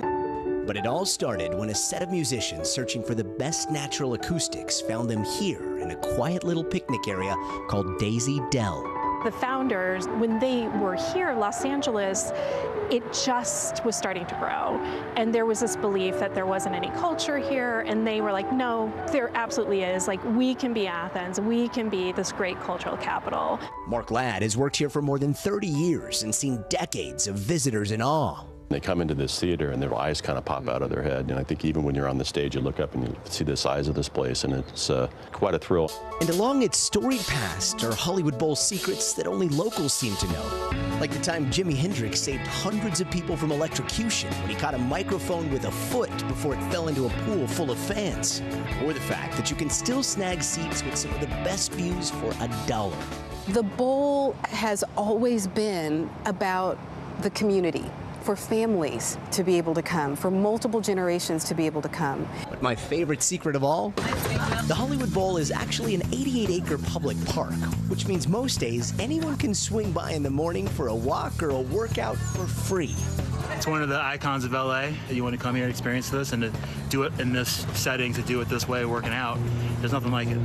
If you hit every step, it's a full mile of stairs. This is quite a way to start the weekend. Yeah, exactly. This is a great way to kick off the weekend. Get a good workout, get those endorphins going. Sometimes you might even get lucky and catch the LA Philharmonic and our beloved maestro Gustavo Dudamel rehearsing, or that night's performer getting ready for a show. It's the most magical place in LA. It belongs to us. It belongs to everybody here in Los Angeles. This is our space. This is our shared space, like to connect as a community through music. An icon of music belonging to everyone that has stood for 100 years. Happy birthday, And a little caveat, before everybody just rushes over there tomorrow morning to try to get a free concert, sometimes the performers will ask that the park be closed just for that rehearsal. So you have to call ahead just to make sure that it's open. But, I mean, you saw it. It was a completely open space. It's a public space. It's a public park. And it's there for everybody to enjoy. You can get in. It's worth going, it looks like, right? Absolutely. Good stuff. Thank you, Gotti. Appreciate it. We'll stay with, finally this hour, your NBC News Now Quickcast. With President Biden and the First Lady are in Kentucky today. They've toured the flood damage there. Last month's flash flooding killed at least 37 people. The father and son convicted of killing Ahmaud Arbery were sentenced to life in prison on hate crimes charges today. The third man involved will learn his fate later today. And New Mexico investigators are working to figure out whether the deaths of 4 Muslim men are connected. The victims were all shot and killed between November and last week. I'm Aaron Gilchrist. We appreciate you making us a part of your day. Meet the Press Now is up next.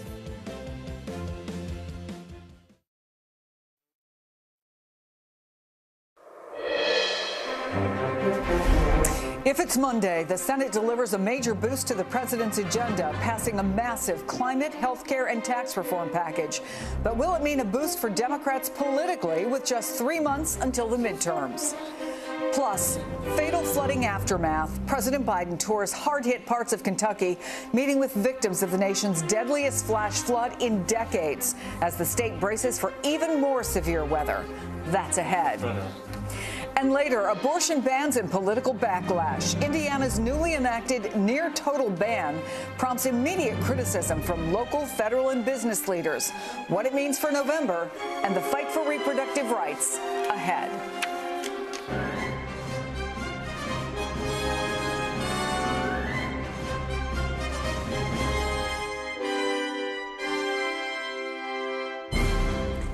Welcome to Meet the Press Now. I'm Chris Jansing. Can Democrats translate a major legislative win into a major change in midterm momentum? They're about to find out, because after more than a year of negotiations and inter-party tensions, a $700 billion reconciliation package, which Democrats call the Inflation Reduction Act, cleared the Senate after a marathon 22-hour session. The Democratic-controlled House plans to vote on it Friday, and it is expected to pass narrowly. If it does pass, it'll then head to the president's desk to be signed into law. The bill's impacts will be far-reaching, but they may not be felt quickly. It contains major reforms to Medicare, most notably allowing the government program to negotiate prescription drug prices and capping out-of-pocket costs. It would also be the single biggest investment in combating climate change in U.S. history, albeit with some concessions to the fossil fuel industry. Funding it all, a 15% corporate minimum tax, a new tax on stock buybacks, and beefed up IRS enforcement of the existing tax code. The deal is a far cry from the original multi-trillion-dollar bill that the president and Democrats initially wanted, but the party is nonetheless hailing it as a big win. And it caps off a sudden burst of deal-making on Capitol Hill, putting the president's first term on course to be one of the most accomplished in modern history when it comes to getting major legislation through a deeply divided Congress. Some of those major bills have included a nearly $2 trillion pandemic spending bill, a roughly $1 trillion bipartisan infrastructure bill, the first new gun law in nearly 30 years, a much-needed investment in semiconductor manufacturing, and now this latest reconciliation bill. But with inflation and abortion taking center stage, the big question facing Washington right now is, what will it matter to voters this November? Well, on his way to visit flood-ravaged Kentucky this morning, the president said the reconciliation bill will help Democrats in the midterms. But he also acknowledged it may take some time for voters to see and feel its benefits. Do I expect it to help? Yes, I do. It's going to immediately help. There's a whole range of things that are really game changers for ordinary folks. Now, some of it's not going to kick in for a little bit, but it's all good. It's really going to lower the daily. When you sit down at that kitchen table at the end of the month, you'll be able to pay a whole hell of a lot more bills.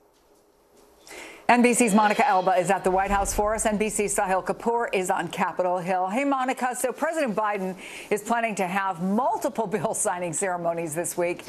But how much does the White House get credit? How much do they deserve for this list of legislative accomplishments? Well, this is a really notable case, Chris, because if we do rewind back to December when, remember what this bill was originally branded as, Build Back Better, those talks fell apart in December, and it was the president himself in January who said, I think I made a mistake by being too involved, by rushing down to Capitol Hill, heading to the other end of Pennsylvania Avenue, trying to woo lawmakers himself or bring the Democratic Party together, and seeing that not work on a couple of occasions. So instead, they really decided that the president should take a step back, that the White House legislative team, of course, would still be in touch with Leader Schumer and that they would be talking to senators throughout the process. But they took on more of a Fight Club mentality, I'm told by officials, and that what's the first rule of Fight Club? We don't talk about it. So we all knew it was kind of going on behind the scenes, but they weren't coming out and having these big meetings where lawmakers were coming to the White House, and then there was a big show of force, and they would come to the microphones and spill the details and haggle in public. Instead, these talks, again, occurred a little bit more in private because the White House felt that that might be a strategy that would pay off. And Democrats will be the first to say they didn't get everything they wanted in this bill, but that, of course, the fact that it did amount to something when it did appear dead on arrival a couple of times is a major success. So the president now has to take the next step of becoming really the salesman of this. And I think what you saw, that sound you just played, is a little bit of expectation setting. He does want to make sure people know this may not help you in the immediate, but it will hopefully in the long run, Democrats in this White House will argue. And that's something he's going to be talking about in September and October when he's on the road ahead of the midterms. But you're going to couple these legislative victories, the White House says, with some other factors going on. The fact that just this last week, the president saw those record jobs numbers, the killing of the leader of al-Qaeda, gas prices are coming down. So they feel like a lot of that is going in the right direction, and then they feel really emboldened by this newer momentum of these victories in the last couple weeks, Chris. For their part, Sahil, the Republicans are complaining loud and long, but the IRA is on its way to the White House. Is there anyone who thinks this isn't on a glide path to the president's desk right now?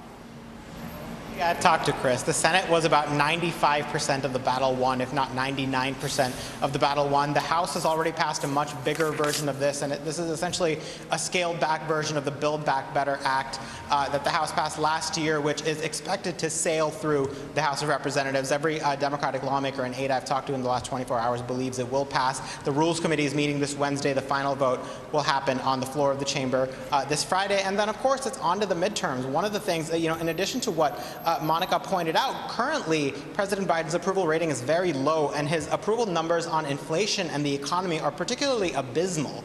This, if it does, boost those numbers by convincing voters that the president is working with Congress to do something about inflation, that could have a significant impact not only on his standing, but also that of Democrats who are weathering very tough political headwinds this fall as they try to survive in the 2022 elections.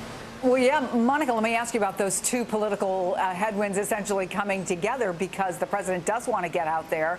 He wants to tout this bill. He wants to tout his legislative accomplishments. But is he going to be welcome in some of those swing districts by Democrats? Well, it's an excellent question, Chris, and something that this White House knows they have to be a little bit careful about, because actually they wanted to test some of that in the last couple of weeks. They had trips planned to some battleground states and swing districts that they had to cancel because the president had COVID and then rebounded. So he was in the White House for 18 straight days where they were hoping to do a little bit of this. But this is something that absolutely they're going to want to send the president into. This is a president who relishes being with people and going in and campaigning, and they know the goal is to get him out on the road, even though he hasn't been able to do much of that. So they're absolutely aware of that. But yes, inflation and abortion are these two issues that come up again and again in conversations with White House officials. When it comes to inflation, they're hopeful that if this does pass, which they are optimistic about, that there will be some help there. And again, they continue to point to things like gas prices coming down. But then also, it's a very interesting story when we talk about abortion rights. This White House was very encouraged by what they saw in Kansas last week, where those voters overwhelmingly rejected that abortion restrictions would have been essentially the protections would have been taken out of the state constitution. But then you saw what happened on Friday in Indiana, and that's something that the White House called a despicable and devastating act. But that's something they're also banking on potentially energizing voters. So they're going to be going into districts where they feel that could help them talk about what is at stake on the ballot and but they also are completely aware of the political reality that it's usually pretty painful for the party in power when it comes to these midterms. And that's something that White House officials, of course, are bracing for. And that's, again, why I think you think the president is the one also to set those expectations a little bit. But they have a little bit of renewed hope about how this could change in the next 3 months. Yeah, no doubt about it, Sahil. Democrats in the House know that they're going against historical trends in trying to even begin to think about holding control of the House. Having said that, obviously they're going to run on these legislative accomplishments. What about Republicans? Well, look, the Democrats, for starters, are looking at every opportunity they can get to try to weather this storm going forward. I mean, it would take nothing short of a miracle for Democrats to hold the House of Representatives with such narrow margins already, given that the party in power typically loses dozens of seats in a midterm election, you know, when they have a president of their own party in the White House. So Democrats see the prescription drug policies in this bill as a way to try to appeal to swing voters who want this in huge numbers, especially older voters, especially older women, 50 and above, you know, who float between the two parties. And then to motivate their base, Democrats see the largest investment in combating climate change as a way to encourage young voters to show up and say the Democratic Party is actually doing something about these priorities. As for Republicans, the playbook is very simple. It's to argue that the name is deceptive and this bill will only make inflation worse. They argue there's a lot of spending in here that's going to, continue to supercharge the money supply in the economy, and that costs will continue to go up. And, you know, as far as Republicans are concerned, they want to make this a referendum on President Biden. They want to keep his numbers down where they are right now. So the messaging war is on at this point. Once this bill reaches the president's desk, it's going to be a question of which side can communicate to voters that their priorities, that their plans are better. Sahil, Monica, thank you both. And joining me now is Nevada Democratic Congressman Steve Horsford, whose district Republicans are targeting to flip this November. So, look, you know that Sahil's right. They're going to say this is only going to make inflation worse. We know that gas prices have been coming down. Democrats have that on their side. But in terms of this bill, once it gets signed, actually having impact, actually people feeling it in their pocketbooks, can it happen quickly enough to help folks like you?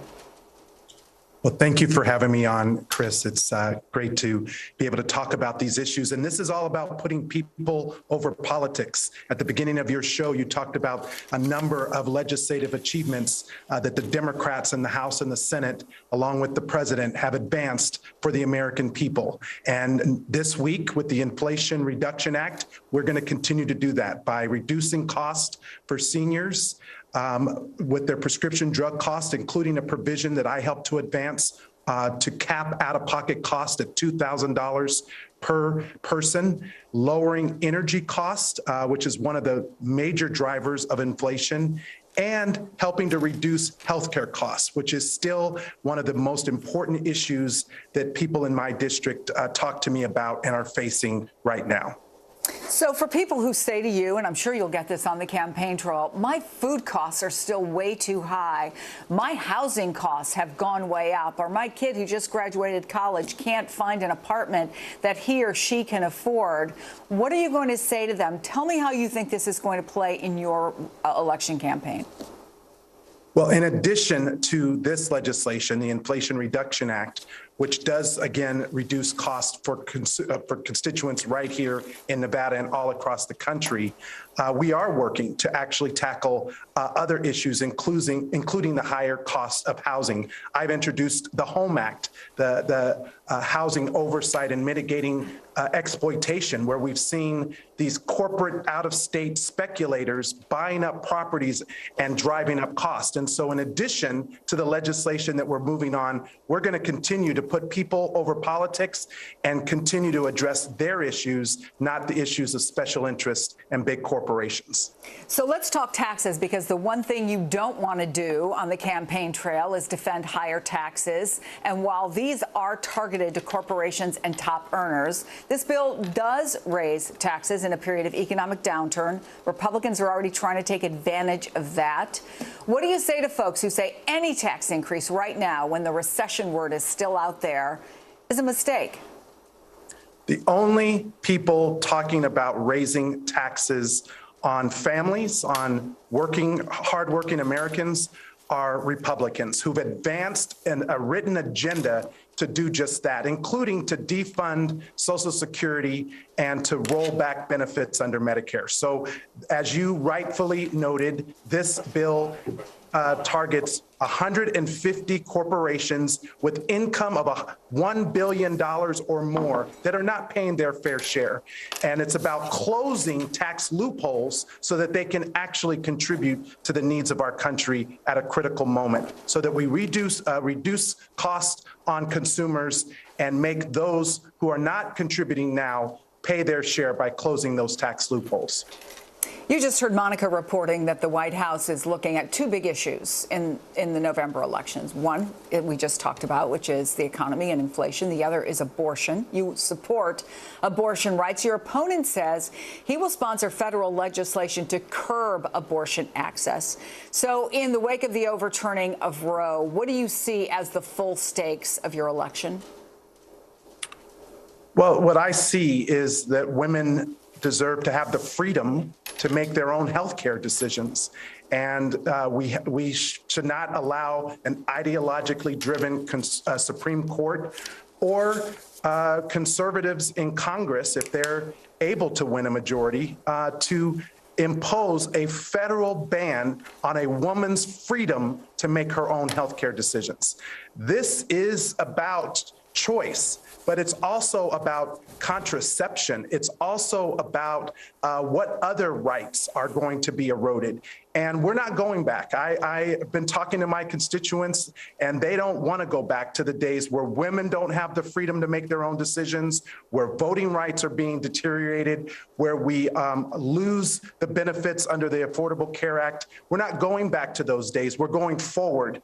And the American people know that this is a consequential election and that there are clear choices. And so my record is very clear, and I'm willing to put my record up against my opponents when it comes to giving women the freedom to make their own health care decisions. It looks like the president in Lexington, Kentucky has just walked over. I can't tell. Control room, can we listen? All right, let's listen in. I'm sorry to say that you're in the polls, with due respect to the polls, you're very, your polls are terrible. But your message seems to be reaching out to people. Why aren't they hearing? Well, it's a long way home. The fact is that we've been divided for so long, and it's only recently that we have any kind of movement, and I think you're going to see a lot change. I talked to him. He knows he's already invited. I invited him the first time I went down. No, I don't think so. I don't think he has to. He got a senator run. What was your message to the families, the flood victims whose homes were damaged, when you were talking with them? What was your message to them? The message was, we're going to stay till they're fixed. Thanks. So some brief comments from the president as he's leaving Lexington, Kentucky, where he met with families devastated by those floods. Let me ask you one more question, Congressman Horsford. Would you like to see Joe Biden come and campaign for you in your district? Look, I welcome the president. The vice president will be here later this week. This is about the American people. And what I see there is a president who actually cares, has concern and is committed to meeting the needs and the challenges of the American people, whether it's those who are facing floods in Kentucky, those who are facing wildfires out here in the West, families who've been affected by gun violence in Uvalde and in Buffalo. He is someone who is committed to making sure that American families are lifted up at this critical moment in this time. And so I'm going to stay focused on doing my work, representing my district and delivering for them, putting people over politics. But I welcome those who can help us get that message out and make sure that the American people know what's at stake in this upcoming election. Congressman Stephen Horsford, thank you so much for being on the program. We appreciate it. And coming up, President Biden, again, we just saw him leaving after the tour of flood-ravaged Kentucky as that state tries to recover from the worst flooding disaster in its history. And even more rain is in the forecast in the coming days. We will have the latest from the ground, along with an interview with a top FEMA official. Plus, Election Eve in battleground Wisconsin, what we're watching for in the state's key primaries with the battle for Senate control on the line. You're watching Meet the Press Now.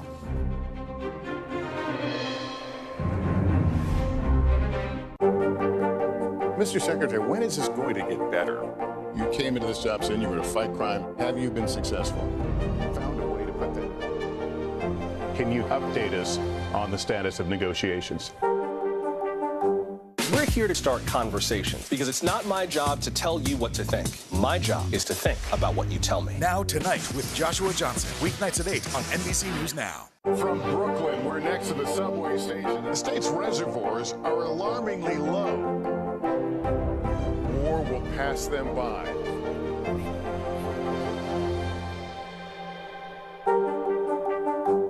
Now Tonight with Joshua Johnson, streaming weeknights at 8 on NBC News Now. The indictment of a former president, or perhaps candidate for president, would arguably tear the country apart. Is that your concern? Can you update us on the status of negotiations? Now Tonight with Joshua Johnson, streaming weeknights at 8 on NBC News Now.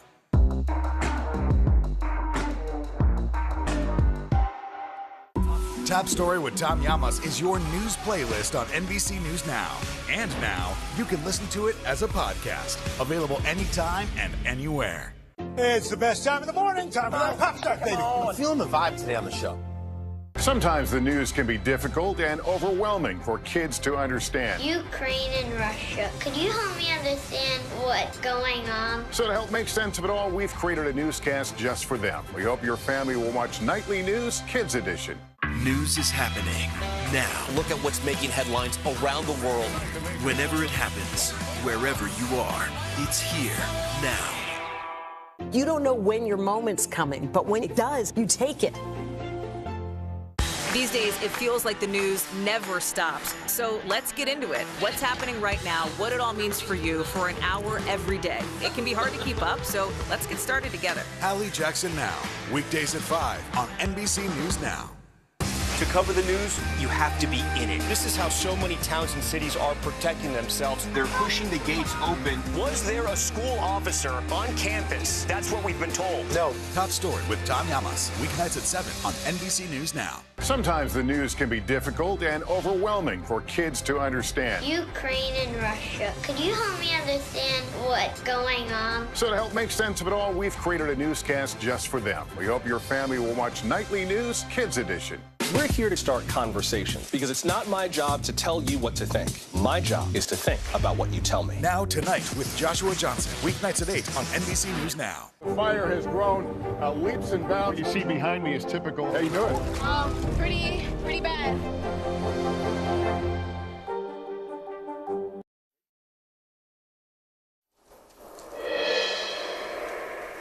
Welcome back. You saw it live just a minute ago. President Biden on Air Force One about to take off to Washington from Kentucky, where, of course, he was touring the damage caused by the worst flooding in that state's history. The president met with families whose homes were destroyed and, of course, now have a long road to recovery ahead. It comes a day after the president made additional federal resources available to address that devastation. It killed at least 37 people after more than 8 inches of rain fell in less than 48 hours. And the National Weather Service warns that more thunderstorms are in the forecast this week. It is true that the people here in this community in Western Kentucky and the folks I met in the tornado, they're not just Kentuckians, they're Americans. They're Americans. This happened in America. American problem. And we're all Americans. Everybody has an obligation to help. We have the capacity to do this. It's not like it's beyond our control. The weather may be beyond our control for now, but it's not beyond our control. And I promise you, we're staying, the federal government along with the state and county and the city, we're staying until everybody's back to where they were. Today's trip also comes less than 8 months after President Biden visited Kentucky to assess damage caused by a series of tornadoes that killed 77 people statewide. As disaster officials across the country brace for more natural disasters aimed amid the intensifying effects of climate change. With me now, Ann Bink, Associate Administrator for FEMA's Office of Response and Recovery. Good to have you here. Thank you for having me. Thank you. In the last month, FEMA has dealt with flooding in an urban area, St. Louis, that rural area, Kentucky, I'm sure many more. Describe the challenges that you've been facing with this crazy weather this winter, this summer, and the challenges that are ahead for the folks there. Absolutely. We have experienced 2 1 in 1,000 year storms over just that last week with the St. Louis area and, of course, eastern Kentucky as well. The administrator with the president and first lady, as you expressed, were on the ground today in Breathitt County in a city called Jackson. In Jackson County, there's a river, North Fork Kentucky River. It crested over 21 feet during the height of the storm about 11 days ago. I have been on the ground last week to meet with my team to continue to expedite response and recovery efforts near Troublesome Creek in Knott County and Perry County as well, near Lost Creek. Again, those areas have been devastated. I saw it firsthand with my team on the ground and with our state counterparts. With our local counterparts, not only responding to their communities, but having experienced disaster themselves. I met with one county judge who actually lost his home, and instead of taking care of his home, he was working with the community to help them recover. Just an incredible show of spirit and community in Kentucky. We look at these pictures, we look at the video, and you know this very well because you've been on the ground, but no video can really show you what it's like when you're there, the extent of the devastation, how much people have lost. In the days and weeks ahead, what are the immediate what's the immediate help that the federal government can provide for these folks? And as you look at this, it looks like, what, years of rebuilding there? It will certainly be a long recovery effort, but as the administrator said today, FEMA will be with Kentuckians every step of the way. We have swiftly turned on aid, thanks to the president. We now have 7,000 registrations for families and individuals who are impacted by the flooding. That registration process allows folks that have been impacted by the storm to recover, to rebuild their homes, to replace the things that were lost during the flooding. We've already released $13 million in assistance through that program to over 1,000 residents that were impacted by the flooding. Those numbers will continue to grow over time as we continue to assess the situation on the ground. And really what we're doing on the ground is making sure that we're meeting Kentuckians where they are. There were a lot of bridge washouts, many road washouts, as well as private bridges. This is an area of the country where a lot of the creeks are crossed by private bridges that reach several homes on the other side. Many of those have been washed out as well. So what we're doing on the ground is taking our teams to the doors of folks that have suffered from this disaster, making sure they can register and they understand what's next in their recovery as they move forward. When you look at the best case scenario, what are scientists telling you? What's the real world impact of the Inflation Reduction Act, and how quickly might we see that impact? So first, I'd like to applaud the administration and Congress for addressing climate through the Inflation Reduction Act. It's a $370 billion bill that will address climate change. Certainly, there are many efforts in that bill that will advance the efforts not only of our country but internationally as well to really set the pace. This is the first of its kind, and certainly FEMA has always been a partner in resiliency. We invest in resiliency before disasters through the Building Resilient Infrastructure Communities program. And just a few weeks ago, the president announced $2.3 billion to support fiscal year 22 resilience efforts in building to really harden communities against the impacts of extreme weather. And we also, through response and recovery funding after a disaster, invest in resiliency efforts as communities are building back their infrastructure.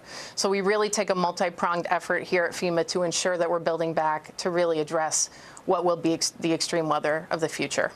So much work ahead. Good luck as you continue to do it. Ann Bink, thank you for your time today. And up next, the search for solutions as educators, parents, and kids across America face a nationwide teacher shortage with the start of the school year fast approaching, or in some cases already here.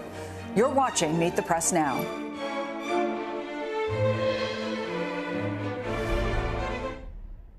As we look out over the latest city-turned-crime scene, we see the things left behind. Back now with our NBC News exclusive.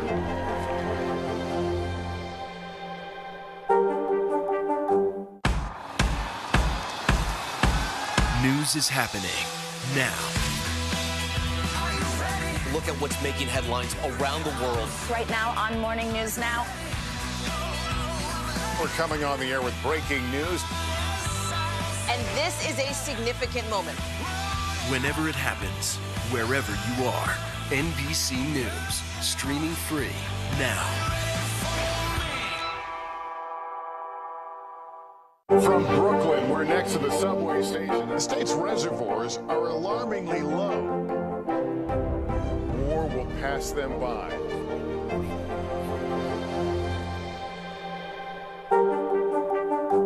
Our show is about sparking conversations around today's biggest issues. The Fed raises interest rates. That controls inflation. Explain how that works. Is part of this that everyone's rethinking their jobs and their relationship to their employers? Could you just remind us why there are 9 justices on the Supreme Court instead of 3 or 20 or 2? It's not my job to tell you what to think. My job is to think about what you tell me. Now Tonight with Joshua Johnson, streaming weeknights at 8 on NBC News Now. Here's what's happening in your neck of the woods. Hallie Jackson Now, weekdays at 5 on NBC News Now. The day's biggest political stories with trusted insight now and expert analysis now. A daily look at the politics behind the headlines. Meet the Press Now, streaming weekdays at 4 p.m. on NBC News Now. Hallie Jackson Now, weekdays at 5 on NBC News Now.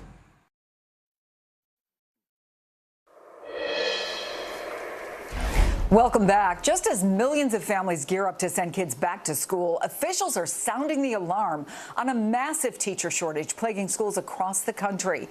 It's prompted a mad dash for potential solutions to the issue. NBC correspondent Jesse Kirsch has more.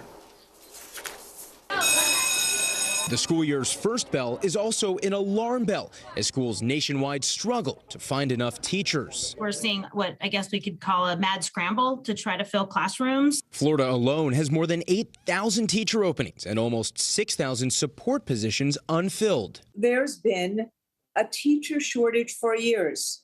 What you're seeing now is that it's reached a tipping point. The American Federation of Teachers says issues like low salaries aren't new, but the pandemic has pushed more educators away. Teachers have assumed so many more responsibilities in the aftermath of COVID, and yet have to do all the old things. The nation's second largest teachers union recommends several solutions, including a salary bump. School districts in Nevada and Texas are already paying up. Look, we had to do something to stop the bleeding. The Dallas Independent School District is offering $60,000 to start, plus signing bonuses and other incentives. Dallas is doing everything they can. That strategy also includes letting teachers start before they're fully certified. Arizona and Alabama, 2 more states where teaching qualifications are being relaxed. We want to get highly qualified teachers in every school. In Florida, military veterans who served 4 years can now become teachers even without a bachelor's degree. As a student, I just would want my teacher to be educated in what they're teaching us about, just so that we can succeed. Would we even be thinking about this if it was a pilot or an engineer or a doctor? It's part of the disrespect that you think that you can just put a body in front of kids. A messaging problem that some say is fueling the exodus, and ultimately your kids could pay the price. Our classes are going to be packed to the max, and unfortunately kids are going to have long-term subs or teachers are not qualified to teach those specific classes. That Dallas school district says 98% of its positions are filled. Florida's Commissioner of Education says they've had more than 80 veterans apply for its program. And here in Cleveland, Ohio, the public school district in this city says that they've been having weekly recruiting events and are looking at more than 95% of their positions filled right now. But some of the strategies that we're talking about are literally just weeks old, so it's too soon to know the full scope of the impact that will have on retaining teaching talent and on the impact those practices will have on the quality of kids' education. Back to you. Jesse Kirsch, thank you for that reporting. And turning now from the classroom to the voting booth. 4 states will be holding primaries tomorrow, and the state we'll be watching most closely is Wisconsin, where Democrats may have a chance to pick up a Senate seat while also trying to protect the governor's mansion. In the Senate primary, Democrats have already cleared the field for Lieutenant Governor Mandela Barnes to take the nomination. He'd then face Republican Senator Ron Johnson in November. But the Republican gubernatorial primary is a dead heat as the Trump wing of the party and the establishment wing of the party square off in these primaries yet again. Businessman Tim Michels, Trump's pick, is facing former Lieutenant Governor Rebecca Kleefisch, who's backed by former Vice President Mike Pence and former Wisconsin Governor Scott Walker. NBC's Shaquille Brewster joins me now from Waukesha, Wisconsin. So, lots to talk about. Donald Trump's pick for governor, Tim Michels, hasn't said explicitly that the 2020 election was rigged. Is that surprising, especially considering Trump endorsed a challenger to Wisconsin's House Speaker who refused to try to overturn the election? I think it could be surprising, especially the fact that you had former President Trump here in Waukesha just last week for supporting Tim Michels there. But I think one thing you also have to note with the Michels campaign, they have not been really talking to media much. So that's not a question that he's really received too much out after events, for example. So that's probably why he's been able to have some ambiguity there. But, you know, this is a race that is definitely, when you talk to voters, we've been here talking to voters throughout the day, they say they are confused because of those big names that you mentioned. Former President Trump, former Vice President Mike Pence, and then former Governor Scott Walker. I want you to listen to some of the interactions I've been having with Republican voters here as they prepare to head to the booth tomorrow. I'm going to go with Trump. That's my thing. You're going with what Trump suggests exactly over Scott Walker? Yes. I don't really think the endorsements affect my vote. I just think that it would be good to have someone leading this state that has not been connected to politics at all in their life. So I think that's why I'm making the vote for Michels. There was a time when I was a supporter of Trump, which I have backed off on completely. So that kind of puts me against Michels. And quite honestly, I thought Rebecca was going to get the support of Trump because of Walker. So it's been kind of a flip-flop. So I just don't know who to trust. Yes, it's stressful. You hear them saying it's stressful. Interestingly there, that last couple, that's a couple that voted for President Trump in 2016. Trump won the state in 2016. They then voted for President Biden in 2020. Biden won the state in 2020. So we'll be interested to see if that path of choosing the winning candidate, if that ends up going this time around. They said right now they're leaning toward Kleefisch, but they said their mind is not made up, and they're not going to make their mind up until they hit the voting booth tomorrow. A mini focus group for you, Shaq. Keep in touch with those folks. I like them. Thank you so much. Appreciate it.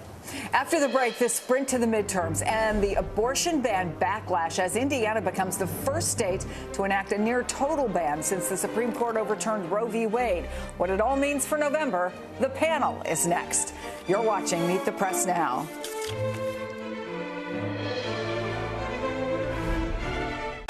Right now on NBC News Now. We've got all the angles covered tonight. look at what's making headlines around the world. We've got 3 new developments just this afternoon. We begin this hour with breaking news and the growing impact of Russia's assault. This is what it looks and feels like to try to escape Ukraine. I don't want to say goodbye. This factory has gone from making kitchen pots to lethal items. There's an intense artillery battle underway between Ukrainian forces and Russian troops. Breaking news this morning. The heartbreak, the grief, and the tears that we have seen here are all tragically familiar. Was there a school officer on campus? Because that's what we've been told.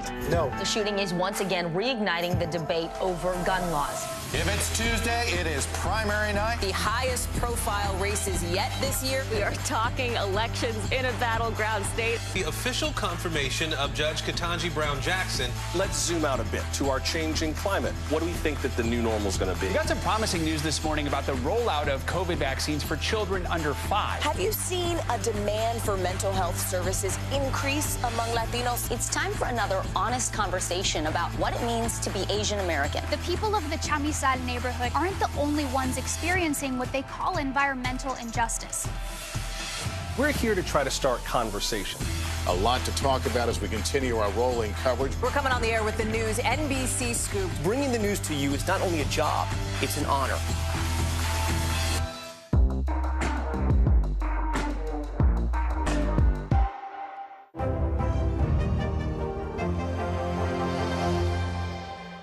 Now Tonight with Joshua Johnson, streaming weeknights at 8 on NBC News Now. Still to come on the Channel 2 News. Well, the waters are certainly receding now. Still too close to call. Lester Holt reporting from Ground Zero, as it's being referred to. It is, in fact, the taste of freedom. The Haitian people know a little something about resiliency. What's the biggest risk right now? Some of the troops who have been proud. I want to welcome you to the first presidential debate. In fact, we've been told we can't go any farther. You are some resilient folks. Let me get in.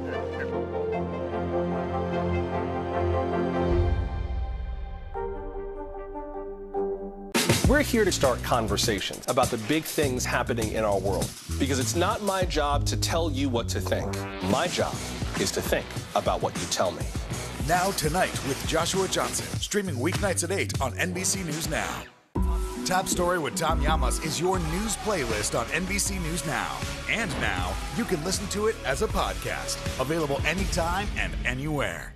News is happening now. Look at what's making headlines around the world. We're coming on the air with breaking news. This is a significant moment. Whenever it happens, wherever you are, NBC News, streaming free now.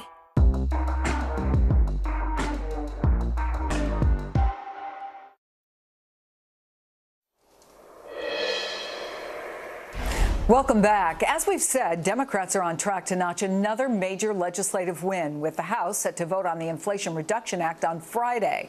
It comes on the heels of a string of wins for Democrats last week, from the killing of al-Qaeda's leader to better than expected jobs numbers and the huge abortion win in Kansas. Democrats are now hoping to build on this momentum leading up to November.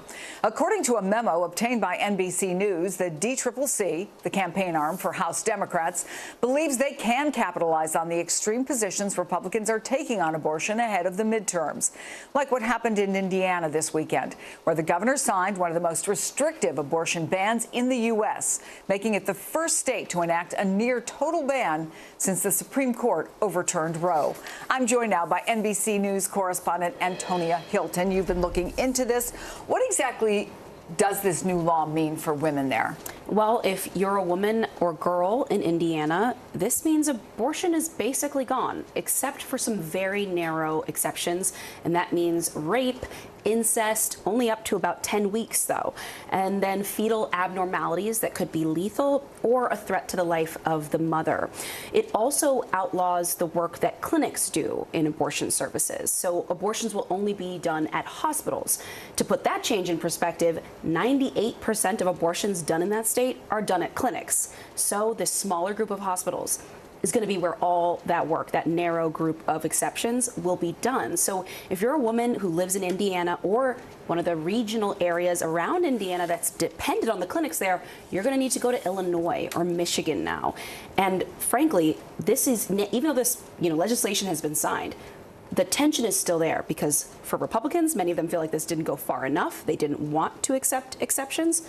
And of course, Democrats feel like this has gone way too far, and they plan to make it an issue, as you mentioned. Take a listen to some of the debate that happened there in the state. Okay. These kinds of decisions are never made in a vacuum, and there are polls going each way, but actually the insistence here is we protect as many people as possible. If you're pro-life, you can't be happy. If you're pro-choice, you can't be happy. I don't know who left here happy. All I know is people need to go out and vote in November. And Chris, you know, Indiana has been at the center of the national conversation ever since the story of that 10-year-old girl who was raped in Ohio and went to the state for abortion care was followed by all of us, by the entire nation. And I think it really showed people the stakes here, right? An example of the kind of care that might no longer be available to women and girls, I should say, in that state now. Antonia, thank you so much for that. I'm joined now by our panel. Leanne Caldwell, co-author of the Washington Post's early 202. Simone Sanders, former advisor to Vice President Harris and host of Simone on MSNBC. And Noah Rothman, associate editor of The Commentary magazine and an NBC News contributor. So, Leanne, what a contrast. In Kansas, people voted overwhelmingly, and it was overwhelmingly for abortion rights. In Indiana, lawmakers vote, it goes the other way. What does that tell us moving forward, if anything? It tells us, it could tell us anyway, that the people have a much different opinion of what should happen regarding abortion in the states than lawmakers do. And that's some of the risk that that lawmakers have moving forward in these states that are controlled by Republicans and by a Republican governor who have campaigned and wanted restrictions on abortion or a ban on abortion, thinking that that's where most Republicans are, where most independents are, and, you know, there's not many Democrats who are there. But what Kansas has shown is that voters, even Republican voters, think that that goes too far, that they do not want the government telling them how to live their lives. And so that is the risk moving forward. And that's why Democrats and activists on the ground are now organizing, because they think ballot initiatives is the way forward. Let the people choose in each of these states, not just in blue states, but in purple and red states too, Chris. So, Noah, strategically, are Republicans overreaching here? It depends on where.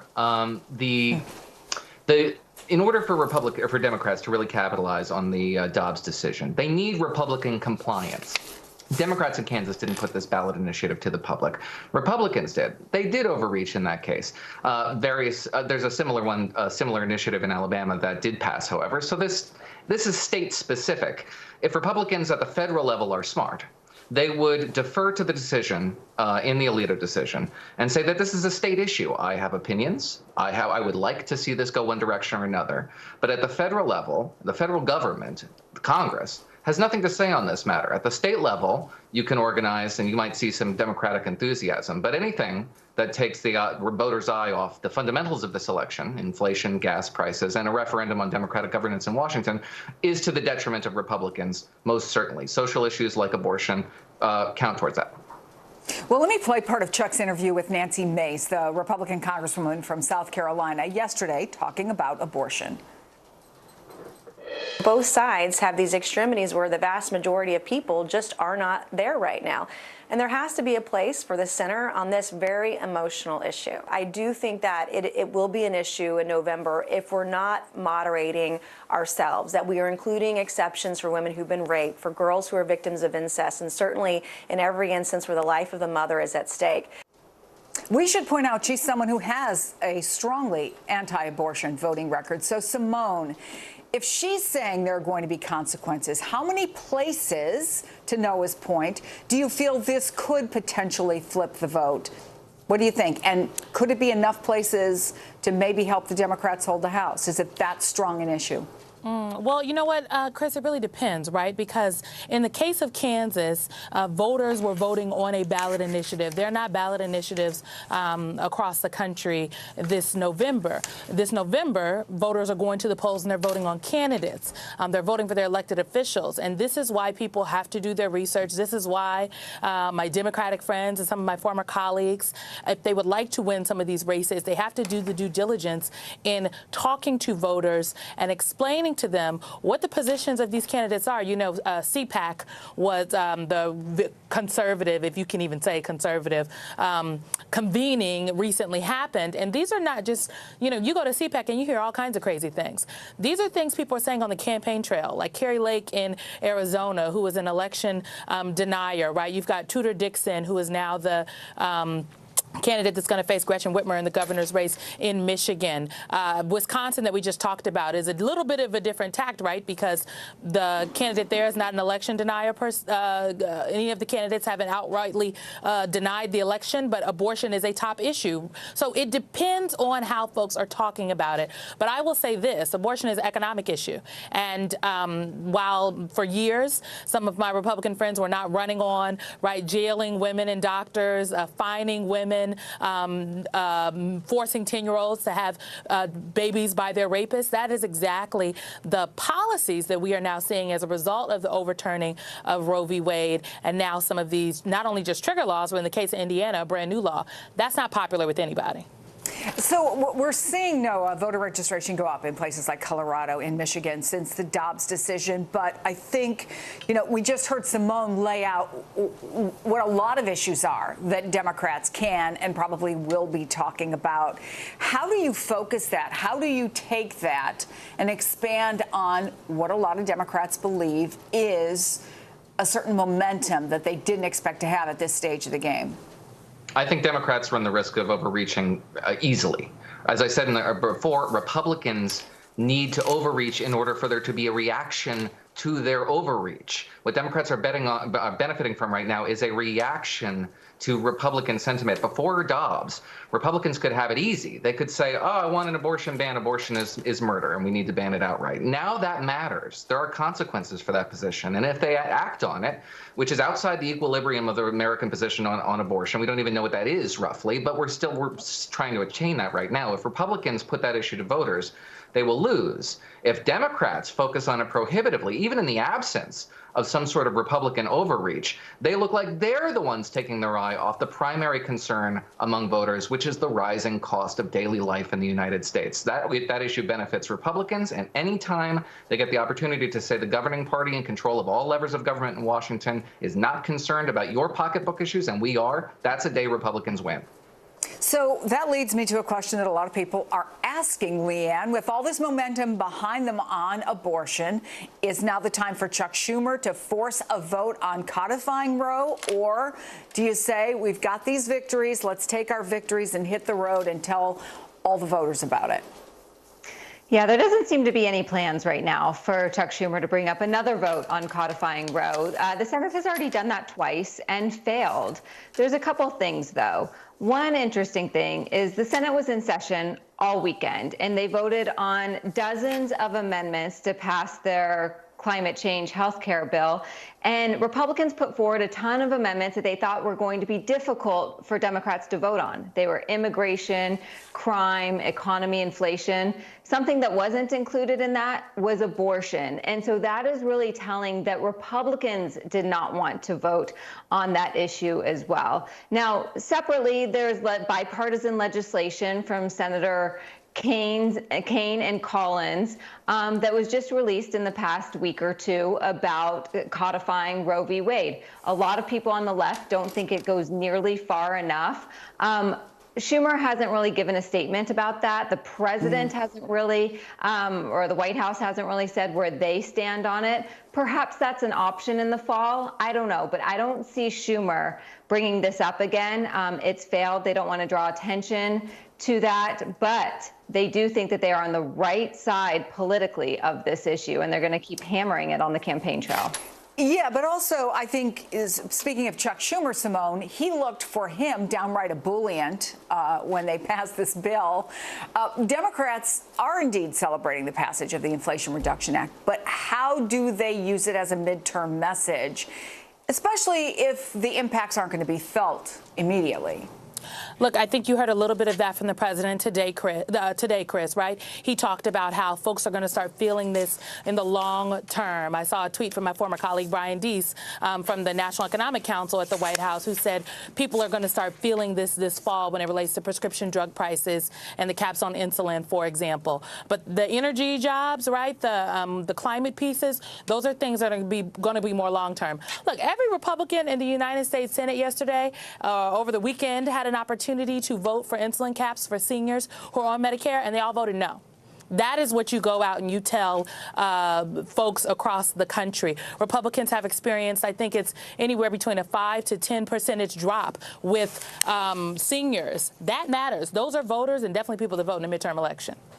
Simone, Leanne, Noah, thank you all very much. And still to come, history in the making. I'll talk to one of the female Democratic candidates running to become, if you can believe it, Vermont's first woman ever elected to Congress. Molly Gray, Vermont's Lieutenant Governor, joins me after the break. You're watching Meet the Press Now. We're here to start conversations because it's not my job to tell you what to think. My job is to think about what you tell me. Now Tonight with Joshua Johnson, weeknights at 8 on NBC News Now. Sometimes the news can be difficult and overwhelming for kids to understand, so we've created a newscast just for them. We hope your family will watch Nightly News Kids Edition. Top Story with Tom Llamas, weeknights at 7 on NBC News Now. Desire, deception, and a double cross. The Seduction, a deadly love story only Dateline and Keith Morrison can tell. Listen now, wherever you get your podcasts. As we look out over the latest city-turned-crime scene, we see the things left behind. Back now with our NBC News exclusive.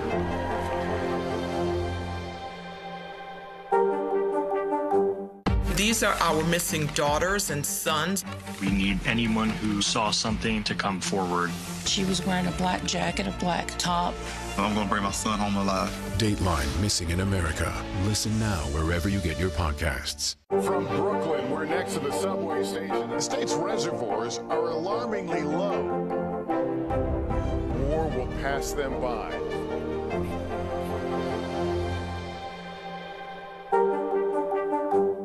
To cover the news, you have to be in it. This is how so many towns and cities are protecting themselves. They're pushing the gates open. Was there a school officer on campus? That's what we've been told. No. Top Story with Tom Llamas, weeknights at 7 on NBC News Now. Desire, deception, and a double cross. The Seduction, a deadly love story only Dateline and Keith Morrison can tell. Listen now, wherever you get your podcasts. Harry Styles!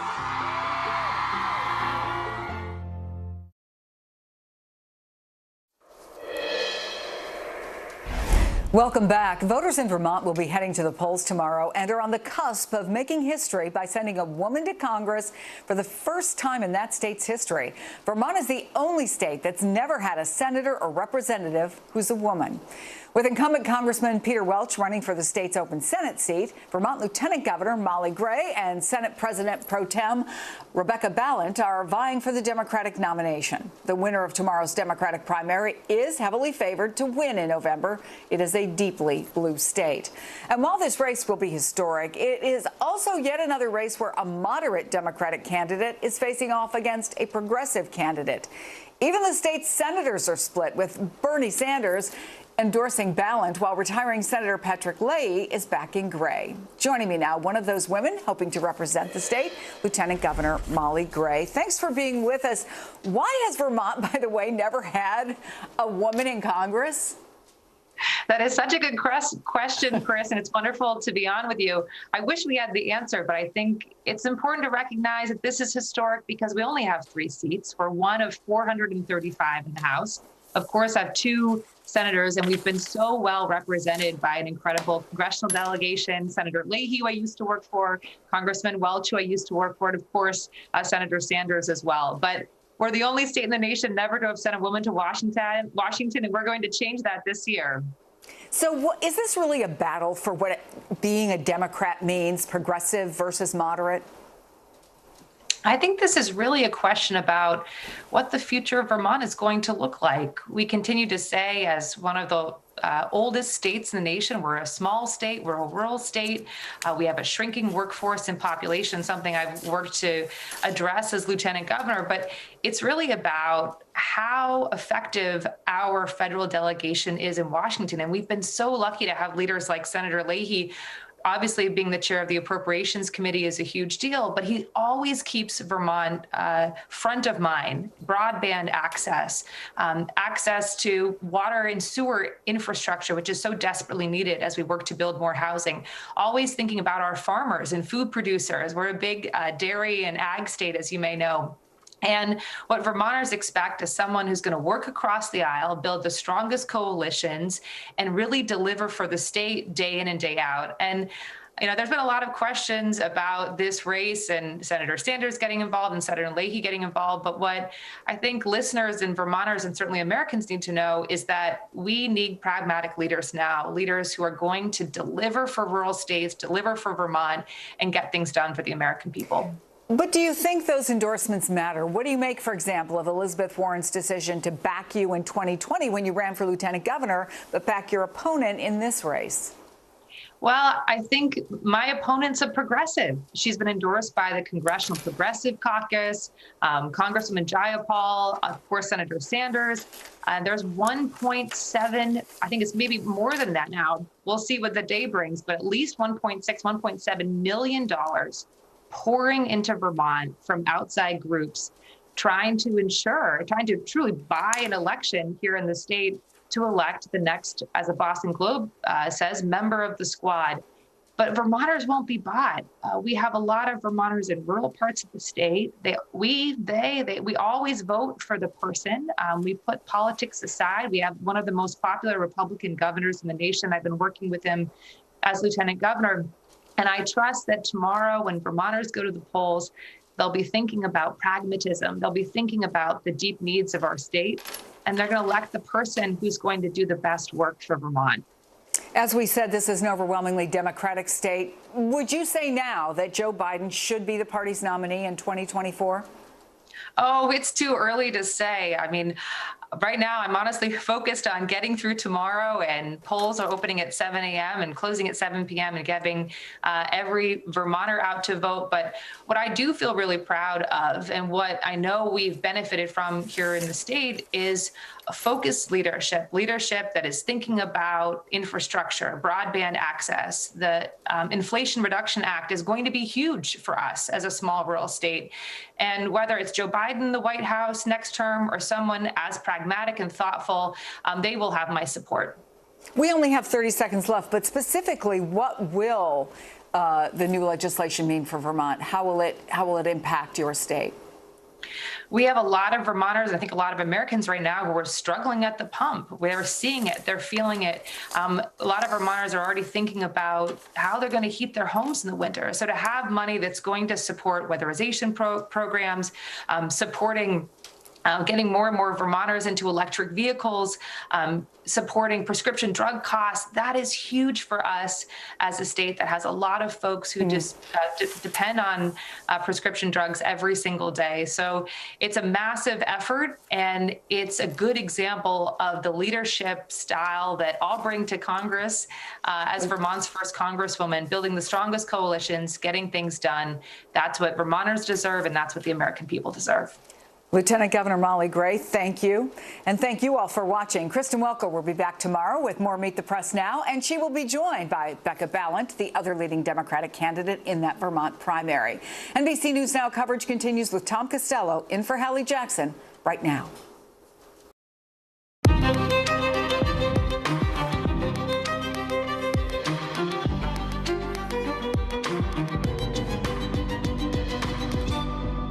Top of the hour, we are coming on the air with a promise of more help to Kentucky, with President Biden seeing the damage from those devastating floods firsthand, just as Senate Democrats back a new measure to help the climate. But the state is facing even more rain. We're going to track where it's going to hit. Plus, 2 of the men who murdered Ahmaud Arbery are getting a second life sentence, this time for federal hate crime. This reaction we're getting from outside the courthouse later today. While in Indiana, companies are now pushing back on that state's near total abortion ban as more employers are offering fertility benefits to families. How big tech is using that to keep workers from leaving in tonight's original. Plus, we promised this on Friday and then breaking news got in the way. We're bringing it to you today. A trip inside the metaverse on how folks are trying to bring activism to the virtual world. And Mike Tyson is putting Hulu on the ropes, accusing the streamer of stealing his life story in a new show. We navigate the murky legal waters of these unauthorized biopics. And we're mourning the loss of an icon, Olivia Newton-John, why she meant so much to so many. And that's later in the show. Hey there, I'm Tom Costello in for Hallie Jackson today, just one day after Democrats laid out unprecedented funds to fight climate change. Today, President Biden is getting a firsthand look at just how badly the climate is impacting communities with a visit to Kentucky to survey the damage from devastating flooding that could get worse with more rain this week. Here's the president and first lady with Governor Andy Beshear in Lost Creek. At least 37 people have died in the floods, and the president says we are all suffering the consequences of these weather catastrophes, but we can do more to help. The weather may be beyond our control for now, but it's not beyond our control. And I promise you, we're staying, the federal government, along with the state and county and the city, we're staying until everybody's back to where they were. Yeah, the rivers are still overflowing after the 48-hour stretch that saw as much as 10.5 inches of rain. Boats have had to fight to rescue more than 1,300 people. You're going to see here many streets are still barely passable to get help in, and the homes that are still standing, most don't have any electricity or running water. Those that do have water under boil water advisories, those orders in effect. The president is pledging to keep sending Kentucky help as much as the state needs. And more broadly, more help could be coming after the Senate passed the Inflation Reduction Act, which should include $369 billion to address the climate, the largest ever. We are diving deeper into the details of this bill with Sahil Kapoor in just a second, but we're going to begin now with the forecast and Bill Cairns. Bill, can we start also with Monica Alba, who's outside the White House? So, Monica, talk us through now more of what the president saw, what he said on his visit there to Kentucky. Tom, the president and first lady saw some of the hardest hit communities on their visit today. They went to an elementary school. They visited the site of a school bus that was crashed into a partially collapsed building. They met with community leaders, and their message was a simple one. They said, we are not leaving until everybody gets the help that they need here, pledging that the federal government would really help when it comes to covering the entire cost of debris removal and other emergency measures. And the president has approved a disaster declaration that now exceeds $3 million going towards this very lengthy recovery process. And it was notable, Governor Beshear there standing next to the president was talking about how it's only been a month since he was in Mayfield, Kentucky, where the first home was finished being built since those devastating tornadoes last December. And now here they find themselves in another horrible natural disaster from these floods, which again aren't over potentially with other storm and weather concerns on the way. So the president and the governor there talking about just how hard Kentucky has been hit in the last year and everything that's going on in terms of the state, local, and federal coordination to get people the help that they need. And then, yes, the president did tie that in to the Inflation Reduction Act and all those millions of dollars that are going to go towards climate resilience. That was one of his main messages today while visiting the devastated region. Yeah, it's just unbelievably devastating. This is also a moment, though, that highlights his agenda's success with this climate measure. And it's part of a hot streak the president has been on right now after his agenda looked doomed for much of the year, right? Exactly, Tom. When you asked the White House a couple of months ago what they were thinking about these key provisions, they were not super optimistic. A lot of these negotiations were going on behind the scenes, and the White House really says they kind of took on a Fight Club mentality where they said, we learned our lesson, we talked too much about the negotiations when they weren't working, so we're going to try a different tack, and we're not going to be so public about the negotiations as the talks continued. And that strategy seems to have paid off for this president who wanted to be personally involved. Of course, given all of his years as a U.S. senator, he thought, I want to be in the mix on these conversations. But then he was the one to admit that doing that sometimes actually backfired. So he let the senators be senators, in his words. And the White House is pointing to these very strong jobs numbers. Gas prices are going down. The fact that in the last week, the president oversaw that counterterrorism operation that took out the leader of al-Qaeda. They feel they have all of these wins going into the midterm elections, giving them some momentum. But of course, the backdrop to all of that, and something the White House is keenly aware of, is inflation continues to dominate. That's clearly on voters' minds, and that's why the president is touting this new legislation that he expects to pass this in the upcoming week, but is also managing expectations to say, we hope it's going to help people. You may not see it immediately, but down the road, and that seems to be the White House's message right now, Tom. Monica, thank you. Monica Alba at the White House. Let's now go to Sahil Kapoor, who's on Capitol Hill. Sahil, the House is going to vote on this bill this Friday, and it's more than just climate spending, right? There are also big wins for Democrats in this measure when it comes down to health care and tax reform.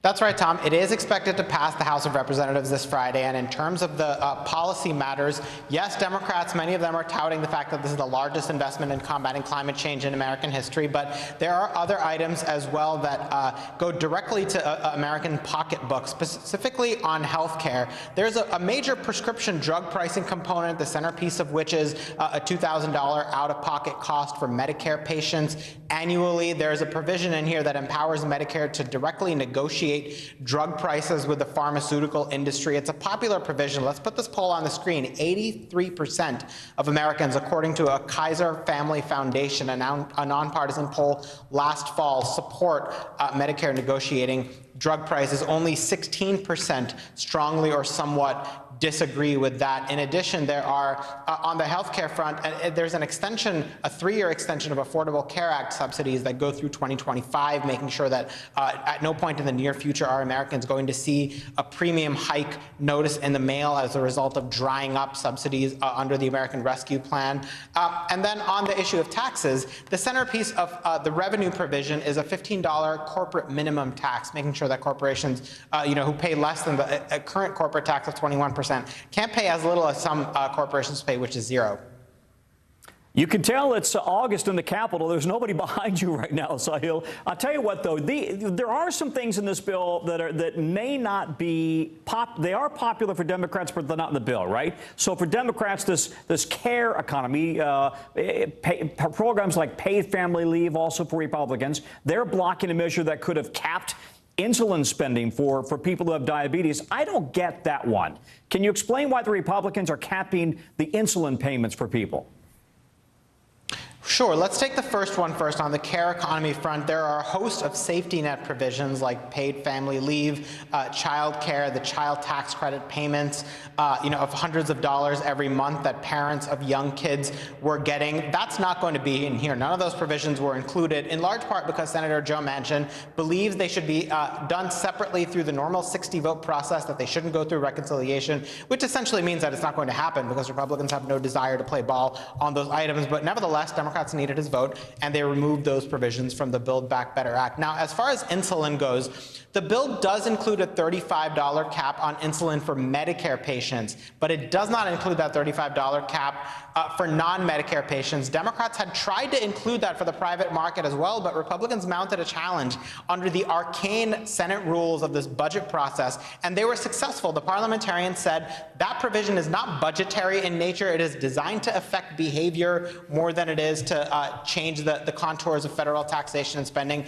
It was removed. Democrats tried again through the normal 60-vote process to get that added in, but Republicans blocked it. Why they did? Well, they weren't particularly eager to explain. You can imagine this is a very popular provision, capping insulin prices at that level. Let's have a listen to what Senator Chuck Schumer, the Democratic Majority Leader, had to say.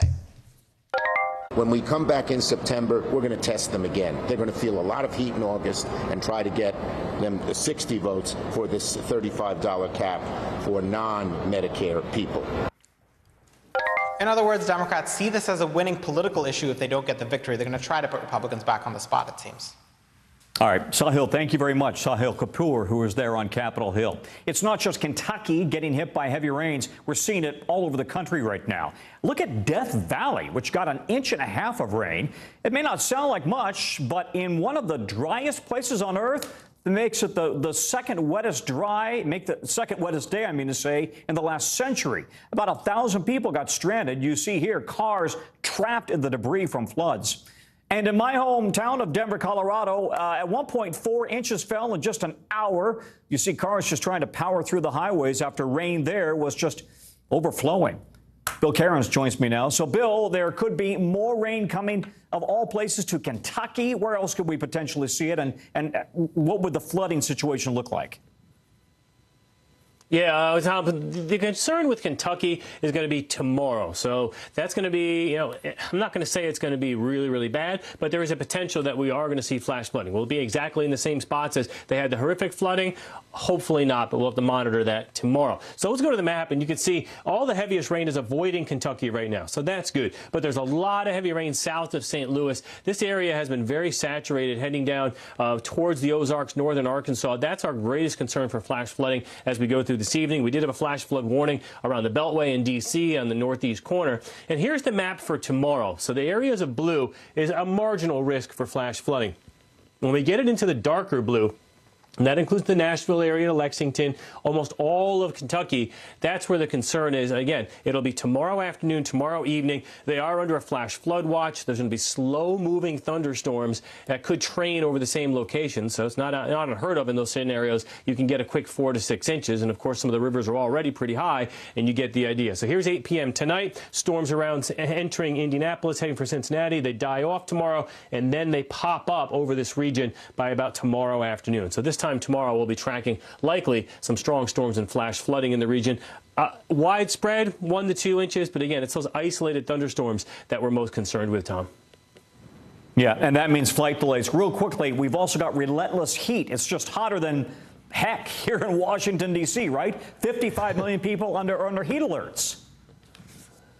The end is finally in sight. I mean, especially the humidity. I think most people are at the point that they don't mind the heat so much. It's just the humidity is just stifling. It's what we call air you can wear. So 53 million people under heat advisories from Little Rock to Greenville to Jackson, Mississippi. Still under heat advisories, New York City to Boston to Hartford. And a section of the Pacific Northwest is going to get pretty warm. How hot is it right now? Central Park, New York's at 92. Again, this is just the temperature in the shade. Dallas is at 100. Shreveport's at 99. So more typical summer weather from Dallas all the way to Atlanta, but it's really in the Northeast where it's been exceptionally hot. It's not often you get this many days in the mid-90s in Albany or also in Boston. Philly right now is at 95. A few lucky spots that cooled off because of the rain, like D.C., are a little lower than that, but it still feels like 92 in D.C., and look at that, Tom. Philly, going to go run the steps like Rocky? 103 it feels like right now.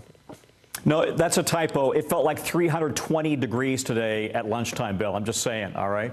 Bill Cairns, thank you very much. Just before we came on the air tonight, we got the last of the sentences for the 3 men convicted of federal hate crimes in the killing of Ahmaud Arbery. Travis McMichael and his father, Gregory McMichael, both given a second life sentence, and their neighbor, William Roddy Bryan, just sentenced to 35 years. The attorney for the Arbery family speaking to reporters just outside the courthouse today. We are satisfied that the court has done everything in its power to uphold justice. This is the outcome that Wanda Cooper Jones asked for almost 3 years ago now, that she fought for, and that this community stood up for. So we are greatly relieved. The 3 men were found guilty in February in a federal case that followed a state trial last fall, where all 3 men were convicted of Arbery's murder and sentenced to life in prison. Now, the McMichaels and Bryan, they chased Arbery through their neighborhood in February of 2020 after he ran by the McMichaels' home.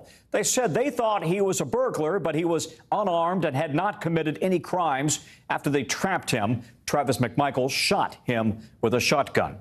Joining me now, NBC's Ron Allen. So, Ron, 2 more life sentences today. Talk to us about how the judge came to this ruling and the reaction from the family. And some of the defendants apologized today, right?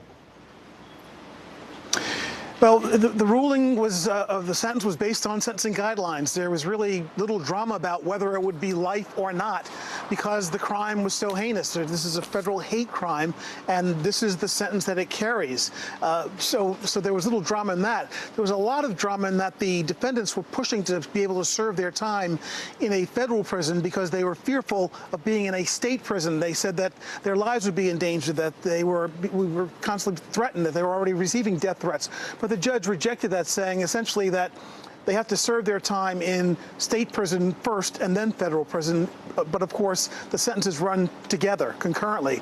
Bottom line is that all 3 individuals are going to spend probably the rest of their life in jail. And Brian is the only one who has the possibility of parole at this point. So here we are talking to the family. They're somewhat satisfied. This has been a very, very long journey for them, for justice, as they would put it.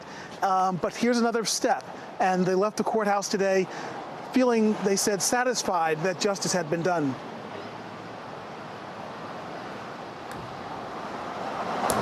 All right, I'm sorry, Ron. I thought we were going to toss to a soundbite there. But Roddy Bryan is the only one eligible for parole after the first sentencing for the murder conviction. So does this sentence affect his chances of getting out one day? Is that even realistic?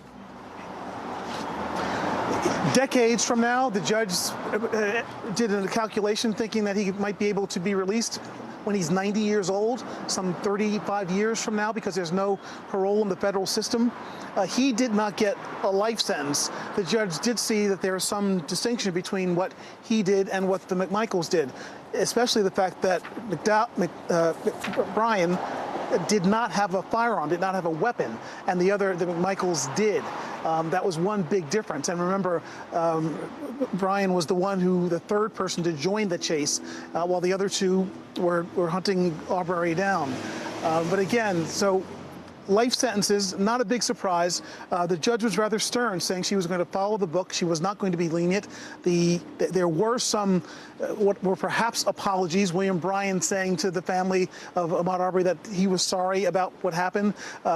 Gregory McMichael a little bit more vague in what he was trying to say, saying that their loss was incalculable and that he didn't have any malice that day, nor did his son.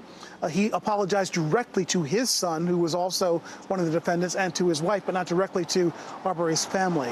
But here we are again, life sentences for the 2 and 35 years for the third. They'll be away for a very long time. Tom? All right. Ron, thank you very much. Ron Allen. Tonight, we are learning more about 4 Muslim men murdered in Albuquerque, New Mexico, and what police say they were likely targeted killings. The latest attack happening just this past Friday. A 25-year-old man from Pakistan. In the last 2 weeks, 2 others were also killed, also from Pakistan. The first attack that could be connected to all of this was actually back in November. Authorities released this poster asking for help IDing this car you're seeing on the screen right now. They say it was seen near the scene of the killings. The brother of the man who was killed in November says all of this violence is really getting to people there. Everybody is scared. They say we are not safe anymore. Some people, they already want to leave the city. President Biden has responded to the latest developments, saying that he's angered and saddened by these horrific killings. Guad Venegas is in Albuquerque for us. Guad, police not going so far as to say that this is a serial killing situation yet. What leads are they following right now, and what more do we know about the victims?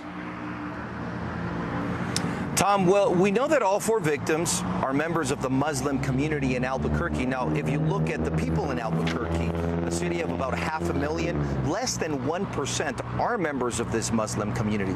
So to have 4 individuals killed in this short period of time was the first thing that got the attention of the authorities. Now, as you mentioned, 2 men had been killed in the last 2 weeks, and we know that the last man who was killed on Friday, this was the 4th man to die, he attended the funeral of those 2 men. And in fact, his family members told us they warned him to be careful, and now he is the latest victim.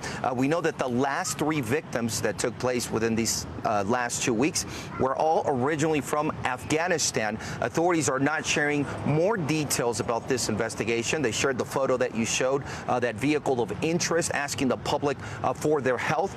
And also, we know that the FBI is involved with local and state police, one, to try to continue with the investigation, but also to make people feel a little safer as they continue investigating what or who the person or persons are that have caused this. Hey, Guad, some people I understand in Albuquerque, in that Muslim community, they're so scared that this could be a serial killer that they don't even want to leave their home for groceries right now. So what else is that community saying? Right, Tom. So some of these men, well, all 4 of them were killed in the same general area of Albuquerque. This is an area closer to the southeast part of the city.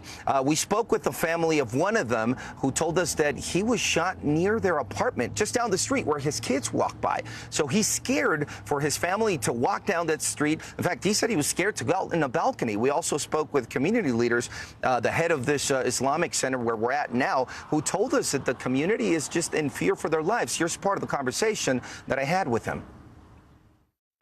Broken, devastated. I'm reflective a lot of the community that is disheartened.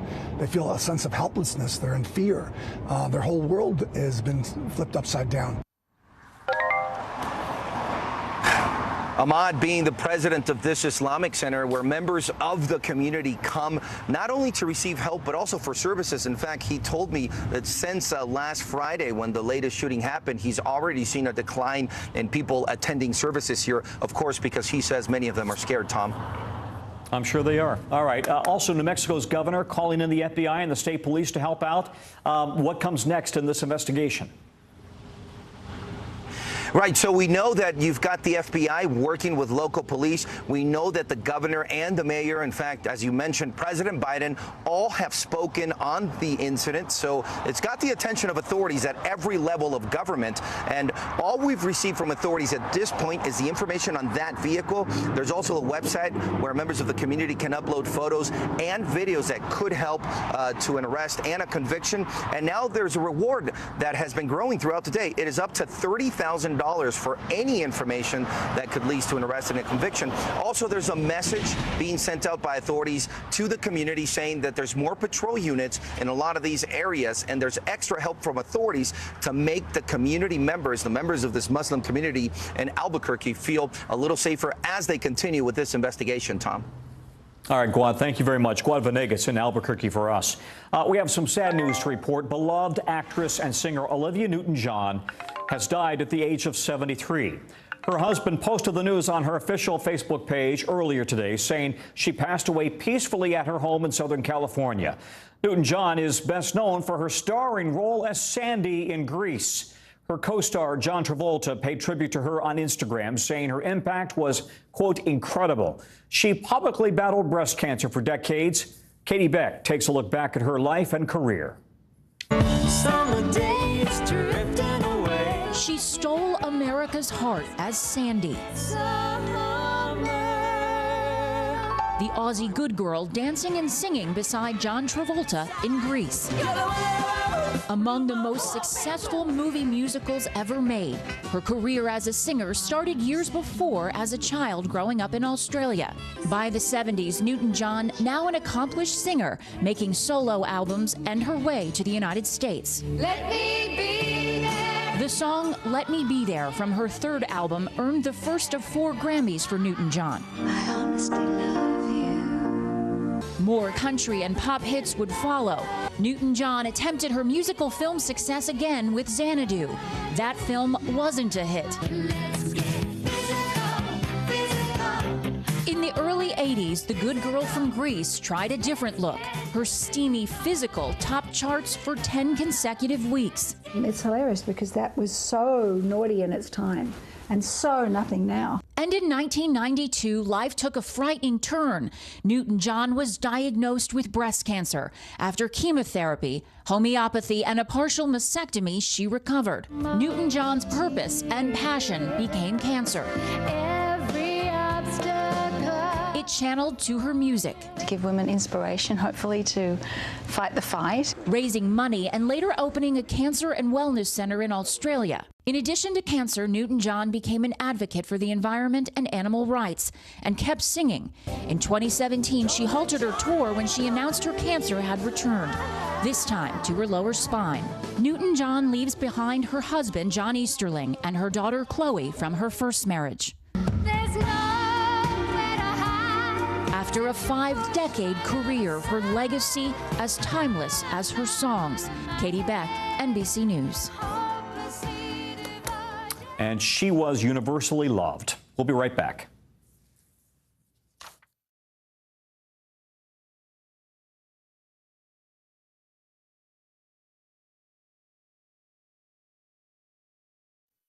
It's the best time of the morning. Time for that pop start, baby. I'm feeling the vibe today on the show. We're here to start conversations about the big things happening in our world. Because it's not my job to tell you what to think. My job is to think about what you tell me. Now Tonight with Joshua Johnson, streaming weeknights at 8 on NBC News Now. From Brooklyn, we're next to the subway station. The state's reservoirs are alarmingly low.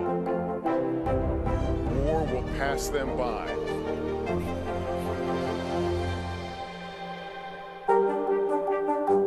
Our show is about sparking conversations around today's biggest issues. The Fed raises interest rates. That controls inflation. Explain how that works. Is part of this that everyone's rethinking their jobs and their relationship to their employers? Could you just remind us why there are 9 justices on the Supreme Court instead of 3 or 20 or 2?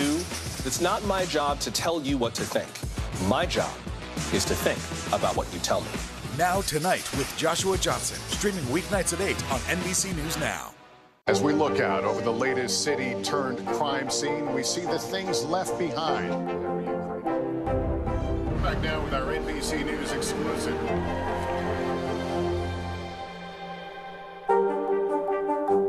Hallie Jackson Now, weekdays at 5 on NBC News Now. The day's biggest political stories with trusted insight now and expert analysis now. A daily look at the politics behind the headlines. Meet the Press Now, streaming weekdays at 4 p.m. on NBC News Now. You open the door for so many people. I love working with people. I did not do any of this by myself. Hello! Lizzo, you put a smile on every single face. It feels like Christmas or my birthday or something. Let's go. This is a critical choke point for this fire.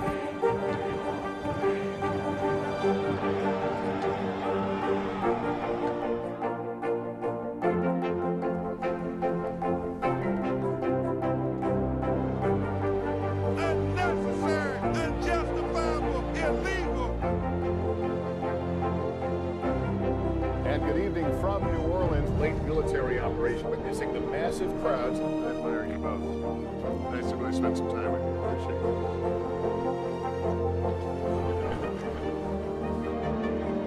At any moment now.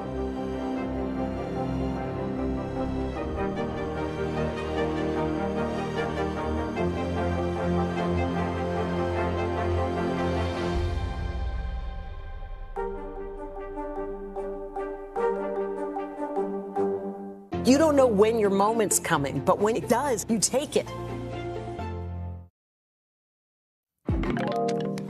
Back now on News Now, and we've told you that the January 6th committee wants to hear from the GOP nominee for governor in Pennsylvania, Doug Mastriano.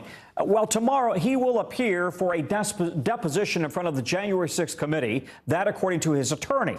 Now, importantly here, Mastriano was subpoenaed by the committee for documents, which he has provided and has agreed to sit for an interview, but the meeting is expected to be short. His attorney says there is a dispute about the terms of his appearance. Now, Mastriano was seen outside the Capitol on January 6th and sent letters urging lawmakers and the DOJ to overturn the 2020 election results. Primary day in battleground Wisconsin tomorrow is setting up yet another test of the future of the Republican Party. The big race there, the GOP nomination for governor. The two leading candidates don't have large differences on any one policy issue. The biggest split, actually, comes from their endorsements. Former President Trump is throwing his support behind construction businessman Tim Michels. Trump even held a rally for him over the weekend. While former Vice President Mike Pence and former Wisconsin Governor Scott Walker are backing the state's former Lieutenant Governor Rebecca Kleefisch. NBC's Shaq Brewster is there. Hi there, Tom. I've been talking to Republican voters here in the state of Wisconsin all day long, and I'll tell you, they tell me they are stressed, they are confused.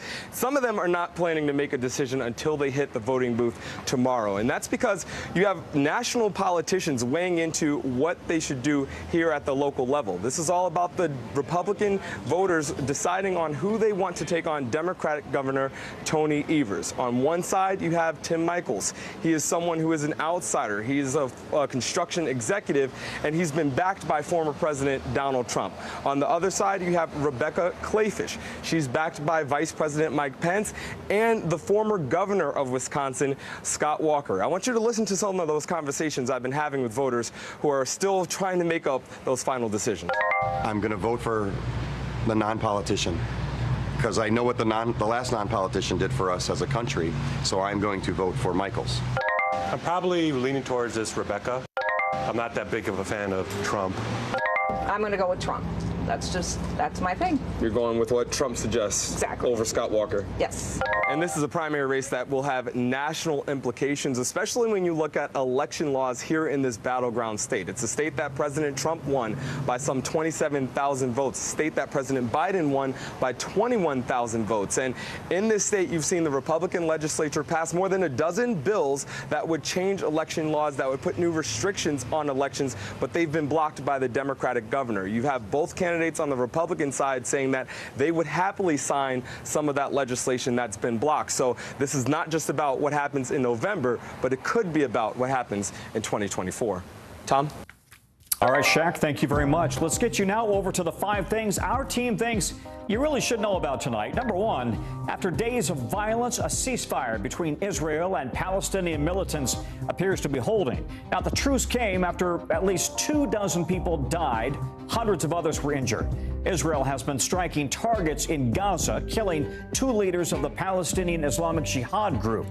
Number 2, Cuban firefighters are battling a massive fire at an oil storage facility about 100 miles from Havana. At least 1 person has been killed, 125 injured. Listen to this, more than a dozen firefighters have been reported missing.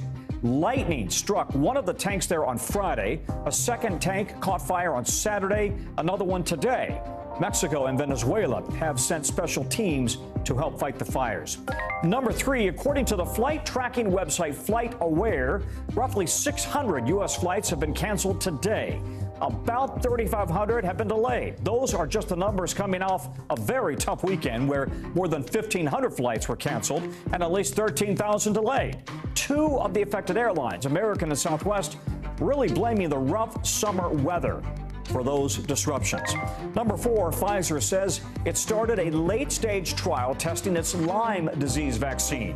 It's making it with the French pharmaceutical company called Valneva. Right now, there are no vaccines for the disease available in the U.S. The CDC says it infects more than 475,000 people in this country every year. Number 5, best-selling author and presidential historian David McCullough has died at the age of 89. He won 2 Pulitzer Prizes for his deeply researched presidential biographies, one on Harry Truman, another on John Adams, and who can forget that voice? Today, the family of Gabby Petito is announcing a new $50 million wrongful death suit against Utah's Moab City Police Department, accusing the department of failing to protect her. Now, her case made headlines for weeks.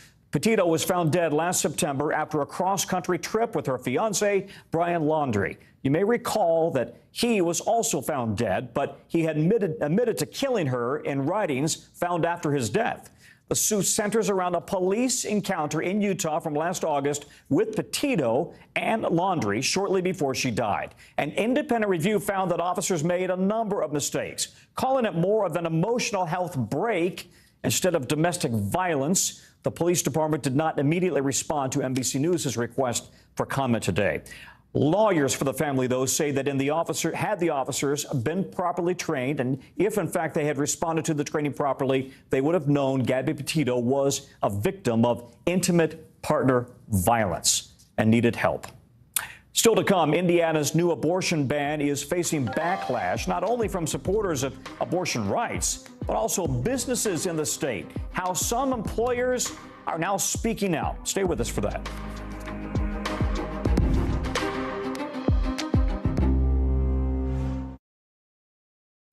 No stress, no mess, just yum. That's it. From Brooklyn, we're next to the subway station. The state's reservoirs are alarmingly low. War will pass them by.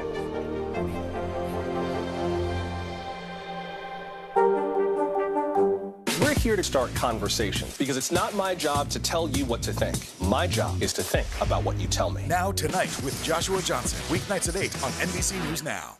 Desire, deception, and a double cross. The Seduction, a deadly love story only Dateline and Keith Morrison can tell. Listen now, wherever you get your podcasts. From Brooklyn, we're next to the subway station. The state's reservoirs are alarmingly low. War will pass them by.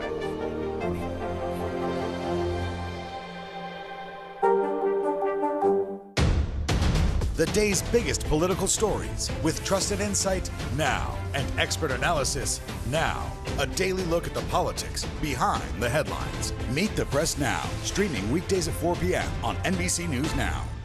Here's what's happening in your neck of the woods. Now Tonight with Joshua Johnson, streaming weeknights at 8 on NBC News Now. News is happening now. Look at what's making headlines around the world. Whenever it happens, wherever you are, it's here now. Top Story with Tom Llamas is your news playlist on NBC News Now. And now, you can listen to it as a podcast. Available anytime and anywhere. Fire has grown leaps and bounds. You see behind me is typical. How you doing? Oh, pretty bad. The Seduction, Dateline's newest podcast. Listen to the full season now. Back now, and two companies with a huge presence in Indiana are criticizing that state's new abortion law that's set to go into effect next month. Eli Lilly, the pharmaceutical giant with over 10,000 employees there, says it's actually planning future growth outside of Indiana because of the law. That's big, considering the company has been there for over 145 years. There's also Cummins, an engine manufacturing company that employs about 10,000 people. It says it opposes the law, adding that it's going to make it really hard to attract and retain top talent in Indiana. The law was signed Friday by Republican Governor Eric Holcomb, banning abortions unless a pregnant woman's life is at risk, and it does include exceptions for rape and incest. NBC's Antonia Hilton joins us now with more. Antonia, it was just a few days ago the abortion bill was signed. What more do we know now about how these companies plan to not only speak out but act out? Well, Tom, as you mentioned, this is about the ability to attract and retain employees. And that's because abortion isn't just a women's issue. It's going to affect families and family planning and people's decision making about what states they want to move to or live in. And, you know, the state of Indiana is surrounded by places like Illinois and Michigan, where abortion services, at this time at least, remain available.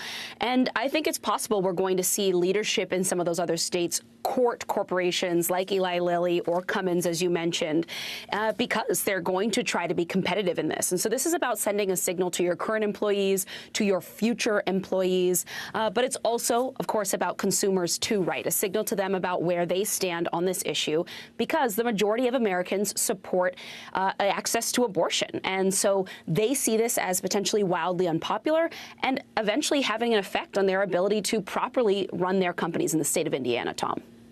Well, this is a very red state, of course. Eli Lilly, of course, is a huge player there, as we have seen. What reaction do we expect from the state to these companies making these comments?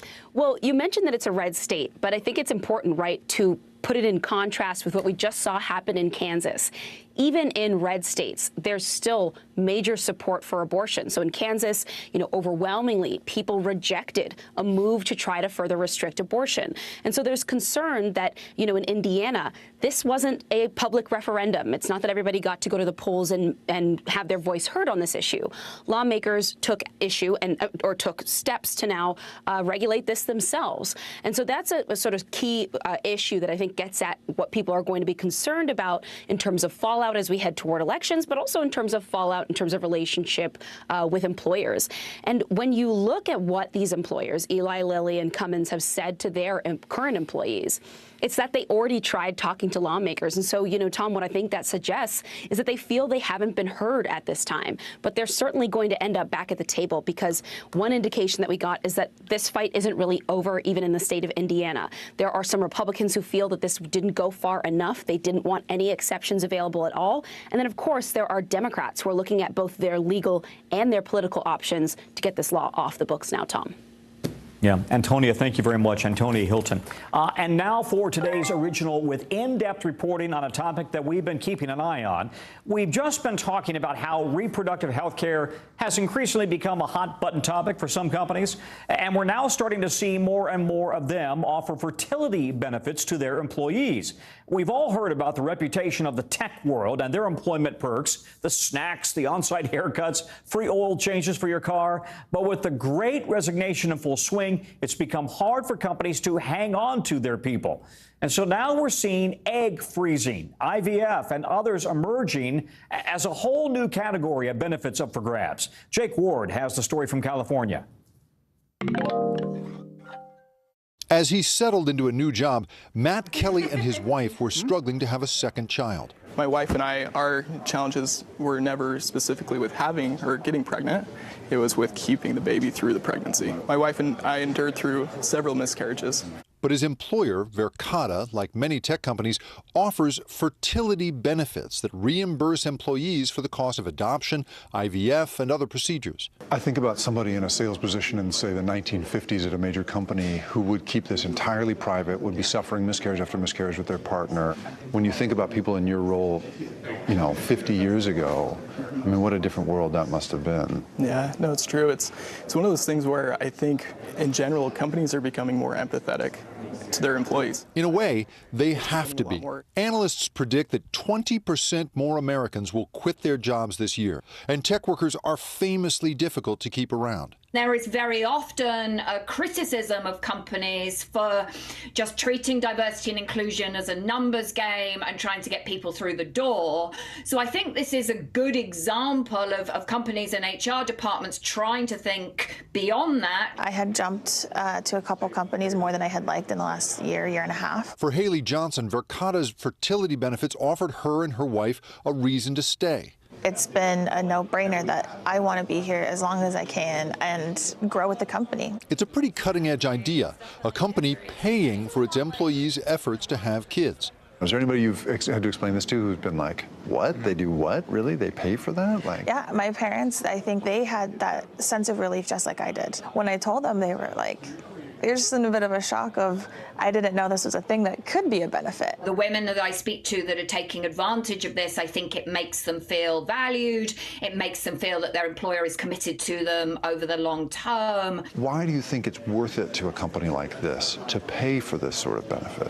Verkada isn't focused on churning and burning me, right? Which is a common thing in Silicon Valley. It absolutely is. Now, Kelly's benefit seems to have done its job. I'm very grateful because, actually, my wife currently, we're pregnant with twins. It used to be that on top of big salaries, dorm room entertainment, free snacks, some beer was enough to draw a young person into a company. I love the fact that in our industry we're able to play ping pong, right? But by all means, this is something that impacts a person's life for generations to come. Fertility benefits may be a sign that the industry and its workforce are growing up. Boy, Jake, we are really rewriting the way that employers interact with their employees here, right? That traditional tension between work and family. So how does this play out then? I mean, if employers are going to be a heck of a lot more accepting, encouraging of families, then that might make things a little bit easier for women in the workplace. What are your thoughts and what are you hearing? That's absolutely right, Tom. I mean, it's a really interesting question. I mean, you know, if you think back to the 1950s and the first few decades in which women were in any way able to come into the workforce, there was this sort of devil's bargain where they had to trade their best years for starting a family for the chance to be in the workplace. That was a terrible thing across the industry. And yet we're now in this weird place where, because tech talent is so scarce, these companies are creating this incentive that just turns it all on its head. People are incentivized to stay at a particular company and incentivized to be able to have a family. Now, of course, it's important to note here, Tom, that all of this comes as the United States remains one of the few developed nations in the world to not at all offer federal paid family leave. But the fact that the private sector is stepping in here with this benefit is a really amazing sign of the times, Tom. Yeah, it'll be interesting to see if that moves beyond Silicon Valley to the rest of the country. Jake, thank you. Jake Ward, telling you something you didn't know. Thank you very much. Coming up, why people are protesting inside the metaverse and the impact it could have in the physical world, too. That's our original tonight. We're coming right back.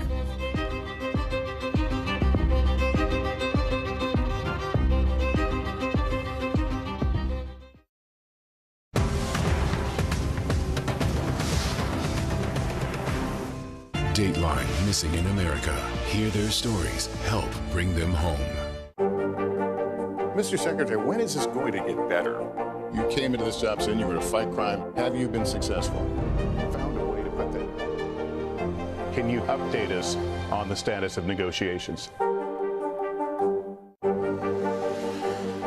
Tonight, I interviewed Secretary of Transportation Pete Buttigieg about the ongoing delays. You seem to be pointing the finger at the airlines. They're pointing the finger back. Mr. Secretary, when is this going to get better?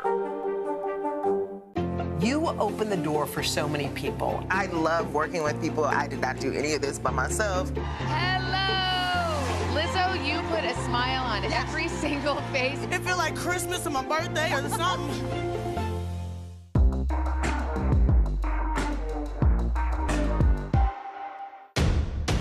The day's biggest political stories with trusted insight now and expert analysis now.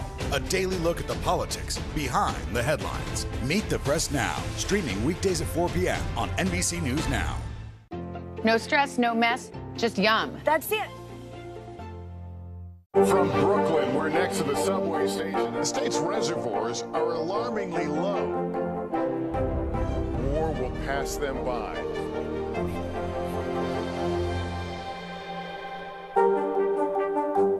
Here's what's happening in your neck of the woods. Top Story with Tom Llamas, weeknights at 7 on NBC News Now. At 73, Prince Charles is still waiting for the job that is his birthright.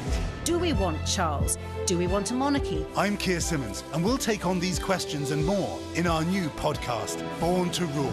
Listen now. NBC News covers hundreds of stories each day, and because you couldn't possibly read, watch, or listen to all of them, our bureau teams have done it for all of us. And this is what they tell us is happening in their regions. It's a segment we call The Local. From our Midwest Bureau, Cincinnati police say 9 people were hurt in a mass shooting there on Sunday. They're still searching for suspects. None of the victims have life-threatening injuries. Investigators say the shooting happened in a popular downtown area after an argument between 2 different groups. From our Northeast Bureau, the CDC has deployed a small team to New York to investigate a polio case in one county that left a man paralyzed and to help with vaccination efforts. Health officials there have been urging people who live in the area to get vaccinated for polio if they aren't already. They say the virus has been found in some wastewater samples in 2 neighboring counties north of New York City and warn the one confirmed case could be, quote, the tip of the iceberg. From our West Coast Bureau, the National Park Service says more human remains were found at Lake Mead near Las Vegas this weekend. It's the country's largest reservoir, and investigators think they're finding potentially decades-old remains there because of the lake's receding water line. Now at just a quarter of its capacity. Look at that. 4 sets of remains have been discovered just since May. Okay, as advertised, we're taking you inside the metaverse and really an immersive virtual world that has endless possibilities. As more people enter various metaverse spaces, some folks are experimenting with how to bring activism into the metaverse. One group even organized a protest to get their message out. NBC's Isa Gutierrez has the story. Cool. Whoa! This is my first outfit change in the metaverse. It's a custom NFT, one of only 48. And unlike other NFTs, it didn't cost thousands of dollars. It's free and was created by Halfway, a group of collaborators who organized one of the first viral protests ever in the metaverse. We did way better than I thought we were going to do in terms of people participating and being able to log in, being able to receive the wearable. The demonstration of nearly 40 people took place in Decentraland, right here in Samsung's digital flagship store. I feel like you'd be kicked at store protesting in the physical world. Right. Decentraland is an emerging metaverse space, a 3D virtual world where users explore and can purchase digital real estate. You don't need 3D goggles to get in. You can use a laptop. The group says it was protesting the rapid commercialization of the metaverse. There's no direct statement against Samsung. This location was not selected to specifically target the brand, but it was rather a very current embodiment of what we were talking about. Samsung did not reply to NBC News' request for comment. Is it possible in the metaverse to put that type of pressure on corporations in the way that we've seen protests in the physical world can? If a certain brand were to be in the news because their metaverse property has been taken over by protesters for 72 hours, I think that has potentially equaled the impact of a similar thing happening in the physical world. Social protest mobilization plays a really big role in the physical world. Do you foresee it becoming a big part of the metaverse as well? I think it could be a good alternative for not being able to protest in the physical world because it comes with too much risk. Guy Goldenberg, co-founder of Ukraine-based tech group Multi-NFT, knows that risk. My mother was arrested protesting in a real physical demonstration in Moscow. His group held a protest against the Russian invasion of Ukraine inside the metaverse. If she would have been able to do that without having a physical consequence, but still having a social meaning and an impact, that would be amazing. While groups like Halfway and Multi-NFT experiment in this new frontier, some experts are thinking ahead about what users like activists should watch out for. In the social media world, people were willing to get their privacy invaded. The metaverse will be worse in that sense because people will get so much of engagement and entertainment and immersive experience that they may be willing to actually compromise a lot of their privacy. That grim digital reality might be around the corner, but for now, groups like Halfway are more concerned about another hurdle for metaverse protests, the knowledge gap. It was always a little bit difficult for me to get into that world because it's a very different language, different codes, and I'm not a very technical person. Inez Piso entered the metaverse for the first time last January to join the protest in Decentraland. She says Halfway trained everyone for more than 2 hours on how to navigate the space, something the group says they'll continue to do ahead of any future projects. That was maybe more than the protest itself. That was the power of that day. Isa Gutierrez, NBC News. Isa, thank you. When we come back, Mike Tyson says heads will